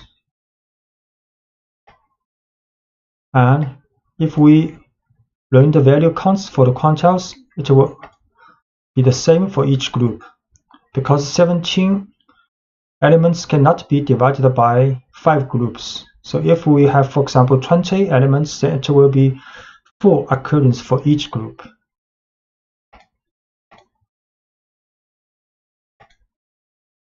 And we can also create a bin column for a data frame. So this is the data frame with only one column called number, and the 10 value. Each value is a random integer number between 1 to 100. So next we can create a bin column, but this bin column is actually a categorical column based on the PD cut function. And inside the cut function, we put the column number here. So cut the number, then this is the bin limit, and this is the label. So if we show this data frame again, it will be a new column created called bins. The value is for each group defined here. So we create a original data frame, show this data frame, only one column called number. Then we create another column for this data frame, and the value is the group from the cut function. Then we print this data frame again. Now there are two columns, but that could be happen with not a number value in some cases. Permutation, random sampling with pandas. The operations of permutation, random ordering of a series or the row of a data frame are easy to do using the numpy random permutation function. For this example, create a data frame containing integers in ascending order.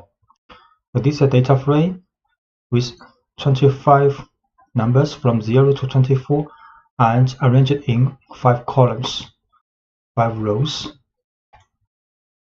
So now create an array of 5 integers from 0 to 4 arranged in random order with the permutation function.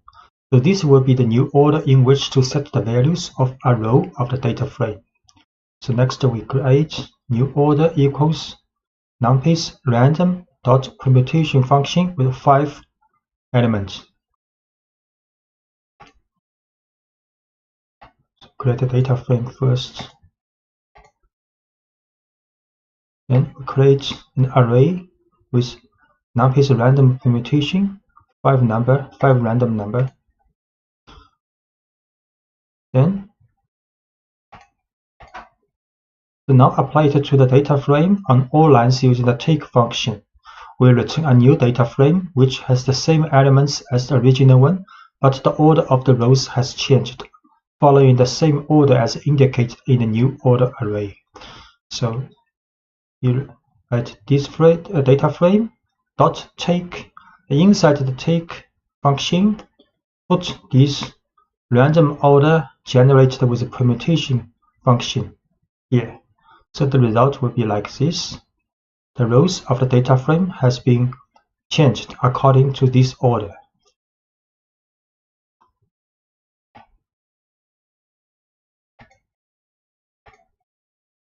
So this is the reordered data frame, and the index order is same as this new order.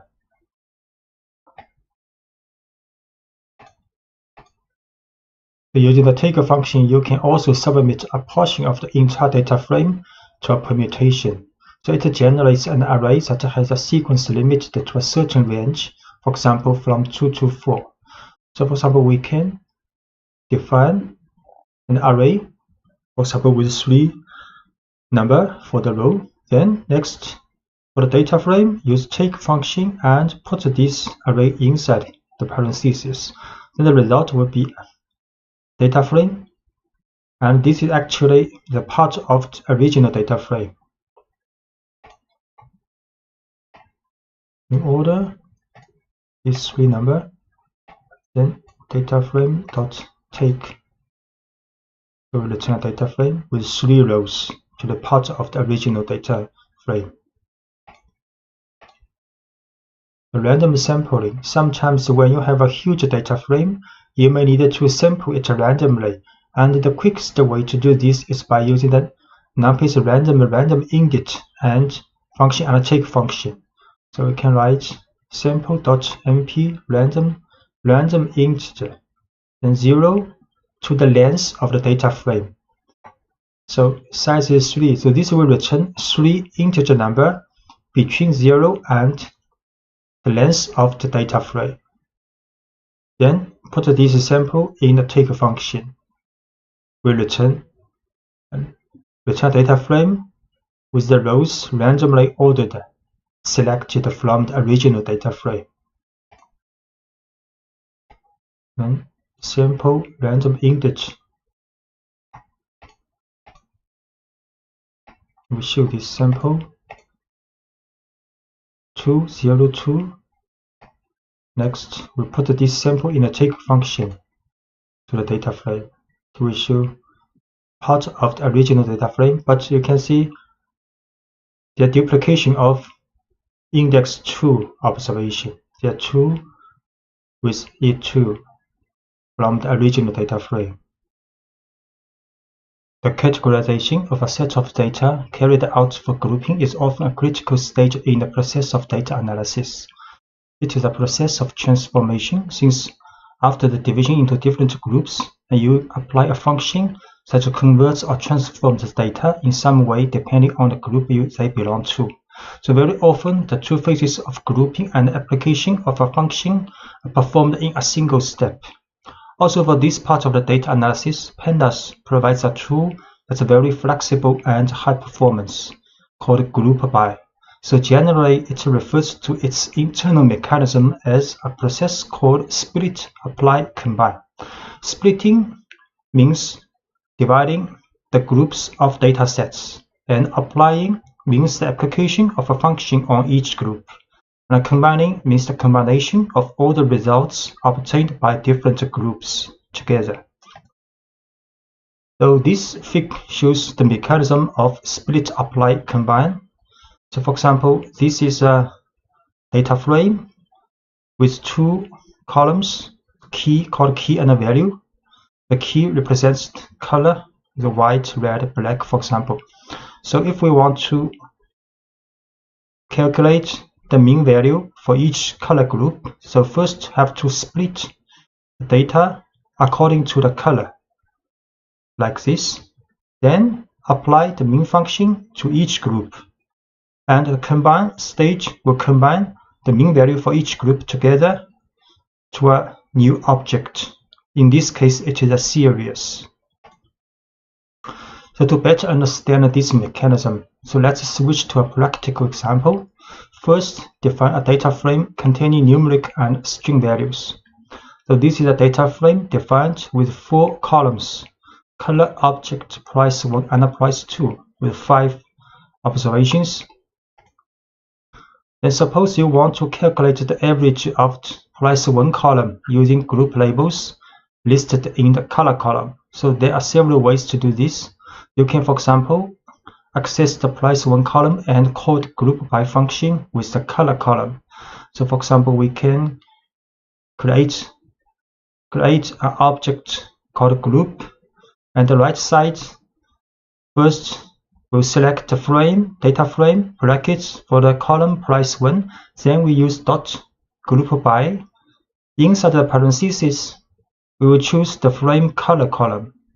So this means the price 1 column will be grouped by the frame color value.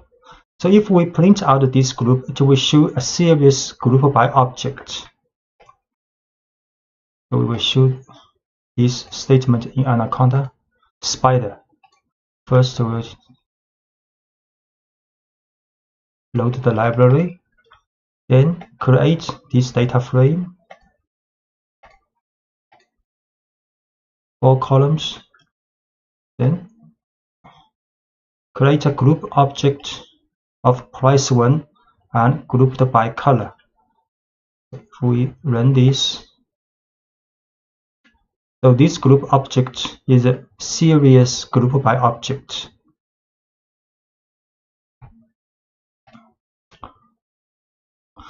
So what you have done is group in which all rows having the same value of color are grouped into a single item. So to analyze in detail how the data frame was divided into groups of rows, you call the attribute groups group by object. So next we can we can shoot groups information for this group object. We just run this group.groups. Then we show each group and the index of the observation inside each group.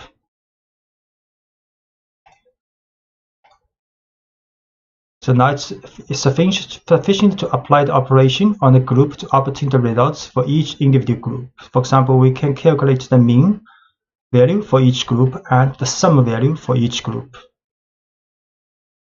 So group mean. So mean value for each color group for the price 1. Group sum. So the price 1, the summation value for each color group.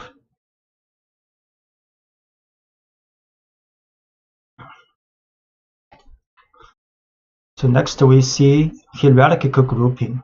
The grouping can be extended to multiple columns.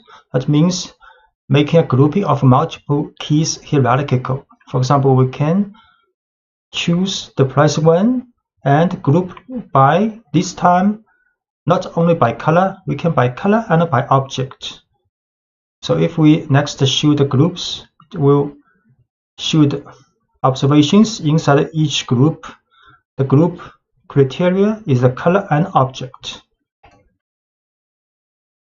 So hierarchical grouping.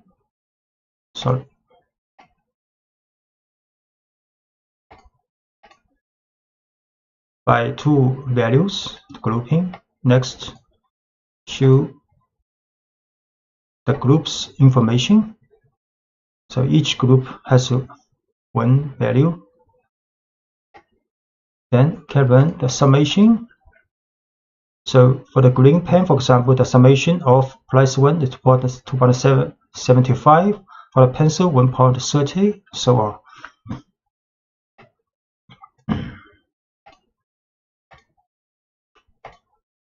So far, you have applied the grouping to a single column of data for the price 1, but in reality, it can be extended to multiple columns or to the entire data frame. Also, if you do not need to reuse the object group by several times, it is convenient to combine in a single parsing all of the grouping and the calculation to be done, so without defining any intermediate values.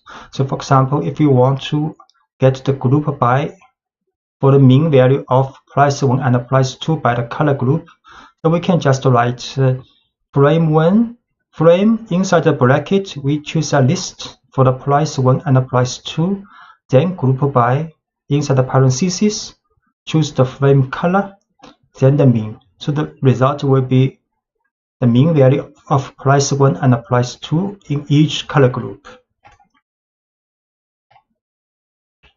So price 1 and price 2 group by color, the mean. You can write only one statement.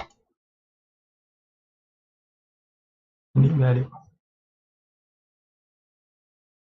We can also write like this, because this data frame has 2 numeric columns, price 1 and price 2. If we do not specify which columns to be calculated for the mean value, then all the numeric values columns will be calculated. So we get the same result.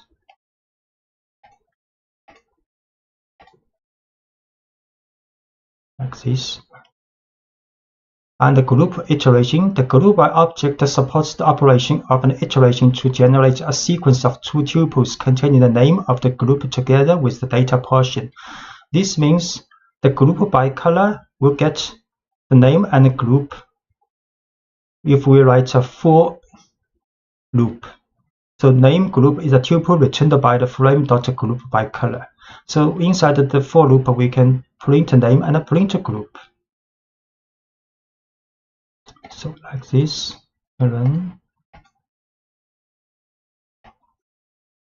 You can see for each color group, we print name. Name is the color group, and group is this part with observations. So each color group name and the data information for this group.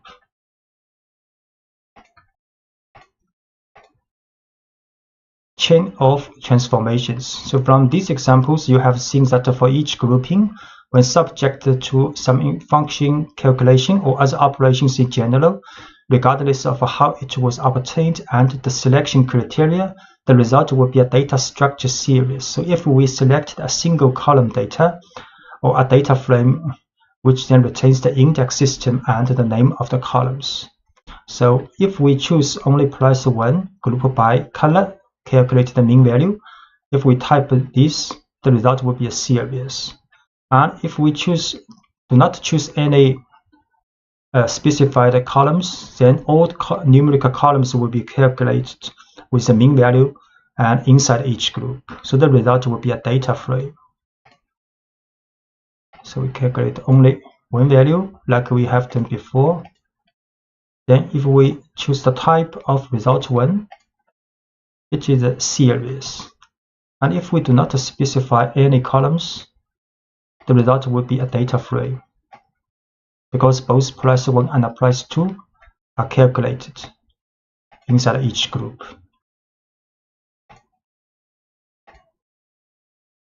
And it is therefore possible to select a single column at any point in the various phases of this process. So here are 3 cases in which the selection of a single column in 3 different stages of the process applies.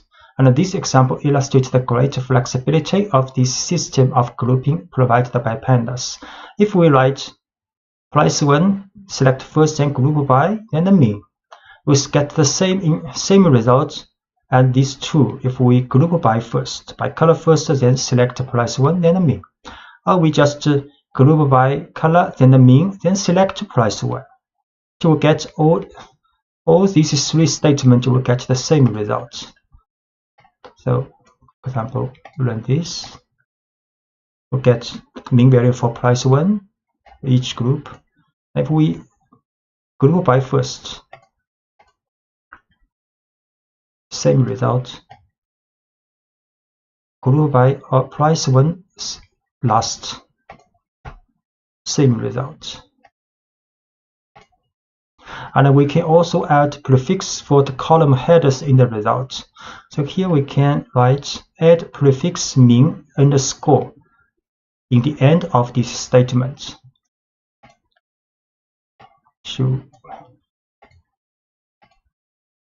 Then if we show the mean, the data frame the head of the column has been changed with the value specified. So to apply function for the group, you can specify the name of the column and then by applying the method to make the calculation. For example, you can use the calculation of quantiles with the quantiles function. So we group first with the color, then we can choose the group object price 1 column, then apply a quantile function with 0.6.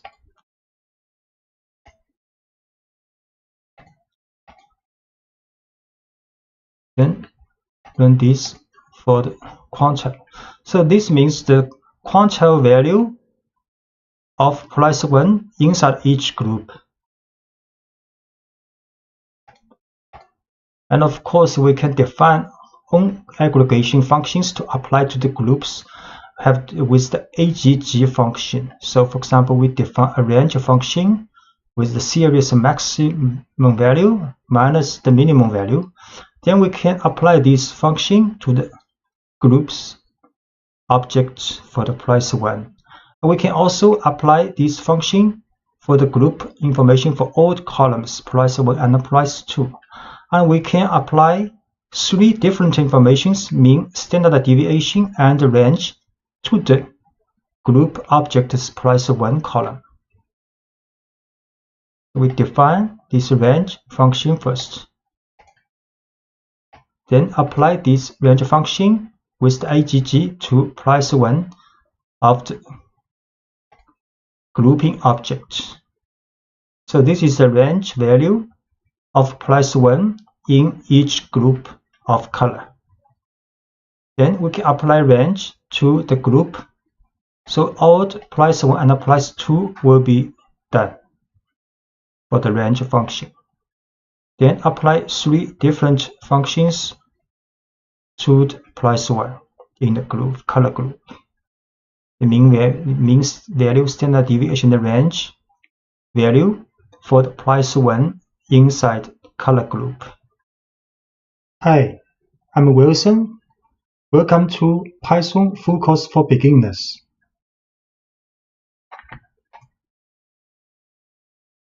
In this course, we will present most of the fundamentals for learning Python at beginning level, and this is the contents of this video. You can find detailed lectures in each section from the description of this video, where you can find also links to download Python source files. We assume that you have installed Python on your computer. For example, an Anaconda distribution, and using an IDE such as PyCharm, Spider, VS Code. String variables. Every variable holds a value, which is the information assigned and associated with that variable. You can change the value of a variable in your program at any time. So strings.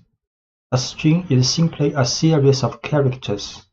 Anything inside quotes is considered a string in Python, and you can use single or double quotes around your strings like this. So this is a string inside double quotes, and this is also a string inside single quotes, but there are also double quotes inside the single quotes. So this is a string message, and we can print this string hello Python world, and this is also a string. We can also print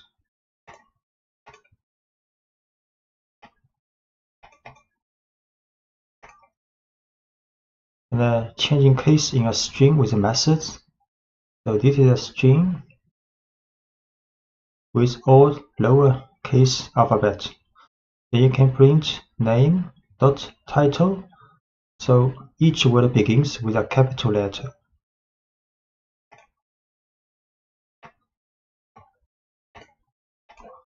Name is a string. If we show all alphabets are lowercase, then we can print this string but with the title method after this string. So A, Ada, Lovelace. So these two alphabets will be uppercase.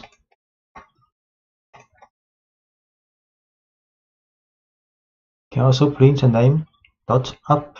So all alphabets will be uppercase. Or name dot lower, then all alphabets will be lowercase. So we create string name again. We show name as title case. So we can print with uppercase. All alphabets are uppercase now. And now all alphabets are lowercase.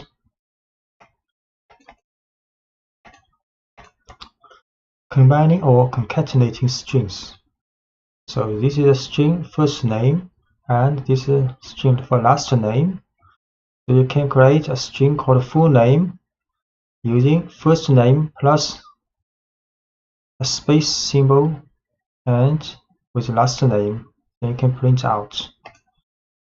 So first name Ada, last name is Lovelace. Then full name is addition. So is the string concatenation of first name and last name and with a space. Then can print out his full name Ada space Lovelace.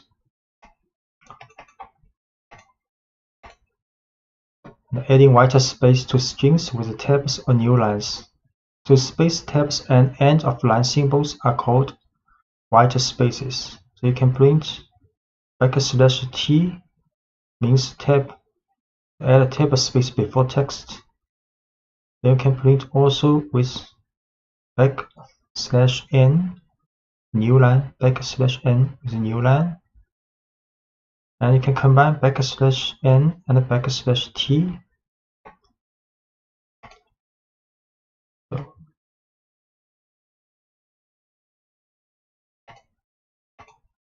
this is for the concatenation. Now we can print Python, then print \t Python. So there table space. Also print with a new line. The language Python, C, JavaScript.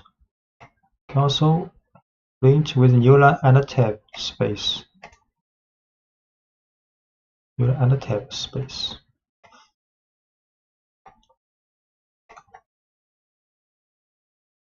Stripping white spaces. So favorite language is Python with a space.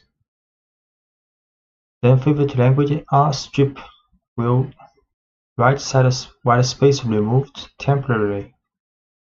And favorite language L strip will remove white space at the left side. Favorite language dot strip will remove white space at both sides. So favorite language Python, the space, then can print out. You see a space here. And if we use R strip, then no space here now. But favorite language has not been changed, so R strip is temporarily remove this space.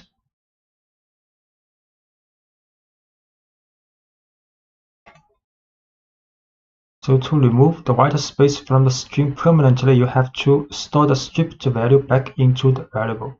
So this is favorite language with a string after this, with a space after this string. You can use R strip but assign back to this string variable. So create again favorite language with a string, the right side. Then we R strip this space and assign back to this variable. Then we show this favorite language again. Now string has been removed permanently. You can add, subtract, multiply, and divide numbers in Python. And 3 $2 means exponents. So 3 square. And 10% symbol 3 means modulo. So returns the remainder of division. 3 exponent 2 9 age 23.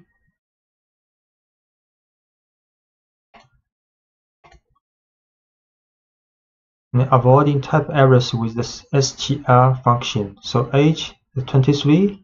Next, if we create a string variable called message equals happy plus age plus at birthday, then it will have error because Python not allowed you to add numeric variable with string directly, so you have to transform this numeric variable to the type string before adding together. So now message happy plus strh and plus best birthday. Then we can print a message happy 23rd birthday. A list is a collection of items in a particular order. In Python, square brackets indicate a list, and individual elements in the list are separated by commas. So we can create a list called bicycles with 4 different types as the elements of this list. So we create another list called number list with 5 numbers in the brackets. So this is a string type list, and this is a numeric list. Create a list.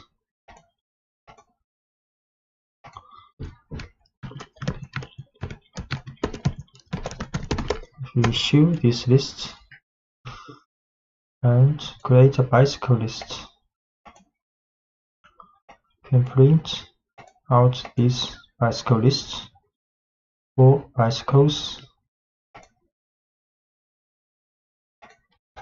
and accessing elements in a list. You can access any element in a list by telling Python the position or index of the item desired. For example, we can print the first bicycle in this list. And you can also use the string method on any element in a list. So we can get the title form of the first bicycle. You can print first bicycle in the list. Select. Can also print first bicycle's title form in the list. The T is capitalized.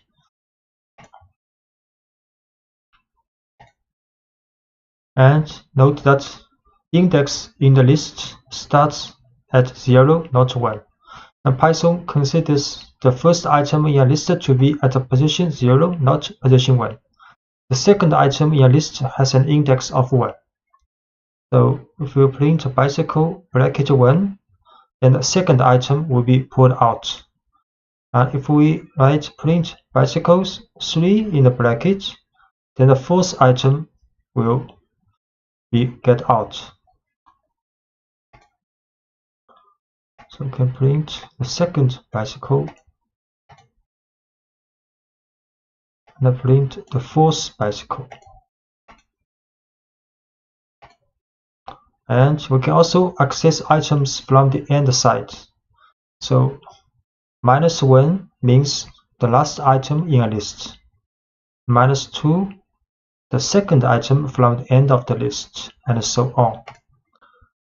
So we can print the last bicycle. We also print the second item from the end of the list.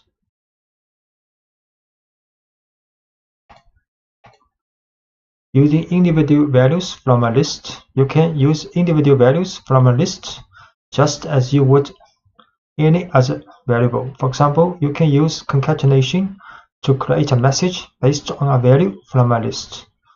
So for example, we can get out the first bicycle and using its title form, then this item concatenated with this string and this string. We create a message with concatenation of string and the bicycle's first element with the title form and plus symbol.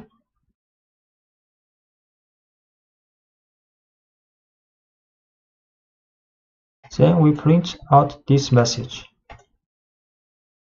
So this message is my first bicycle with a track. Most lists you create will be dynamic, meaning you will build a list and then add and remove elements from it as your program runs its course. To change an element, use the name of the list followed by the index of the element you want to change, and then provide the new value you want that item to have. For example, this is original list with 4 car brands and we can change the first element of this list to another value. So this is a list with 4 cars. Print. Then we can set the first value to Ducati, and we print again. Now the first value has been changed. And we can also add elements to a list. Python provides several ways to add new data to existing lists. We can append elements to the end of a list. So this is the original list for the motorcycle, and we can use append function. So motorcycle.append Ducati. So the Ducati is added to the end of the list. Create this list with 3 motorcycles. 3 motorcycles now. Then we can append Ducati to the end of the list. So now the list has 4 cars now, with Ducati at the last position. You can start with an empty list and then add items to the list using a series of append statements. So we can also create an empty list first with 2 brackets. Then motorcycles append Honda, append Yamaha, and append Suzuki. Create first an empty list. Then we can append 3 motorcycles. We show this list again. So now the list motorcycle has 3 cars now. And you can also insert elements into a list. So you can add a new element at any position in a list by using the insert method. You do this by specifying the index of the new element and the value of the new item. So this is a list, and we can insert the first position, a new motorcycle here.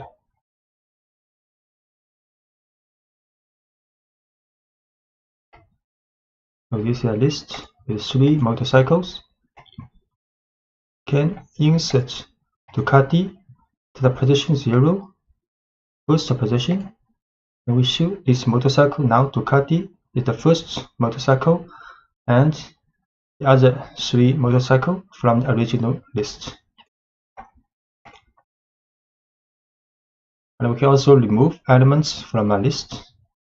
You can remove an item according to its position in the list or according to its value. So removing an item according to its position, you can use the del statement if you know the position of the item you want to remove from a list.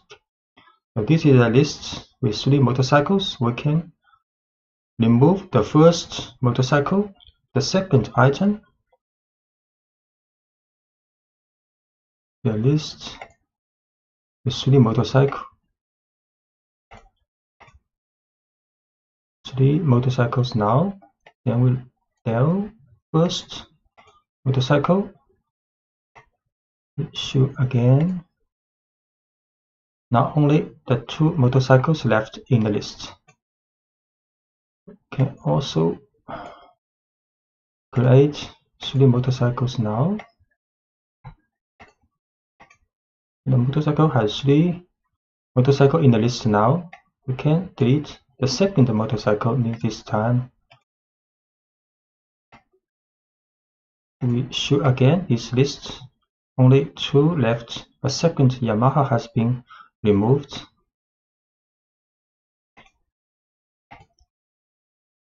You can use pop method to remove an item. Sometimes you will want to use the value of an item after you have removed it from a list. So the pop method removes the last item in a list, but it lets you work with that item after removing it. So this is a list with 3 motorcycles. So we can use pop method to remove the last one of this list, then put this removed item in this object. So we can print this object later. So this is a list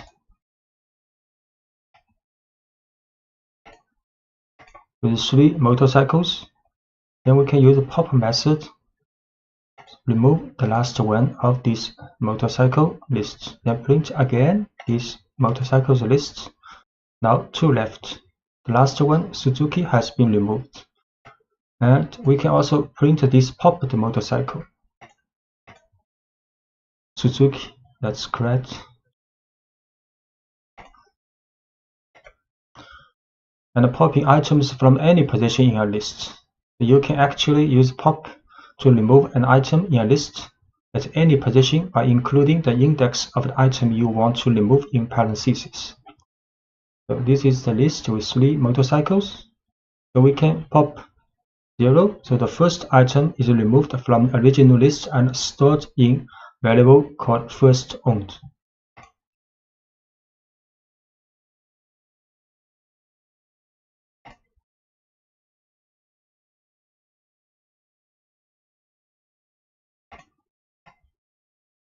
Create this motorcycle list again.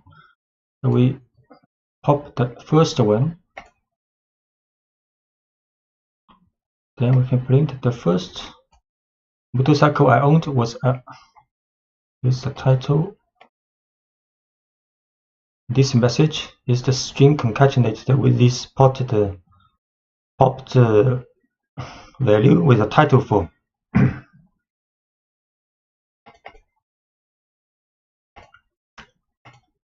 So when you want to remove from a list, if you know the value of the item you want to remove, you can use the remove method. So this is a list with 4 motorcycles. So if we want to remove the item with this value, so we can use motorcycle.remove Ducati. So Ducati is removed. But note the remove method deletes only the first occurrence of the value you specify. So if there is a possibility the value appears more than once in the list, you will need to use that loop to determine if all occurrences of the value have been removed. So this is a motorcycle list with 4 motorcycles. Then we can remove Ducati using remove function. Then print again. Now Ducati has been removed. Sometimes you will want to preserve the original order of your list, and other times you will want to change the order. Python provides a number of different ways to organize your lists depending on the situation. Sorting a list permanently with the sort method. So this is a list with 4 cars, and you can use cars.sort. Then the order of the elements are sorted in the list. So we create a list.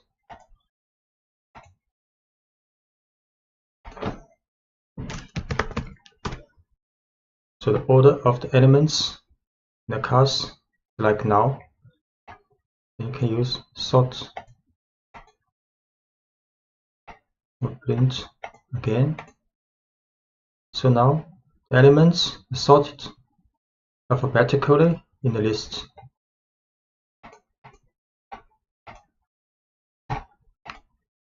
And you can also sort this list in reverse alphabetical order by passing the argument reverse equals true to the sort method. So you can use sort reverse true.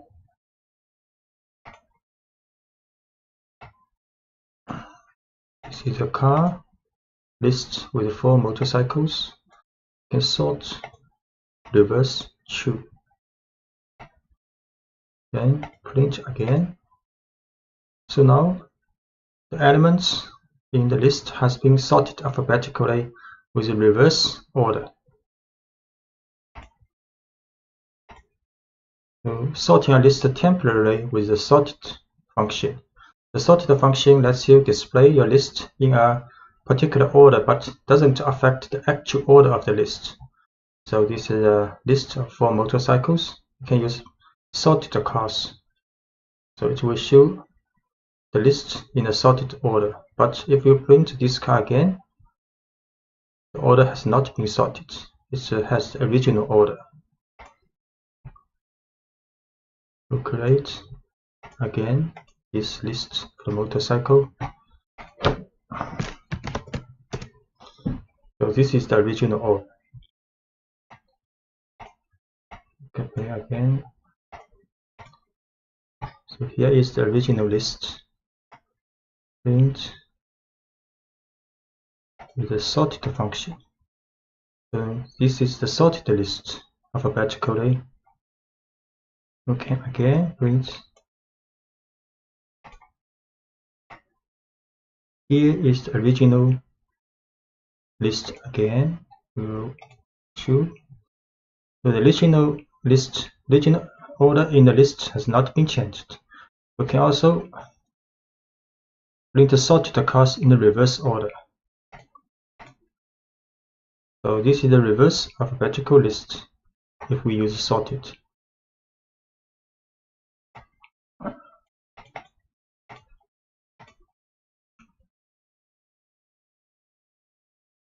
So printing a list in reverse order. So just to reverse the original order of a list. This may not be the alphabetical order. So just to reverse the original order of the list, you can use the reverse method. So this is the original list. If we use cast reverse and print a cast, then the order of the elements are reversed. So the last one will be printed first.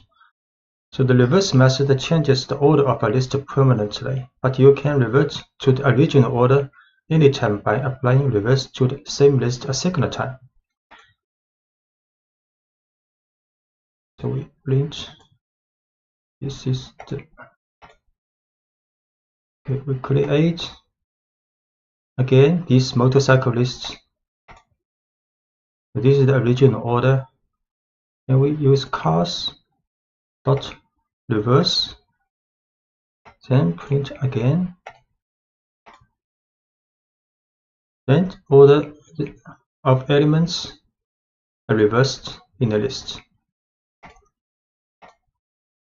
Okay, finding the length of a list. You can quickly find the length of a list by using the len function. So we can use len cars and it will return the number 4. So note that Python counts the items in a list starting with 1, not from 0. So this is the list for cars with 4 elements. We use len cars. It will be 4. Looping allows you to take the same action or set of actions with every item in a list. So when you want to do the same action with every item in a list, you can use Python's for loop. Let's say we have a list of magicians' names and we want to print out each name in the list. A for loop will let Python to handle this task easily. So in the for loop, Python pulls a name from the list magicians and store it in the variable magician. Then print the name that was just stored in magician. Python then repeats this operation for each name in the list. So this is a list of magician with 3 magicians. And we can write 4 magician in magicians. So magicians is a list. In the for loop, for magician will take each element from the magicians, then store in this variable called magician. Then inside the for loop, we print each magician until there's no magician left in this list. So where the no more values are in the list, Python moves on to the next line in the program after the for loop. So this is the for loop. We create a list called magicians with 3 magicians. Then we can write 4 magician, print magician. So each magician has been printed out. It is helpful to choose a meaningful name that represents a single item from the list. For example, here is a good way to start a for loop for a list of cats, a list of dogs, and a general list of items. You can write, for example, for cat in cats, for dog in dogs, or for item in list of items. And using singular and plural names can help you identify whether a section of code is working with a single element from the list or entire lists. Doing more work within a for loop. So every indented line following the line for magician in magicians is considered inside the loop, and each indented line is executed once for every value in the list. So for example, this is a magician list. We can write for loop from the for magician in magicians, then these two lines indented considered inside the for loop. So we can write print magicians title form. That was a great trick. And print I can't wait to see your next trick. Then magician's title name, then a new line. Then after this for loop finished, then we can print a single message that this statement not considered inside the loop. So any lines of code after the loop that are not indented are executed for once without repetition. We create a magicians list again. Then a for loop with two print lines included in the for loop.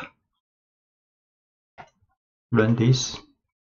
So for each element, each magician in list, we share two messages. So Alice, that was a great trick. I can't wait to see your next trick, Alice. And David, that was a great trick. I can't wait to see your next trick, David, and so on. Then after the for loop has been finished to run, then we can print one message.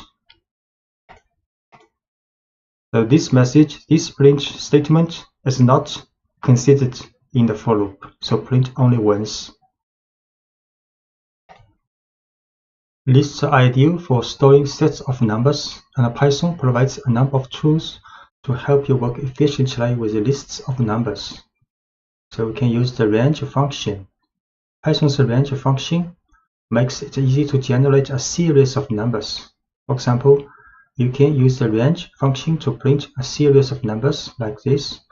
You can write a for loop, the for value in range 1 to 5.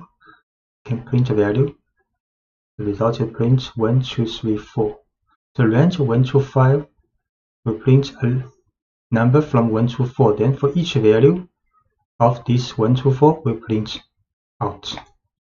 So although this code looks like it should print the numbers from 1 to 5, it doesn't print the number 5. So in this example, range prints only the numbers 1 through 4. This is the result of off by 1 behavior you will see often in Python and many other programming languages. So if you want to print the numbers from 1 to 5, you would use range 1, 6. So for value in range 1, 6, print value. Can print out for value in range 1 to 5, print value. So 1, 2, 3, 4 has been printed out. Use range to make a list of numbers. If you want to make a list of numbers, you can convert the results of range directly into a list using the list function.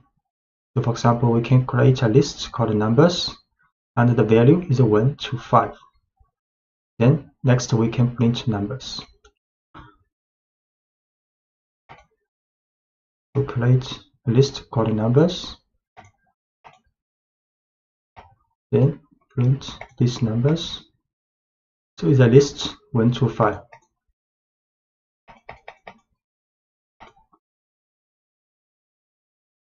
And we can also use the range function to tell Python to skip numbers in a given range. For example, here is how we would list the even numbers between 1 and 10. We can write even numbers is a list, create is a list, and the value is from 2 to 11, not including 11. and with a gap of 2. So the result will be 2, 4, 6, 8, 10. So even numbers is a list in the range 2 to 11 with a gap of 2. Then we print out this list. This list has 5 elements.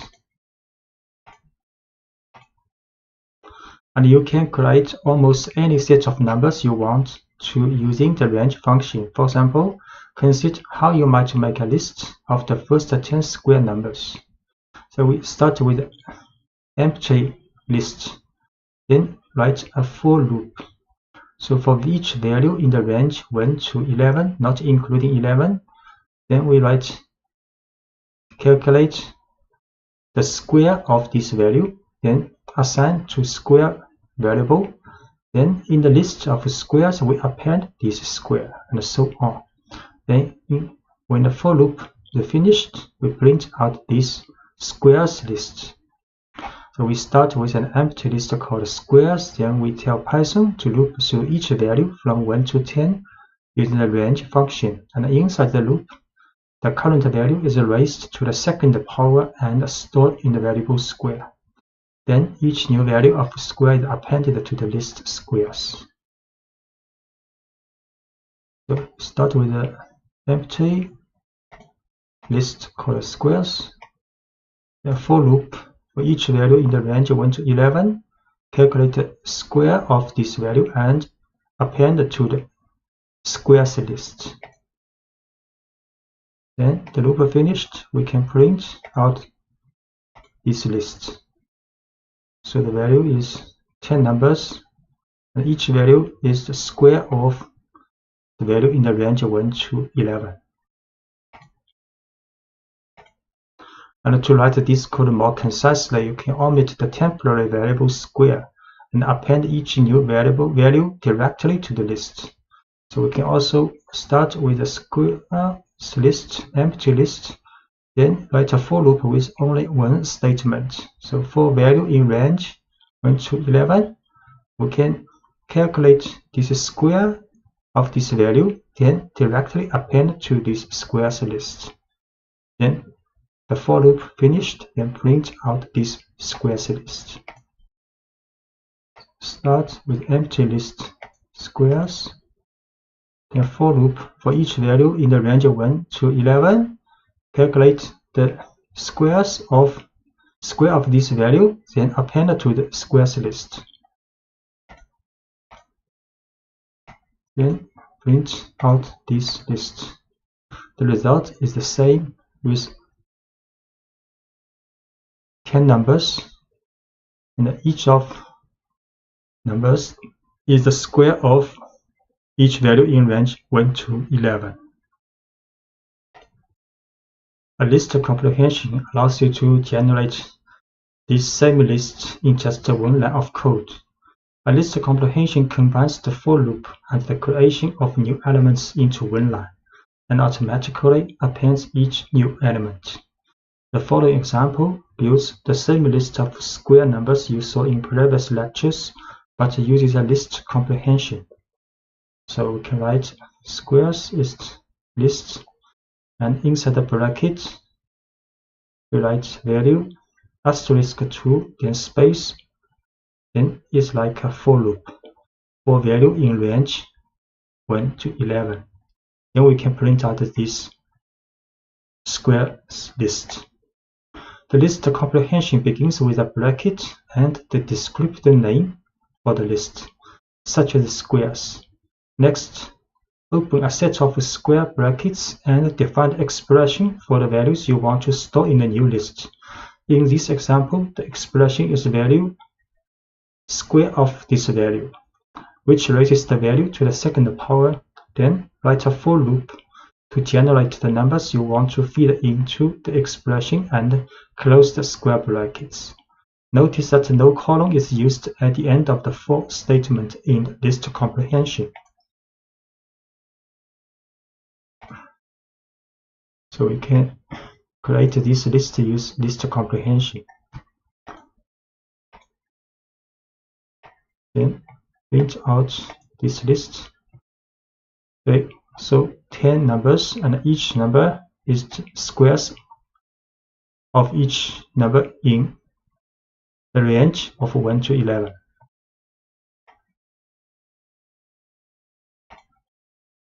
You can also work with a specific group of items in a list, which Python calls a slice. To make a slice, you specify the index of the first and the last elements you want to work with. As with the range function, Python stops one item before the second index you specify. So the following example involves a list of players on a team.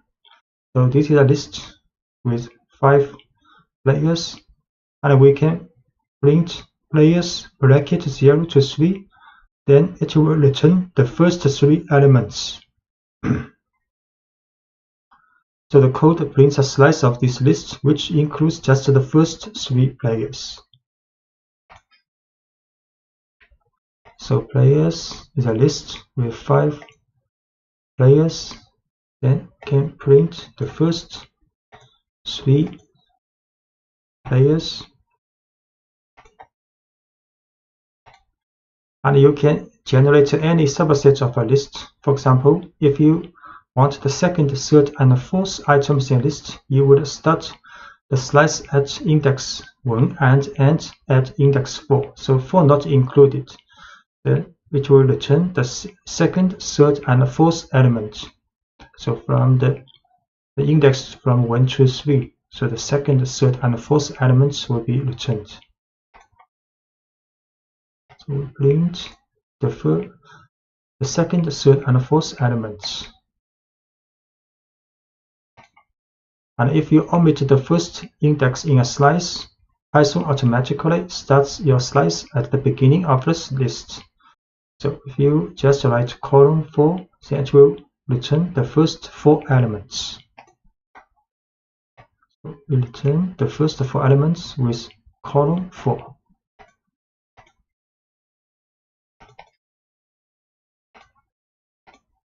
And a similar syntax works if you want a slice that includes the end of a list. For example, if you want all items from the third item through the last item, you can start with index 2 and omit the second index in the bracket. So we can just write players 2 column. Then it will return all items from the third item and through the end of the list. We print players 2 column return from the second to the last items in the list. The negative index returns an element a certain distance from the end of a list. So therefore, you can output any slice from the end of a list. So, for example, we can write players bracket -3, then column. Then it will return the last 3 players. So it will return the last 3 players with negative index.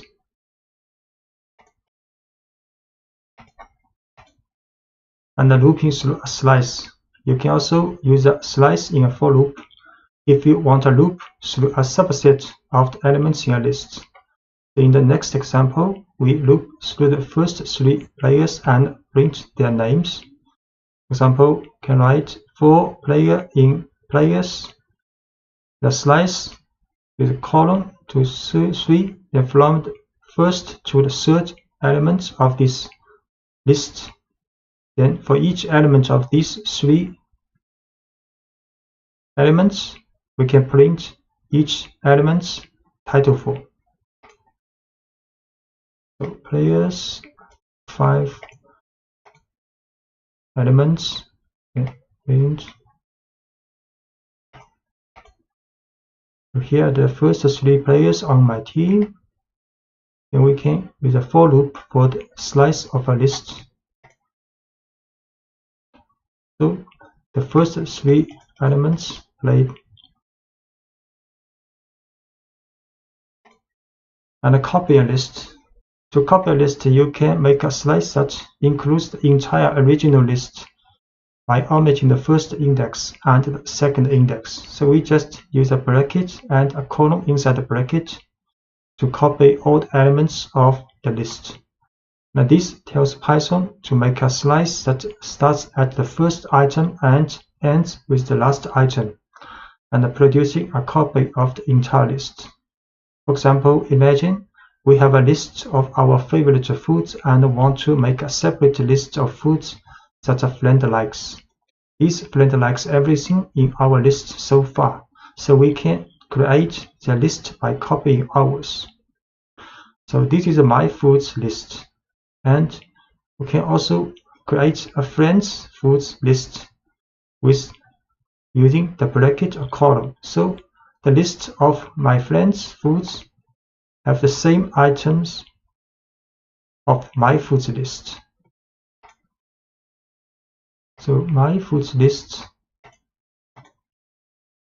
pizza, farro, carrot cake. Then we can create my friends foods list. Then we print out. So my favorite foods are this one, these three. Then my friends favorite food list. Also these three items lists.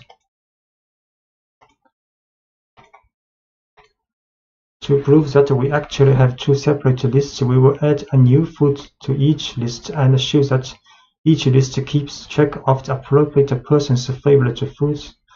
So in the my foods list, we append cannoli, and in my friend's foods list, we append ice cream. Then we print out to see. So my foods append a new food, and my friend's foods also append a different food. Then we print to see my favorite foods. So this one is appended to in my favorite foods, and this one appended to my friend's favorite foods. So which means these two lists are independent, separate lists. If we had simply set my friend's foods equal to my foods, we will not produce two separate lists. So for example, this is my food list, and we just use equal. So my friend's foods list is equal to my foods list. Then we append two different items to each list, and in this form, if to connect the two lists, then append item in one list will also do for the other. We will see. So for my foods list, create first with three items. Then we just use equal to assign the same value to my friend's foods list. Then we append two items to these two lists. Then we print out my foods list again. Now you can see these two items have been appended in my foods list. We also print my friend's foods. Also, these two items have been added, which means if we use equal sign to assign my foods to my friend's foods, they are just reference to the same object. They are not copy, not independent objects. So if you append one item in one of the two objects, and this will also happen for the other one. Sometimes we want to create a list of items that cannot change. Tuples allow you to do just that. Python refers to values that cannot change as immutable, and an immutable list is called a tuple. A tuple looks just like a list, except you use parentheses instead of square brackets. Once you define a tuple, you can access individual elements by using each item's index, just as you would for a list.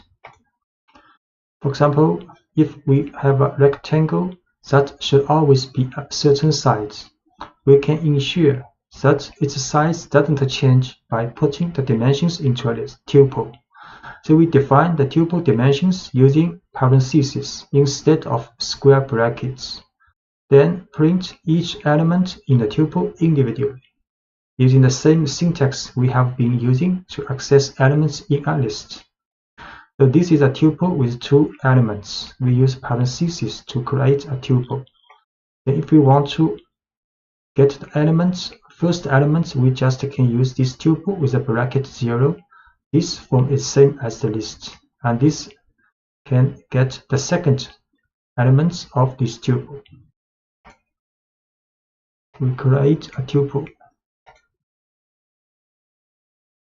Then we print out the first element and print out the second element of this tuple.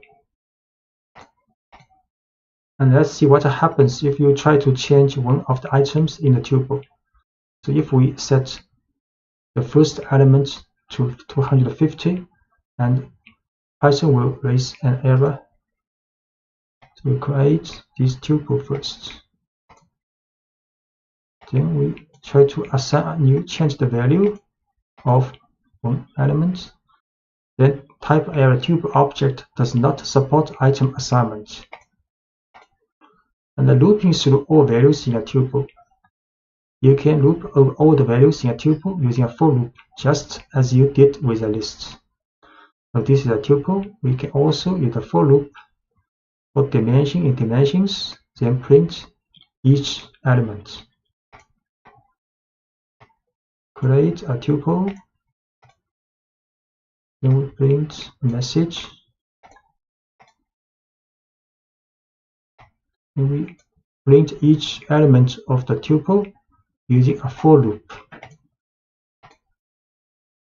So 2 elements printed out. So writing over a tuple, although you cannot modify a tuple, you can assign a new value to a variable that holds a tuple.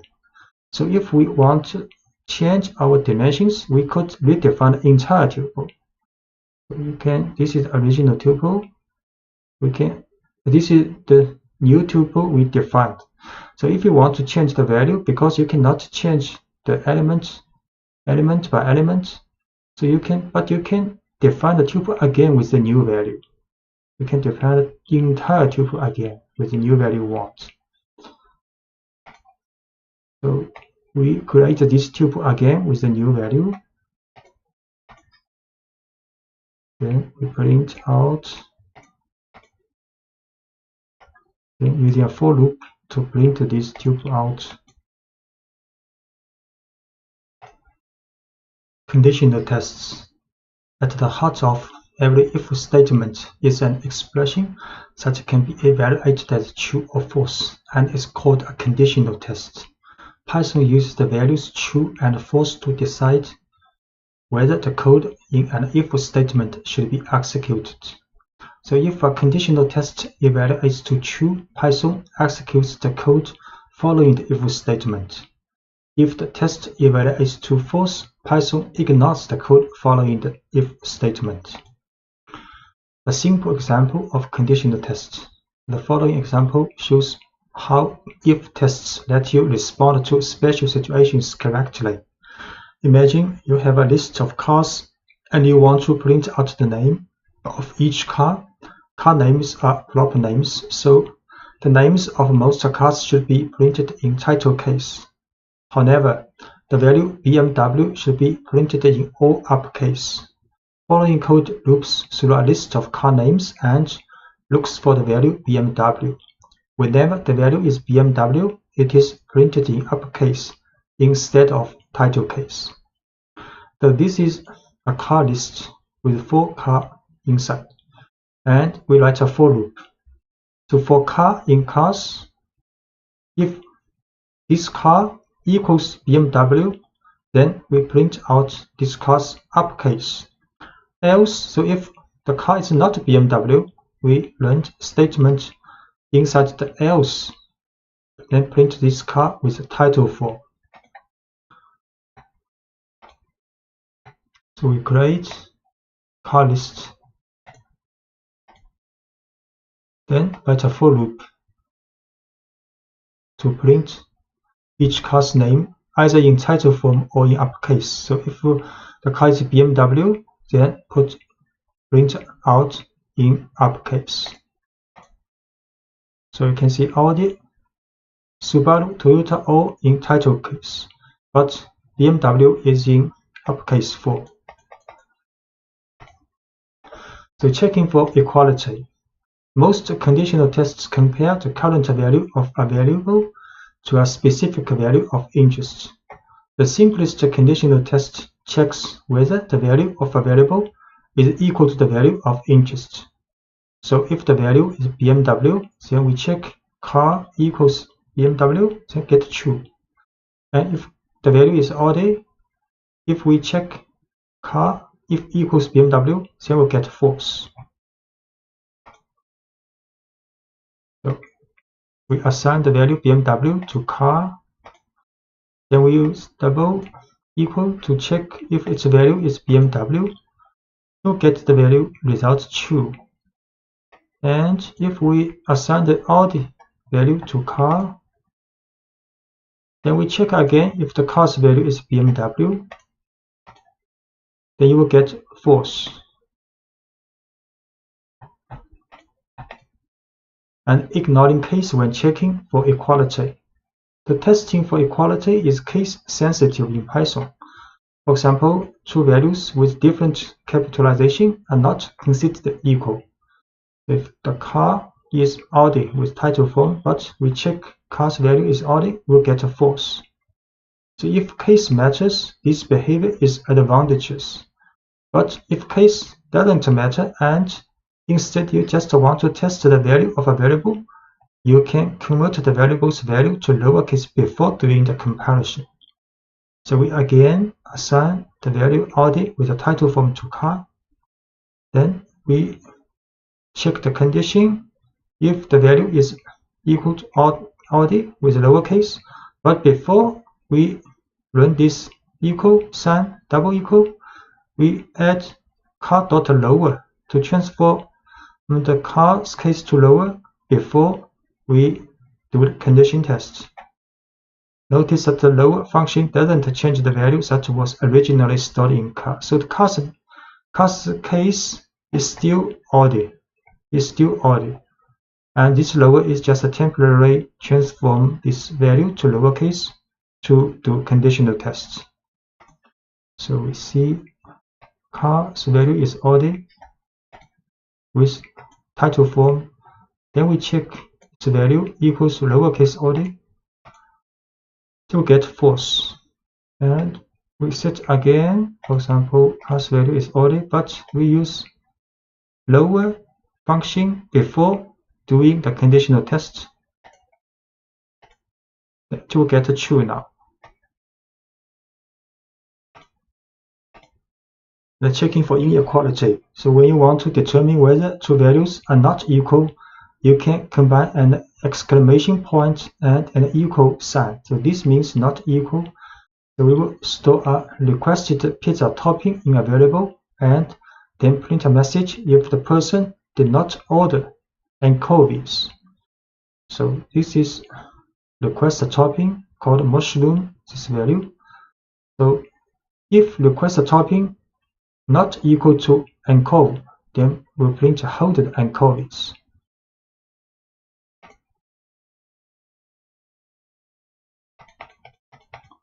So request a topping is mushroom. So we check if this topping not equal to anchovy, we'll print holded anchovies. So this message printed out because this value is mushroom, and we test if this value not equal to anchovy. This test will get true. Will get true, then this statement will be run in the for loop, in the if statement. And the numerical comparisons. So testing numerical values is pretty straightforward. For example, the following code checks whether a person is 18 years old. So if the person is 18 years old, then you test numerically if the age equals 18. You get a true result. You can also test to see if two numbers are not equal. So for example, the following code prints a message if the given answer is not correct. So answer is 17. So we test if answer not equal to 42. Then we print a message. This is not the correct answer. Please try again. So age is 18. Then we test age. If age is 18 equals 18, the result is true. The answer is 17. Then we test if answer not equal to 42, then we show the message. Because answer is not equal to 42, the message is printed out.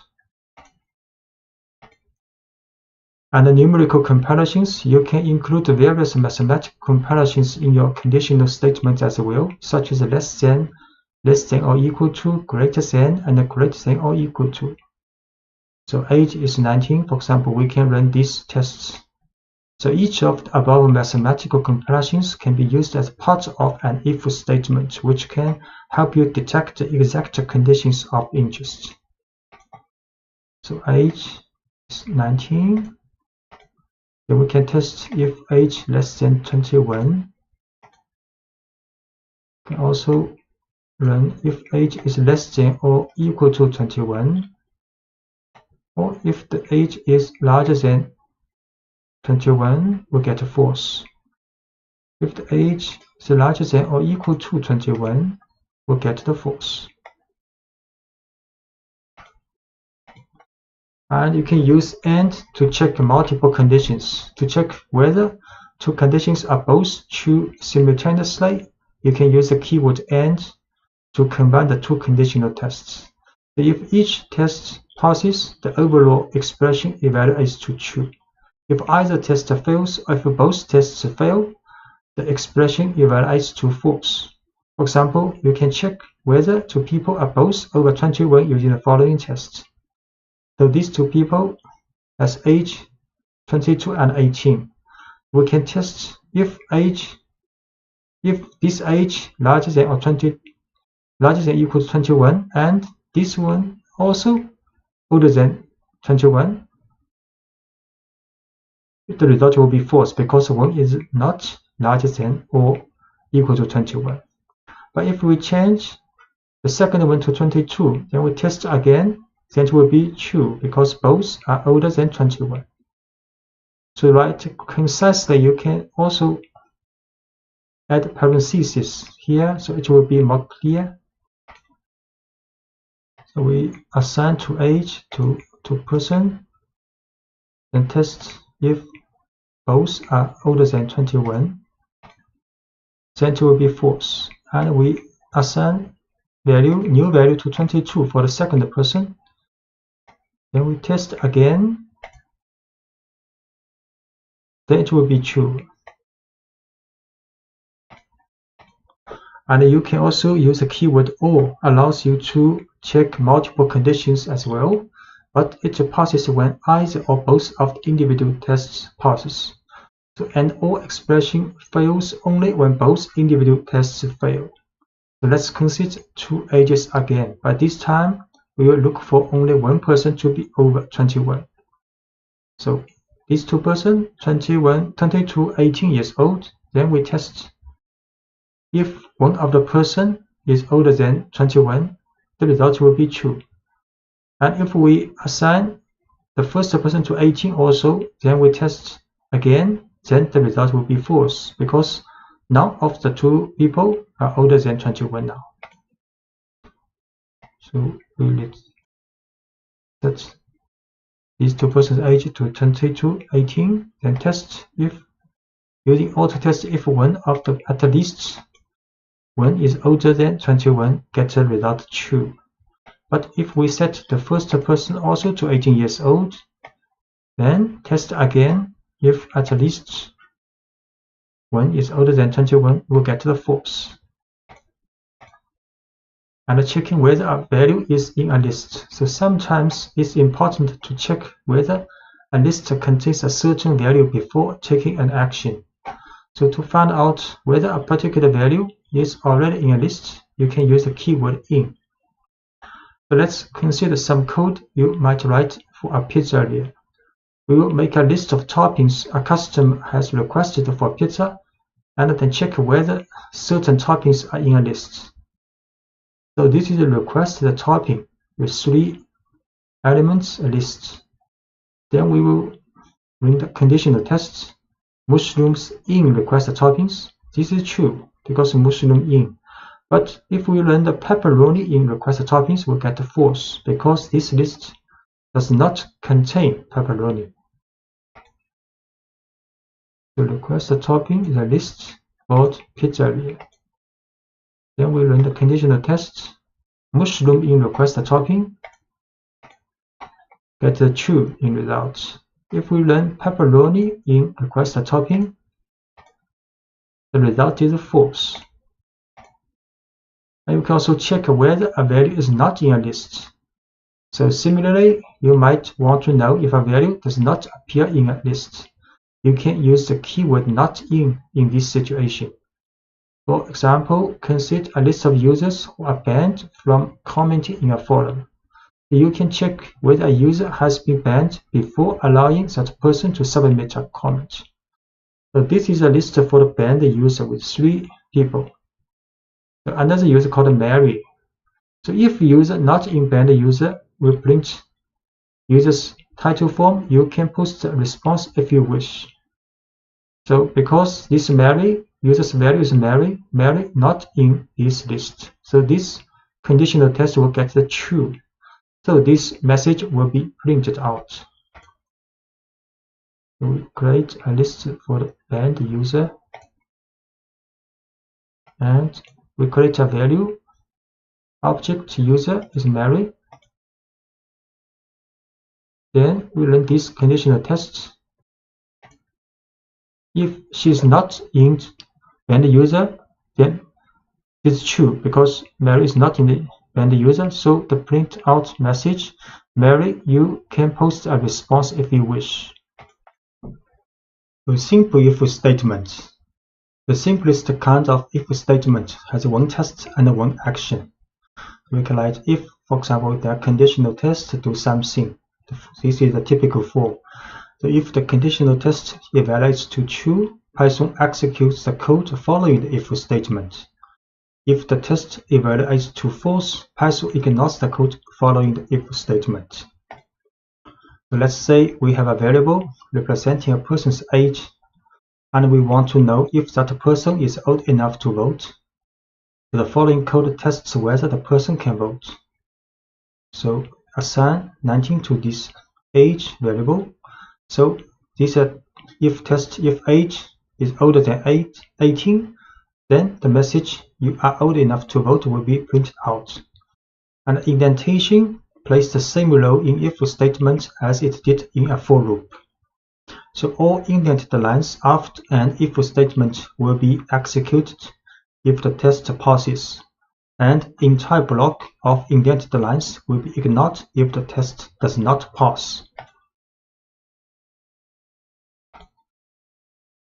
So you can assign age is 19. We can test this.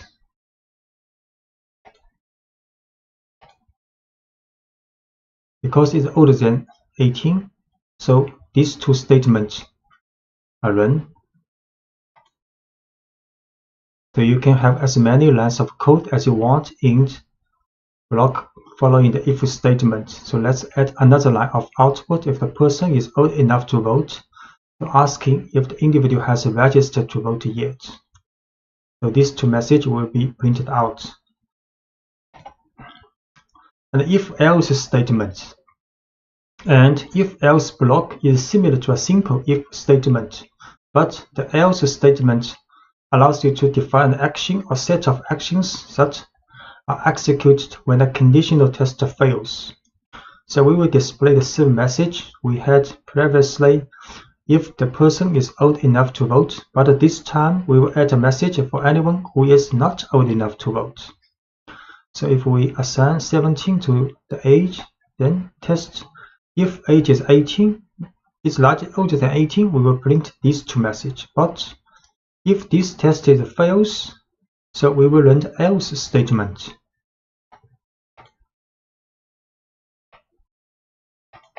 So age is 17. Then we test. If age is older than 18, then print this message. Else, if this test is fail, then we will print these two messages. So because age is 17, not older than 18, then these two messages are printed out. Sorry, you are too young to vote, and please register to vote as soon as you turn 18. And if and else chain, often you will need to test more than two possible situations. And to evaluate this, you can use Python's if else syntax. Python executes only one block in an if else chain. It runs each conditional test in order until one passes. So when a test passes, the code following that test is executed and Python skips the rest of the tests. The following code tests for the age group of a person and then prints an admission price message. So for example, age is 12. Then we run if age is younger than 4, then print this message. But this message, if this is fail, then Python will test this conditional test. If it is younger than 18 but older than 4. If this passes, gets a true result, then this message will be run. Then the if test, then the statement after the if test will be run. So if both of these conditional tests fails, then Python will run this message. We see age is 12. We'll test using if, elif, and else. The admission is 5 now because 12 is not younger than 4. Then this gets false. Then Python will test the next. Next will be true because younger than 18. So the statement inside the elif will be run. Then Python will finish this if statement, if, elif, else statement.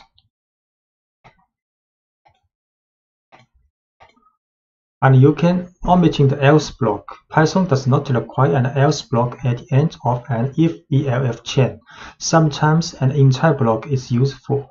Sometimes it is clearer to use an additional if statement that catches the specific condition of interest.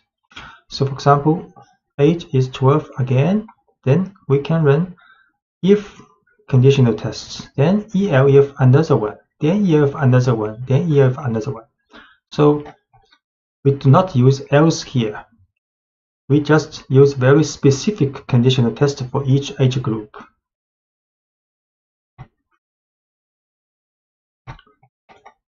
So we see age is 12. Then we use a multiple if, elif tests.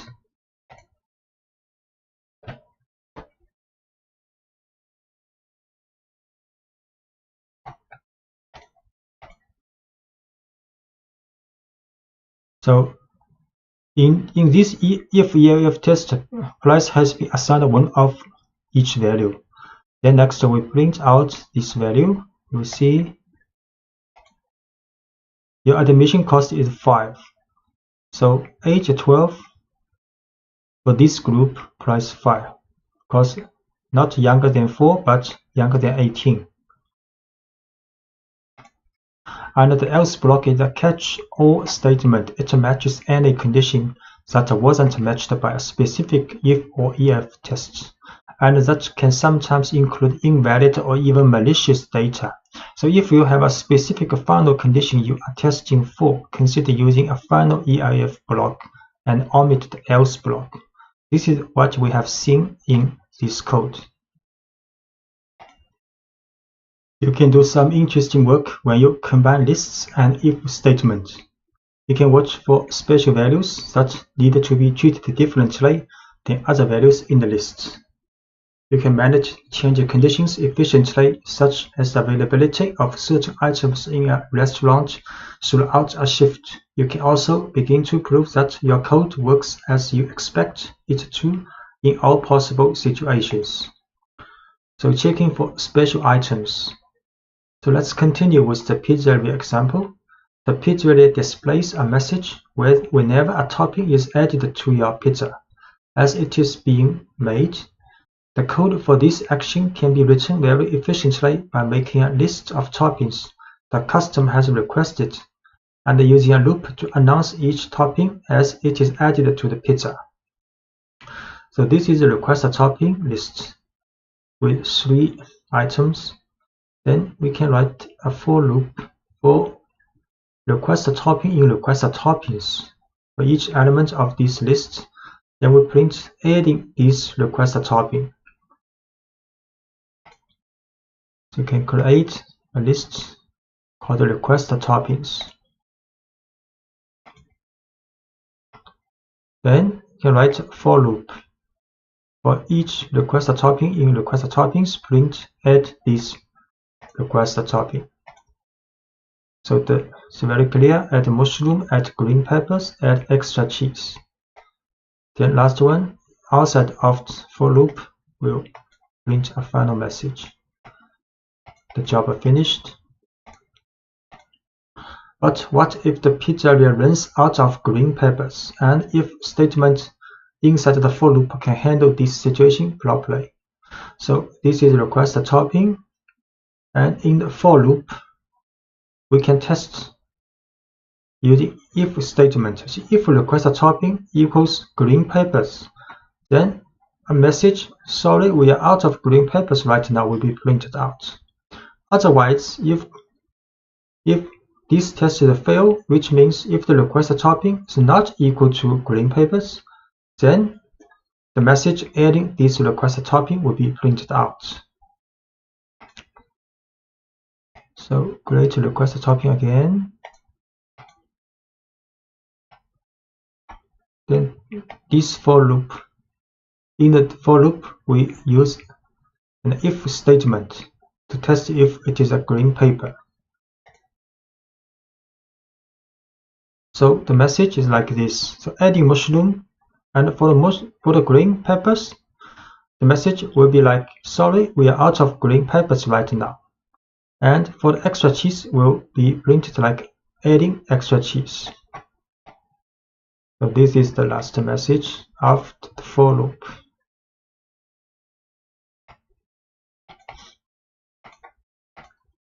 And checking that a list is not empty. Sometimes it's useful to check whether a list is empty before running a for loop. So as an example, let's check whether the list of request topping is empty before building the pizza. If the list is empty, we will prompt the user and make sure they want a plain pizza. If the list is not empty, we will build the pizza just as we did in the previous examples. So we first create an empty list to request toppings. So next we will run if request toppings. If request toppings, which means if request topping has at least one element and not empty, then it will run the for loop. Else, if request topping is empty, we will run another loop, another message. So when the name of a list is used in an if statement, Python returns true if the list contains at least one item. An empty list will evaluate to true to this conditional test. So here we create an empty list for request topping. Then we will run if-else statement. So if request topping is not empty, we will run this for loop. But if it is empty, then this test will fail. Then we run the else statement. So the else statement is run in this case now. Using multiple lists. What if a customer actually wants French fries on their pizza? You can use the lists and if statement to make sure your input makes sense before you act on it. So let's watch out for unusual topping requests before we build a pizza. And the following example defines two lists. The first is a list of available toppings at the pizzeria, and the second is the list of toppings that the user has requested. And this time, each item in request toppings is checked against the list of available toppings before it's added to the pizza. So the code will look like this. Available toppings is a list created, and request toppings is another list which created for the request toppings from the customer. Then we will write a for loop. Then for each request topping in the request toppings, we will check if this request topping in this available toppings list. So if this test gets true, then we will print add this request topping. Otherwise, if this request topping item is not in available toppings list, then we will run another message. We ask customer, say, sorry, we don't have these toppings. So we run create two lists. One is available toppings and one is request toppings. Then we write a for loop for each request toppings. Then test if this one is in available toppings. If it is true, then we print this message. If it is not true, then we run the else statement. So you can see the mushroom is in available topping list. So we're adding mushrooms. The same for the extra cheese, but for the French fries in the request topping, the message, sorry, we don't have French fries, will be run out. A dictionary in Python is a collection of key value pairs. So each key is connected to a value, and you can use a key to access the value associated with that key. A key's value can be a number, a string, a list, or even another dictionary. In fact, you can use any object that you can create in Python as a value in a dictionary. In Python, a dictionary is wrapped in braces with a series of key value pairs inside the braces. So this is a dictionary with two key value pairs, and the key is color and points, and the value is green and 5. Accessing values in a dictionary. To get the value associated with the key, give the name of the dictionary and then place the key inside a set of square brackets as shown here. So we can access the value of key color. So this will print out the value of color. And similarly, this will print out the value of points in this dictionary. So this dictionary with two key value pairs. So we can get the points value of this dictionary and assign to new points. Next, we can print out these new points with a message. So alien 0 is a dictionary with two key value pairs. And we can print out the value of this dictionary's color. Its color is green. And we can print out the value of points. Points is 5. Can create this dictionary again.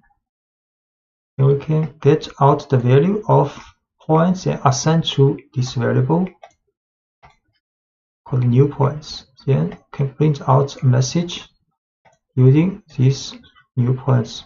So you just earned 5 points. So you can add new key value pairs to a dictionary. To add a new key value pairs, you would give the name of the dictionary followed by the new key in square brackets along with the new value. So let's add 2 new pieces of information to the alien 0 dictionary. the alien's x and y coordinates.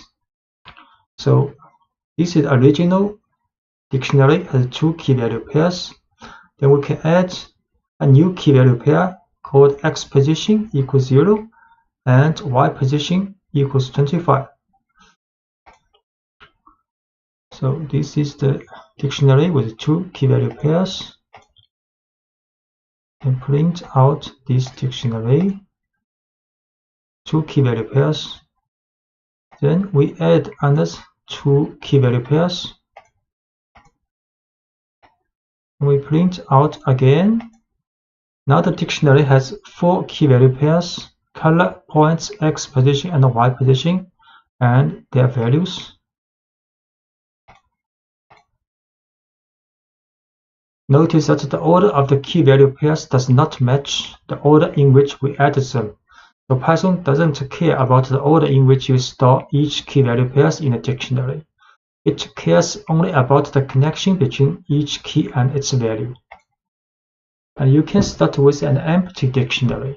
It's sometimes convenient or even necessary to start with an empty dictionary and then add each new item to it. To start filling an empty dictionary, you can define a dictionary with an empty set of braces and then add each key value pairs on its own line. So we can start with an empty dictionary with 2 braces. Then we add 1 key value pairs using alien 0, brackets color equals green, and points equals 5. So add these 2 key value pairs into this dictionary. We start with an empty dictionary. Then we add these 2 key value pairs into a dictionary. Then print out again. Now the dictionary has 2 key value pairs. Can modify values in a dictionary. To modify a value in a dictionary, give the name of the dictionary with the key in square brackets and then the new value you want associated with that key. So for example, consider an alien that changes from green to yellow as a game process progress. So we create a dictionary with only 1 key value pair, color is green. Then we can modify the value of this key color to yellow. So we create first key value pair green in this dictionary and we print out the alien's color. The alien is green now. Then we modify the color to yellow in this dictionary. And we can print out again. The alien is now yellow now. And you can set dictionary with, for example, 4 x position, y position, and a speed medium. Can print original position for this alien x position. So position is 0 now, original. Then we can move the alien to the right. So if alien 0 speed is slow, x increment is 1. And else if speed is medium, then increment is 2, and else increment is 3. So because x speed is medium now, so the increment is 2. And we can also we can run this test first. So x increment will be assigned with a true value now. Then we can modify the position x position with current position plus x increment. So run this to modify the value of x position. So print new x position. Now we'll see new position 2 because have increment with true value to the x position. And we can also remove key value pairs. So when you no longer need a piece of information, that's stored in a dictionary, you can use the del statement to completely remove a key value pair. All del needs is the name of the dictionary and the keys that you want to remove. For example, let's remove the key points from the alien 0 dictionary along with its value. So this is a dictionary with 2 key value pairs. Then we can remove the points, the key value pairs with the points. Use del alien 0 points in brackets. So we can create these key value pairs dictionary first. 2 key, so print. So there are 2 key value pairs in this dictionary. Then we remove 1 key value pairs. Points has been removed.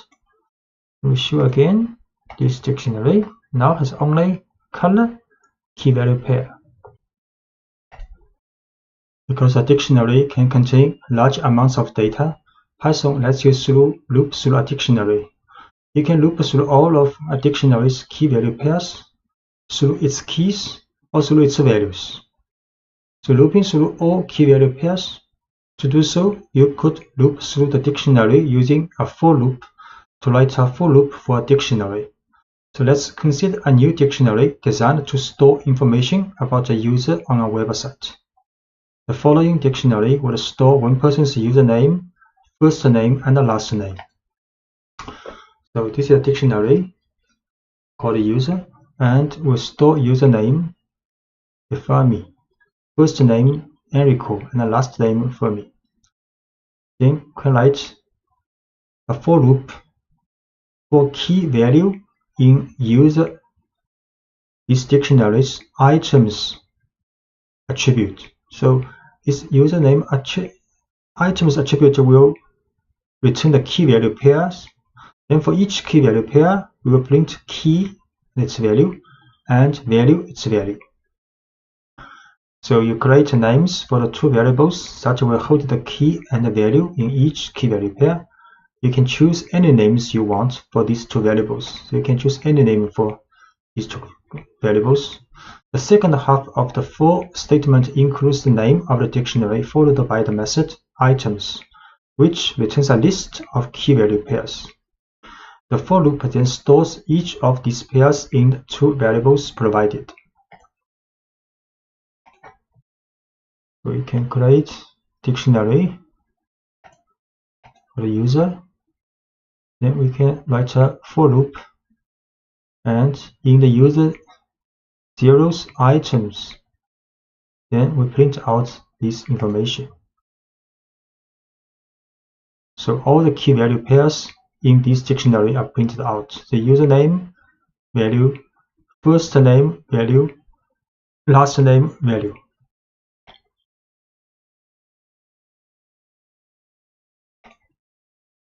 Another example of looping through all key value pairs, so we look at a dictionary of a favorite programming language of a number of people. So favorite language is a dictionary. Then the key is people's name, and the value are favorite languages of those people. Then we can write for loop. We'll create 2 variables called name, language, for name, language in these dictionaries items. Then we can print names, title form, concatenate with a message, and then concatenate with languages, title form. So favorite language is a dictionary. Then a for loop will print out information for each person's favorite language. So Yan's favorite language is Python, Sarah's favorite language is C, and so on. So looping through all the keys in a dictionary. So you can use the keys method. It's useful when you don't need to work with all of the values in a dictionary. So let's loop through the favorite language dictionary and print the names of everyone who took the poll. So this is the same dictionary as before. Then we can write also for name, create one variable called name in this dictionary's keys attribute. So then can print out each name's title form. So this is a dictionary.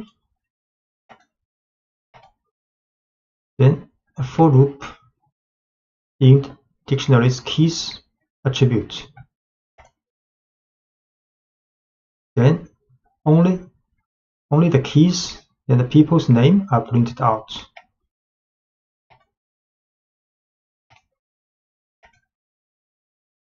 So looping through the keys is actually the default behavior when looping through a dictionary. So the following two codes would have exactly the same meaning. We can write for name in favorite languages. Do not add any methods after this dictionary. Or we can write for name in favorite languages dot keys. These two statements will get the same result. You can choose to use the keys method explicitly if it makes your code easier to read, or you can omit it if you wish. And you can access the value associated with each key you care about inside the loop by using the current keys. So let's print a message to a couple of friends about the languages they choose. So we will loop through the names in the dictionary as we did previously, but when a name matches one of our friends, we will display a message about their favorite language.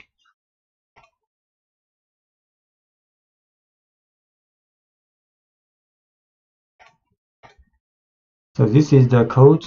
So we create same dictionary as before. Then we have friends, a list, 2 people of our friends. Then write a large for loop for name in favorite language to keys. So this name represents each name in this dictionary. Then print this name's title form first. Next, we write an if conditional test. So if this name in friends is this list. So if one of these keys is in this list, then we will print another message, hi, the name's title form, and a message, I see your favorite language is your favorite language's value, which language is title form. So we show this. Create this dictionary first. Then we create another list called friends with 2 items. Next, write a for loop to print out each people in the favorite languages list first. Then, if this person matches in this list, then we'll print another message for this friend. So first, Yang print out, then Sarah print out. Because Sarah is in the friend list, then Sarah will have another message printed out. Then Edward print out. Then Phil, because Phil also in the friend list, then Phil will also have another message printed out.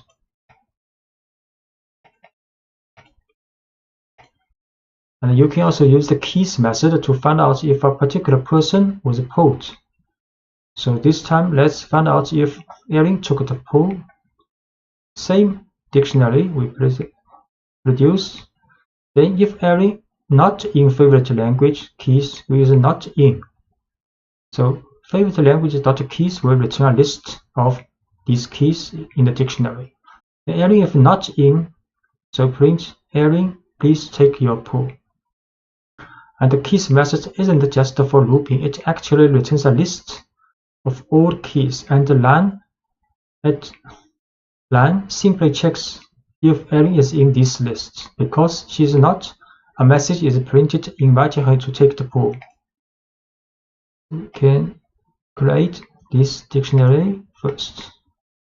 Then check if Erin not in this dictionary's keys list, will print a message. Because Erin is not in, so the message is printed out.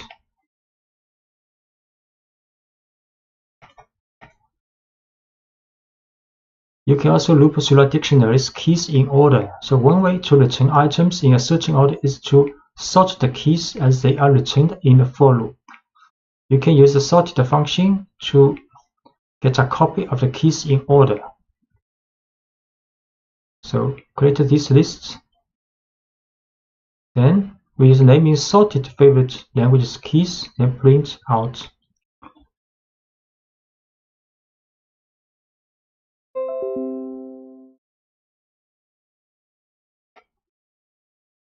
Then choose this one, then create this first dictionary.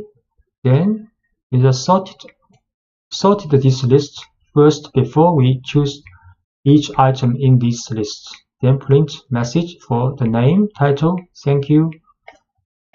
You can see. So now the names are sorted in alphabetical order.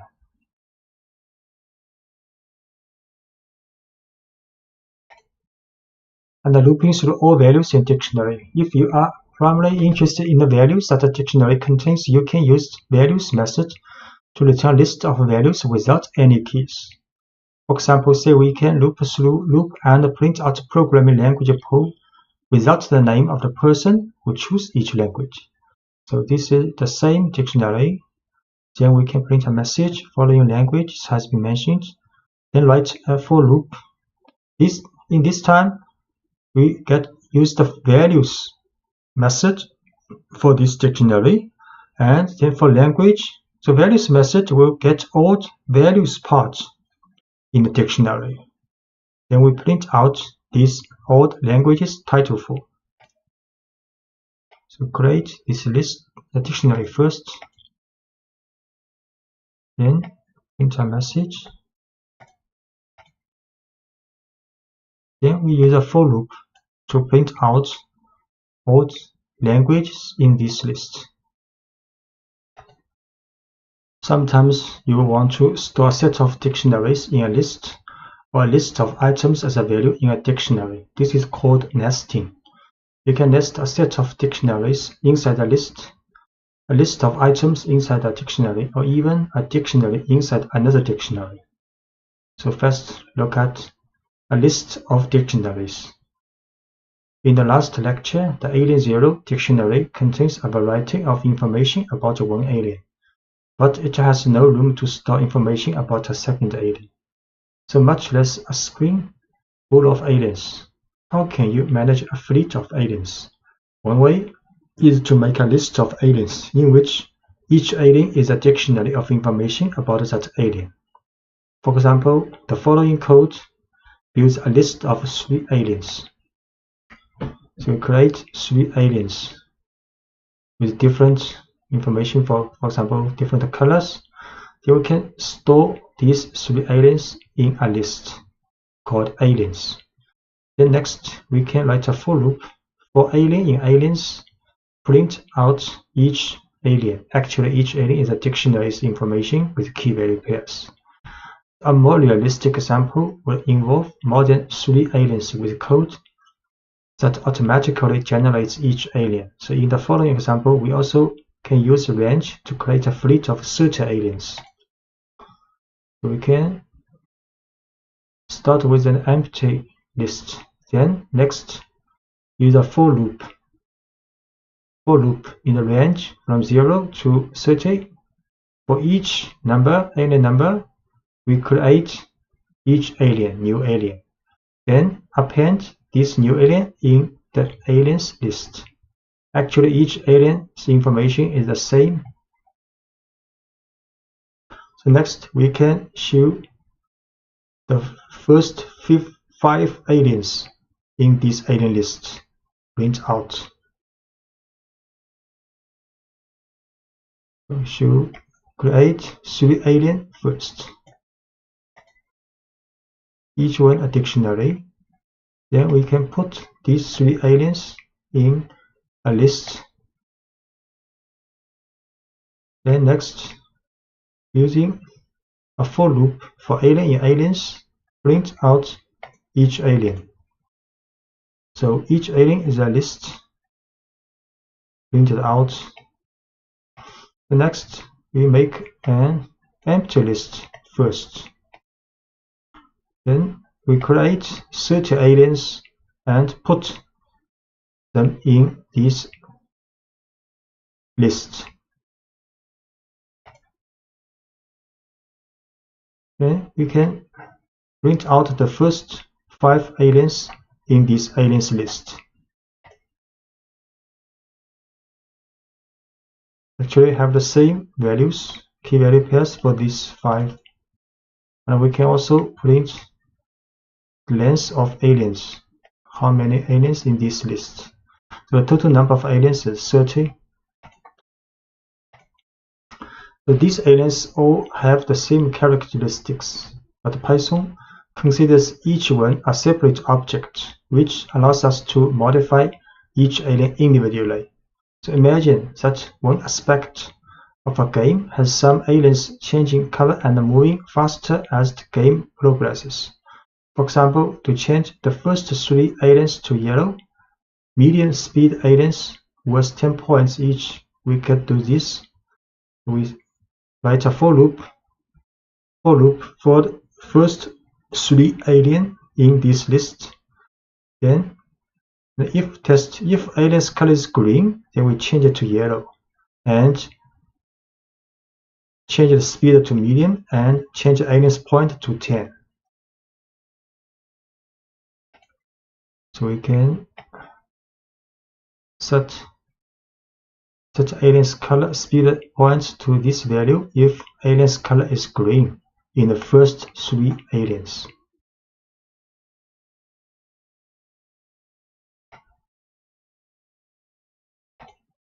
So next, let's look at a list in a dictionaries situation.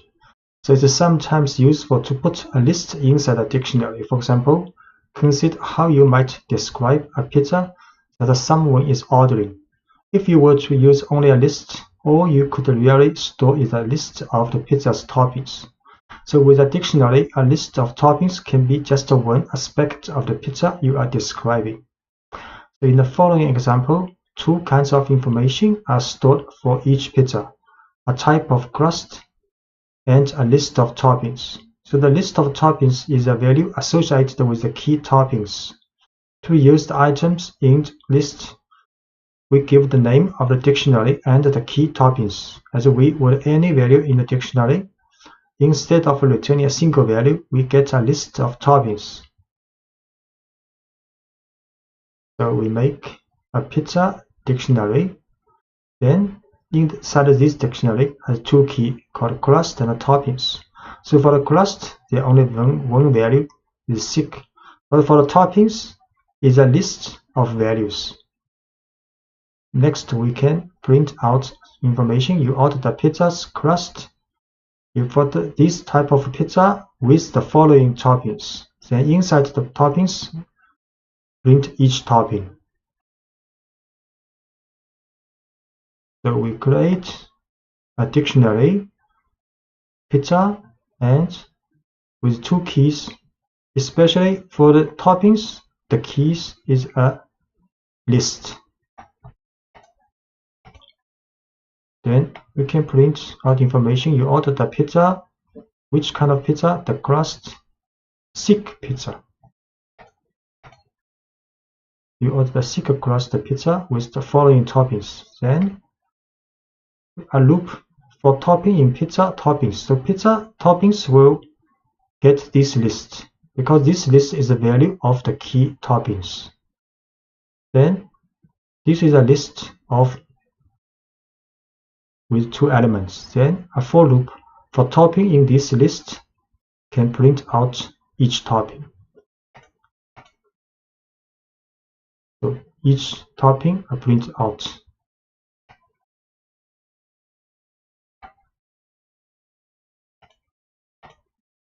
You can nest a list inside a dictionary anytime you want more than one value to be associated with a single key in a dictionary.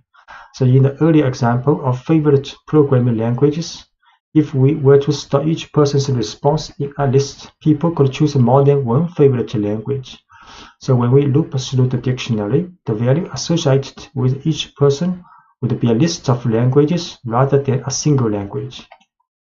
So for the programming languages dictionary, in this time we use list to store the value for the languages each person like. For example, Phil, there are 2 programming languages, and Jen also 2 programming languages, but for Sarah only 1 programming language. Next, we can write a for loop for name language in favorite languages item. The item method will get a key value pairs. So key is the name, language is the value of this person. Then we can print name, the titles forms, favorite languages are. Next, inside the for loop, we'll write another for loop. Because this is a list, so we can write a for loop for language in languages. So languages is a list here. Key value pairs, the value for this key, for example, is a list. Next, we can write a for loop for the value for each item in this list, then print out each language. We create favorite languages dictionary with the value as list. Then for each people, we will print out his favorite languages. So this is the result. Jen's favorite languages are Python, Ruby. Sarah's favorite languages are C, so on. And the last case is dictionary in a dictionary. So you can nest a dictionary inside another dictionary, but your code can get very complicated quickly when you do this. For example, if you have several users for a website, each with a unique username, you can use the usernames as the keys in a dictionary. You can then store information about each user by using a dictionary as the value associated with their username. So in the following listing, we store 3 pieces of information about each user: their first name, last name, and the location. We will access this information by looping through the usernames and the dictionary of information associated with each username. So we create a dictionary. So inside of this dictionary, for the key Einstein is a person, then we store another dictionary as the value of Einstein, this key. And for Marie Curie, we store another dictionary as the value of this person. Next, inside, and for each dictionary of the value, there's 3 information for the first name, last name, and the location for this person. Next, we can write a for loop. For loop, first use the items method for the users. User is a dictionary, main dictionary. Then items will get the list of username and the user info pair. Then print a message. Then we create variable called full name is user info. User info is a dictionary. User info's first name plus user info's last name concatenated with a space. Then location is user info's location's value. Next, we can print message with full name and the location, title form. So create a dictionary with 2 scientists as the key and dictionary including first name, last name, and location as this person's value. Next, run a for loop which extracts the information of the key is the username and the user info, the dictionary, from user's items method. Then print out information of username, then create a full name with the concatenation of the user info's first name and the last name, as well as the location information, then print out. So the result is Username Einstein, then full name Albert Einstein, location Princeton, and similarly for username Marie Curie. In this lecture, you will learn how to accept the user input in Python, so your program can then work with it. When your program needs a name, you will be able to prompt the user for a name. When your program needs a list of names, you will be able to prompt the user for a series of names. To do this, you will use the input function. How the input function works. The input function pauses your program and waits for the user to enter some text. Once Python receives the user's input, it will store it in a variable to make it convenient for you to work with. For example, we can use input function, and this is a prompt to the user. User will see this prompt. So tell me something and I will repeat it back to you. Then, after user has input the text of something, then this will store in the message variable. Next, we can print out this message. For example, we can try this. The user will see this, tell me something, and I will repeat it back to you. I try, for example, hello everyone. Then this information has been stored in the message. Next, we can print out this message. Hello everyone. So the input function takes one argument, the prompt or instructions that we want to display to the user so they know what to do. In this example, when Python runs the first line, the user sees the prompt, tell me something, and I will repeat it back to you. The program waits while the user enters their response and continues after the user presses enter. And the response is stored in the variable message. Then print message displays the input back to the user. And when you run input in Spider, sometimes may comes with internal problem with this function. One way to solve this problem is to upgrade the Spider to version 5.3.0 using command and Anaconda prompt. So you can start Anaconda prompt in Windows Start menu, activate your